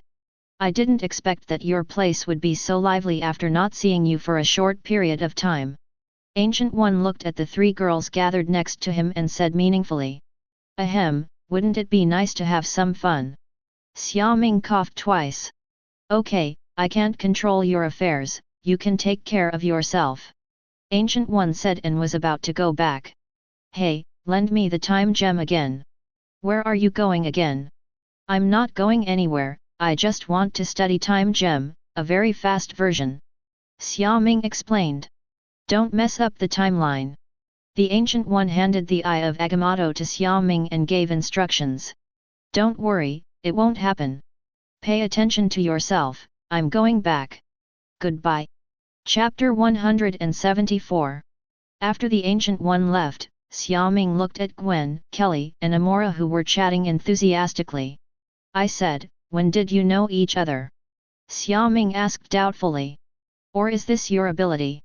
Even if they meet for the first time, can they quickly become good friends? I came to see you when the aliens first invaded, but when you weren't here, I got to know Sister Kelly and Amora, by the way, and your teacher. Gwen explained. Sister Amora.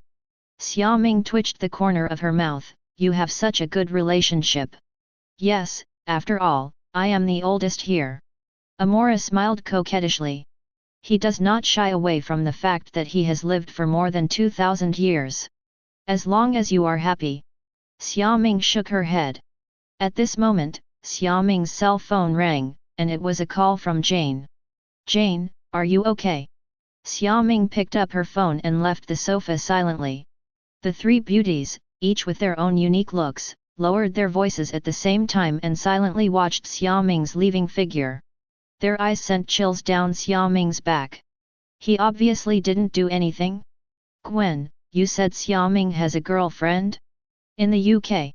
Amora suddenly asked. Well, yes, he seems to be an astronomer. Gwen nodded.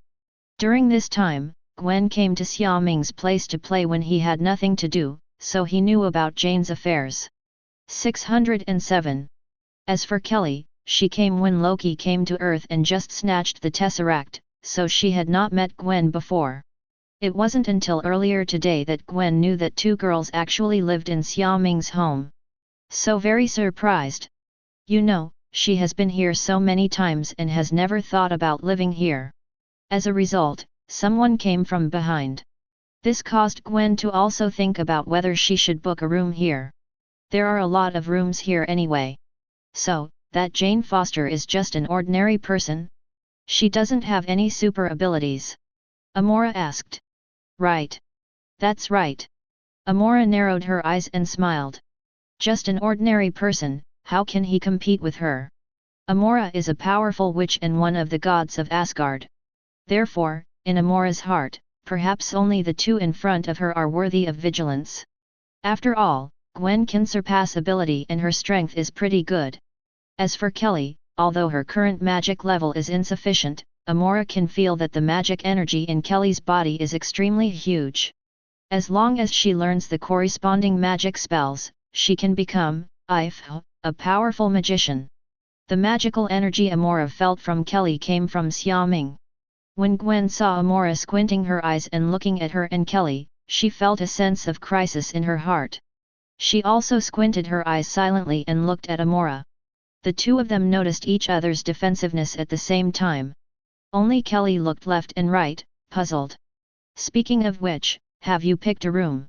Gwen asked suddenly. Miss Gwen, do you want to live in too? Amora said with a smile. I remember Miss Gwen said that she is still in high school, so she can live outside alone? Do her parents allow it? Gwen was silent. Yes, she is only a high school student now and has no chance to live alone. I usually have a lot of time. Gwen said something harsh while walking towards the living area on the second floor. Although she can't live here forever, she can still choose a bedroom first. First impression. In this way, when she can move out in the future, she can live here directly. It even saves time when looking for a house. We have chosen the bedrooms on the left and right of Xiaoming. Amora said with a smile. He paused his steps and clenched his fist. Damn it! You're late. If I had known better, I would have asked Xiaoming to stay in a room. Huh? Is there anyone living across from Xiaoming's room? Gwen suddenly asked. No, but there are a lot of things in it. Someone must have lived there before. Kelly said. Who lives there? Gwen opened the door and walked in. The room was fairly clean and tidy, with not many personal items except for some books. Gwen picked up a book and opened it, and saw a name written on the title page, Daniel. Who is this? Huh? Could it be Kamar-Taj's magician? Teacher Ancient One introduced me to the holy place before. I remember that Daniel was the magician who was on duty at the holy place. Clay recalled. What about others? Back to Kamar-Taj. Then why are his things still there? Gwen became confused. But never mind. I want this one. Gwen clapped her hands and confirmed. As for these personal belongings, just talk to Xiaoming when the time comes and let Daniel take care of it himself. As long as you like it. Amora was fine with that. In Xiaoming's bedroom. Jane, are you okay? I'm fine. Xiaoming, I saw you on the news. You are so awesome. Jane said happily.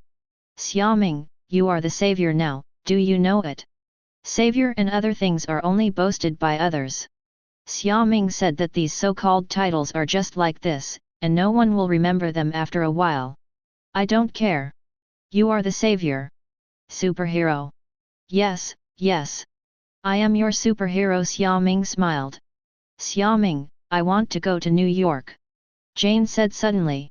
I'll pick you up. No, I mean, I want to stay and work in New York in the future, what do you think? Jian wanted to live with you in the future. But Jane didn't know what Xiaoming was thinking, so she could only express it in a roundabout way. Okay, wouldn't we be closer this way?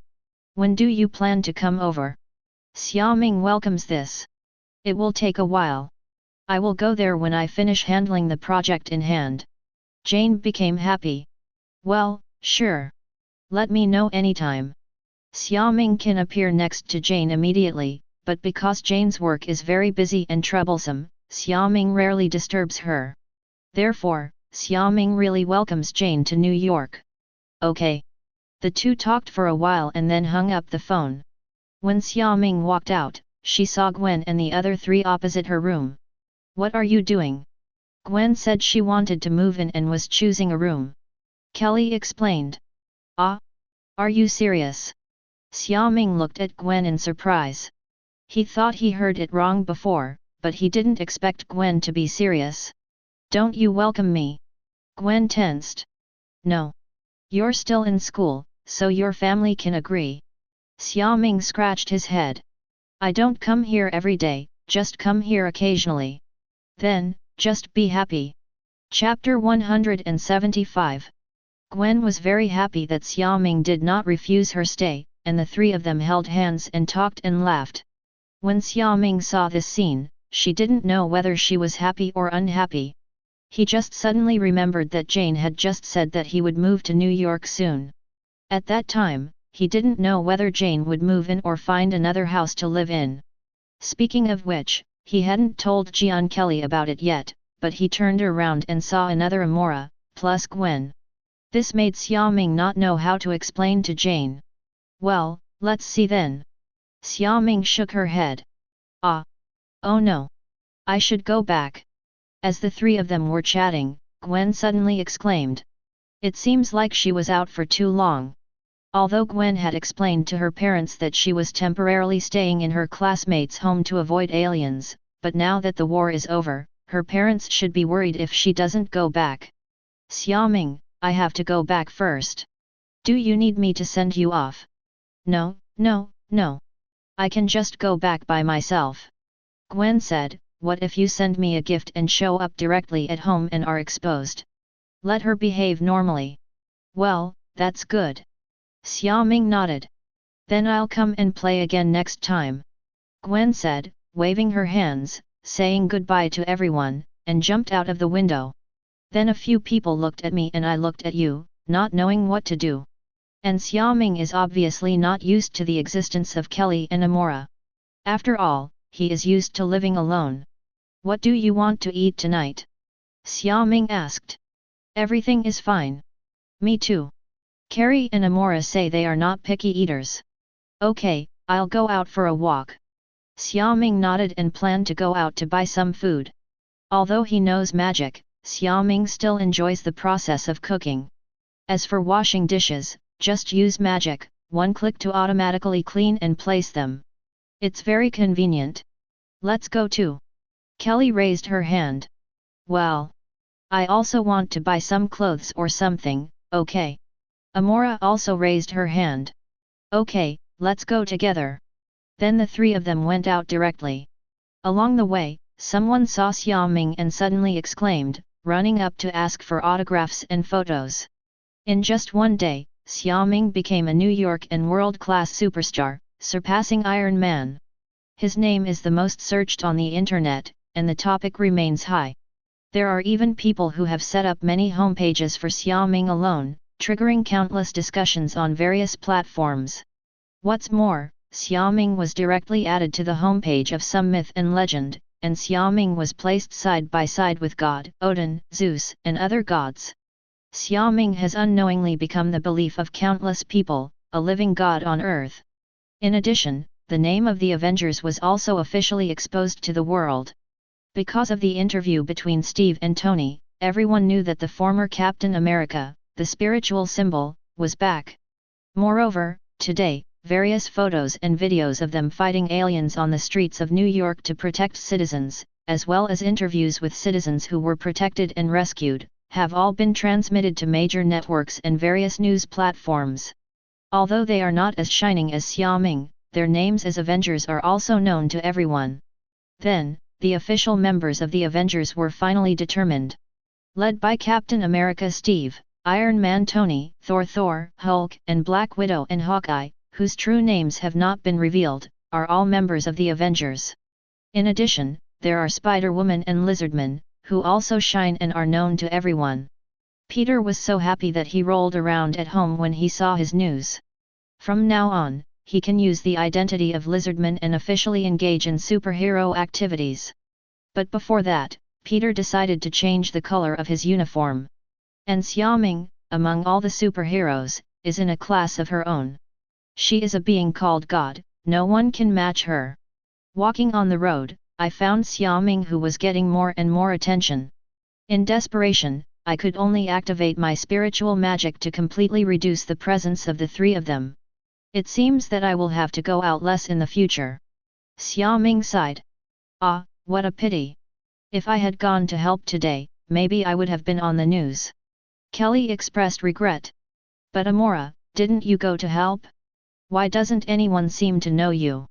I went after Loki, and then stayed in the Stark building without running around. Amora replied. Although Amora is a powerful witch, her magic is not of huge amounts of power, and she cannot rush into the enemy like a warrior like Thor. Otherwise, if Amora rushed in, she might not be able to come back. Therefore, Amora is more like Loki and is better at controlling others to fight for herself behind the scenes. If you want to help, you should learn magic. Xiaoming interjected. 0, please give me flowers. I'm learning. Teacher Ancient One taught me a lot of magic. Clay said proudly. And the Ancient One magician also said that my ability is very good and I have the potential to become a great magician.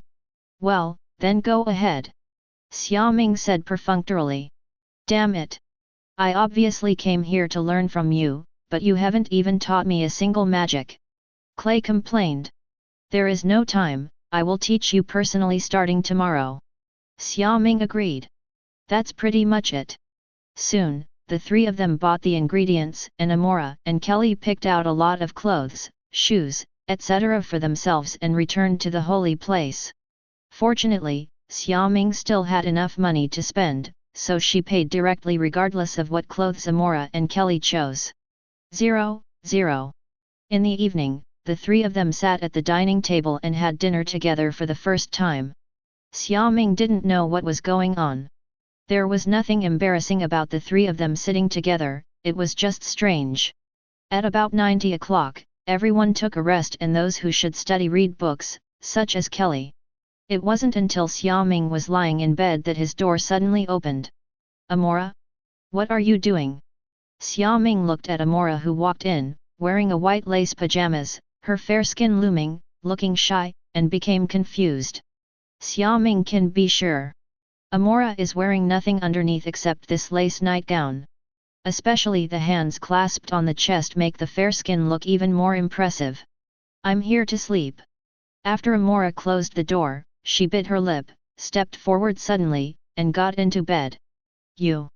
Xiaoming, I like you. Especially the scene where you stood in the sky today made me understand that you are my destination. Amora said muffledly in bed. You are not only the savior of the earth, you are also my savior. Xiaoming, you will be the only man for me. Do you want me? Amora stuck out her head, eyes filled with mist, and looked at Xiaoming intently. Why not? Xiaoming reached out and hugged Amora. At this time, Xiaoming suddenly discovered that Amora had left her pajamas outside when she just got into bed. Good guy, Xiaoming didn't even notice this fast move. But it doesn't matter, if you haven't seen it, then feel it for yourself. Chapter 176. Xiaoming's room. Just when Xiaoming was about to hit base, Amora suddenly stopped. Would that sound be heard? Amora remembered that there was Kelly next door to Xiaoming's room, and it was her first time, so if she couldn't help but speak too loudly. I know, I will block it. Xiaoming also didn't expect to use magic at this time. But it was normal. After all, it was just him and Jane in the whole holy place before, so there was no need to worry about anyone hearing it. Xiaoming opens up the realm of space and completely isolates her bedroom from the outside world. After a long time, the spring night came to dawn. Xiaoming kissed the sleeping Amora, got up and left the room. Although Amora is an Asgardian and has stronger physical fitness than Earthlings, she is still a little unable to fight after a night of fighting. However, Xiaoming said that Amora is still much stronger than Jian. Xiaoming, please teach me magic in the 363 style today. After Kelly got up, she saw Xiaoming drinking coffee on the sofa and happily stepped forward. Kelly is very excited about Xiaoming's powerful magic. In her heart, she also wants to become as powerful as Xiaoming. Only in this way can she return to the dark world and drive Dormammu out. Okay, first tell me what magic you know. Xiaoming nodded in agreement. Actually I don't know much. I can simply use magic energy to deal with enemies and teleport magic. Kelly spoke sheepishly. By the way, there's also the red ring of Ragator that teacher Ancient One taught me yesterday. Clay said and started to demonstrate. And the magic whip. Yesterday, Kelly used these two magics to repel many Chitauri, and the actual combat effect was pretty good. Well, what about your teleportation magic? My teleportation magic consumes too much, and it is mainly used to open large dimensions or carry out large-scale teleportation. Clay explained. Okay, I'll teach you our Kamar-Taj's teleportation magic first. After you learn it, I'll teach you my unique magic. Xiaoming stood up and said. Okay. Kelly was very happy.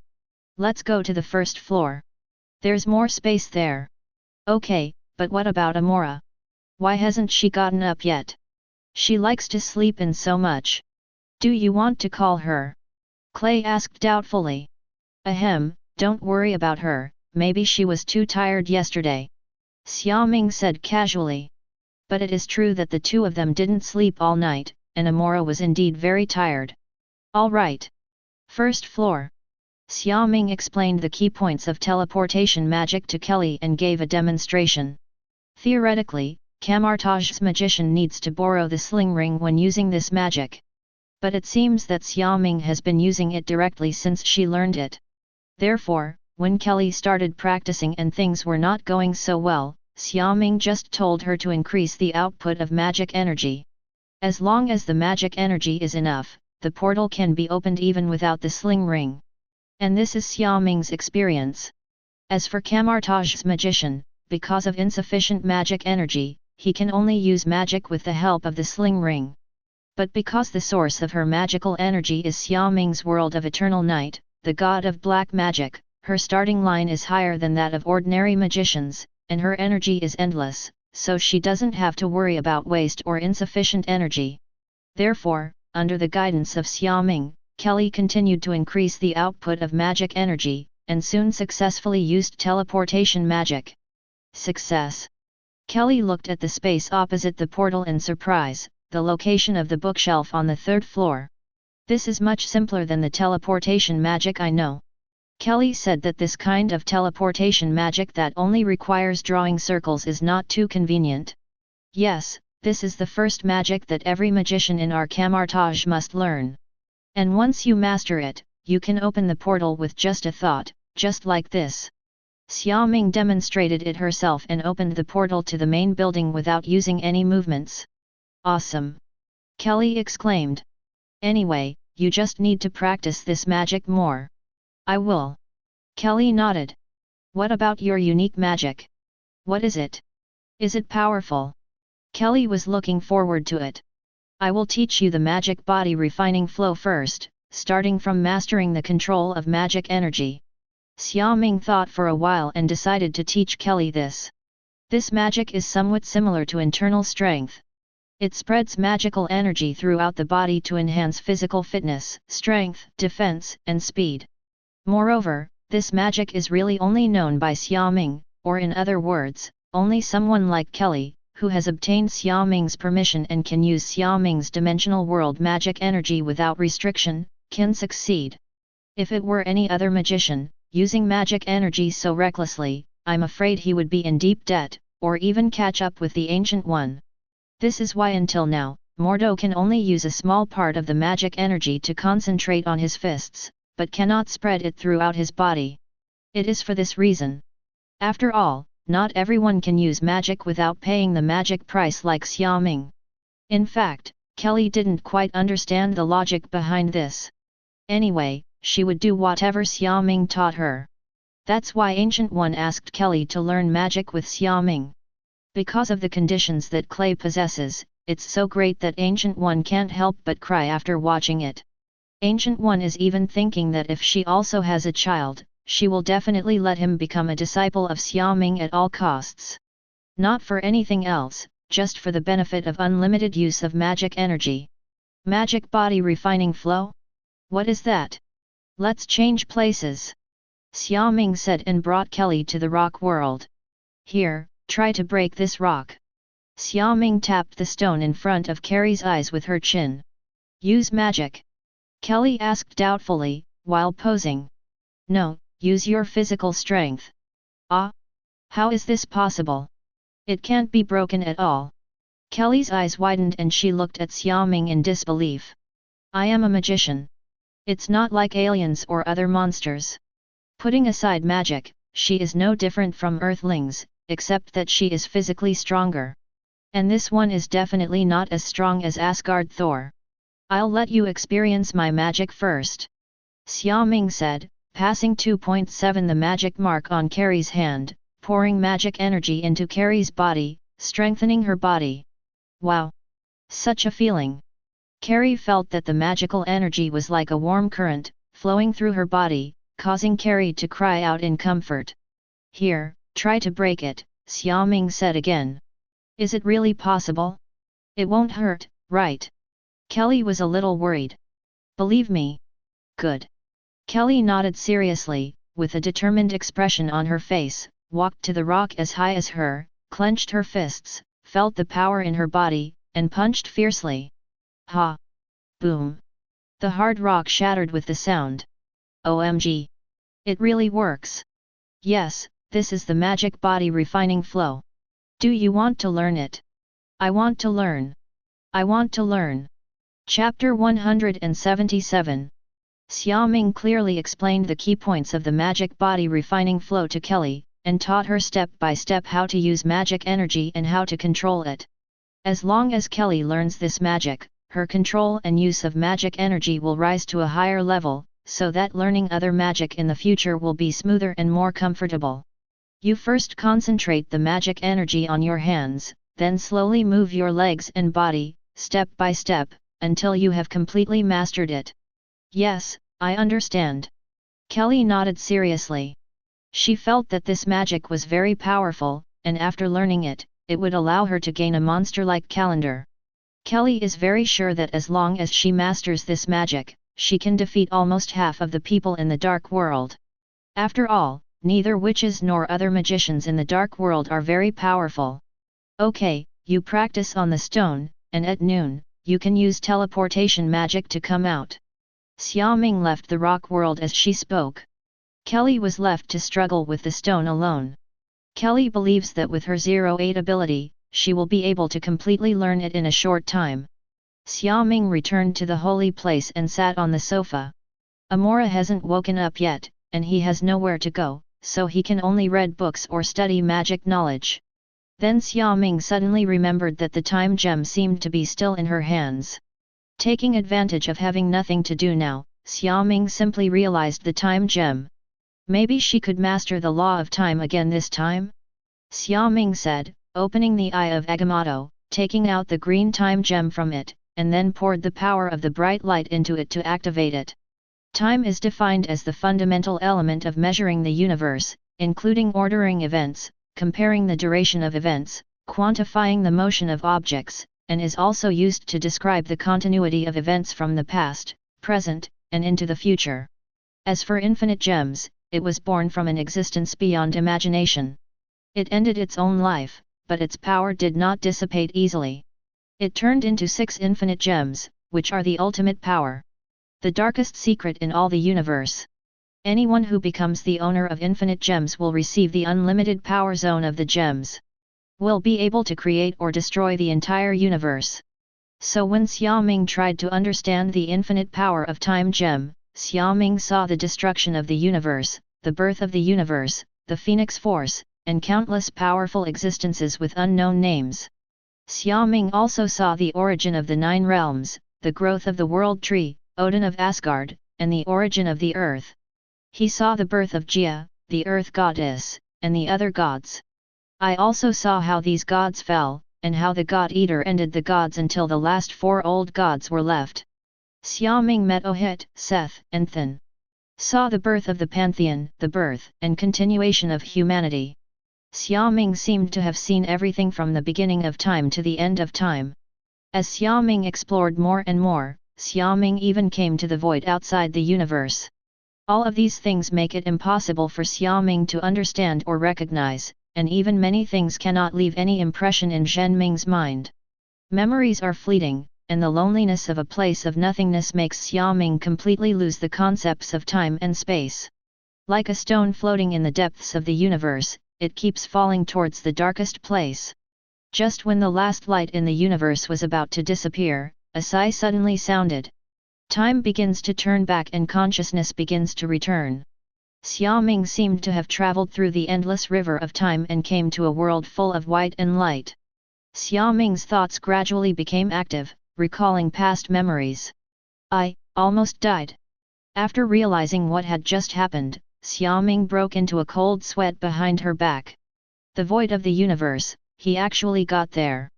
If he doesn't come back in the end, I'm afraid he will be plunged into darkness forever, and his body in reality will become a corpse. His soul will also perish forever.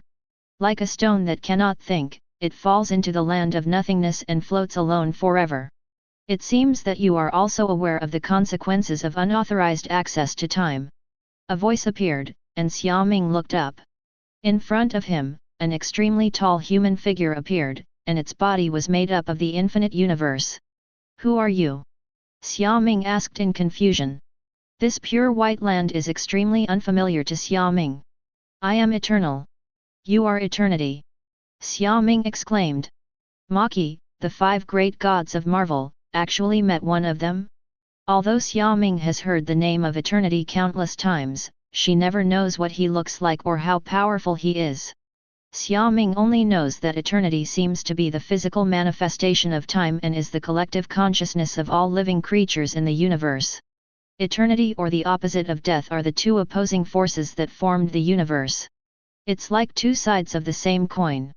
Eternity represents time and life. And death represents death and extinction. Galactus is a survivor of the previous universe, and his endless hunger and appetite bring balance to the universe. Infinity is the cosmic entity that defines the entire space and all its inhabitants. Together with eternity, he encompasses all creation and represents time and space. 717 Annihilation is the opposite of infinity. It is the nothingness before the multi-universe and after the end of all things. It is the respite of life and death, death in life, the end of heaven and hell. Annihilation, infinity, eternity, and death are the cornerstones of the universe and the extreme abstract embodiment of time and space. All in all, they are strong. It is also the strongest existence among all multi-universe levels. Only weaker than the Life Tribunal. Did you save me? Xiaoming realized that there was a reason why she could see eternity. The reason why he is still alive and thinking normally is that eternity must have pulled him out of the long river of time, saving Xiaoming from the death of consciousness and completely turning into nothingness. You surprised me. You can actually reach the outside of the universe with the help of Time Gem. Yang Heng looked at Xiaoming and was also frightened. Almost no one can achieve this level when using Time Gem or other gems. Although some people killed themselves while using infinite gems, they died from physical damage. It is completely different from Xiaoming's situation of looking at all the processes from the beginning of time to the annihilation of time, where consciousness gradually becomes part of time and finally dies together. Yang Heng doesn't know whether he should admire Xiaoming's uniqueness or whether he is too lucky. All I can say is that Xiaoming is truly an extremely special being. Chapter 178. Thank you for saving me. Xiaoming thanked her sincerely. He didn't care whether he went outside the universe or not. He just felt that he was so lucky to survive. If his consciousness was not noticed by eternity when he was traveling in time this time, or if eternity saw it but did not help him, then he would definitely die and could not die again. Therefore, Xiaoming is extremely grateful to eternal life for this life-saving grace. You are very special. Your strength has not reached the multi-level level, but you have the only characteristics of the multi-level level. I am looking forward to your future growth.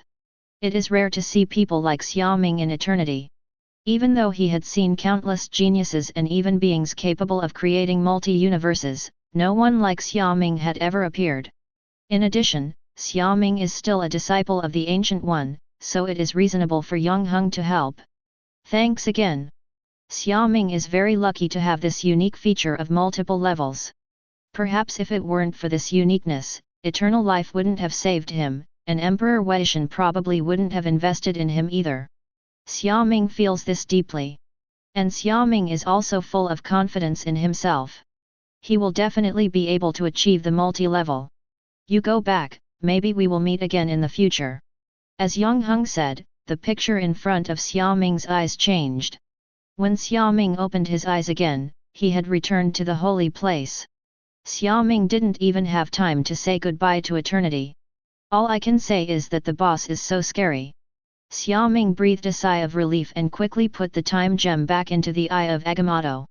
Then he threw it in front of him and disappeared from Xiaoming's eyes. Kamar-Taj, Ancient One was drinking tea when suddenly there was a soft sound on the table. The Ancient One looked down and found the eye of Agamotto lying there quietly. Xiaoming? Doesn't this kid come here in person even now? Not only that, Ancient One didn't even notice any magic fluctuations just now. In other words, Xiaoming did not use teleportation magic to return the eye of Agamotto. It seemed like a pure space transfer. Ancient One shook his head. She really couldn't understand Xiaoming anymore. It would be a pity for such a good young talent not to be Sorcerer Supreme. Xiaoming lay on the sofa as if something terrible had been thrown away, unable to calm down for a long time. To be honest, Xiaoming is now suddenly afraid of understanding infinite gems. One time gem almost killed him. If there was another mind gem or soul gem, Xiaoming would go crazy. But at the same time, Xiaoming was also confused. Obviously, he was not in any danger when he came into contact with the space gem yesterday. He even understood the law of time and the infinite energy of gems, so why can't he do it with time gem? Wait. It seems that I understood the law yesterday when I was doing energy absorbing, instead of holding the space gem in my hand. Xiaoming discovered the difference between these two times. So, if there is no direct contact, the risk will be smaller or even non-dangerous. Grass. So that's it. What the hell, Xiaoming didn't expect that this small difference would have such a huge impact.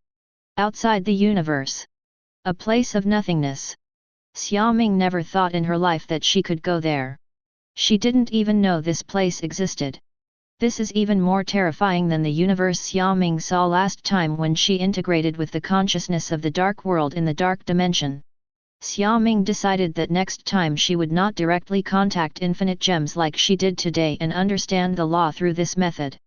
But by absorbing the power of gems, you can feel its difference. In this way, even if Xiaoming does not obtain new laws, she can continue to improve her power of enlightenment. Neither is a loss. Security is also greatly increased. After Xiaoming made her decision, she could finally relax and lie down for a while. By observing and experiencing the power of time gem, and coming into contact with the river of time, you gain some understanding and acquire eternal characteristics. Eternal characteristics, you have become an eternal existence, coexisting with multi-universe and time.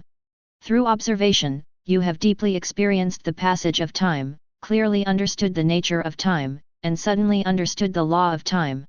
Time law, you can manipulate the timeline in the universe at will, and create and modify a single time branch. You can time travel and observe any timeline in the multi-universe at will. Ah! Here it comes.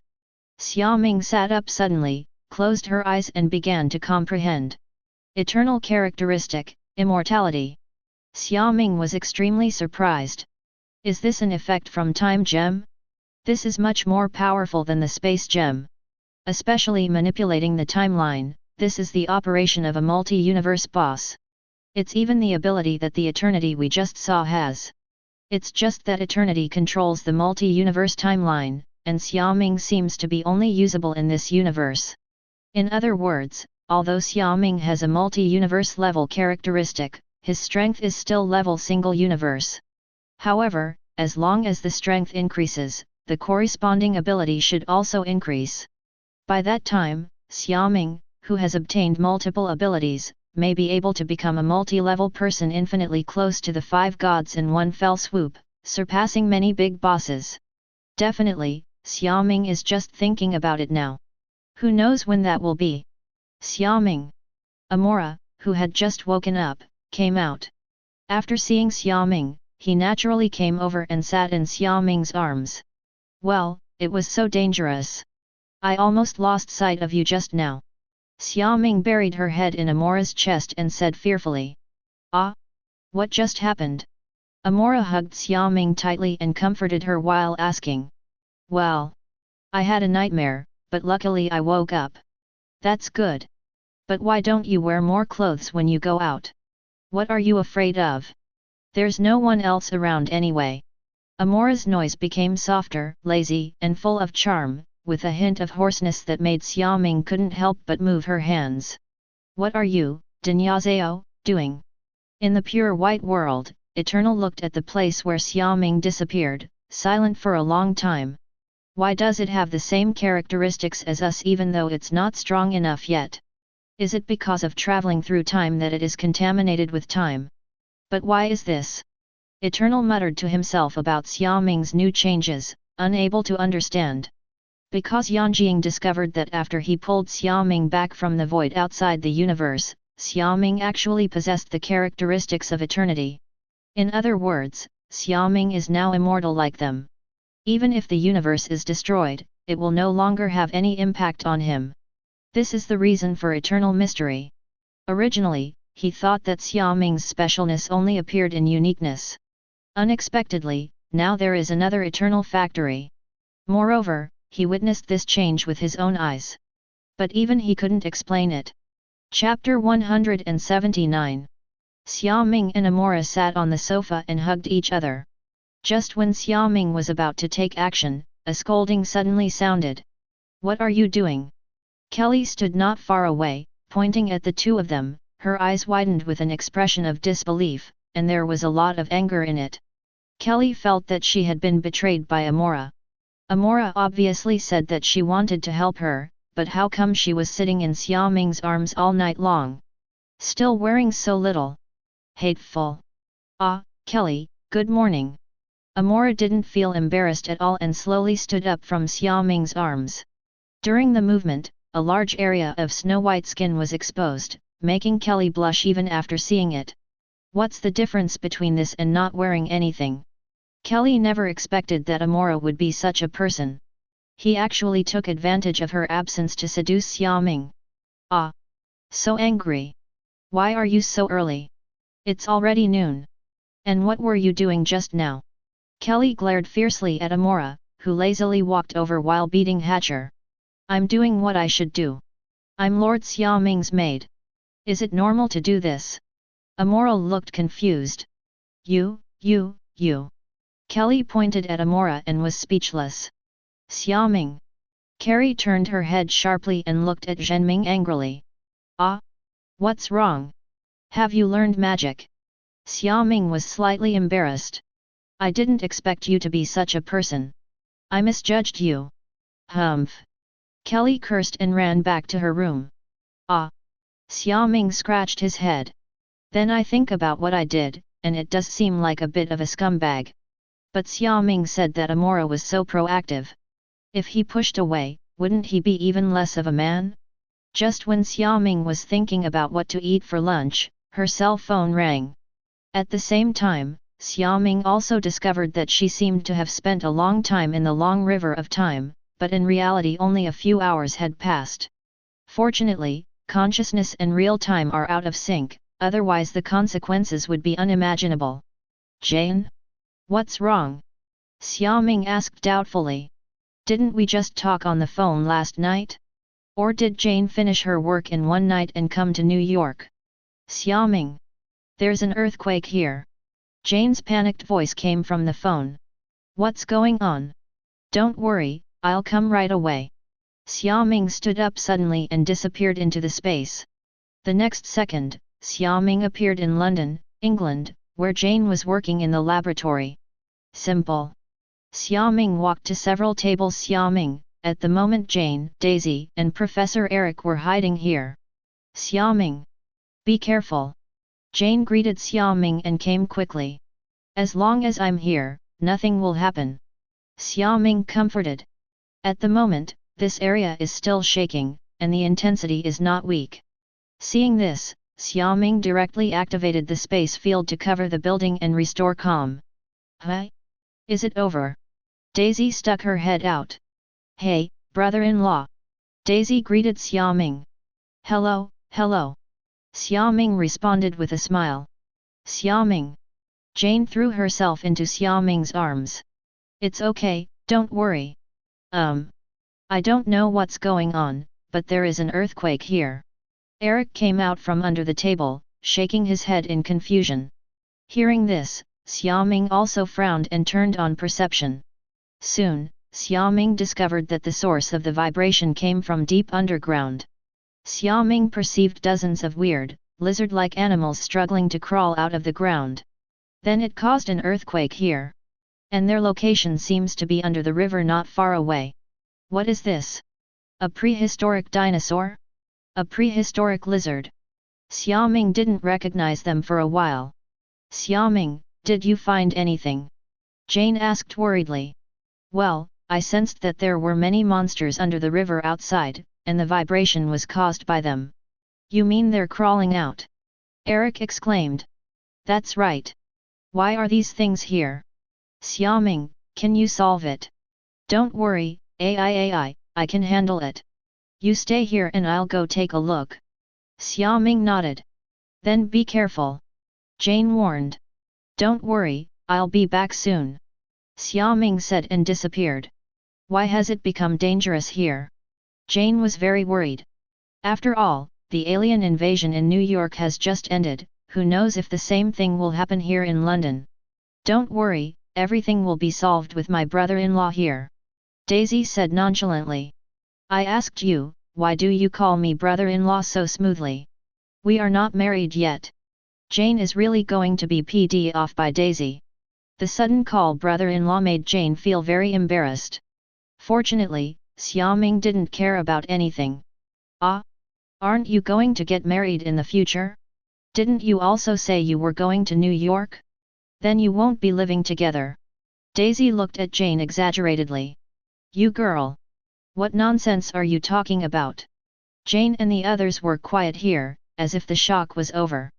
But the vibrations outside were still continuing, but they were slowly weakening.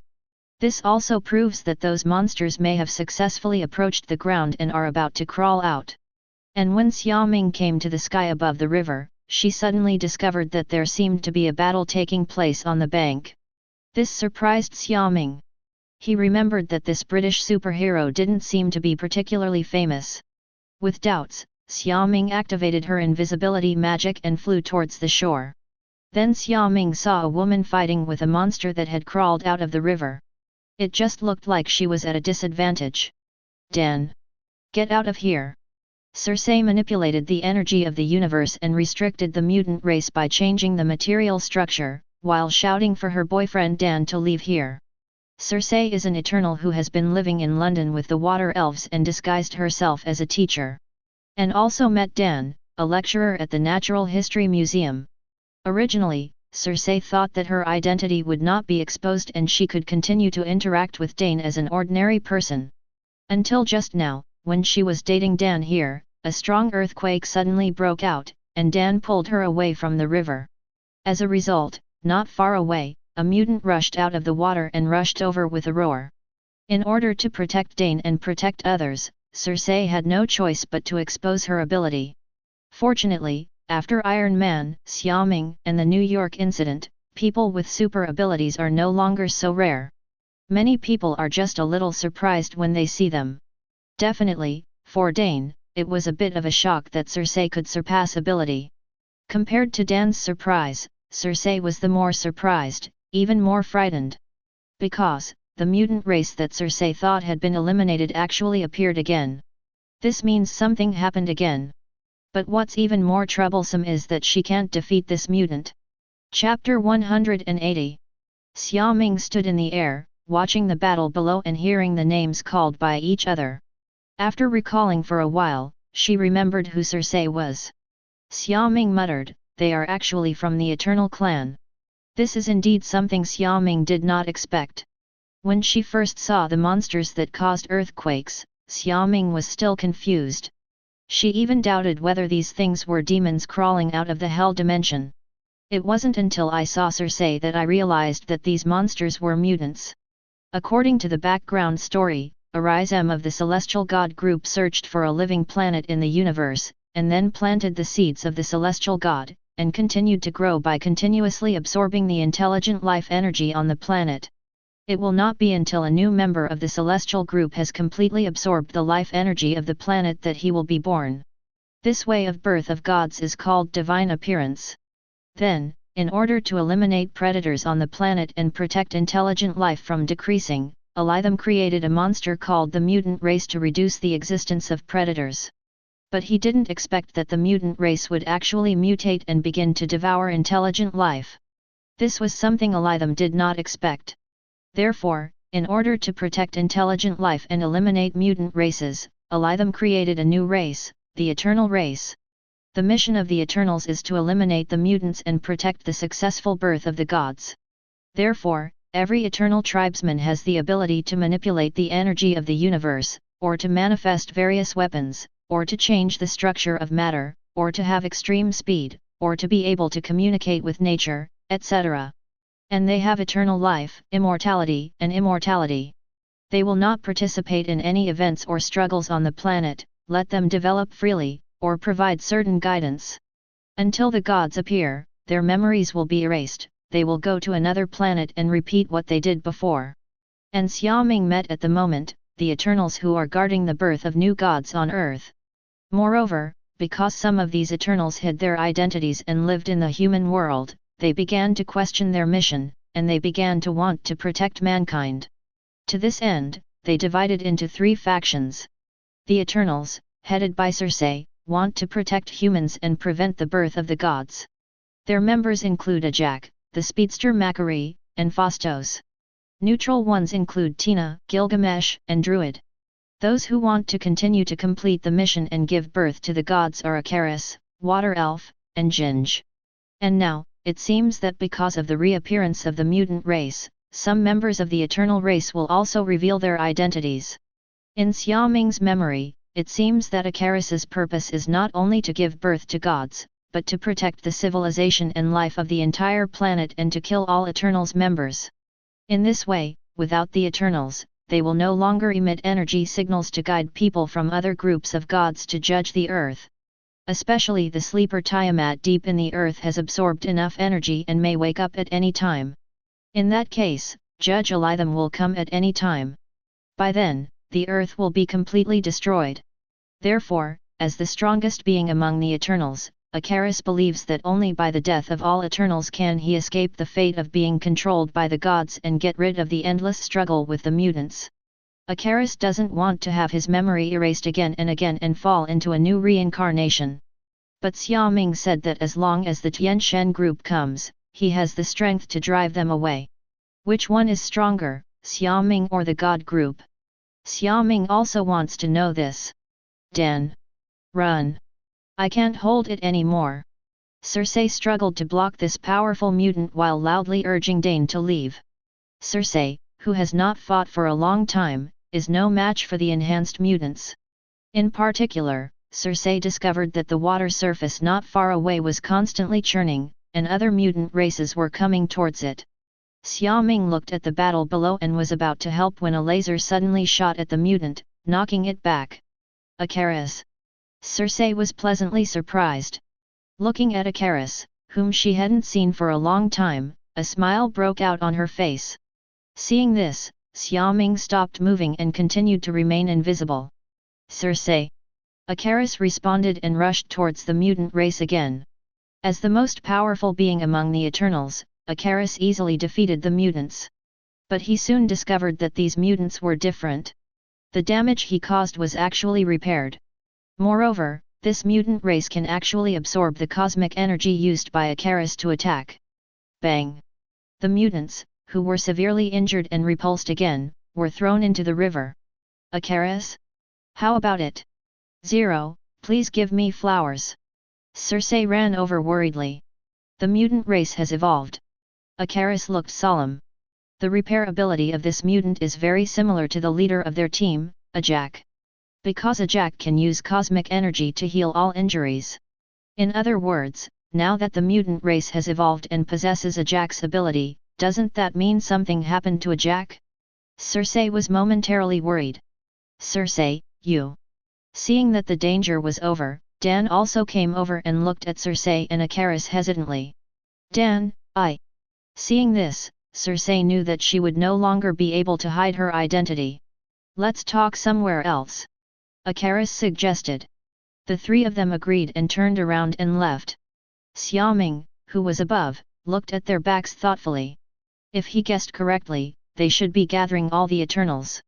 Moreover, he should also want to prevent the god from awakening. In this case, let's just wait until they all gather together before we discuss it. Xiaoming thinks this is the best way to directly eliminate the sleeping gods in the earth. As for these Eternals, Xiaoming thinks it will be up to them to see where they stand. If you want to live a good life, just stay. If you don't want to live a good life, just kill him. As for these mutant races, Xiaoming turned her head and looked into the river. At the moment, the mutant race deep underground had crawled out of nowhere and left in a certain direction. It seems that maybe there is a leader among them. But Xiaoming ignored it, and quickly covered all the mutants with his spirit, and then activated teleportation magic to throw them all into the black hole space and crush them. Letting these monsters run around is also a disaster. If the Eternals can't solve it, let Xiaoming come. Whether it's a mutant race or a god. As long as there are thoughts about the earth, Xiaoming will stop them. If Xiaoming still can't do it with her current strength, it doesn't matter. Xiaoming doesn't believe that she has reached the multi-level level and she still can't handle you. Because Xiaoming already has a clue on how to advance to the multi-level level. After Xiaoming finished dealing with the mutants in the river, she went back to find Jane. The rest is just waiting for all the Eternal Clan members to assemble. Again. Chapter 181. New York Holy Place, just when Xiaoming was watching Cersei fighting the mutants. Where is Xiaoming? After Carrie came out of her room, she only saw Amora sitting on the sofa reading a book, but Xiaoming was nowhere to be seen. I don't know, maybe I went out for something. Amora didn't even look up. Kelly pursed her lips, picked up a book from the bookshelf, and sat across from Amora. Because Xiaoming is not here, they won't feel hungry even if they don't eat, so they have no intention of doing anything wrong. Kelly still held resentment towards Amora in her heart and felt a strong sense of betrayal. After reading a few times, he looked up at Amora opposite him. Not sure if it was an illusion, but Kelly felt that Amora looked better today. Every gesture is filled with a different kind of style. If the previous Amora was full of charm, it would not have any effect on Kelly. She would only think that Amora was very good looking. 5, 6, 7 But at the moment, even Kelly felt that Amora was attracted to her. This is an indescribable feeling. If you have any questions, just ask. Amora asked in an extremely calm tone, exuding an extremely lazy tone. Damn it! Kelly was secretly angry. Does it mean you don't know what you did? Didn't you say you wanted to help me? Kelly said resentfully. Yes. Then why are you acting like that today? When Kelly thought of Amora sitting in Xiaoming's arms in her pajamas, she couldn't help but blush. I promised to help you, but I also said I wouldn't take the initiative. Amora glanced at Kelly lightly. You. Kelly's eyes widened in shock at these words. How could you say such shameless words? From the day I was left by Xiaoming, I only belong to him. So, no matter what I do, it's not strange, right? But... Kelly murmured speechlessly. I had no choice but to lie down on the sofa and cover my face with a book as if giving up. When Amora saw this scene, the corners of her mouth raised slightly, expressing that Kelly is indeed a little girl. A mature woman like her would have taken advantage of her earlier. You see, the ones who take the initiative get the meat first, while the ones who are shy are still standing still. This is the difference. After a long time. How did you do that? Kelly suddenly poked her eyes out from the gap in the book and asked hesitantly. What? How did you get Xiaoming to accept you? Clay asked shyly. You really want to know? Amora suddenly smiled evilly. Kelly pursed her lips and whispered extremely softly. But Amora heard it. Actually, it's really simple. What? What? That's all you need. Amora suddenly leaned forward and spoke in Carrie's ear.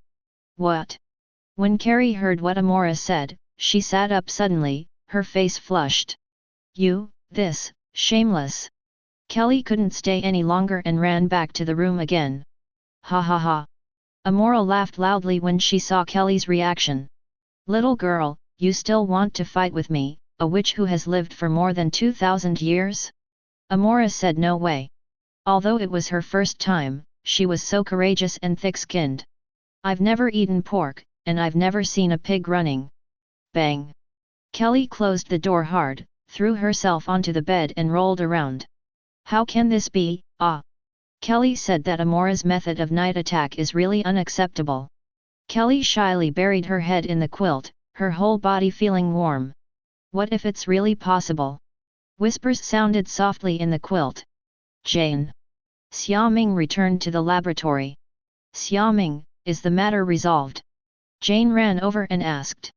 Daisy and Professor Eric also raised their heads, waiting for Xiaoming's answer. Definitely, those monsters have been dealt with by me, so don't worry. Xiaoming comforted. As for the Eternals and the mutants, Xiaoming did not tell them. So that they don't have to worry. After all, this is another planetary crisis. Not to mention the sleeping celestial clan, there is also the upcoming judgment of the god them. If it is not dealt with properly, the earth will also face the crisis of destruction.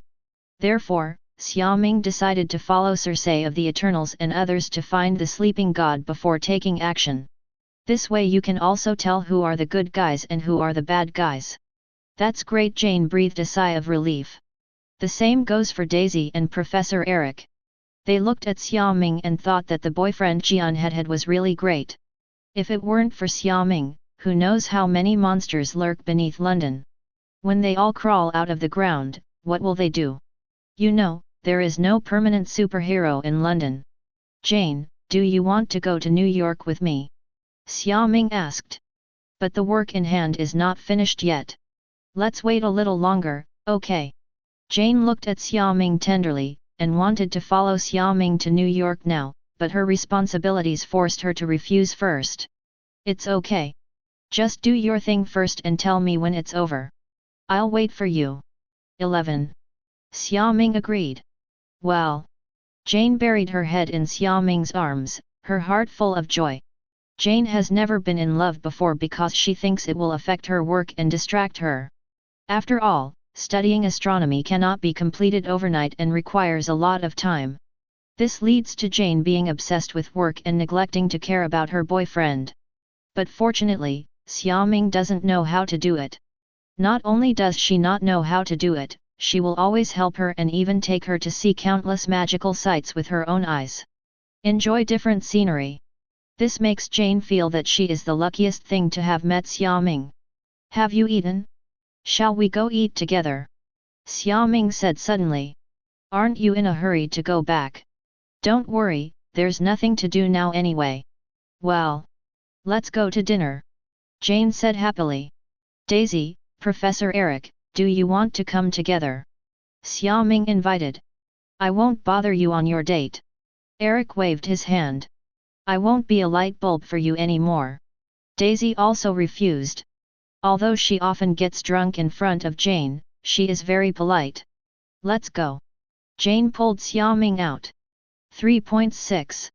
The other side. Icarus went to find the water elves, and Circe also told Dane about her identity. So, how long have you and your flight attendant boyfriend been together? Maybe 5,000 years. Circe said awkwardly. Wow, it's been such a long relationship. Dan was so shocked that he couldn't even speak.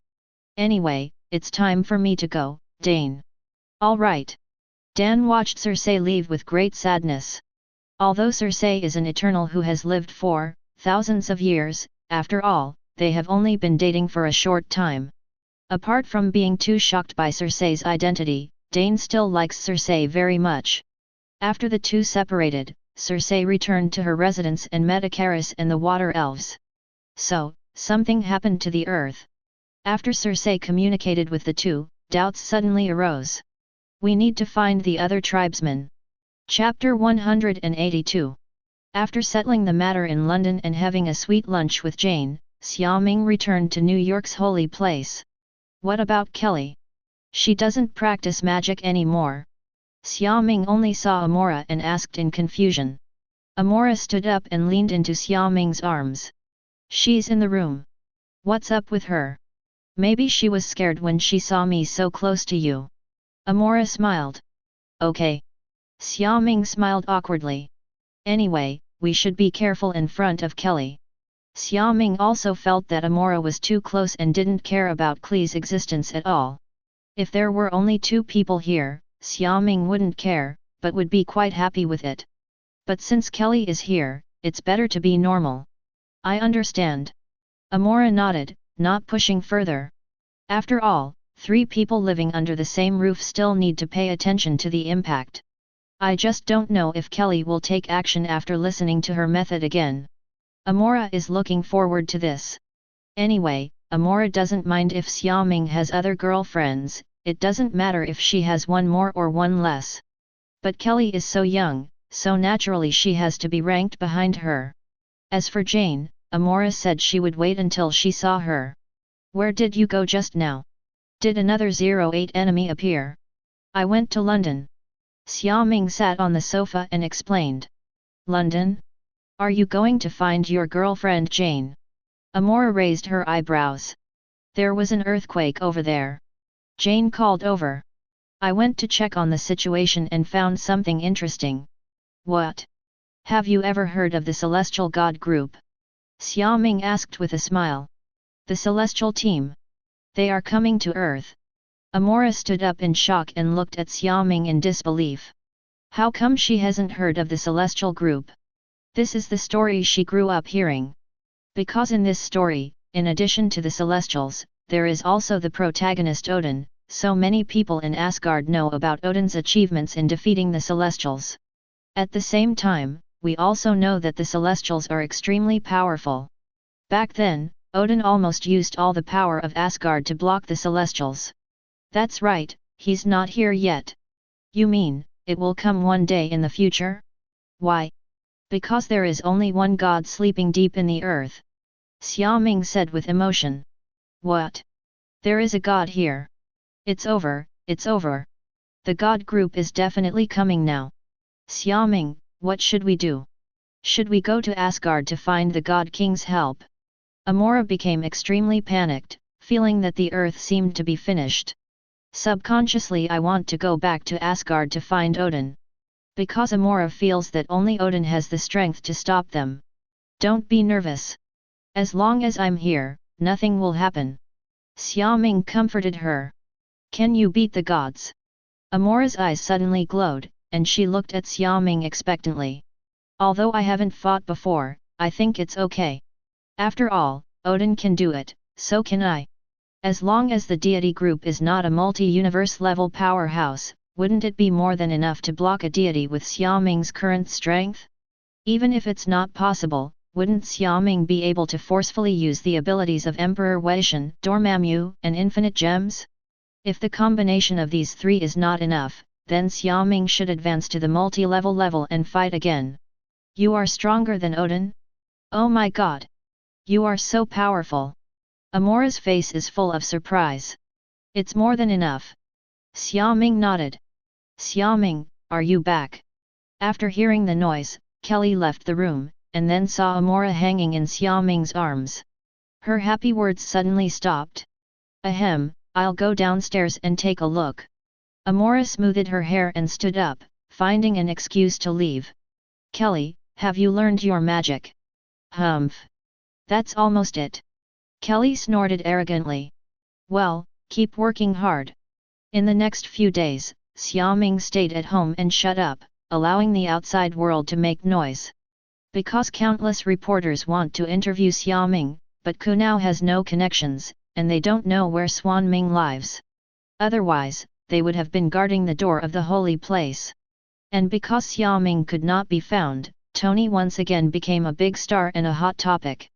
Especially about the Avengers team, it has been known to the whole world.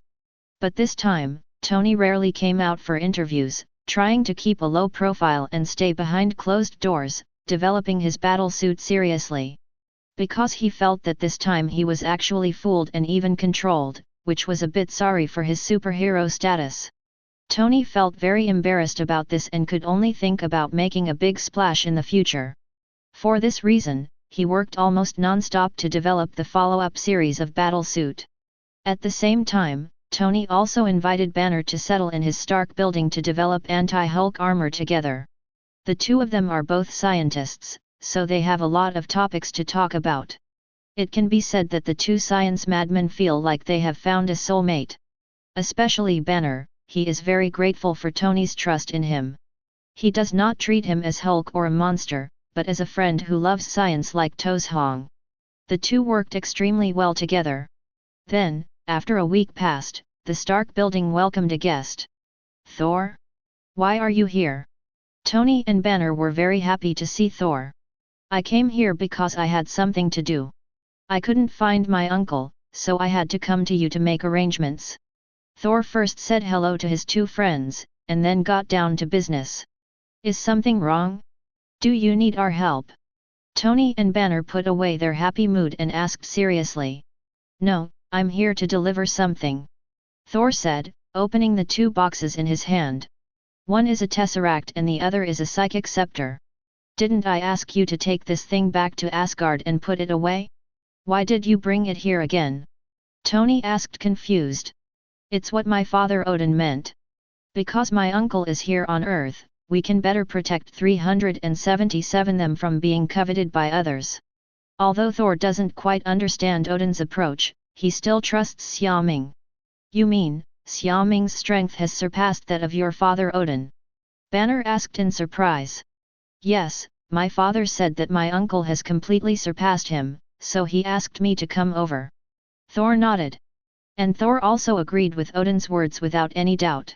After all, Xiaoming is also a god. He is the one who makes Thor and Loki call him uncle. It's about the same or more powerful than Odin, and Thor thinks it's normal. Can you hand it over to my uncle for me? Asgard's Bifrost has been repaired, and I have to rush to quell the chaos in the 9 realms. I can't stay long. No problem, leave it to me, I know where Xiaoming lives. Tony nodded. That's good. I'll leave first. Please help me tell my uncle that my father wants to invite him to Asgard as a guest. I hope he can go there when he has time. Good. Well, let's go now. Goodbye.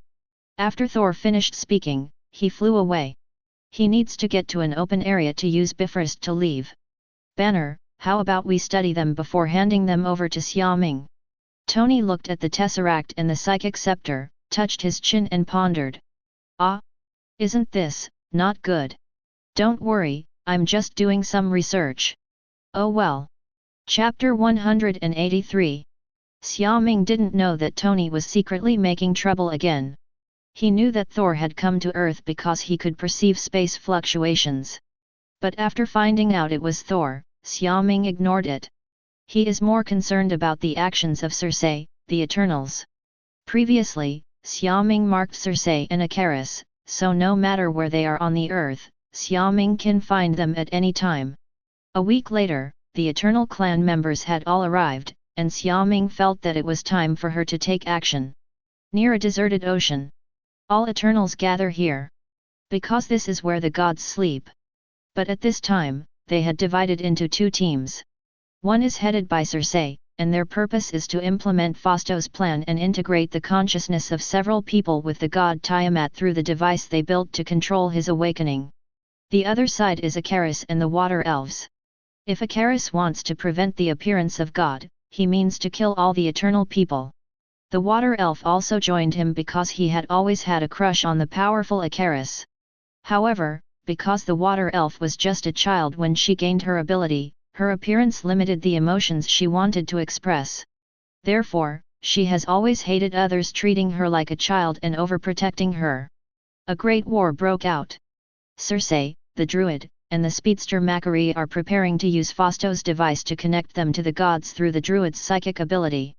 But Icarus suddenly appeared and seriously injured the druid with heat, interrupting the 3 people's movements. At the same time, Icarus flew to the spaceship in the sky, threw Tina out, and destroyed the spacecraft. Macquarie saw his sweetheart druid beaten to death by Icarus, and took action angrily. When Xiaoming came here, she saw this scene. Xiaoming landed on a rock and shook her head as she watched their melee. At the same time, perception magic was activated, completely covering this area. Then Xiaoming felt a powerful spiritual consciousness under the distant ocean. God! Xiaoming frowned. Through the energy fluctuations he felt, he could see the intensity and strength of the god. This is just a god who has absorbed the life energy of the earth and is about to be born. Its strength is enough to easily destroy the entire earth. Not to mention those Arishems who are about to come to earth. Xiaoming felt that this fight seemed worth fighting. The strength of the celestial team does not reach the level of Dormammu, but it exceeds the strength of Odin and Ancient One. Xiaoming thinks this is a good opponent. While Xiaoming was thinking, his arrival was also discovered by several people. The particularly eye-catching red cloak made them guess Xiaoming's identity. After all, Xiaoming is now a world-class star. Apart from Circe, the Druids, and Tina, who live in seclusion, they all watch the news. Is that magician? Circe did not participate in the battle with Icarus, because only her ability to change the physical structure here may be able to change the gods with mechanical bodies into other structures and kill the gods. Definitely, Circe's energy alone is probably not enough. Therefore, when Circe saw Xiaoming, hope suddenly arose in her heart. Maybe Xiaoming could help them? After all, everyone has seen Xiaoming's strength, not inferior to the Eternals at all. Just when Circe was about to run over and ask Xiaoming for help, a figure suddenly appeared not far from her. A jack? Or spike? Is this really you? Circe was not deceived by the illusion and called out the water elf's name. Laugh. Just when Circe was about to continue saying something, a dagger was inserted into her lower back. I'm sorry, Circe. The water elf showed his true form and looked at Circe apologetically. I envy you, Circe, that you get to live a normal life like everyone else, which I could never do. Do you know why I hate living with humans? Because they have what I want, love, family, and they know they have lived. It's all over now, we can start our lives again somewhere else. No one can stop the awakening of the gods. The water elf said and activated the illusion, and at the same time it also enveloped Xiaoming's location. Because the water elf also saw Xiaoming, she thought that as long as the existence of Xiaoming was hidden, no one would stop Icarus from defeating others. After the illusion was activated, the water elf gradually disappeared into the air, hiding itself. No. Spike. Circe fell to the ground, filled with despair. She didn't expect that at the critical moment, her good roommate who had been with her for more than 1,000 years would stab her behind her back. Circe watched Xiaoming's figure gradually disappear, not knowing what to do. There are other companions who are now in complete chaos. If this situation continues, no one can stop the god from awakening. Illusion magic. Xiaoming was originally enjoying the show, but suddenly the whole scene in front of her changed. Why are you here? Tony, wearing a battle suit, suddenly appeared not far from Xiaoming and asked him. Tell me why you're here. Magician. Another ugly-looking Chitauri appeared and roared at Xiaoming. Xiaoming watched all this speechlessly. He thought that this illusory ability activated by cosmic energy was so powerful, but this is what happened? So Tony and Chitauri appear, is it because the water elf only knows that they have been in contact with Xiaoming? This is the shortcoming of insufficient intelligence. With just two people, Xiaoming can't feel anything. Speak. Magician. The water elf controlled Tony to roar at Xiaoming. A condescending and questioning tone made Xiaoming very unhappy. Xiaoming's tyrannical mental power swept through here and she discovered the water elf sneaking up from behind. Say, Tony on the other side was about to speak when Xiaoming dodged and suddenly appeared in front of the water elf, grabbing the water elf's neck out of thin air with her right hand. The water elf, who was suddenly controlled, slowly revealed his figure. Are you very arrogant? Is it because you have lived too long? Xiaoming lifted the water elf and asked coldly. Forward. A look of panic appeared on the water elf's face. She found that it seemed that her estimate of Xiaoming was wrong. This person is very strong. Very strong. To be honest, Xiaoming has no feelings for the Eternals. In the final analysis, it is just a tool used by the gods. Not really a bad guy. But this doesn't make Xiaoming show mercy to them. At least, the Eternals, who have different stances, should go. Stop. Because the water elf was under control, the illusion she had just created also disappeared. Therefore, Icarus saw the scene on Xiaoming's side and quickly spoke out to stop it. Chapter 184. The sudden accident caused Icarus, Tina, Macquarie, and Phastos, who were fighting to stop their hands, and all looked at Xiaoming. Circe? What's wrong with you? The druid who had just been seriously injured came back, saw Circe lying on the ground, and quickly helped her up. Circe. Seeing that Circe was injured, Phastos and the others suddenly turned their heads to look at Xiaoming. Who are you? Why did you attack Circe? The druid questioned Xiaoming.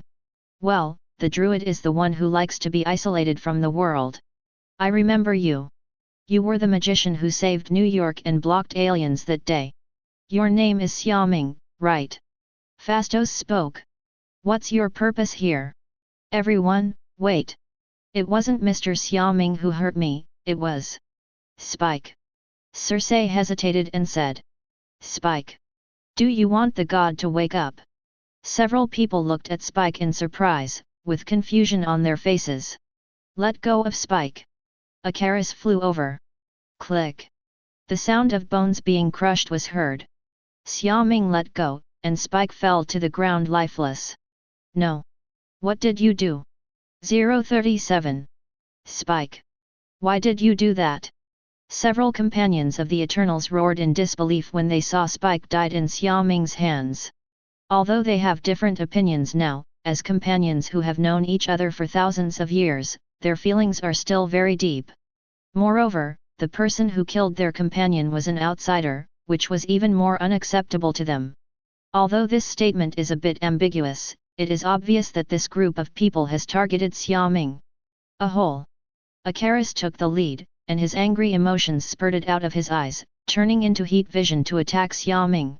Xiaoming raised her hand and activated energy siphon to absorb the attack. Cosmic energy. Xiaoming was surprised. It seems that the gods are willing to spend a lot of money to create you. Do you know the celestial god group? Phastos did not take action. After hearing Xiaoming's words, he quickly spoke. Yes, isn't the purpose of your coming here just to prevent the gods from awakening?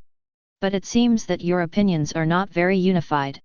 So, you really succeed but fail. There is a rival. Xiaoming crossed her arms and slowly floated up. As soon as these words came out, several people looked ugly. Yes, Abe J, their hearts are so divided. What do you know? Call out. Icarus was full of anger at Xiaoming's words and rushed towards Xiaoming. Icarus is the most powerful existence besides Ajak, and he is completely worthy of attacking Circe and the others at the same time. At the same time, his abilities are very similar to DC's Superman, including super defense, flight, and heat realization, with almost no shortcomings. However, his growth limit is definitely not as high as Superman's. After all, Superman can absorb the energy of the sun and continuously strengthen. However, Icarus' abilities all come from cosmic energy, and his strength is fixed from the beginning, with no room for improvement. But even if he had it, he would not be Xiaoming's opponent. That's it. Xiaoming grabbed Icarus' fist with her right hand and slammed him down. Bang! Icarus was buried in the soil with an expression of disbelief. Call out! Several mechanical rings attacked Xiaoming at high speed. Xiaoming activated the space domain and easily froze them in front of her. Then with a wave of her hand, the attack quickly flew back, knocking Phastos away. Xiaoming slowly fell down. At this moment, a transparent spear suddenly shot over, and Xiaoming grabbed it. Although Tina knew what happened, she saw Xiaoming kill Spike with her own eyes. Especially since Phastos also attacked, Tina still sided with her companions. Xiaoming threw the spear back. Suddenly, he felt the air shake and took a step back. Macquarie's fist swiped across the tip of his nose. It's Macquarie the Speedster. Ability similar to the Flash, Quicksilver. When Macquarie saw that his attack failed, his expression changed. He can actually keep up with his own speed. Isn't it strange? Xiaoming suddenly disappeared from where she was, came to Macquarie's side, activated her psychic magic, and started a conversation with her directly. "What are you doing?" Macquarie subconsciously activated his ability and disappeared. However, Macquarie soon discovered that Xiaoming was actually beside him. He is running at the same speed as himself? To be honest, the strength of your Eternals is really too weak for me. Xiaoming shook her head, and after saying that, she kicked Macquarie out with a flying kick. Speed is weight. At such a high speed, Macquarie was kicked by Xiaoming, and he almost died from the kick. This is thanks to the high physical fitness of their Eternals. But even though Macquarie is still alive, he has lost the ability to fight. Macquarie. The druid ran to Macquarie's side, watching his lover who was vomiting blood burst into anger, and looked up at Xiaoming. "I advise you not to do this," Xiaoming reminded. But obviously, the druid didn't care. He activated his psychic ability on Xiaoming, trying to control Xiaoming. Boom!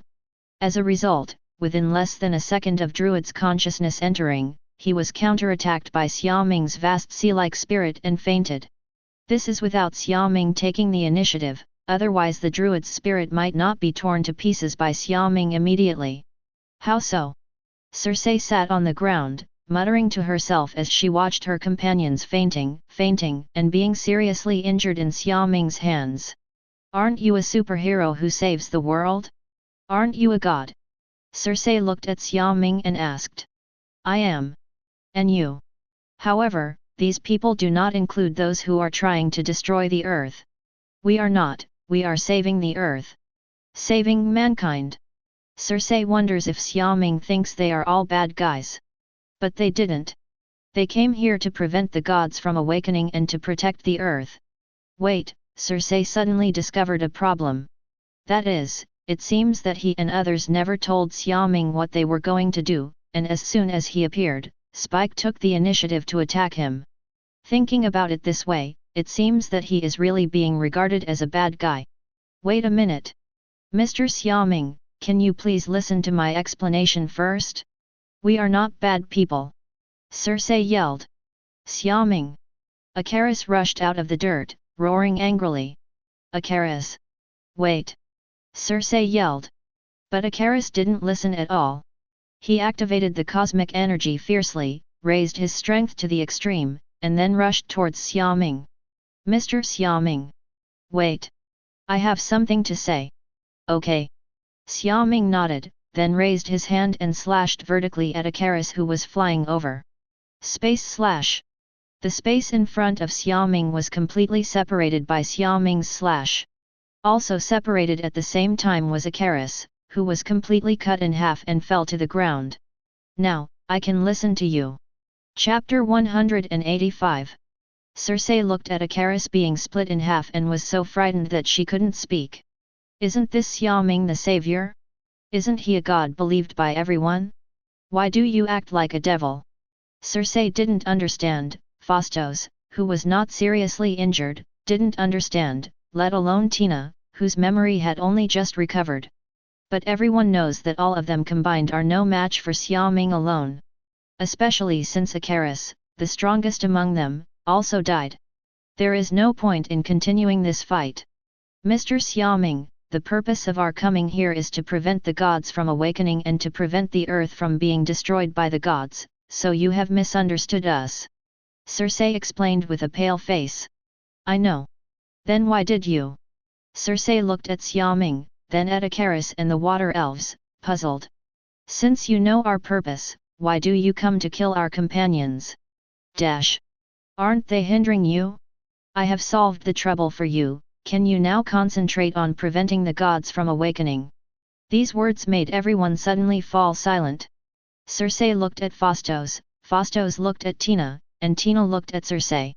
It seems that Xiaoming did it without any problem. Xiaoming took action to deal with Icarus and the water elf, so can they continue to use the device to control the gods? Although the methods are a bit ruthless, the efficiency is amazing. Could it be said that we still need to thank Xiaoming? But... Druid. Phastos hesitated to speak. Being able to control the gods, in addition to the devices he created, what is more important is the druid's spiritual ability. But now it seems that druid will not wake up for a while. So, are they destined to fail? Mr. Xiaoming, can you? Ah! Just when Cersei was about to ask Xiaoming if there was a way to stop this, she heard Tina's cry of pain. Everyone turned around and saw that the mutant race, which had been almost transformed into human form, appeared behind Tina, thrust its hand into Tina's back, and began to absorb Tina's cosmic energy. Once his absorption is completed, he will gain Tina's ability. This is one of the reasons why mutant races are getting stronger and stronger now. Through a long period of adaptation, they have begun to absorb the energy of the Eternals to complete their evolution. Before it was a Jack, now it's Tina. And through several battles with the Eternals, they absorbed the cosmic energy and gave birth to the strongest one, which is the mutant race in human form in front of them. Tina! Damn it! Cersei wanted to save people, but she was injured, and her ability must be activated through contact. Phastos can control his mechanical ring to attack, but this mutant is too close to Tina. If he doesn't control it well, he will hurt Tina. The two of them were filled with despair and at a loss. Seeing this scene, Xiaoming shook her head helplessly, and then her body disappeared. Bang! Vulnerable!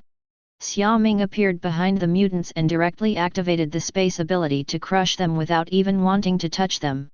Tina lost her support and fell to the ground. She just heard Xiaoming's voice, and then it seemed that the mutant race was eliminated. Tina was thinking, if Xiaoming had appeared earlier, would Gilgamesh not have to die? Or if they had asked Xiaoming for help from the beginning, wouldn't the scene be like this? Tina? Are you okay? Phastos came running over. Mr. Xiaoming. Thank you. Phastos thanked. Of course, Xiaoming personally killed Icarus and the water elf in front of them. But Phastos said that he didn't kill his family and children, so he didn't seem to be so angry. Anyway, everyone has different positions. Boom! At this time, the volcano in the ocean not far away erupted violently. At the same time, strong winds rose, seawater surged, and the entire ground began to shake. Like a tsunami coming, the sea suddenly rolled up huge waves. It's the gods who have awakened. Cersei yelled in horror. What do we do now? Phastos also panicked. When the gods wake up, it means that the previous methods will no longer work. Originally I could have stopped him by gathering the energy of all of us, but now... Cersei looked at her companions lying on the ground and knew there was nothing she could do. The gods awaken, the judge Alyssum, the earth is destroyed, nothing will change. 0, please give me flowers. The efforts of several of them were in vain. At that time, their memories will be erased again, and then they will go to other planets to repeat this experience again and again, forever. 6 huge amounts of red light emerged from the water, which was the face of the god. After all, the god also had a name called the Six-Cylinder God. A finger comparable to a mountain peak also emerged from the sea. And the palm of the god is as vast as a continent. From this we can see how huge the body of the god is. It's over. Seeing this scene, Cersei felt extremely sad. Phastos knelt on the ground, extremely desperate. Tina's eyes were dull, as if she didn't care about everything in front of her. Have you finally woken up? Let me see what you are like. Xiaoming flew high into the sky and flew towards the god's head that surfaced in the water. Xiaoming! When Cersei saw Xiaoming, a strong hope suddenly surged in her heart. Xiaoming! Can you stop him? Phastos asked loudly. Definitely, I never counted on you either. Xiaoming's voice came back. This makes Cersei and Phastos feel ashamed. If a few of them had unified their opinions earlier and worked together, they might have taken control of the gods by now. But unfortunately, there is no pity. Xiaoming landed on the god's helmet, and in the fluctuation of spiritual magic, Fengming was able to deeply perceive how powerful the god's spiritual power was. This is just a newly awakened god. Fortunately, Xiaoming found that she could still handle it, and it was more than enough. Through such a comparison, Xiaoming feels that even if she comes to ally them, not to mention a guaranteed victory, there is no problem in opening 50-50. Xiaoming put her hand on her helmet and activated the energy siphon. In an instant, the majestic cosmic energy poured into Yuan Ming's body through Xiaoming's palm. The energy of the universe is divided into three parts. One part is integrated into the power of the Supreme Light and continues to improve. Integrate into the dimension of the Evernight world and expand it. Integrate one copy into the world of Jizi and upgrade. These three are the sources of Xiaoming's strength. The higher their level, the higher their intensity, and the stronger Xiaoming will be. Xiaoming is looking forward to how much her power will increase after she absorbs the energy of a god. F. Chapter 186. When Xiaoming began to absorb the power of the gods, Tiamat, who had just woken up from a deep sleep and whose consciousness was still thousands of years ago, felt the existence of Xiaoming. He sped up his movements, trying to free more of his body from the depths of the ground. His struggle caused the originally unquiet sea to shake even more violently. The god's small movements turned the sea upside down, and even the rocks and cliffs on the coast next to it began to collapse. The whole scene is like the end of the world. This makes Circe and others very worried about whether Xiaoming can defeat the gods. If even Mr. Xiaoming fails, the memory of our thousands of years of living on Earth will be erased. Phastos said with an ugly expression. Among them, the one who least wants to be reset, least wants the Earth to be destroyed, and least wants the gods to wake up is Phastos. Because he has a family and a lover in 070. This bond made him reluctant to leave. Now I just have to believe him. Circe has no good solution at the moment. She can do nothing except trust Xiaoming. Roar! The god, sensing the loss of his power, let out a loud roar. The strong sound stirred up wind and waves, deafening. It's so noisy, please be quiet. Xiaoming frowned, activated her spiritual magic, and entered the spirit of the god. Deep in the sea of consciousness, the huge god looked at Xiaoming, who suddenly broke in, and slapped him. Xiaoming relied on her strong mental power to block him easily. Even though Xiaoming is now as small as an ant standing in front of the gods, her power cannot be easily shaken by the gods. Who are you? The voice of the god echoed throughout the entire sea of consciousness. Earthling.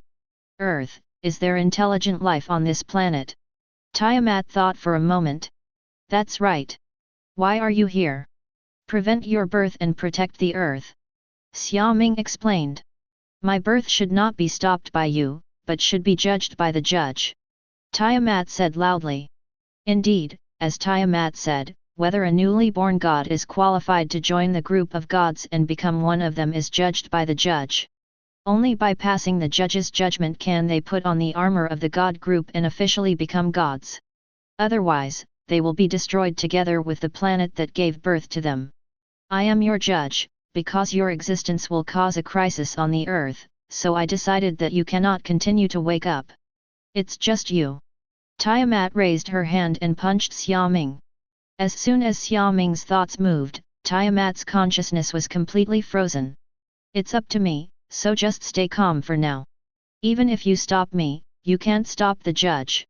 From the moment I woke up, the judge received my signal and will be coming to Earth soon. I know that at that time, I will stop him. After Xiaoming finished speaking, he left his spiritual world. After Xiaoming controlled the god's consciousness, his body stopped moving, and the sea slowly returned to calm. Success! Success! Phastos's eyes widened. He succeeded. Circe cried happily when she saw this scene. He really did it. If I had gone to him for help earlier. Tina stared blankly at the huge amounts of palms of the gods in the distance, and thought of Gilgamesh again. Now that Tina has recovered her memory, Tina is in pain when she thinks of Gilgamesh taking care of her for thousands of years. Just when he returned to normal, he lost his lover. Who can bear this? Now only Circe, Tina, Phastos, Druid, and Macquarie are left in the entire Eternal family. Ginger, that Indian star, has left. Ajak and Gilgamesh died at the hands of the mutants. Icarus and the water elf died in Xiaoming's hands. Looking at Circe, who has lost half of her companions, she doesn't know whether to be grateful that she is alive or to envy them for ending their reincarnation. Here, Xiaoming continues to absorb the cosmic energy from the gods to enhance her own strength. After the last entry into the dark dimension, the boundary of the world of eternal night has become extremely huge and wide, more than twice that of the world of extreme day. In order to maintain balance, Xiaoming simply stopped the expansion of the eternal night world and transferred all the cosmic energy to the extreme day world. By the way, also strengthen the god of white magic. In addition, the power of the supreme Ming dynasty is also rising rapidly. Compared with Odin's power of Odin, the power of the supreme Ming dynasty has completely surpassed the power of Odin. As long as Xiaoming is willing, he can now easily master the power of Thor and control thunder and storms. Moreover, the power of the Supreme Light can also create various magics and even resurrect life. Xiaoming is already heading towards becoming the only god in this universe and becoming the strongest existence. By deeply understanding and mastering the energy of the universe, you suddenly understand the nature of the energy of the universe and realize a hint of the power of the heart of the universe. Cosmic Heart 1%, omnipotent. Huh? Heart of the universe? What is this? Xiaoming suddenly had an epiphany and became confused. As the saying goes, the shorter the remark, the more powerful it is. From the 4 words omnipotent we can see just how powerful the heart of the universe is. Especially if this is only 1%, what if it is 100%? Will it be able to destroy the entire universe? Or even multi-universe? Xiaoming was shocked. To be honest, at the stage of Xiaoming's strength, there are very few things that can shock Xiaoming.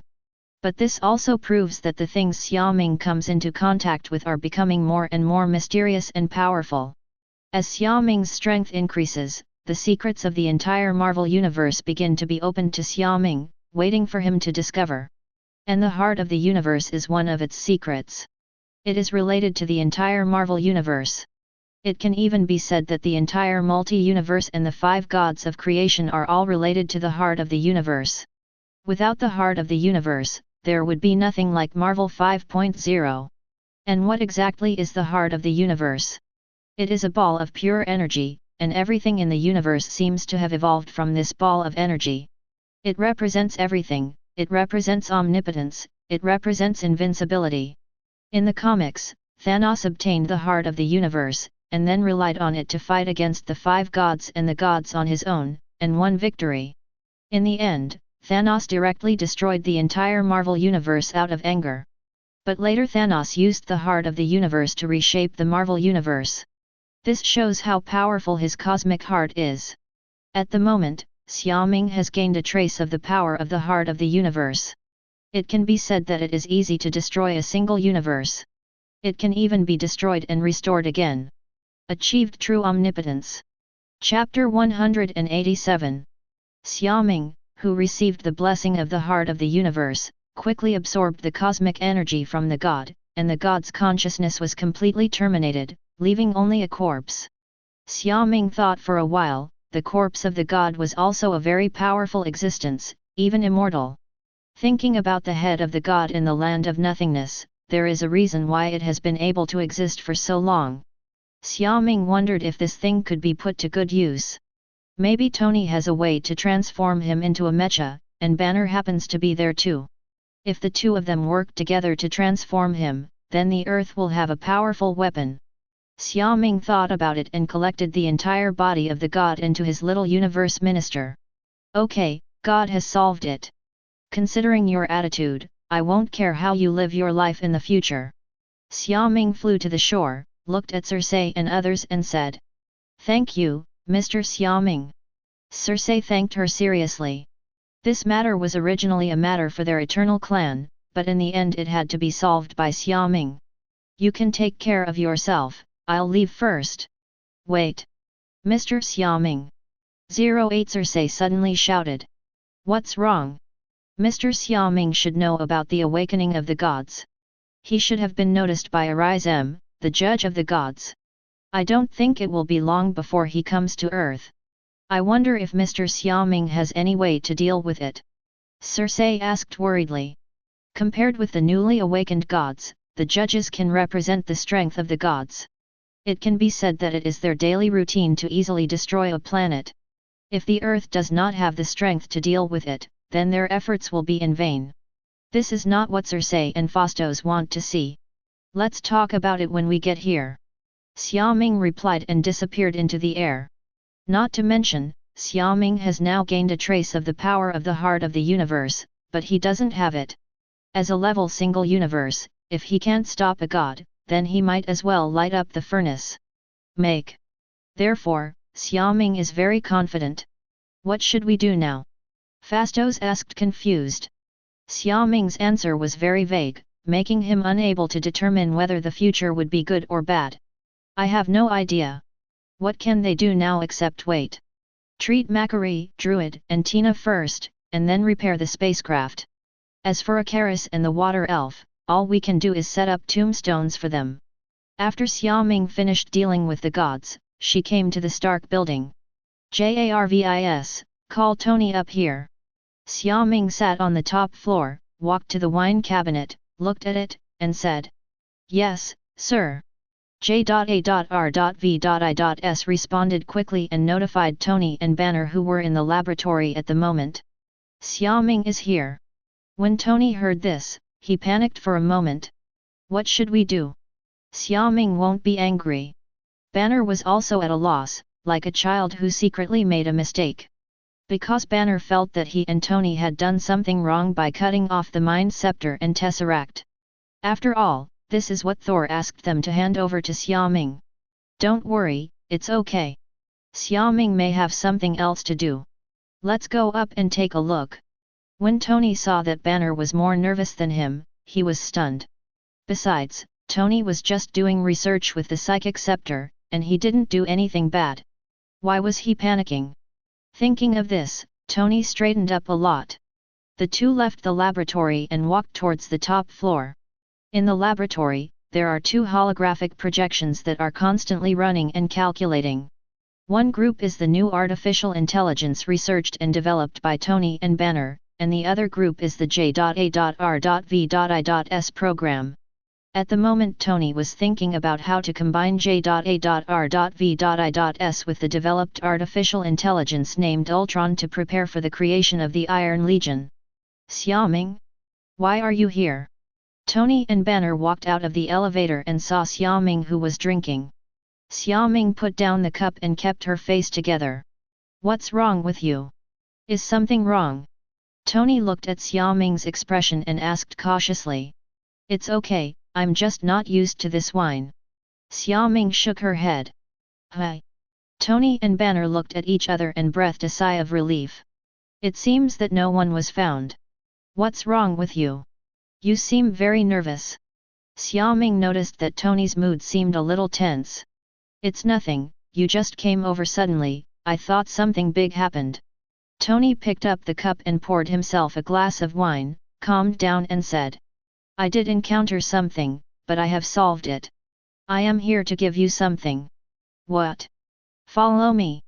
Xiaoming opened the portal and walked in. Tony and Banner followed. Where is this? Why is it so primitive? Tony looked at the surrounding environment and found that whether it was the air, the soil, or other things around him, he felt a strong sense of primitive ecology. Banner also felt this way. Here, he felt the peace of nature for the first time in a long time, and his mood improved a lot. This is my little universe, and what we are stepping on now is a newly born Earth. Xiaoming explained. What? Your little universe? Tony shouted suddenly. The new Earth. Banner knelt down and grabbed a handful of soil, feeling shocked inside. How did you do it? How did you have a small universe? And the Earth? How is this possible? 567 Tony felt that his three views had been subverted again. Not long ago, they were fending off alien attacks from outside the Earth.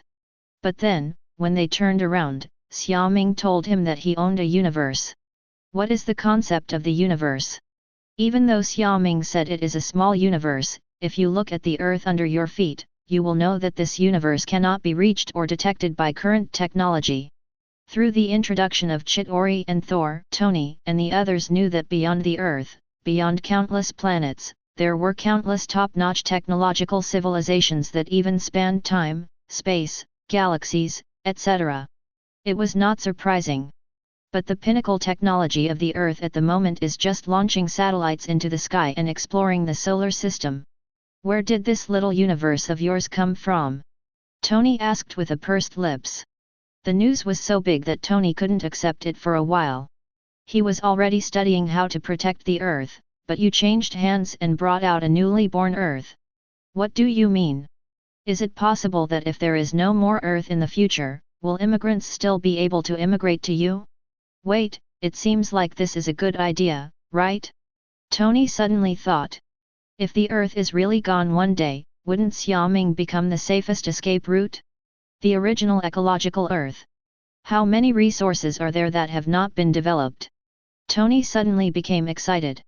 Chapter 188. I created this small universe. Now there is only one complete solar system, and it is completely arranged according to the ecological environment of the Earth. Xiaoming explained while taking the two people to visit. You created it? Then aren't you the god of this universe? Tony exclaimed. Yes, in this small universe, I can do anything. Not only here, I am also capable of anything outside.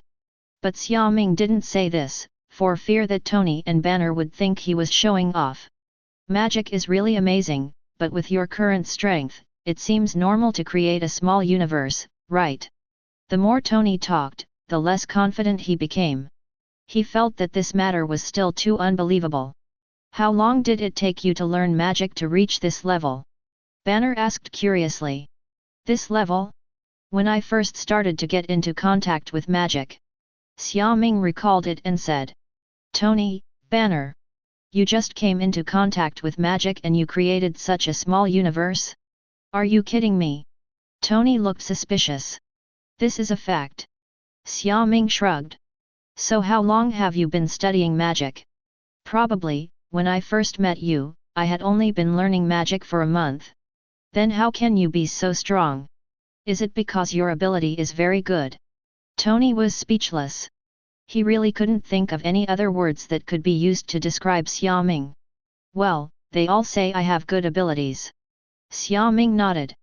Oh, okay. So you brought us here just to show us your little universe. Tony looked at the mountains in front of him and sighed, saying he couldn't compare with monsters. Definitely not, I'm here to show you this. Xiaoming pointed to the front. Big mountain.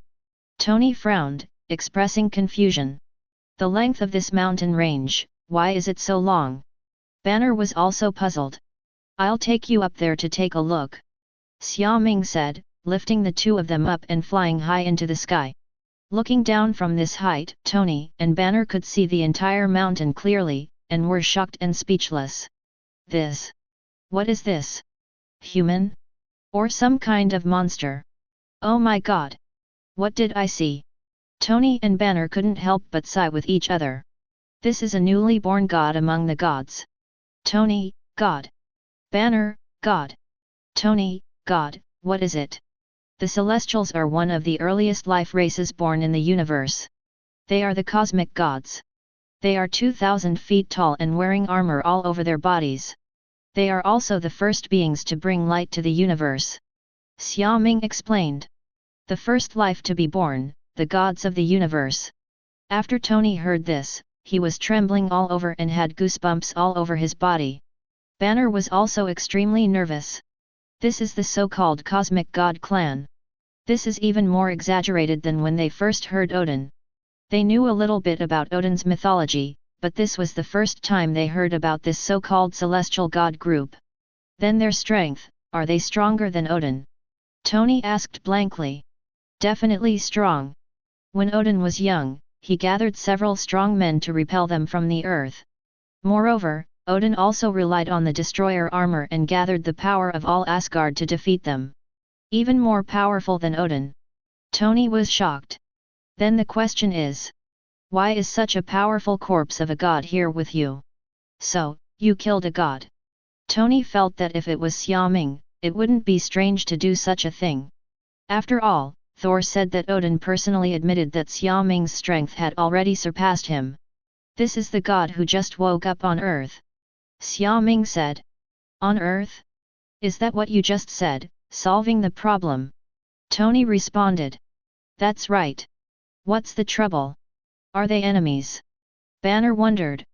Let's put it this way, the birth of a god requires a planet with life energy to nurture it and absorb the energy of intelligent life. When he wakes up completely, this planet will no longer exist. Do you understand? So, if this god successfully awakens and is not stopped by you, the earth will also be destroyed. Tony nodded, expressing understanding. That's right. Then why are you telling us this? The corpse of the celestial god group is very powerful and worthy of your research and development. If you can transform it into a mecha, then the earth will have an extremely powerful weapon. After Xiaoming finished speaking, Tony's eyes lit up. Huge amounts of mecha? Physical defense comparable to a god? This is simply the most powerful steel warrior. Tony felt that instead of building an Iron Legion, it would be better to directly create an Iron War. It just so happens that his artificial intelligence has also been researched and developed. If Ultron is combined with the body of a god, wouldn't it be directly invincible? Tony has already conceived a blueprint for the future in a short period of time. If Xiaoming knew what Tony was thinking, she would probably beat him up. At this time, Xiaoming didn't know that Thor had handed over the psychic scepter and tesseract to Tony. The Age of Ultron, which was not expected to happen, seemed to be on the right track because of Odin's mistake. How about it? Are you interested in studying it? Xiaoming asked. Yes, yes. Very interested. Tony said excitedly. Banner also nodded. As a science geek, how can you not be attracted to it? That's fine, I'll leave a portal for you. You can study it directly here without taking it out. Xiaoming thought for a while and said, after all, it is difficult to find a venue for such a big thing. It's better to keep putting it in the small universe and let Tony do whatever he wants. Anyway, Xiaoming has great trust in Tony and Banner's ability. They will definitely be able to make the best use of these gods' bodies. As for how much time this will take, Xiaoming doesn't care. He doesn't need this anyway. Okay. But can't you let me open the portal by myself? I will need a lot of good equipment by then. Tony made a request. After all, for such a big body, the equipment required is probably quite large. And when the time comes, Tony will have to find someone to do the work. Therefore, if Xiaoming leaves a fixed portal here, it will be very troublesome to move things or find people. That's okay. Xiaoming raised her hand and left a magic mark on Tony's hand, linking it to his magic power. If you want to come in again, or go somewhere, or want to see someone, just imagine the destination in your mind, and you can open the portal. Really? When Tony heard this, he quickly tried it. In an instant, a portal appeared in front of Tony's eyes, and on the opposite side was Pepper Potts. I really belong to you. Xiaoming was speechless. Tony. Potts turned around and looked at the three Tonys opposite him strangely. I can also do magic. Tony shouted happily. Chapter 189. After Xiaoming handed the body of the god to Tony, she went home. He believed Tony would make good use of it. After all, in the comics, didn't Tony obtain the corpse of a god and make it into a mecha? Therefore, even though Tony originally did not have super abilities and was just an ordinary person, his intelligence is enough to make him comparable to many heroes with super abilities. Think about it, once Tony makes the celestial mecha, there will be very few people on Earth who can beat him. New York holy place. You're back. Has God solved it? Amora saw Xiaoming coming back and stepped forward quickly. Definitely, just a god who has just awakened. That means the crisis has been resolved? There won't be gods coming in the future, right? Amora breathed a sigh of relief. Not yet, the newly awakened god has already sent out the energy information, and the judge god team will come by then. Although she doesn't know when it will be, Xiaoming guesses that it won't be too late. Ah! Amora was shocked again. Why is it endless? Don't worry, I'm confident to stop him, don't worry too much. Where is Kelly? Xiaoming comforted. Kelly went to practice magic. Oh, that's all right. Xiaoming nodded. Although Kelly was weakened by the Earth's environment after she came to the Earth, because of Xiaoming's eternal night dimension world, Kelly no longer lacked magical energy. Moreover, Kelly has good abilities and studies seriously. Therefore, Kelly has basically learned several mainstream magics of Kamar-Taj, and can also master several magics taught by Xiaoming. Therefore, Kelly's current strength has almost surpassed that of Kamar-Taj, Zhuang, Mordo, and others. In particular, Clay relies on the magic body refining flow, which is equivalent to a Superman. Even if she encounters the Eternals like Icarus, she is not at a disadvantage. It can be seen that the strength of the Eternals is indeed not good. I am coming. A figure suddenly flashed in from the window. It's Gwen. Now Gwen almost never leaves the door, and the window is basically unlocked, which is very convenient. Are you busy these days?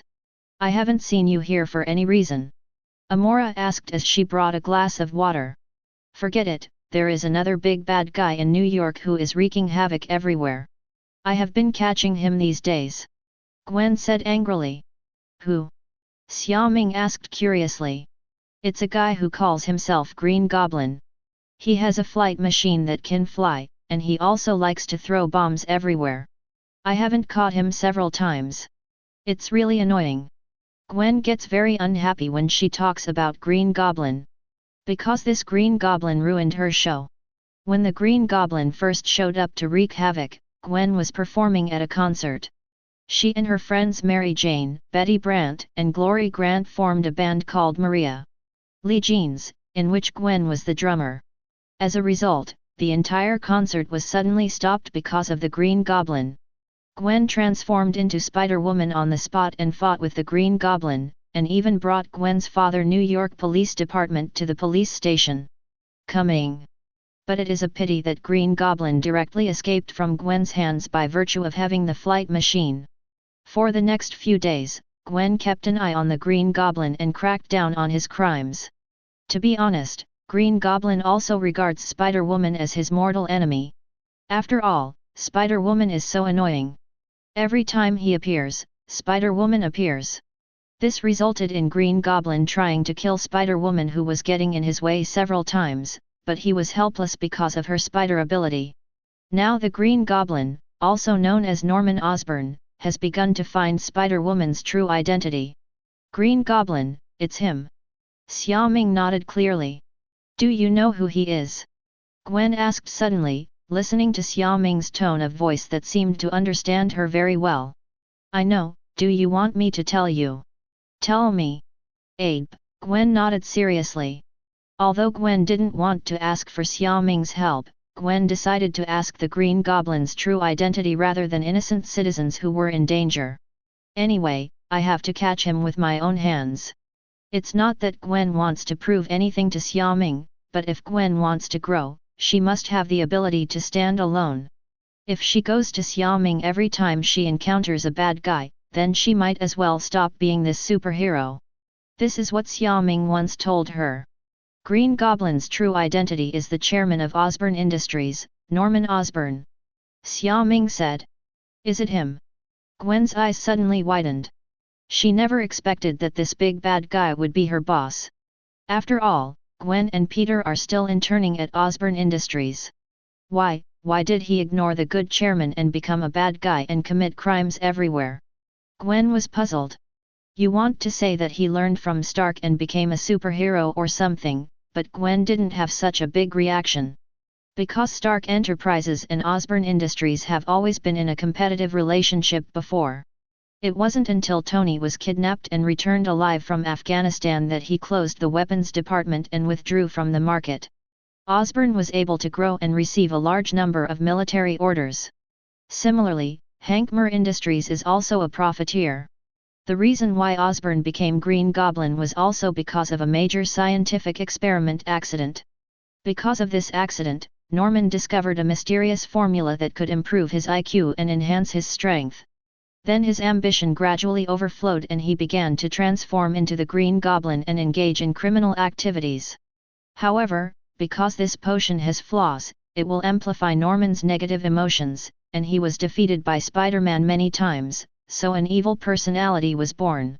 During the day, Norman is still the chairman of Osborn, and at night, he is the terrifying Green Goblin. Xiaoming told Gwen this information. I know, I will catch him. Gwen said seriously. Do you need my help? No need. I can handle it. Gwen stood up and left as she spoke. Now that she knew the true identity of Green Goblin, she had to go back and plan carefully, and collect evidence of Norman's crime so that he could be put in jail. Well, please be safe. Since Gwen didn't want his help, Xiaoming didn't say much. Anyway, Gwen still has some strength, so she doesn't need to care so much. Don't worry. I'm leaving first. Gwen said and left from the window. Gwen is so serious. She seems to like being a superhero. Amora watched Gwen leave and laughed. Yes, because Gwen feels that if she doesn't do anything, she will live up to her super ability. Just like Xiaoming himself, who has great strength, if he doesn't do something, he will feel sorry for the Ancient One who took care of him in the beginning. Chapter 190. Mr. Green Goblin, I saw Spider-Woman just leaving a villa. Just after Gwen left Xiaoming, news about her was received by Osborn. In order to find the true identity of Spider-Woman, Norman used the Green Goblin name that he had gained in New York in the past few days to privately find many gangsters and ask them to provide information about Spider-Woman. Once it is useful, he will receive a lot of bounties. And now, Norman got what he wanted. Location: 1-77A Brick Street, Manhattan, New York. A man wearing a black sweatshirt and a hood passed by the door of Holy Place and remembered the house number. I understand, the money will be transferred to your card. Thanks, thanks. This man thanked me profusely. He also didn't expect that he would get a large sum of money just by seeing Spider-Woman enter a villa when passing by. And in order to confirm that Spider-Woman was not here to fight crime, he waited outside for a long time until he saw her leaving before calling Green Goblin's number. Although Green Goblin is a criminal and an enemy of Spider-Woman, he said that the superhero's battle with super criminals has nothing to do with him, a little person. In addition, he was originally a member of the gang and naturally opposed to superheroes, so he did not feel guilty at all about betraying Spider-Woman. Here, Norman also searched for the specific location of No 177A on the internet. After discovering that it was not a location he knew or needed attention, he began to plan a sneak attack at night. He wants to arrest this person who is suspected to be related to Spider-Woman, and then coerce Spider-Woman into submission. As long as he solves Spider-Woman, he will become the biggest crime boss in New York. Stark Building. Tony, are you really going to implant Ultron into this body? Is it too dangerous? Banner asked worriedly as he controlled the computer and debugged the equipment in Xiaoming's small universe and on the new Earth. What's so dangerous about this? The main body of Ultron is JARVIS. I've been using J.A.R.V.I.S for so many years and nothing has happened, although they haven't integrated yet. Tony said casually while busy moving the equipment. But why haven't Ultron and J.A.R.V.I.S been able to integrate yet? Is there something wrong? Banner was also puzzled. I don't know. It should be because there are still many problems in the mental scepter that have not been overcome. Tony shook his head. But it doesn't matter. We can just slowly integrate while studying the body of the god. Anyway, we still have a lot of time. Tony, who was very anxious before, suddenly became less anxious after receiving the god's body sent by Xiaoming. And judging from the last time Xiaoming came here, it proves that he still doesn't know that Tony and Banner intercepted the psychic scepter and tesseract. Therefore, Ni feels more at ease. After Tony obtained the magic that could open the portal, he has been transporting equipment, instruments, and looking for people. In a short period of time, a super-large experimental base was established here to prepare for the study of gods. Fortunately, Tony has the artificial intelligence J.A.R.V.I.S, which can automatically control many robots to help, greatly improving efficiency. Banner is also eager to give it a try and is full of interest in the next research. To be honest, he hasn't been this happy for a long time. Since transforming into Hulk, he has used less of his original knowledge, and his least favorite fight has been fought many times. This is one of the reasons why Banner dislikes Hulk very much. He is a scholar. What's wrong with being treated as a monster and a violent person? Fortunately, Tony still appreciates him, and fortunately Xiaoming can help him. Therefore, Banner is very concerned about this research. Holy place, at night. Kelly, why don't you speak? At the dining table, Xiaoming looked at Kelly, who was eating silently with her head down in confusion, and asked. Are you homesick? Do you want me to take you back? Ah? No, no. I'm not homesick, I'm just, maybe a little tired. Yes. That's it. When Kelly heard that Xiaoming actually said that she wanted to send her back, she quickly raised her head. I don't know if it was because I was too excited, but my face was very red. If you are tired, go to bed early. You can also relax in time after practicing magic. Xiaoming didn't ask any further questions. I'm full. I'm going back to my room first. Kelly put down her chopsticks and stood up to leave. So fast. Xiaoming shook her head. Puff. Amora next to him suddenly laughed. 0 asterisk. What's wrong with you? Do you know the reason? Xiaoming turned her head. I know. Amora smiled happily. Amora said that she definitely knew why Kelly was like this. If Amora guessed correctly, Kelly was planning to take action. Otherwise, why would Kelly be so reserved, nervous, and still silent? This is all because of shyness. Amora couldn't help laughing when she thought of the method she told Kelly last time. Although what she said was true, in Amora's eyes, Kelly was just an inexperienced little girl, and she shouldn't be so proactive. But now, Amora admits that she guessed wrong. Kelly is also very courageous. So what happened to Kelly? Xiaoming was very curious. 0. I can't tell you, you will know anyway. Amora shook her head. I'm full too. I'm going back to my room first. Amora smiled, got up and left. Huh? What happened to them today? Why are they so weird? Didn't Amora sleep in the same room with him before? Why did she suddenly say that she wanted to go back to her room today? Xiaoming is really puzzled by this. Klee's room. Kelly rolled on the bed again. Ah. Would you like to try it? But, shame on dead man. It's better to give up. Kelly rolled around and kept mumbling to herself. She listened to Amora's advice and wanted to attack Yuan Ming at night. But the thin-skinned Carrie still couldn't make up her mind. She didn't even know why she was like this. Kelly looked at a silk pajamas on the bed and felt hot all over. She felt that this dress was a little too transparent. If you put this on, what's the difference between it and no nan? In this way, Kelly hesitated for several hours, hesitation. Until the time came to 11 o'clock in the evening, when everyone was preparing to rest in their rooms, Kelly quietly opened the door. Amora, who had been paying attention to Kelly and noticed the movement, raised the corners of her mouth. It's finally here. Amora didn't care at all about letting Kelly share Xiaoming, but was very supportive. Amora said, if you like it, just take the initiative. Chapter 191. Click. The sound of the doorknob turning sounded, and Xiaoming looked away from the book in her hand. Didn't you mean, Kelly? Xiaoming was just about to say, Amora, why don't you go back to your room to sleep tonight? When she saw Kelly with silver hair, wearing black silk pajamas, and 2 bare white legs, walked in, she was immediately frightened. Everyone was shocked. What are you doing? Xiaoming seemed to understand a little bit what Amora's meaningful smile meant before. In this regard, Xiaoming calls him a good guy. What a good guy! Kelly and Amora have only known each other for a long time, and Amora led them astray? So what did these two people secretly chat about while he was away? Judging from Klea's posture, she must have learned it from Amora, right? Xiaoming is really convinced. If you don't learn Amora's good magic knowledge, why are you so interested in these 660 things? He is truly a man who dares to teach and a man who dares to learn. I'm going to sleep. Kelly rubbed the corners of her clothes with her hands and lowered her head to speak.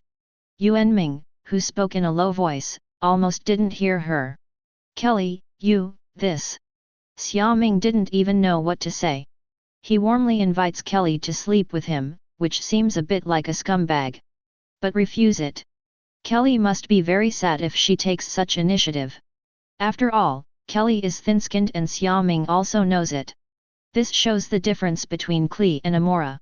Amora not only attacked at night, but also threw herself directly into the quilt after coming in, leaving Xiaoming with no time to say any words of rejection. And Kelly just stood at the door blankly, extremely nervous, not knowing what to do next. So, can what Amora teaches be taught thoroughly in one go? Xiaoming kept complaining in her heart. Xiaoming lifted up the quilt and walked over. Kelly. Xiaoming held Kelly's hand. The moment Kelly was grabbed by Xiaoming's hand, she almost jumped up in shock. This kind of scene is still too unaccustomed to Kelly. In particular, she was asked to be alone and in contact with Xiaoming at this time and place.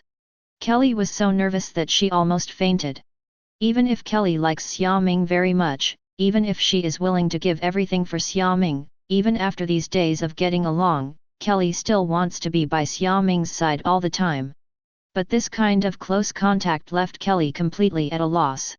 She now regrets that she was too anxious. If I had asked Amora for more advice, I wouldn't be so embarrassed now, right? Kelly kept calling Amora's name in her heart, recalling in her mind how Amora got along with Xiaoming. Then Kelly followed Amora's example, moved her steps, and leaned tightly against Xiaoming. When Xiaoming saw that Carrie didn't speak and was holding his hand tightly with brute force, Xiaoming knew that Carrie was very nervous. But when she saw Kelly lowering her head and leaning over, she was also very surprised. Xiaoming raised her hand and hugged Carrie's slender waist, making Carrie stiff again. "Don't be nervous, I'm here." Xiaoming pulled Carrie into her arms and whispered in her ear. "This look is like comforting someone who has had a nightmare." Kelly leaned on Xiaoming's chest and gradually relaxed. At this time, Kelly remembered the first time she saw Xiaoming in the dark world. At that time, Xiaoming gave Carrie an extremely powerful feeling, which made her yearn for her. And the first time she came to Earth, she saw Xiaoming falling from the sky. At that moment, Kelly was indescribably excited. Later, the scene of Xiaoming flying into the sky alone and fighting countless giant beasts made Carrie so moved that she cried when she saw this scene. This is Xiaoming, this is the Xiaoming that Kelly has always longed for and wanted to chase.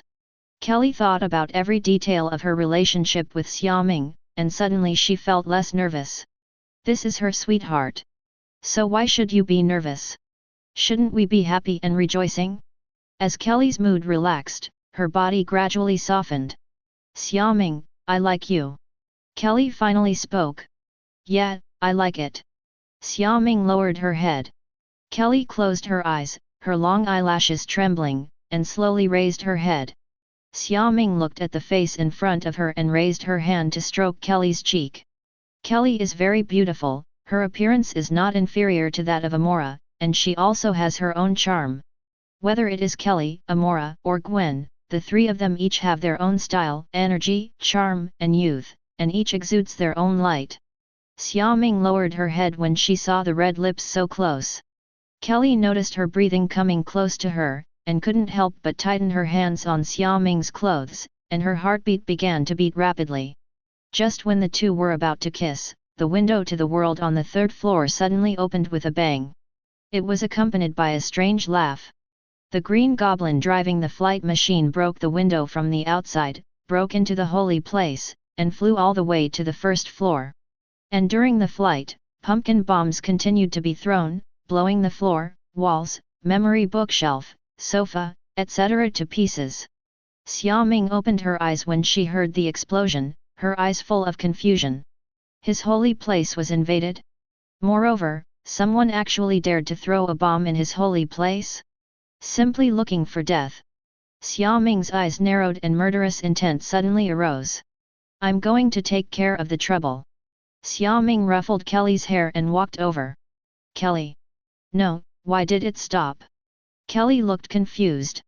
She suddenly reacted when she heard the exaggerated smiles and explosions echoing in the holy place.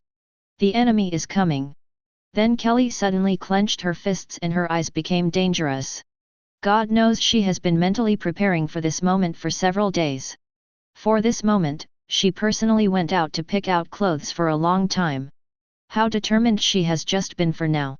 As a result, someone actually broke in and interrupted her on 5.9. This Carrie can't bear it anymore. Kelly raised her hand and waved her body, and her pajamas suddenly turned into the dark blue tight-fitting uniform she wore when she came to Earth. Kelly? What's wrong with you outside? Amora heard the noise and opened the door, and then she saw Carrie's long silver hair flying, and she exuded a violent aura. This violent and terrifying momentum made Amora take a step back in fright. This is the first time she has seen Kelly like this. Is this still the stupid, docile little sheep? Also, what kind of dark aura is this on her body? Oh, she seems to say that she comes from the dark world. I'm going to kill people. Kelly said coldly. At the same time, the magic mark linking Xiaoming's eternal night world is constantly shining. The magic body refining flow is activated. Chapter 192. Green Goblin. When Xiaoming saw that it was the Green Goblin who was wreaking havoc, she was stunned for a moment. He remembered that he seemed to have no interaction with the Green Goblin, so why did he come to blow up his house? Gee ha ha ha. It turns out you are a pretty boy, no wonder Spider-Woman came to your place. If you die, that little Spider-Man will be very sad. After Green Goblin saw Xiaoming, he thought he had caught Gwen's hand and regarded Xia Ming as Gwen's boyfriend. Gwen? So you came here with Gwen, but don't you know me? Xiaoming heard Green Goblin's words and quickly guessed the truth. Thinking about what Gwen said, he has been trying to capture the Green Goblin these days, so it is not surprising that the Green Goblin hates him. And Green Goblin is not a superhero, so he naturally has no bottom line when doing things. Kidnapping, threatening, and killing are all completely normal. But what surprised Xiaoming was that Green Goblin didn't seem to recognize him. Although Xiaoming's face rarely appears on the internet or in the news, she has probably appeared. Especially when dealing with hatred, it has been broadcast live on the news. Therefore, Green-08 does not recognize himself. Xiaoming guessed that Norman was more and more affected by his negative personality and became a little insane. No, you? Aren't you little Spider-Man's boyfriend?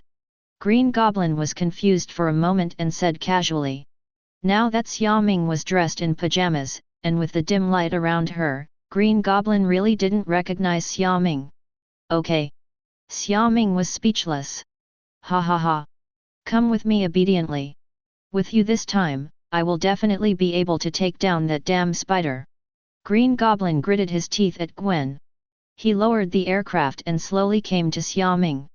When he was about to take him away, suddenly there was a roar from behind Xiaoming. Go to hell. Kelly was extremely fast, and her long silver hair dragged out an afterimage, making her like a ray of light.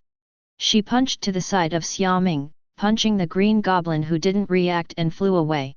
Huge amounts of force even broke through the entire holy place wall, directly knocking the Green Goblin against the wall of the building across the street. Puff! Green Goblin couldn't help but spit out a mouthful of blood, and his internal organs were in severe pain. If the potion hadn't been powerful enough to strengthen the Green Goblin's physical fitness, Kelly's punch could not have killed the Green Goblin. Green Goblin raised his head fiercely, flew into the sky, and threw several bombs at the gap he had just made. Here, Kelly suddenly appeared, which also surprised Xiaoming for a while. She couldn't figure out why Kelly's temper was so bad suddenly. What are you? Xiaoming said hesitantly. Leave him to me. Dare to ruin my good deeds? You are seeking death. Kelly replied quickly, and with the help of magic power, she rushed out in front of the bomb. The explosion of several bombs did not cause any harm to Kelly. After being blessed with magical energy, Kelly's physical fitness can resist ordinary bombs and missiles without any problem. Therefore, Kelly's appearance of being unscathed made Lu Wei extremely surprised.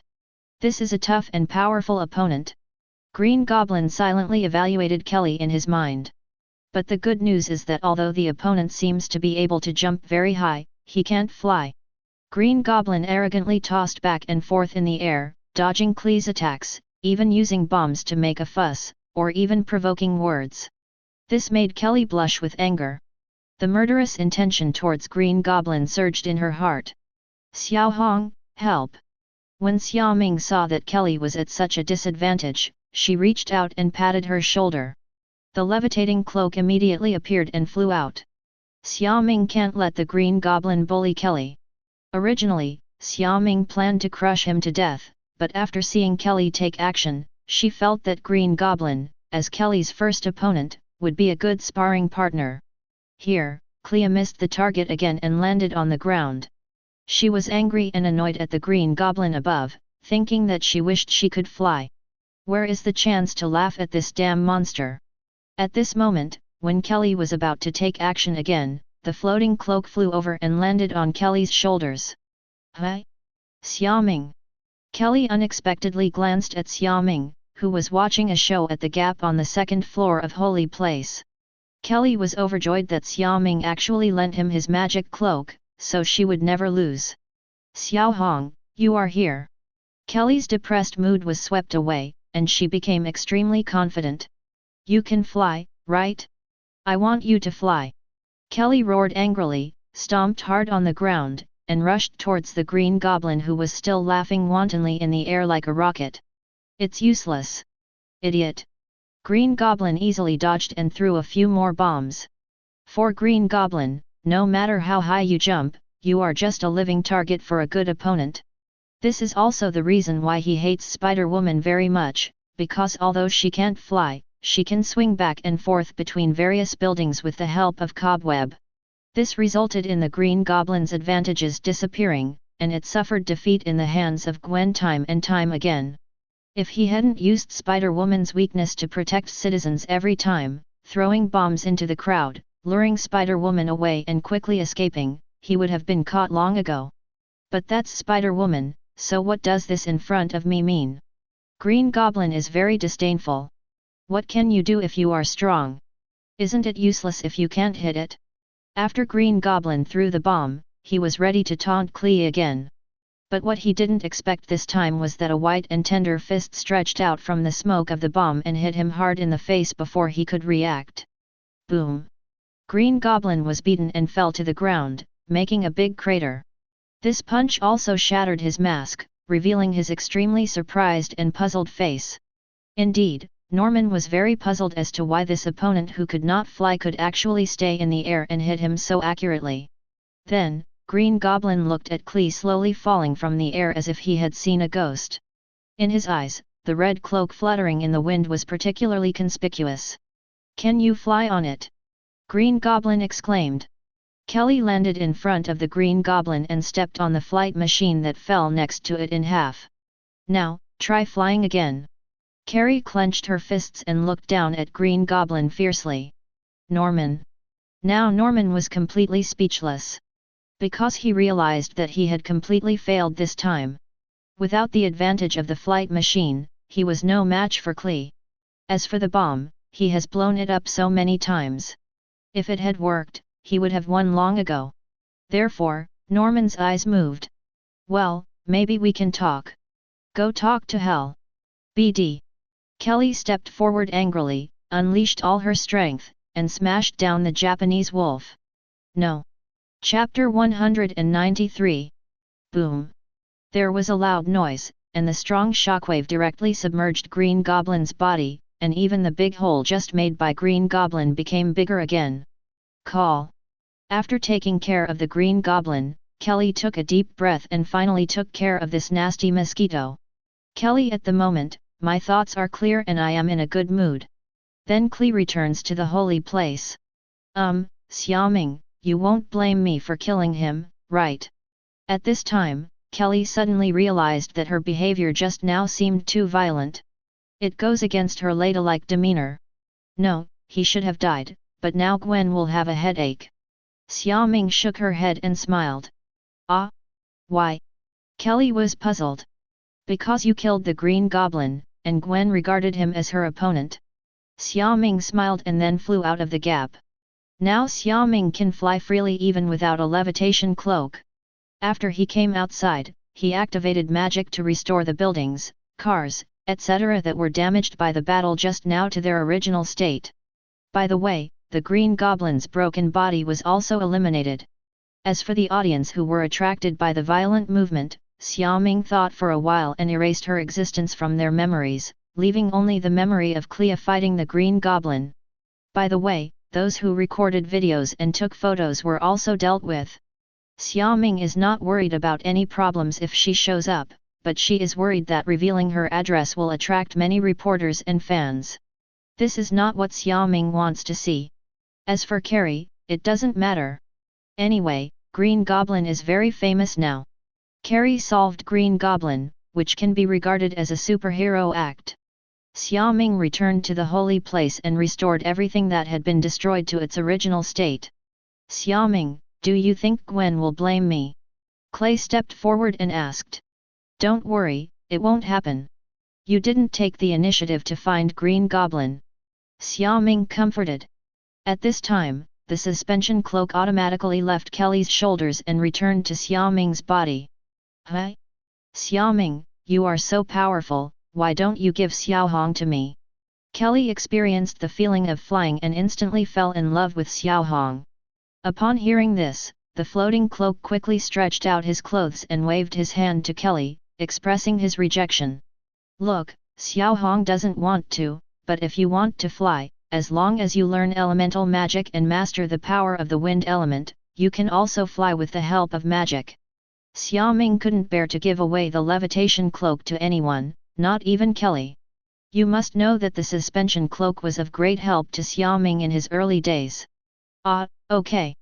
Kelly was a little sad, but she didn't ask again. It's still not good to take what others like. But Kelly said that she had to learn one more thing. I haven't finished learning the previous ones yet. Is the problem solved? Amora asked, leaning against the bedroom door. Nailed it. Well, then go to bed early. Amora winked at Xiaoming and Carrie and closed the door. Kelly's face turned red and she suddenly remembered what happened before. This time, Kelly was even more shy. The courage I finally mustered up was gone. Well, I'm going back to sleep too. Kelly pinched her fingers and walked to her bedroom. Where are you going? Xiaoming reached out and yanked Kelly back and into her room. No. Wait. I'm not ready yet. Kelly exclaimed. I'm ready. Wait. Let me change my clothes first. No need, this is just fine. The next day, a piece of news appeared on the headlines of major newspapers in New York. The mysterious silver-haired girl fights the Green Goblin. The scene is tragic. Green Goblin dies. Another superhero is born. Who is she? How does she relate to you? Why does she have the same cloak? Shocked. The identity of Green Goblin is actually... The Green Goblin is dead? Killed by a superhero. In the morning, at Gwen's house, George was eating breakfast while reading the newspaper. What? Green Goblin is dead? Who killed him? Gwen walked downstairs and was shocked when she heard George's words as soon as she sat down. What are you so excited about? Do you still care about this? George looked at his daughter in confusion. I think the big bad guy Green Goblin is too dangerous and powerful, so it's better to catch him as soon as possible to prevent Dad from getting hurt. Gwen replied immediately. You can rest assured now, but don't delay your studies because you care too much about me. These things are not worth the distraction. When George heard Gwen's words, his heart felt warm. It was indeed his little cotton-padded jacket. So was Spider-Woman the one who killed the Green Goblin? Gwen's mother, Helen, placed breakfast in front of Gwen and asked curiously. HTE. Just when Gwen was about to refute that Spider-Woman wouldn't kill anyone, George spoke up. It's not Spider-Woman, it's another person who has never been seen, and now many people are speculating that she may be related to the magician. Asterisk, why do you say that? Gwen was puzzled. Because someone took a photo. This silver-haired girl was wearing a red cloak that was suspiciously identical to the magical one. Silver hair? Red cloak? Let me see. Gwen muttered, feeling that this person seemed familiar, then she pulled the newspaper from George's hand and looked down. Clay? Gwen covered her mouth, trying not to shout out loudly. Who else could this person be if it wasn't Clea? But how could she kill the Green Goblin? Isn't this her goal? Moreover, according to the photos or videos taken by many people, the Green Goblin lying on the ground without his mask is obviously Norman Osborn, the chairman of Osborn Industries. Now, Gwen no longer has to look for evidence from Norman to prove that he is the Green Goblin. Gwen? What's wrong with you? Are you scared? Helen asked worriedly when she saw Gwen's surprised expression. No Zhao's, I just saw Mr. Osborn, I am still an intern in his company. Gwen said, pointing to Norman's picture. Osborn? It's really him. George was surprised. He was just concerned about who this silver-haired girl was, but he forgot to read the following content. How could the chairman of such a large company be a super criminal? Gwen, why don't you stop going to Osborn for an internship? Who knows if there are any dangerous people there? Now Helen was even more worried. Yes, Gwen, and you are about to graduate from high school, so it's time to focus on your studies. George also echoed. The Osborn family had a big business, but the water was very deep. Now that Norman's identity was exposed, the stock price of Osborn Industries plummeted in just one morning. Therefore, George felt that Gwen should stay away from this vortex. I know. I will think about it carefully. Gwen nodded in agreement. Chapter 194. When Kelly got up, it was already around 10 o'clock in the morning. This was the first time she had slept so late, especially since she couldn't explain the reason for sleeping in. Kelly thought to herself, no wonder Amora slept until noon last time, she was really too tired. Xiaoming. Kelly walked out and saw Xiaoming on the sofa, her fair face turned red again. She still couldn't be as shameless as Amora and stood there without daring to go over. Especially the way Amora looked over made Kelly feel embarrassed and annoyed. So when did things become like this? Kelly was confused. I'm going out to buy groceries. Amora stood up from Xiaoming and made an excuse. But it's not an excuse. Now Amora is a full-time housewife. She has nothing to do, so she has no choice but to learn cooking from Xiaoming to pass the time. But Amora is quite satisfied with her current life. What are you doing standing here? Come over here, don't worry, we are all a family. Amora came to Carrie's side, took Carrie's hand affectionately, and pulled her to Xiaoming. Kelly pinched her fingers, at a loss. Come and sit.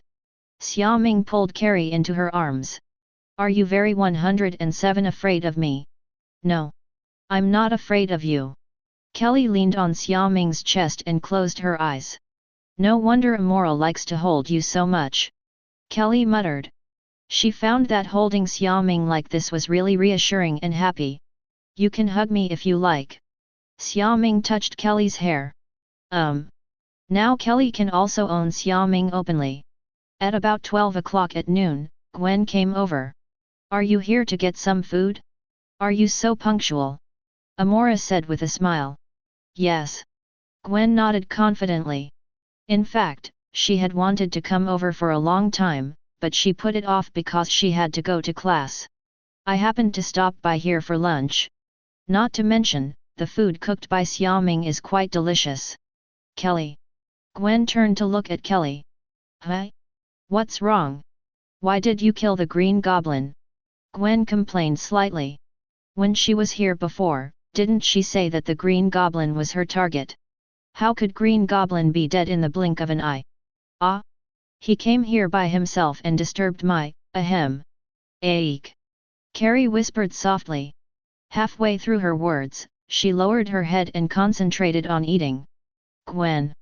Gwen looked at Xiaoming and Amora, her eyes indicating what was wrong with Kelly. Completely different from his usual personality.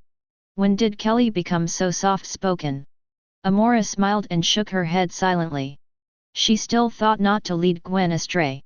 Green Goblin found this place through you. Xiaoming said. Through me? Yes, he found your whereabouts, and then wanted to kidnap me to blackmail you. Gwen suddenly became speechless. Is Green Goblin out of his mind? Actually want to capture Xiaoming? Gwen said that if you have the guts to catch Xiaoming, you might as well come to her directly for a head-on confrontation. How stupid is this? Green Goblin, I didn't know your boyfriend was so awesome. He probably doesn't know this is my home, and he doesn't seem to recognize me. Xiaoming said. Oh, okay. Although he is seeking death, he has finally solved a scourge. Gwen shook her head and sighed helplessly. It seems that Xiaoming has some use in hiding her address. Amora said with a smile. Indeed. Gwen nodded in agreement. But Gwen, you should also pay attention to this matter. The Green Goblin found the wrong place this time, but if there is a powerful guy who finds your home through your whereabouts next time, it will be very dangerous. Xiaoming reminded. Ah. Yes. It's so dangerous. After realizing it, Gwen stood up suddenly. Xiaoming was right. This time, she was targeted by the Green Goblin because she did not hide her traces deliberately. But what about next time? This time we finally found Xiaoming, but if we find her home as Xiaoming said, her parents will be in danger. I remember. I won't make such a mistake again. Gwen took this incident to heart and decided to avoid other people when she returned home as Spider-Woman. London, England. A park. Cersei and her boyfriend Dane were walking arm in arm. What are you going to do next? I don't know, this planet is my home, but I can't live pretending to be human anymore. Cersei sighed. I love you, Cersei, no matter who you are. Dan looked at Cersei and confessed sincerely. Dan. Cersei hugged Dan moved. When she was most confused at the moment, Dane could still love and trust her so deeply, which moved Cersei very much. Cersei, I said there should be no more secrets between us. Dane suddenly spoke. That's right. Actually, When Dan was about to talk about his family, Cersei suddenly paused. Cersei? What's wrong? As soon as Dan finished speaking, the clear sky suddenly changed and the whole sky turned dark. Dark clouds gather, lightning thunders, and strong winds appear. Everyone in the park was frightened by this strange change and backed away, and many people were directly knocked down by the wind. Suddenly, the thick and dark sky was completely split into two by an unknown force. 6 bright rays of light lit up behind the clouds like stars. Along with an inexplicable oppression, Dan suddenly fell to the ground, and then discovered that Cersei's body had changed. Cersei! Dane yelled. Several golden rings suddenly appeared around Cersei's body, holding her firmly in place. And, pulled by an unknown force, Cersei was carried towards the 6 stars in the sky. Cersei! Beyond the earth, there is a vacuum in the universe. An extremely huge group of gods, wearing armor that looked like red fiery magma, Elitham suddenly appeared here. His head covered the sun, and his hands seemed to be able to hold up the entire earth. His voice was like thunder, exploding in Cersei's mind. Cersei, Ginger, and Phastos were controlled by Elitham's power and floated in the universe. You chose to sacrifice a celestial clan for the sake of this planet. I will bypass them this time, but your memories will determine whether they are worth living. I will return to judge everything. No!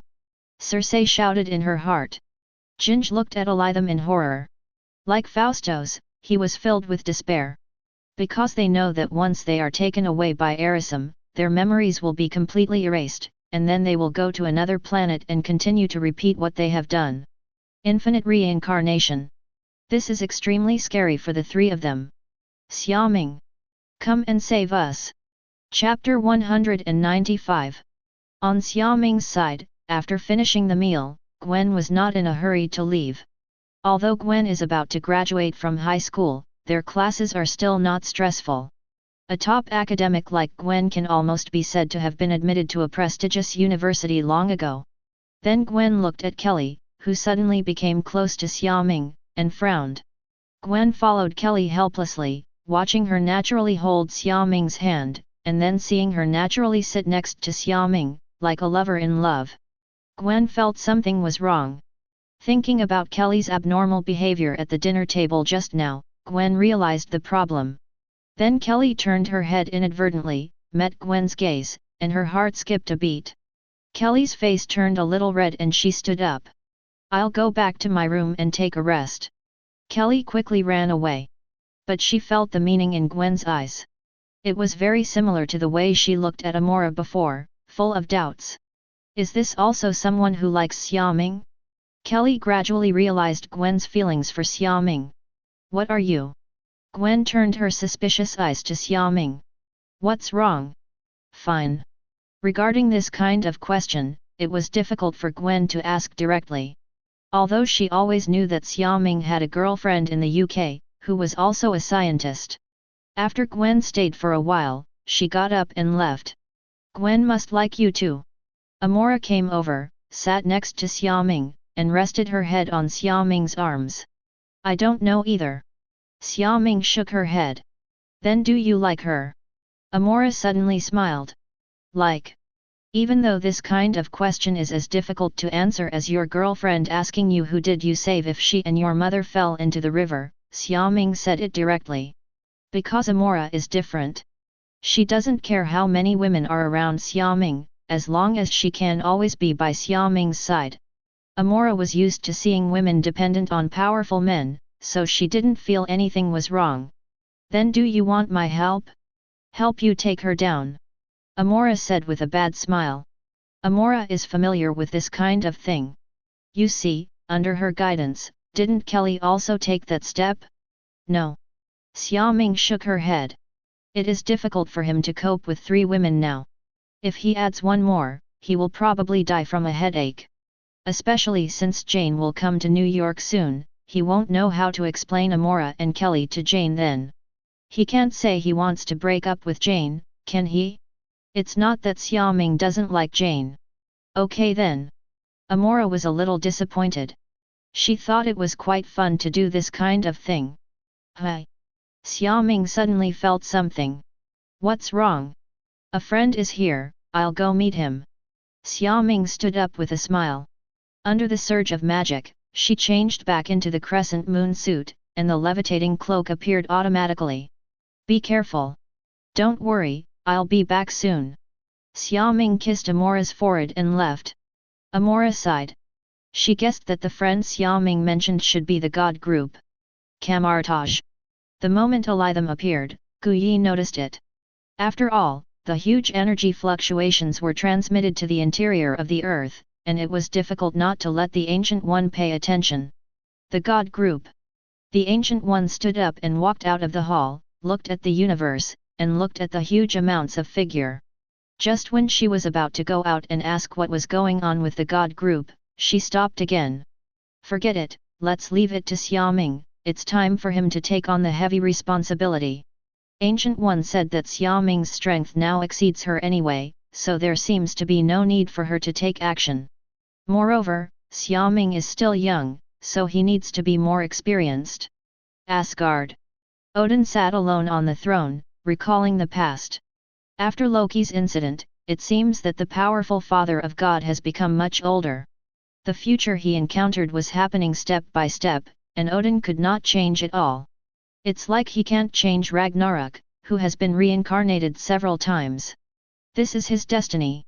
All he can do is believe that everyone in Asgard believes in Thor. Suddenly, Odin, who had his eyes closed as if sleeping, suddenly opened his eyes. The divine light in his eyes disappeared in a flash. He felt an extremely strong and somewhat familiar energy wave from the 9 realms. Odin took a moment and discovered that a member of the celestial god group appeared outside the earth. 0*. God. Odin stood up suddenly, and the eternal spear made a loud sound on the floor tiles of the Golden Palace. He didn't expect that there would be gods who dared to run into his kingdom while he was alive. This is simply a provocation. Are you trying to bully me so I can't take action easily again? Don't you know that people in Asgard become more powerful as they get older? Odin said, try your best to enter the Soul Castle in advance, and let your group of gods know how powerful the Asgardians are. Odin said that he was going to activate the destroyer. Then he jerked. Broken. The destroyer was killed by Loki. Whose hands is the destroyer? Oh. It's Xiaoming. Odin remembered. Yes. And Xiaoming. As a level single universe now, Xiaoming is an existence that exceeds the level Godfather. She should be enough to deal with a god, right? And the destroyer is still in Xiaoming's hands. Big deal, if Xiaoming can't stop him, he can just take action again. Look at Ancient One's actions. Odin sat down silently and concentrated on perception. In space. Xiaoming. Save us.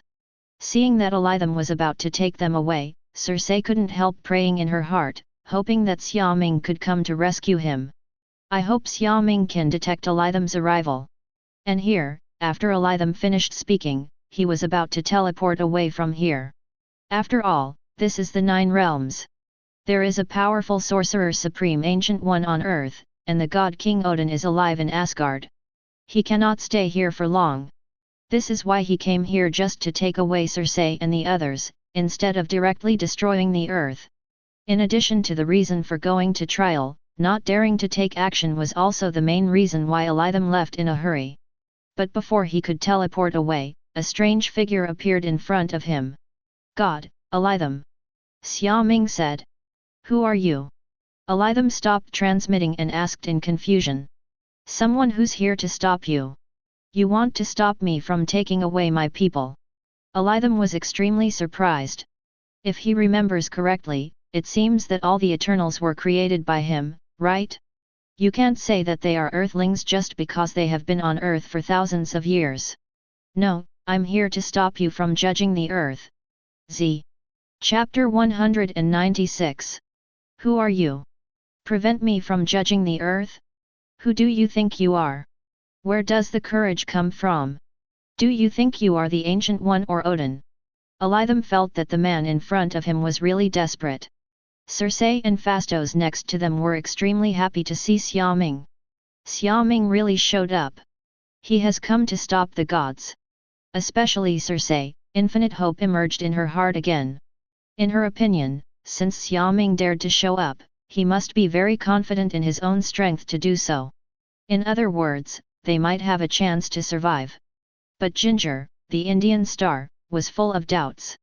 Although he got to know Xiaoming through the news, especially the floating red cloak behind Xiaoming, it not only left Ginger's memory fresh, but also made people all over the world react after the Battle of New York. Everybody recognizes him. So what Ginger is wondering is, why does Kikai Zero Xiaoming come here? And why does it come to stop Elitham? Because when Circe and others prevented the sleeping gods from awakening, Ginger left first because they had different opinions. This resulted in Jinji not seeing the scene where Xiaoming killed the sleeping god. My name is Xiaoming, a magician. Xiaoming's momentum was not weak at all, and she didn't have the fear of Elitham that others showed. Leave. For the sake of Sorcerer Supreme, I won't take action against you. Although Elitham felt that his natural majesty had been challenged by a small human being, he was rational and did not choose to take action here. If it attracts the Ancient One or Odin, and the two of them join forces, he won't be able to do well. He's not here to fight.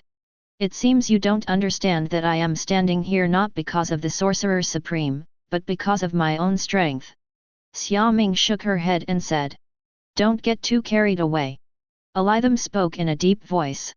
What else does this human say because of his own strength? Are you kidding me? In the entire earth and the 9 realms, except for those 2 people, who else has the ability to stand up and stop me? Elitham felt that this man had forgotten the gap between them because of his strength. If this was not the earth, Elitham would have crushed Yuan Ming to death without saying a word. Therefore, he didn't want to waste any more time and started to teleport away. Alas, you haven't understood the importance of the matter. Xiaoming sighed, raised her hand and snapped her fingers. Snapped? Elitham frowned. He didn't realize what happened for the first time until his mind perceived the boundary of the universe. Why is this universe so small? Yes, Elitham not only found that the 3 Eternals were missing, but even the universe he was in had become limited. If the identical Earth in front of him hadn't given him a momentary illusion, Elitham might have thought that he had not moved where he was. But whether it was the boundary of the universe or the identical Earth, Elitham understood that he had been brought into other worlds. Perhaps it could be said that he was pulled into the pocket universe. And the initiator is the person in front of me. You surprise me, you actually have this strength. Elitham had to start taking a serious look at Xiaoming. It was able to pull him into the pocket universe without him even realizing it. This ability was worth taking seriously. I said, you haven't realized the seriousness of the matter yet. What do you mean? Alitham was confused. Earth is not a place where your group of gods can come and leave whenever you want. At least, not from now on. Xiaoming flew to the same height as Alitham's head and announced angrily. Alitham was silent. To be honest, this was the first time he heard this sentence. Even though Odin had killed several gods, he would not dare to speak such wild words.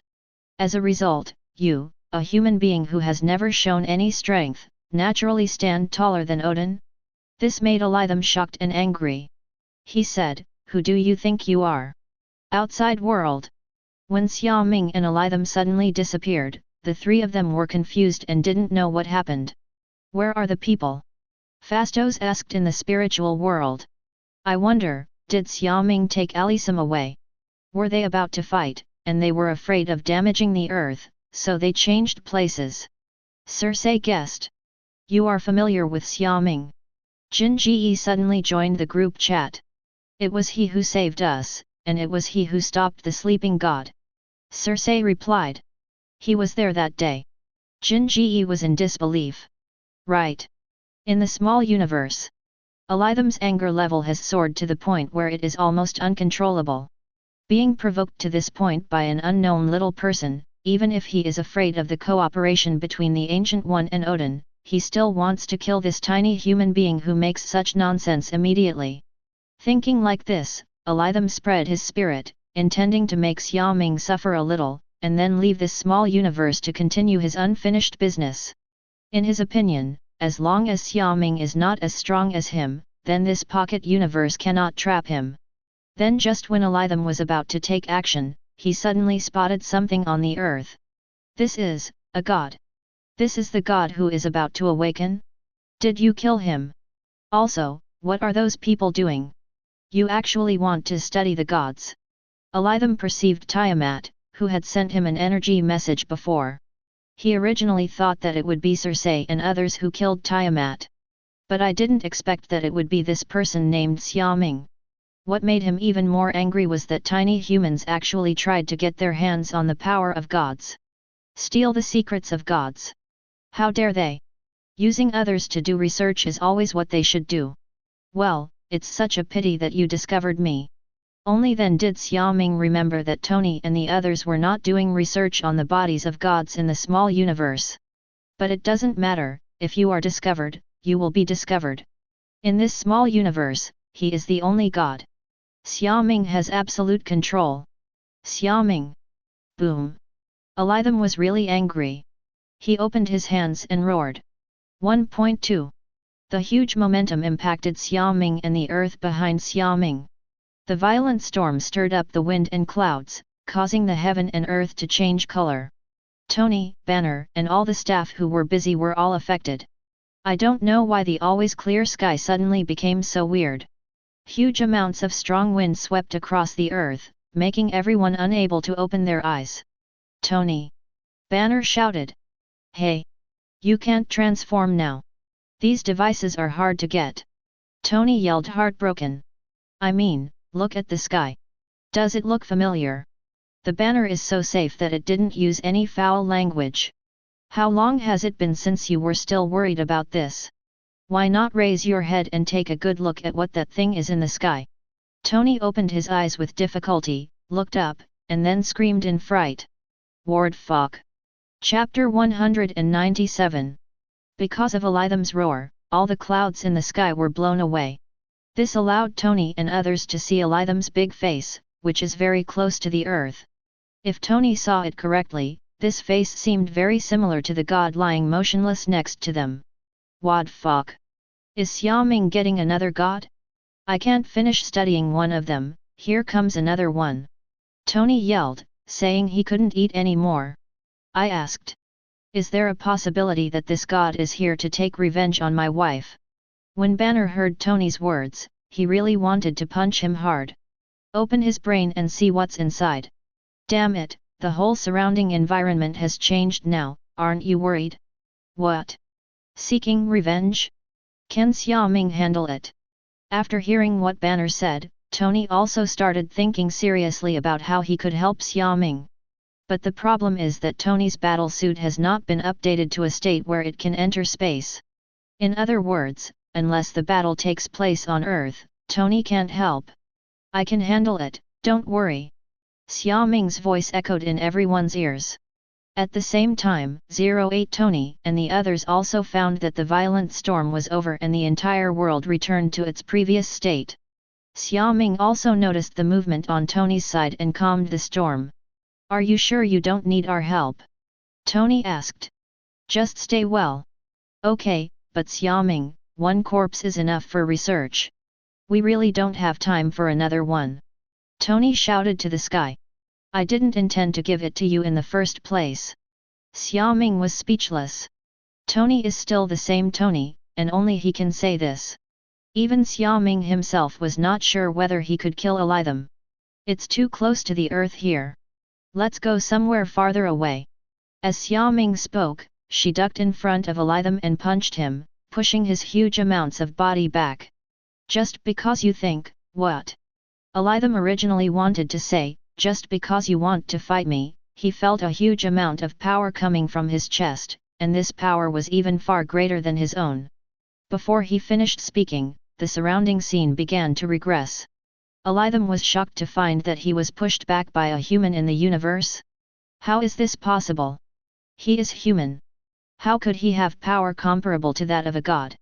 Alitham was so shocked that he forgot to fight back. By the time he reacted, he had stopped. Moreover, this place is far away from the earth and is near the edge of this small universe. You.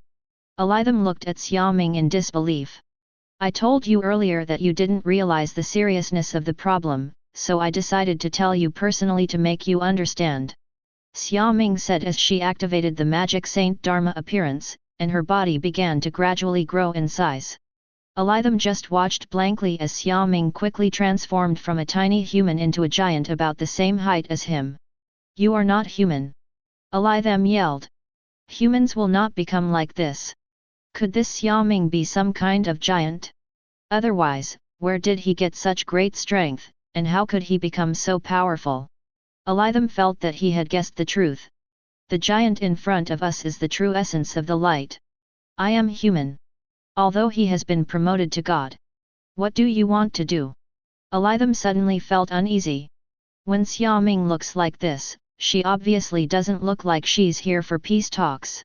Fight. Only by fighting can you understand whether what I say is true or false. Only by fighting can you feel pain, fear, and get to know me again. Xiaoming said and punched Alitham's big head. Bang! As soon as Alitham opened his mouth, he was punched hard by Xiaoming, causing his body to fall back. Alitham. To be honest, when Alitham saw Xiaoming turning into a giant, he expressed his desire to chat. After all, such a big body is comparable to any of the gods in their group of gods. However, it seems that he said it too late, and then he got hit hard. And that's not all. Bang bang bang!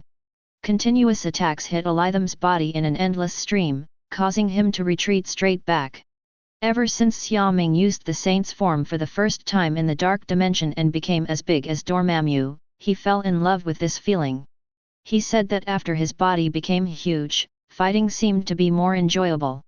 This powerful feeling of omnipotence, as if one could smash a planet with one punch, made Xiaoming very addicted. Unknowingly, Ming increased his strength one by one. As for Alitham, he didn't know that Xiaoming was happy, because he was beaten so hard that he couldn't even fight back. If it weren't for this layer of armor on his body, Alitham felt that he might have been beaten and seriously injured. Then, Alitham, who finally reacted, burst out with strong cosmic energy and formed a shield to block Xiaoming's attack. At the same time, Alitham also started to counterattack. With the blessing of cosmic energy, Alitham waved his fist, trying to wash away the shame. Bang!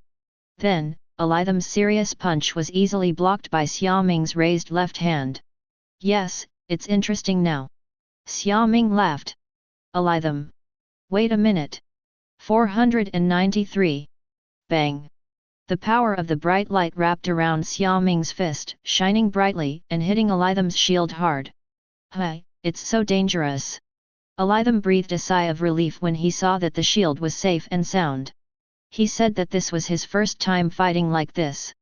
Make him feel like fighting other gods. Although there was no battle between the gods. But because of Xiaoming's body at the moment, Elitham had an illusion. It also made Elitham feel the feeling of being suppressed, beaten, and almost life-threatening for the first time. Yes, cosmic energy, right? Fortunately, I have it too. Before Elitham could sigh with emotion, Xiaoming spoke again. And at the same time, the shining fist struck again, and this time, the shield did not block it. Elitham watched in horror as the shield cracked under Xiaoming's attack and then shattered. Come on, let's continue. Bang! Another beating began. Wait!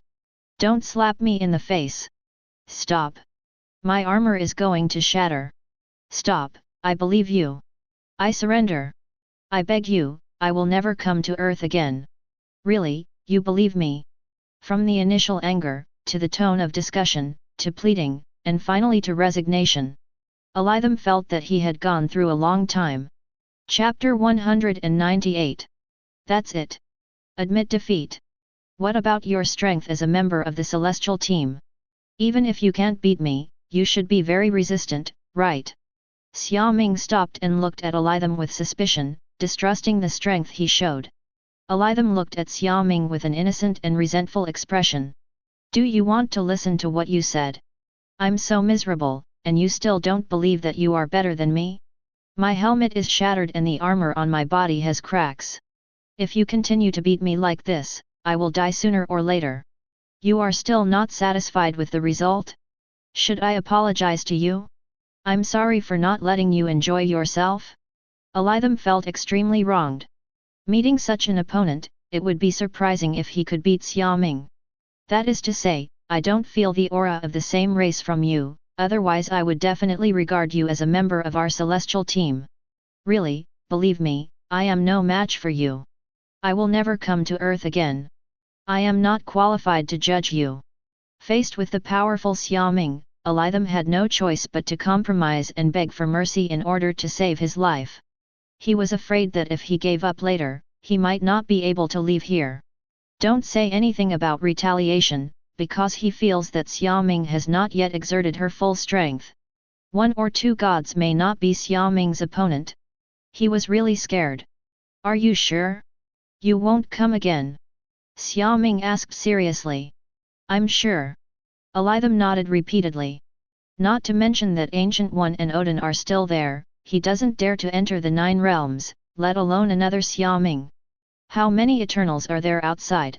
If they want to stay on Earth, then let's stay on Earth. Elitham didn't care about just a few tool men.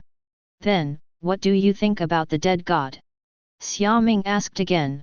Xiaoming said that since you are here now, let's solve the problem once and for all to avoid trouble in the future. This is his fate.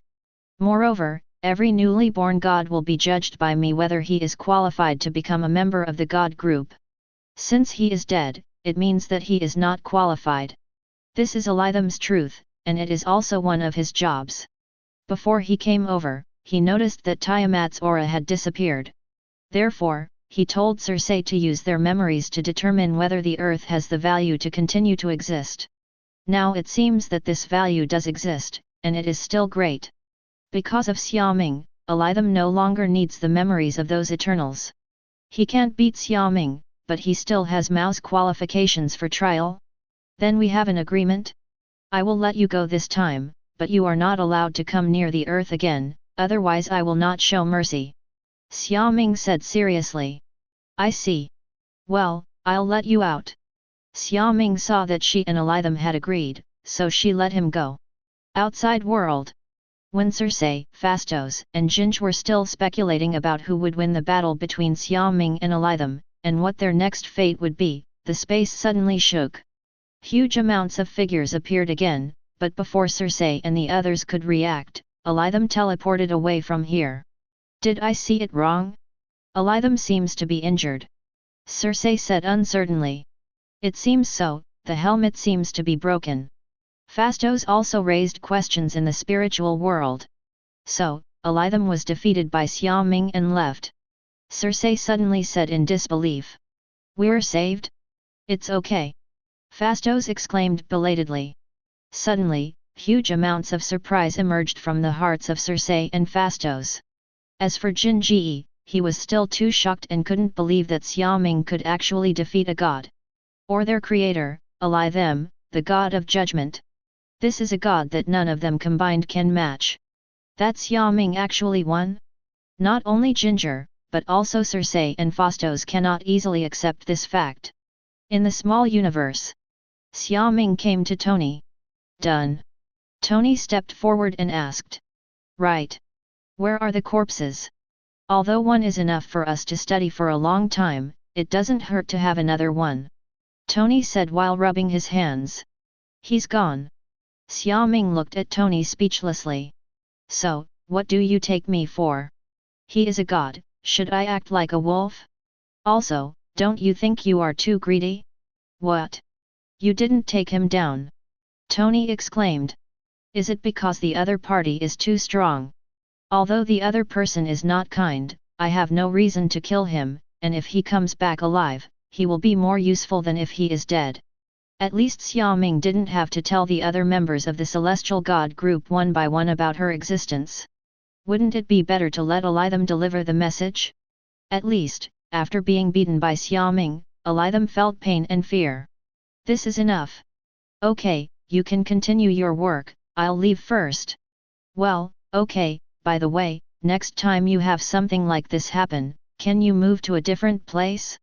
I almost couldn't help but transform just now. Tony framed Banner. Banner? I'll pay attention. After Xiaoming finished speaking, she returned to her previous position. Xiaoming. Cersei was extremely happy when she saw Xiaoming returned intact. Sure enough, he did it. He drove away the gods and protected the earth. Protected them. Arishem has left and will never come to earth again. You are free. Xiaoming waved his hand and set aside their restrictions. But although Elitham will not come again, if any of you cause trouble on earth, I will not show mercy. You can do it on your own. Xiaoming teleported the three of them back to earth before they could speak. At the same time, I also returned to the holy place. Cersei, we are free. Phastos was so excited that he couldn't speak. He couldn't believe it. Yes, we are free, let's go tell Tina and the others the good news. Cersei said happily. But what does Xiaoming mean by that sentence? He wants to stare at us. Ginger was very puzzled. Not to keep an eye on us, but to keep us safe, Cersei said. That's right, Ginger, you'd better not mess around. Icarus and the water elves died in his hands because they sided with the gods. Phastos said seriously. I see. Ginger said that even Elitham was beaten away by Xiaoming. If he messed around again, wouldn't he think that he would live longer?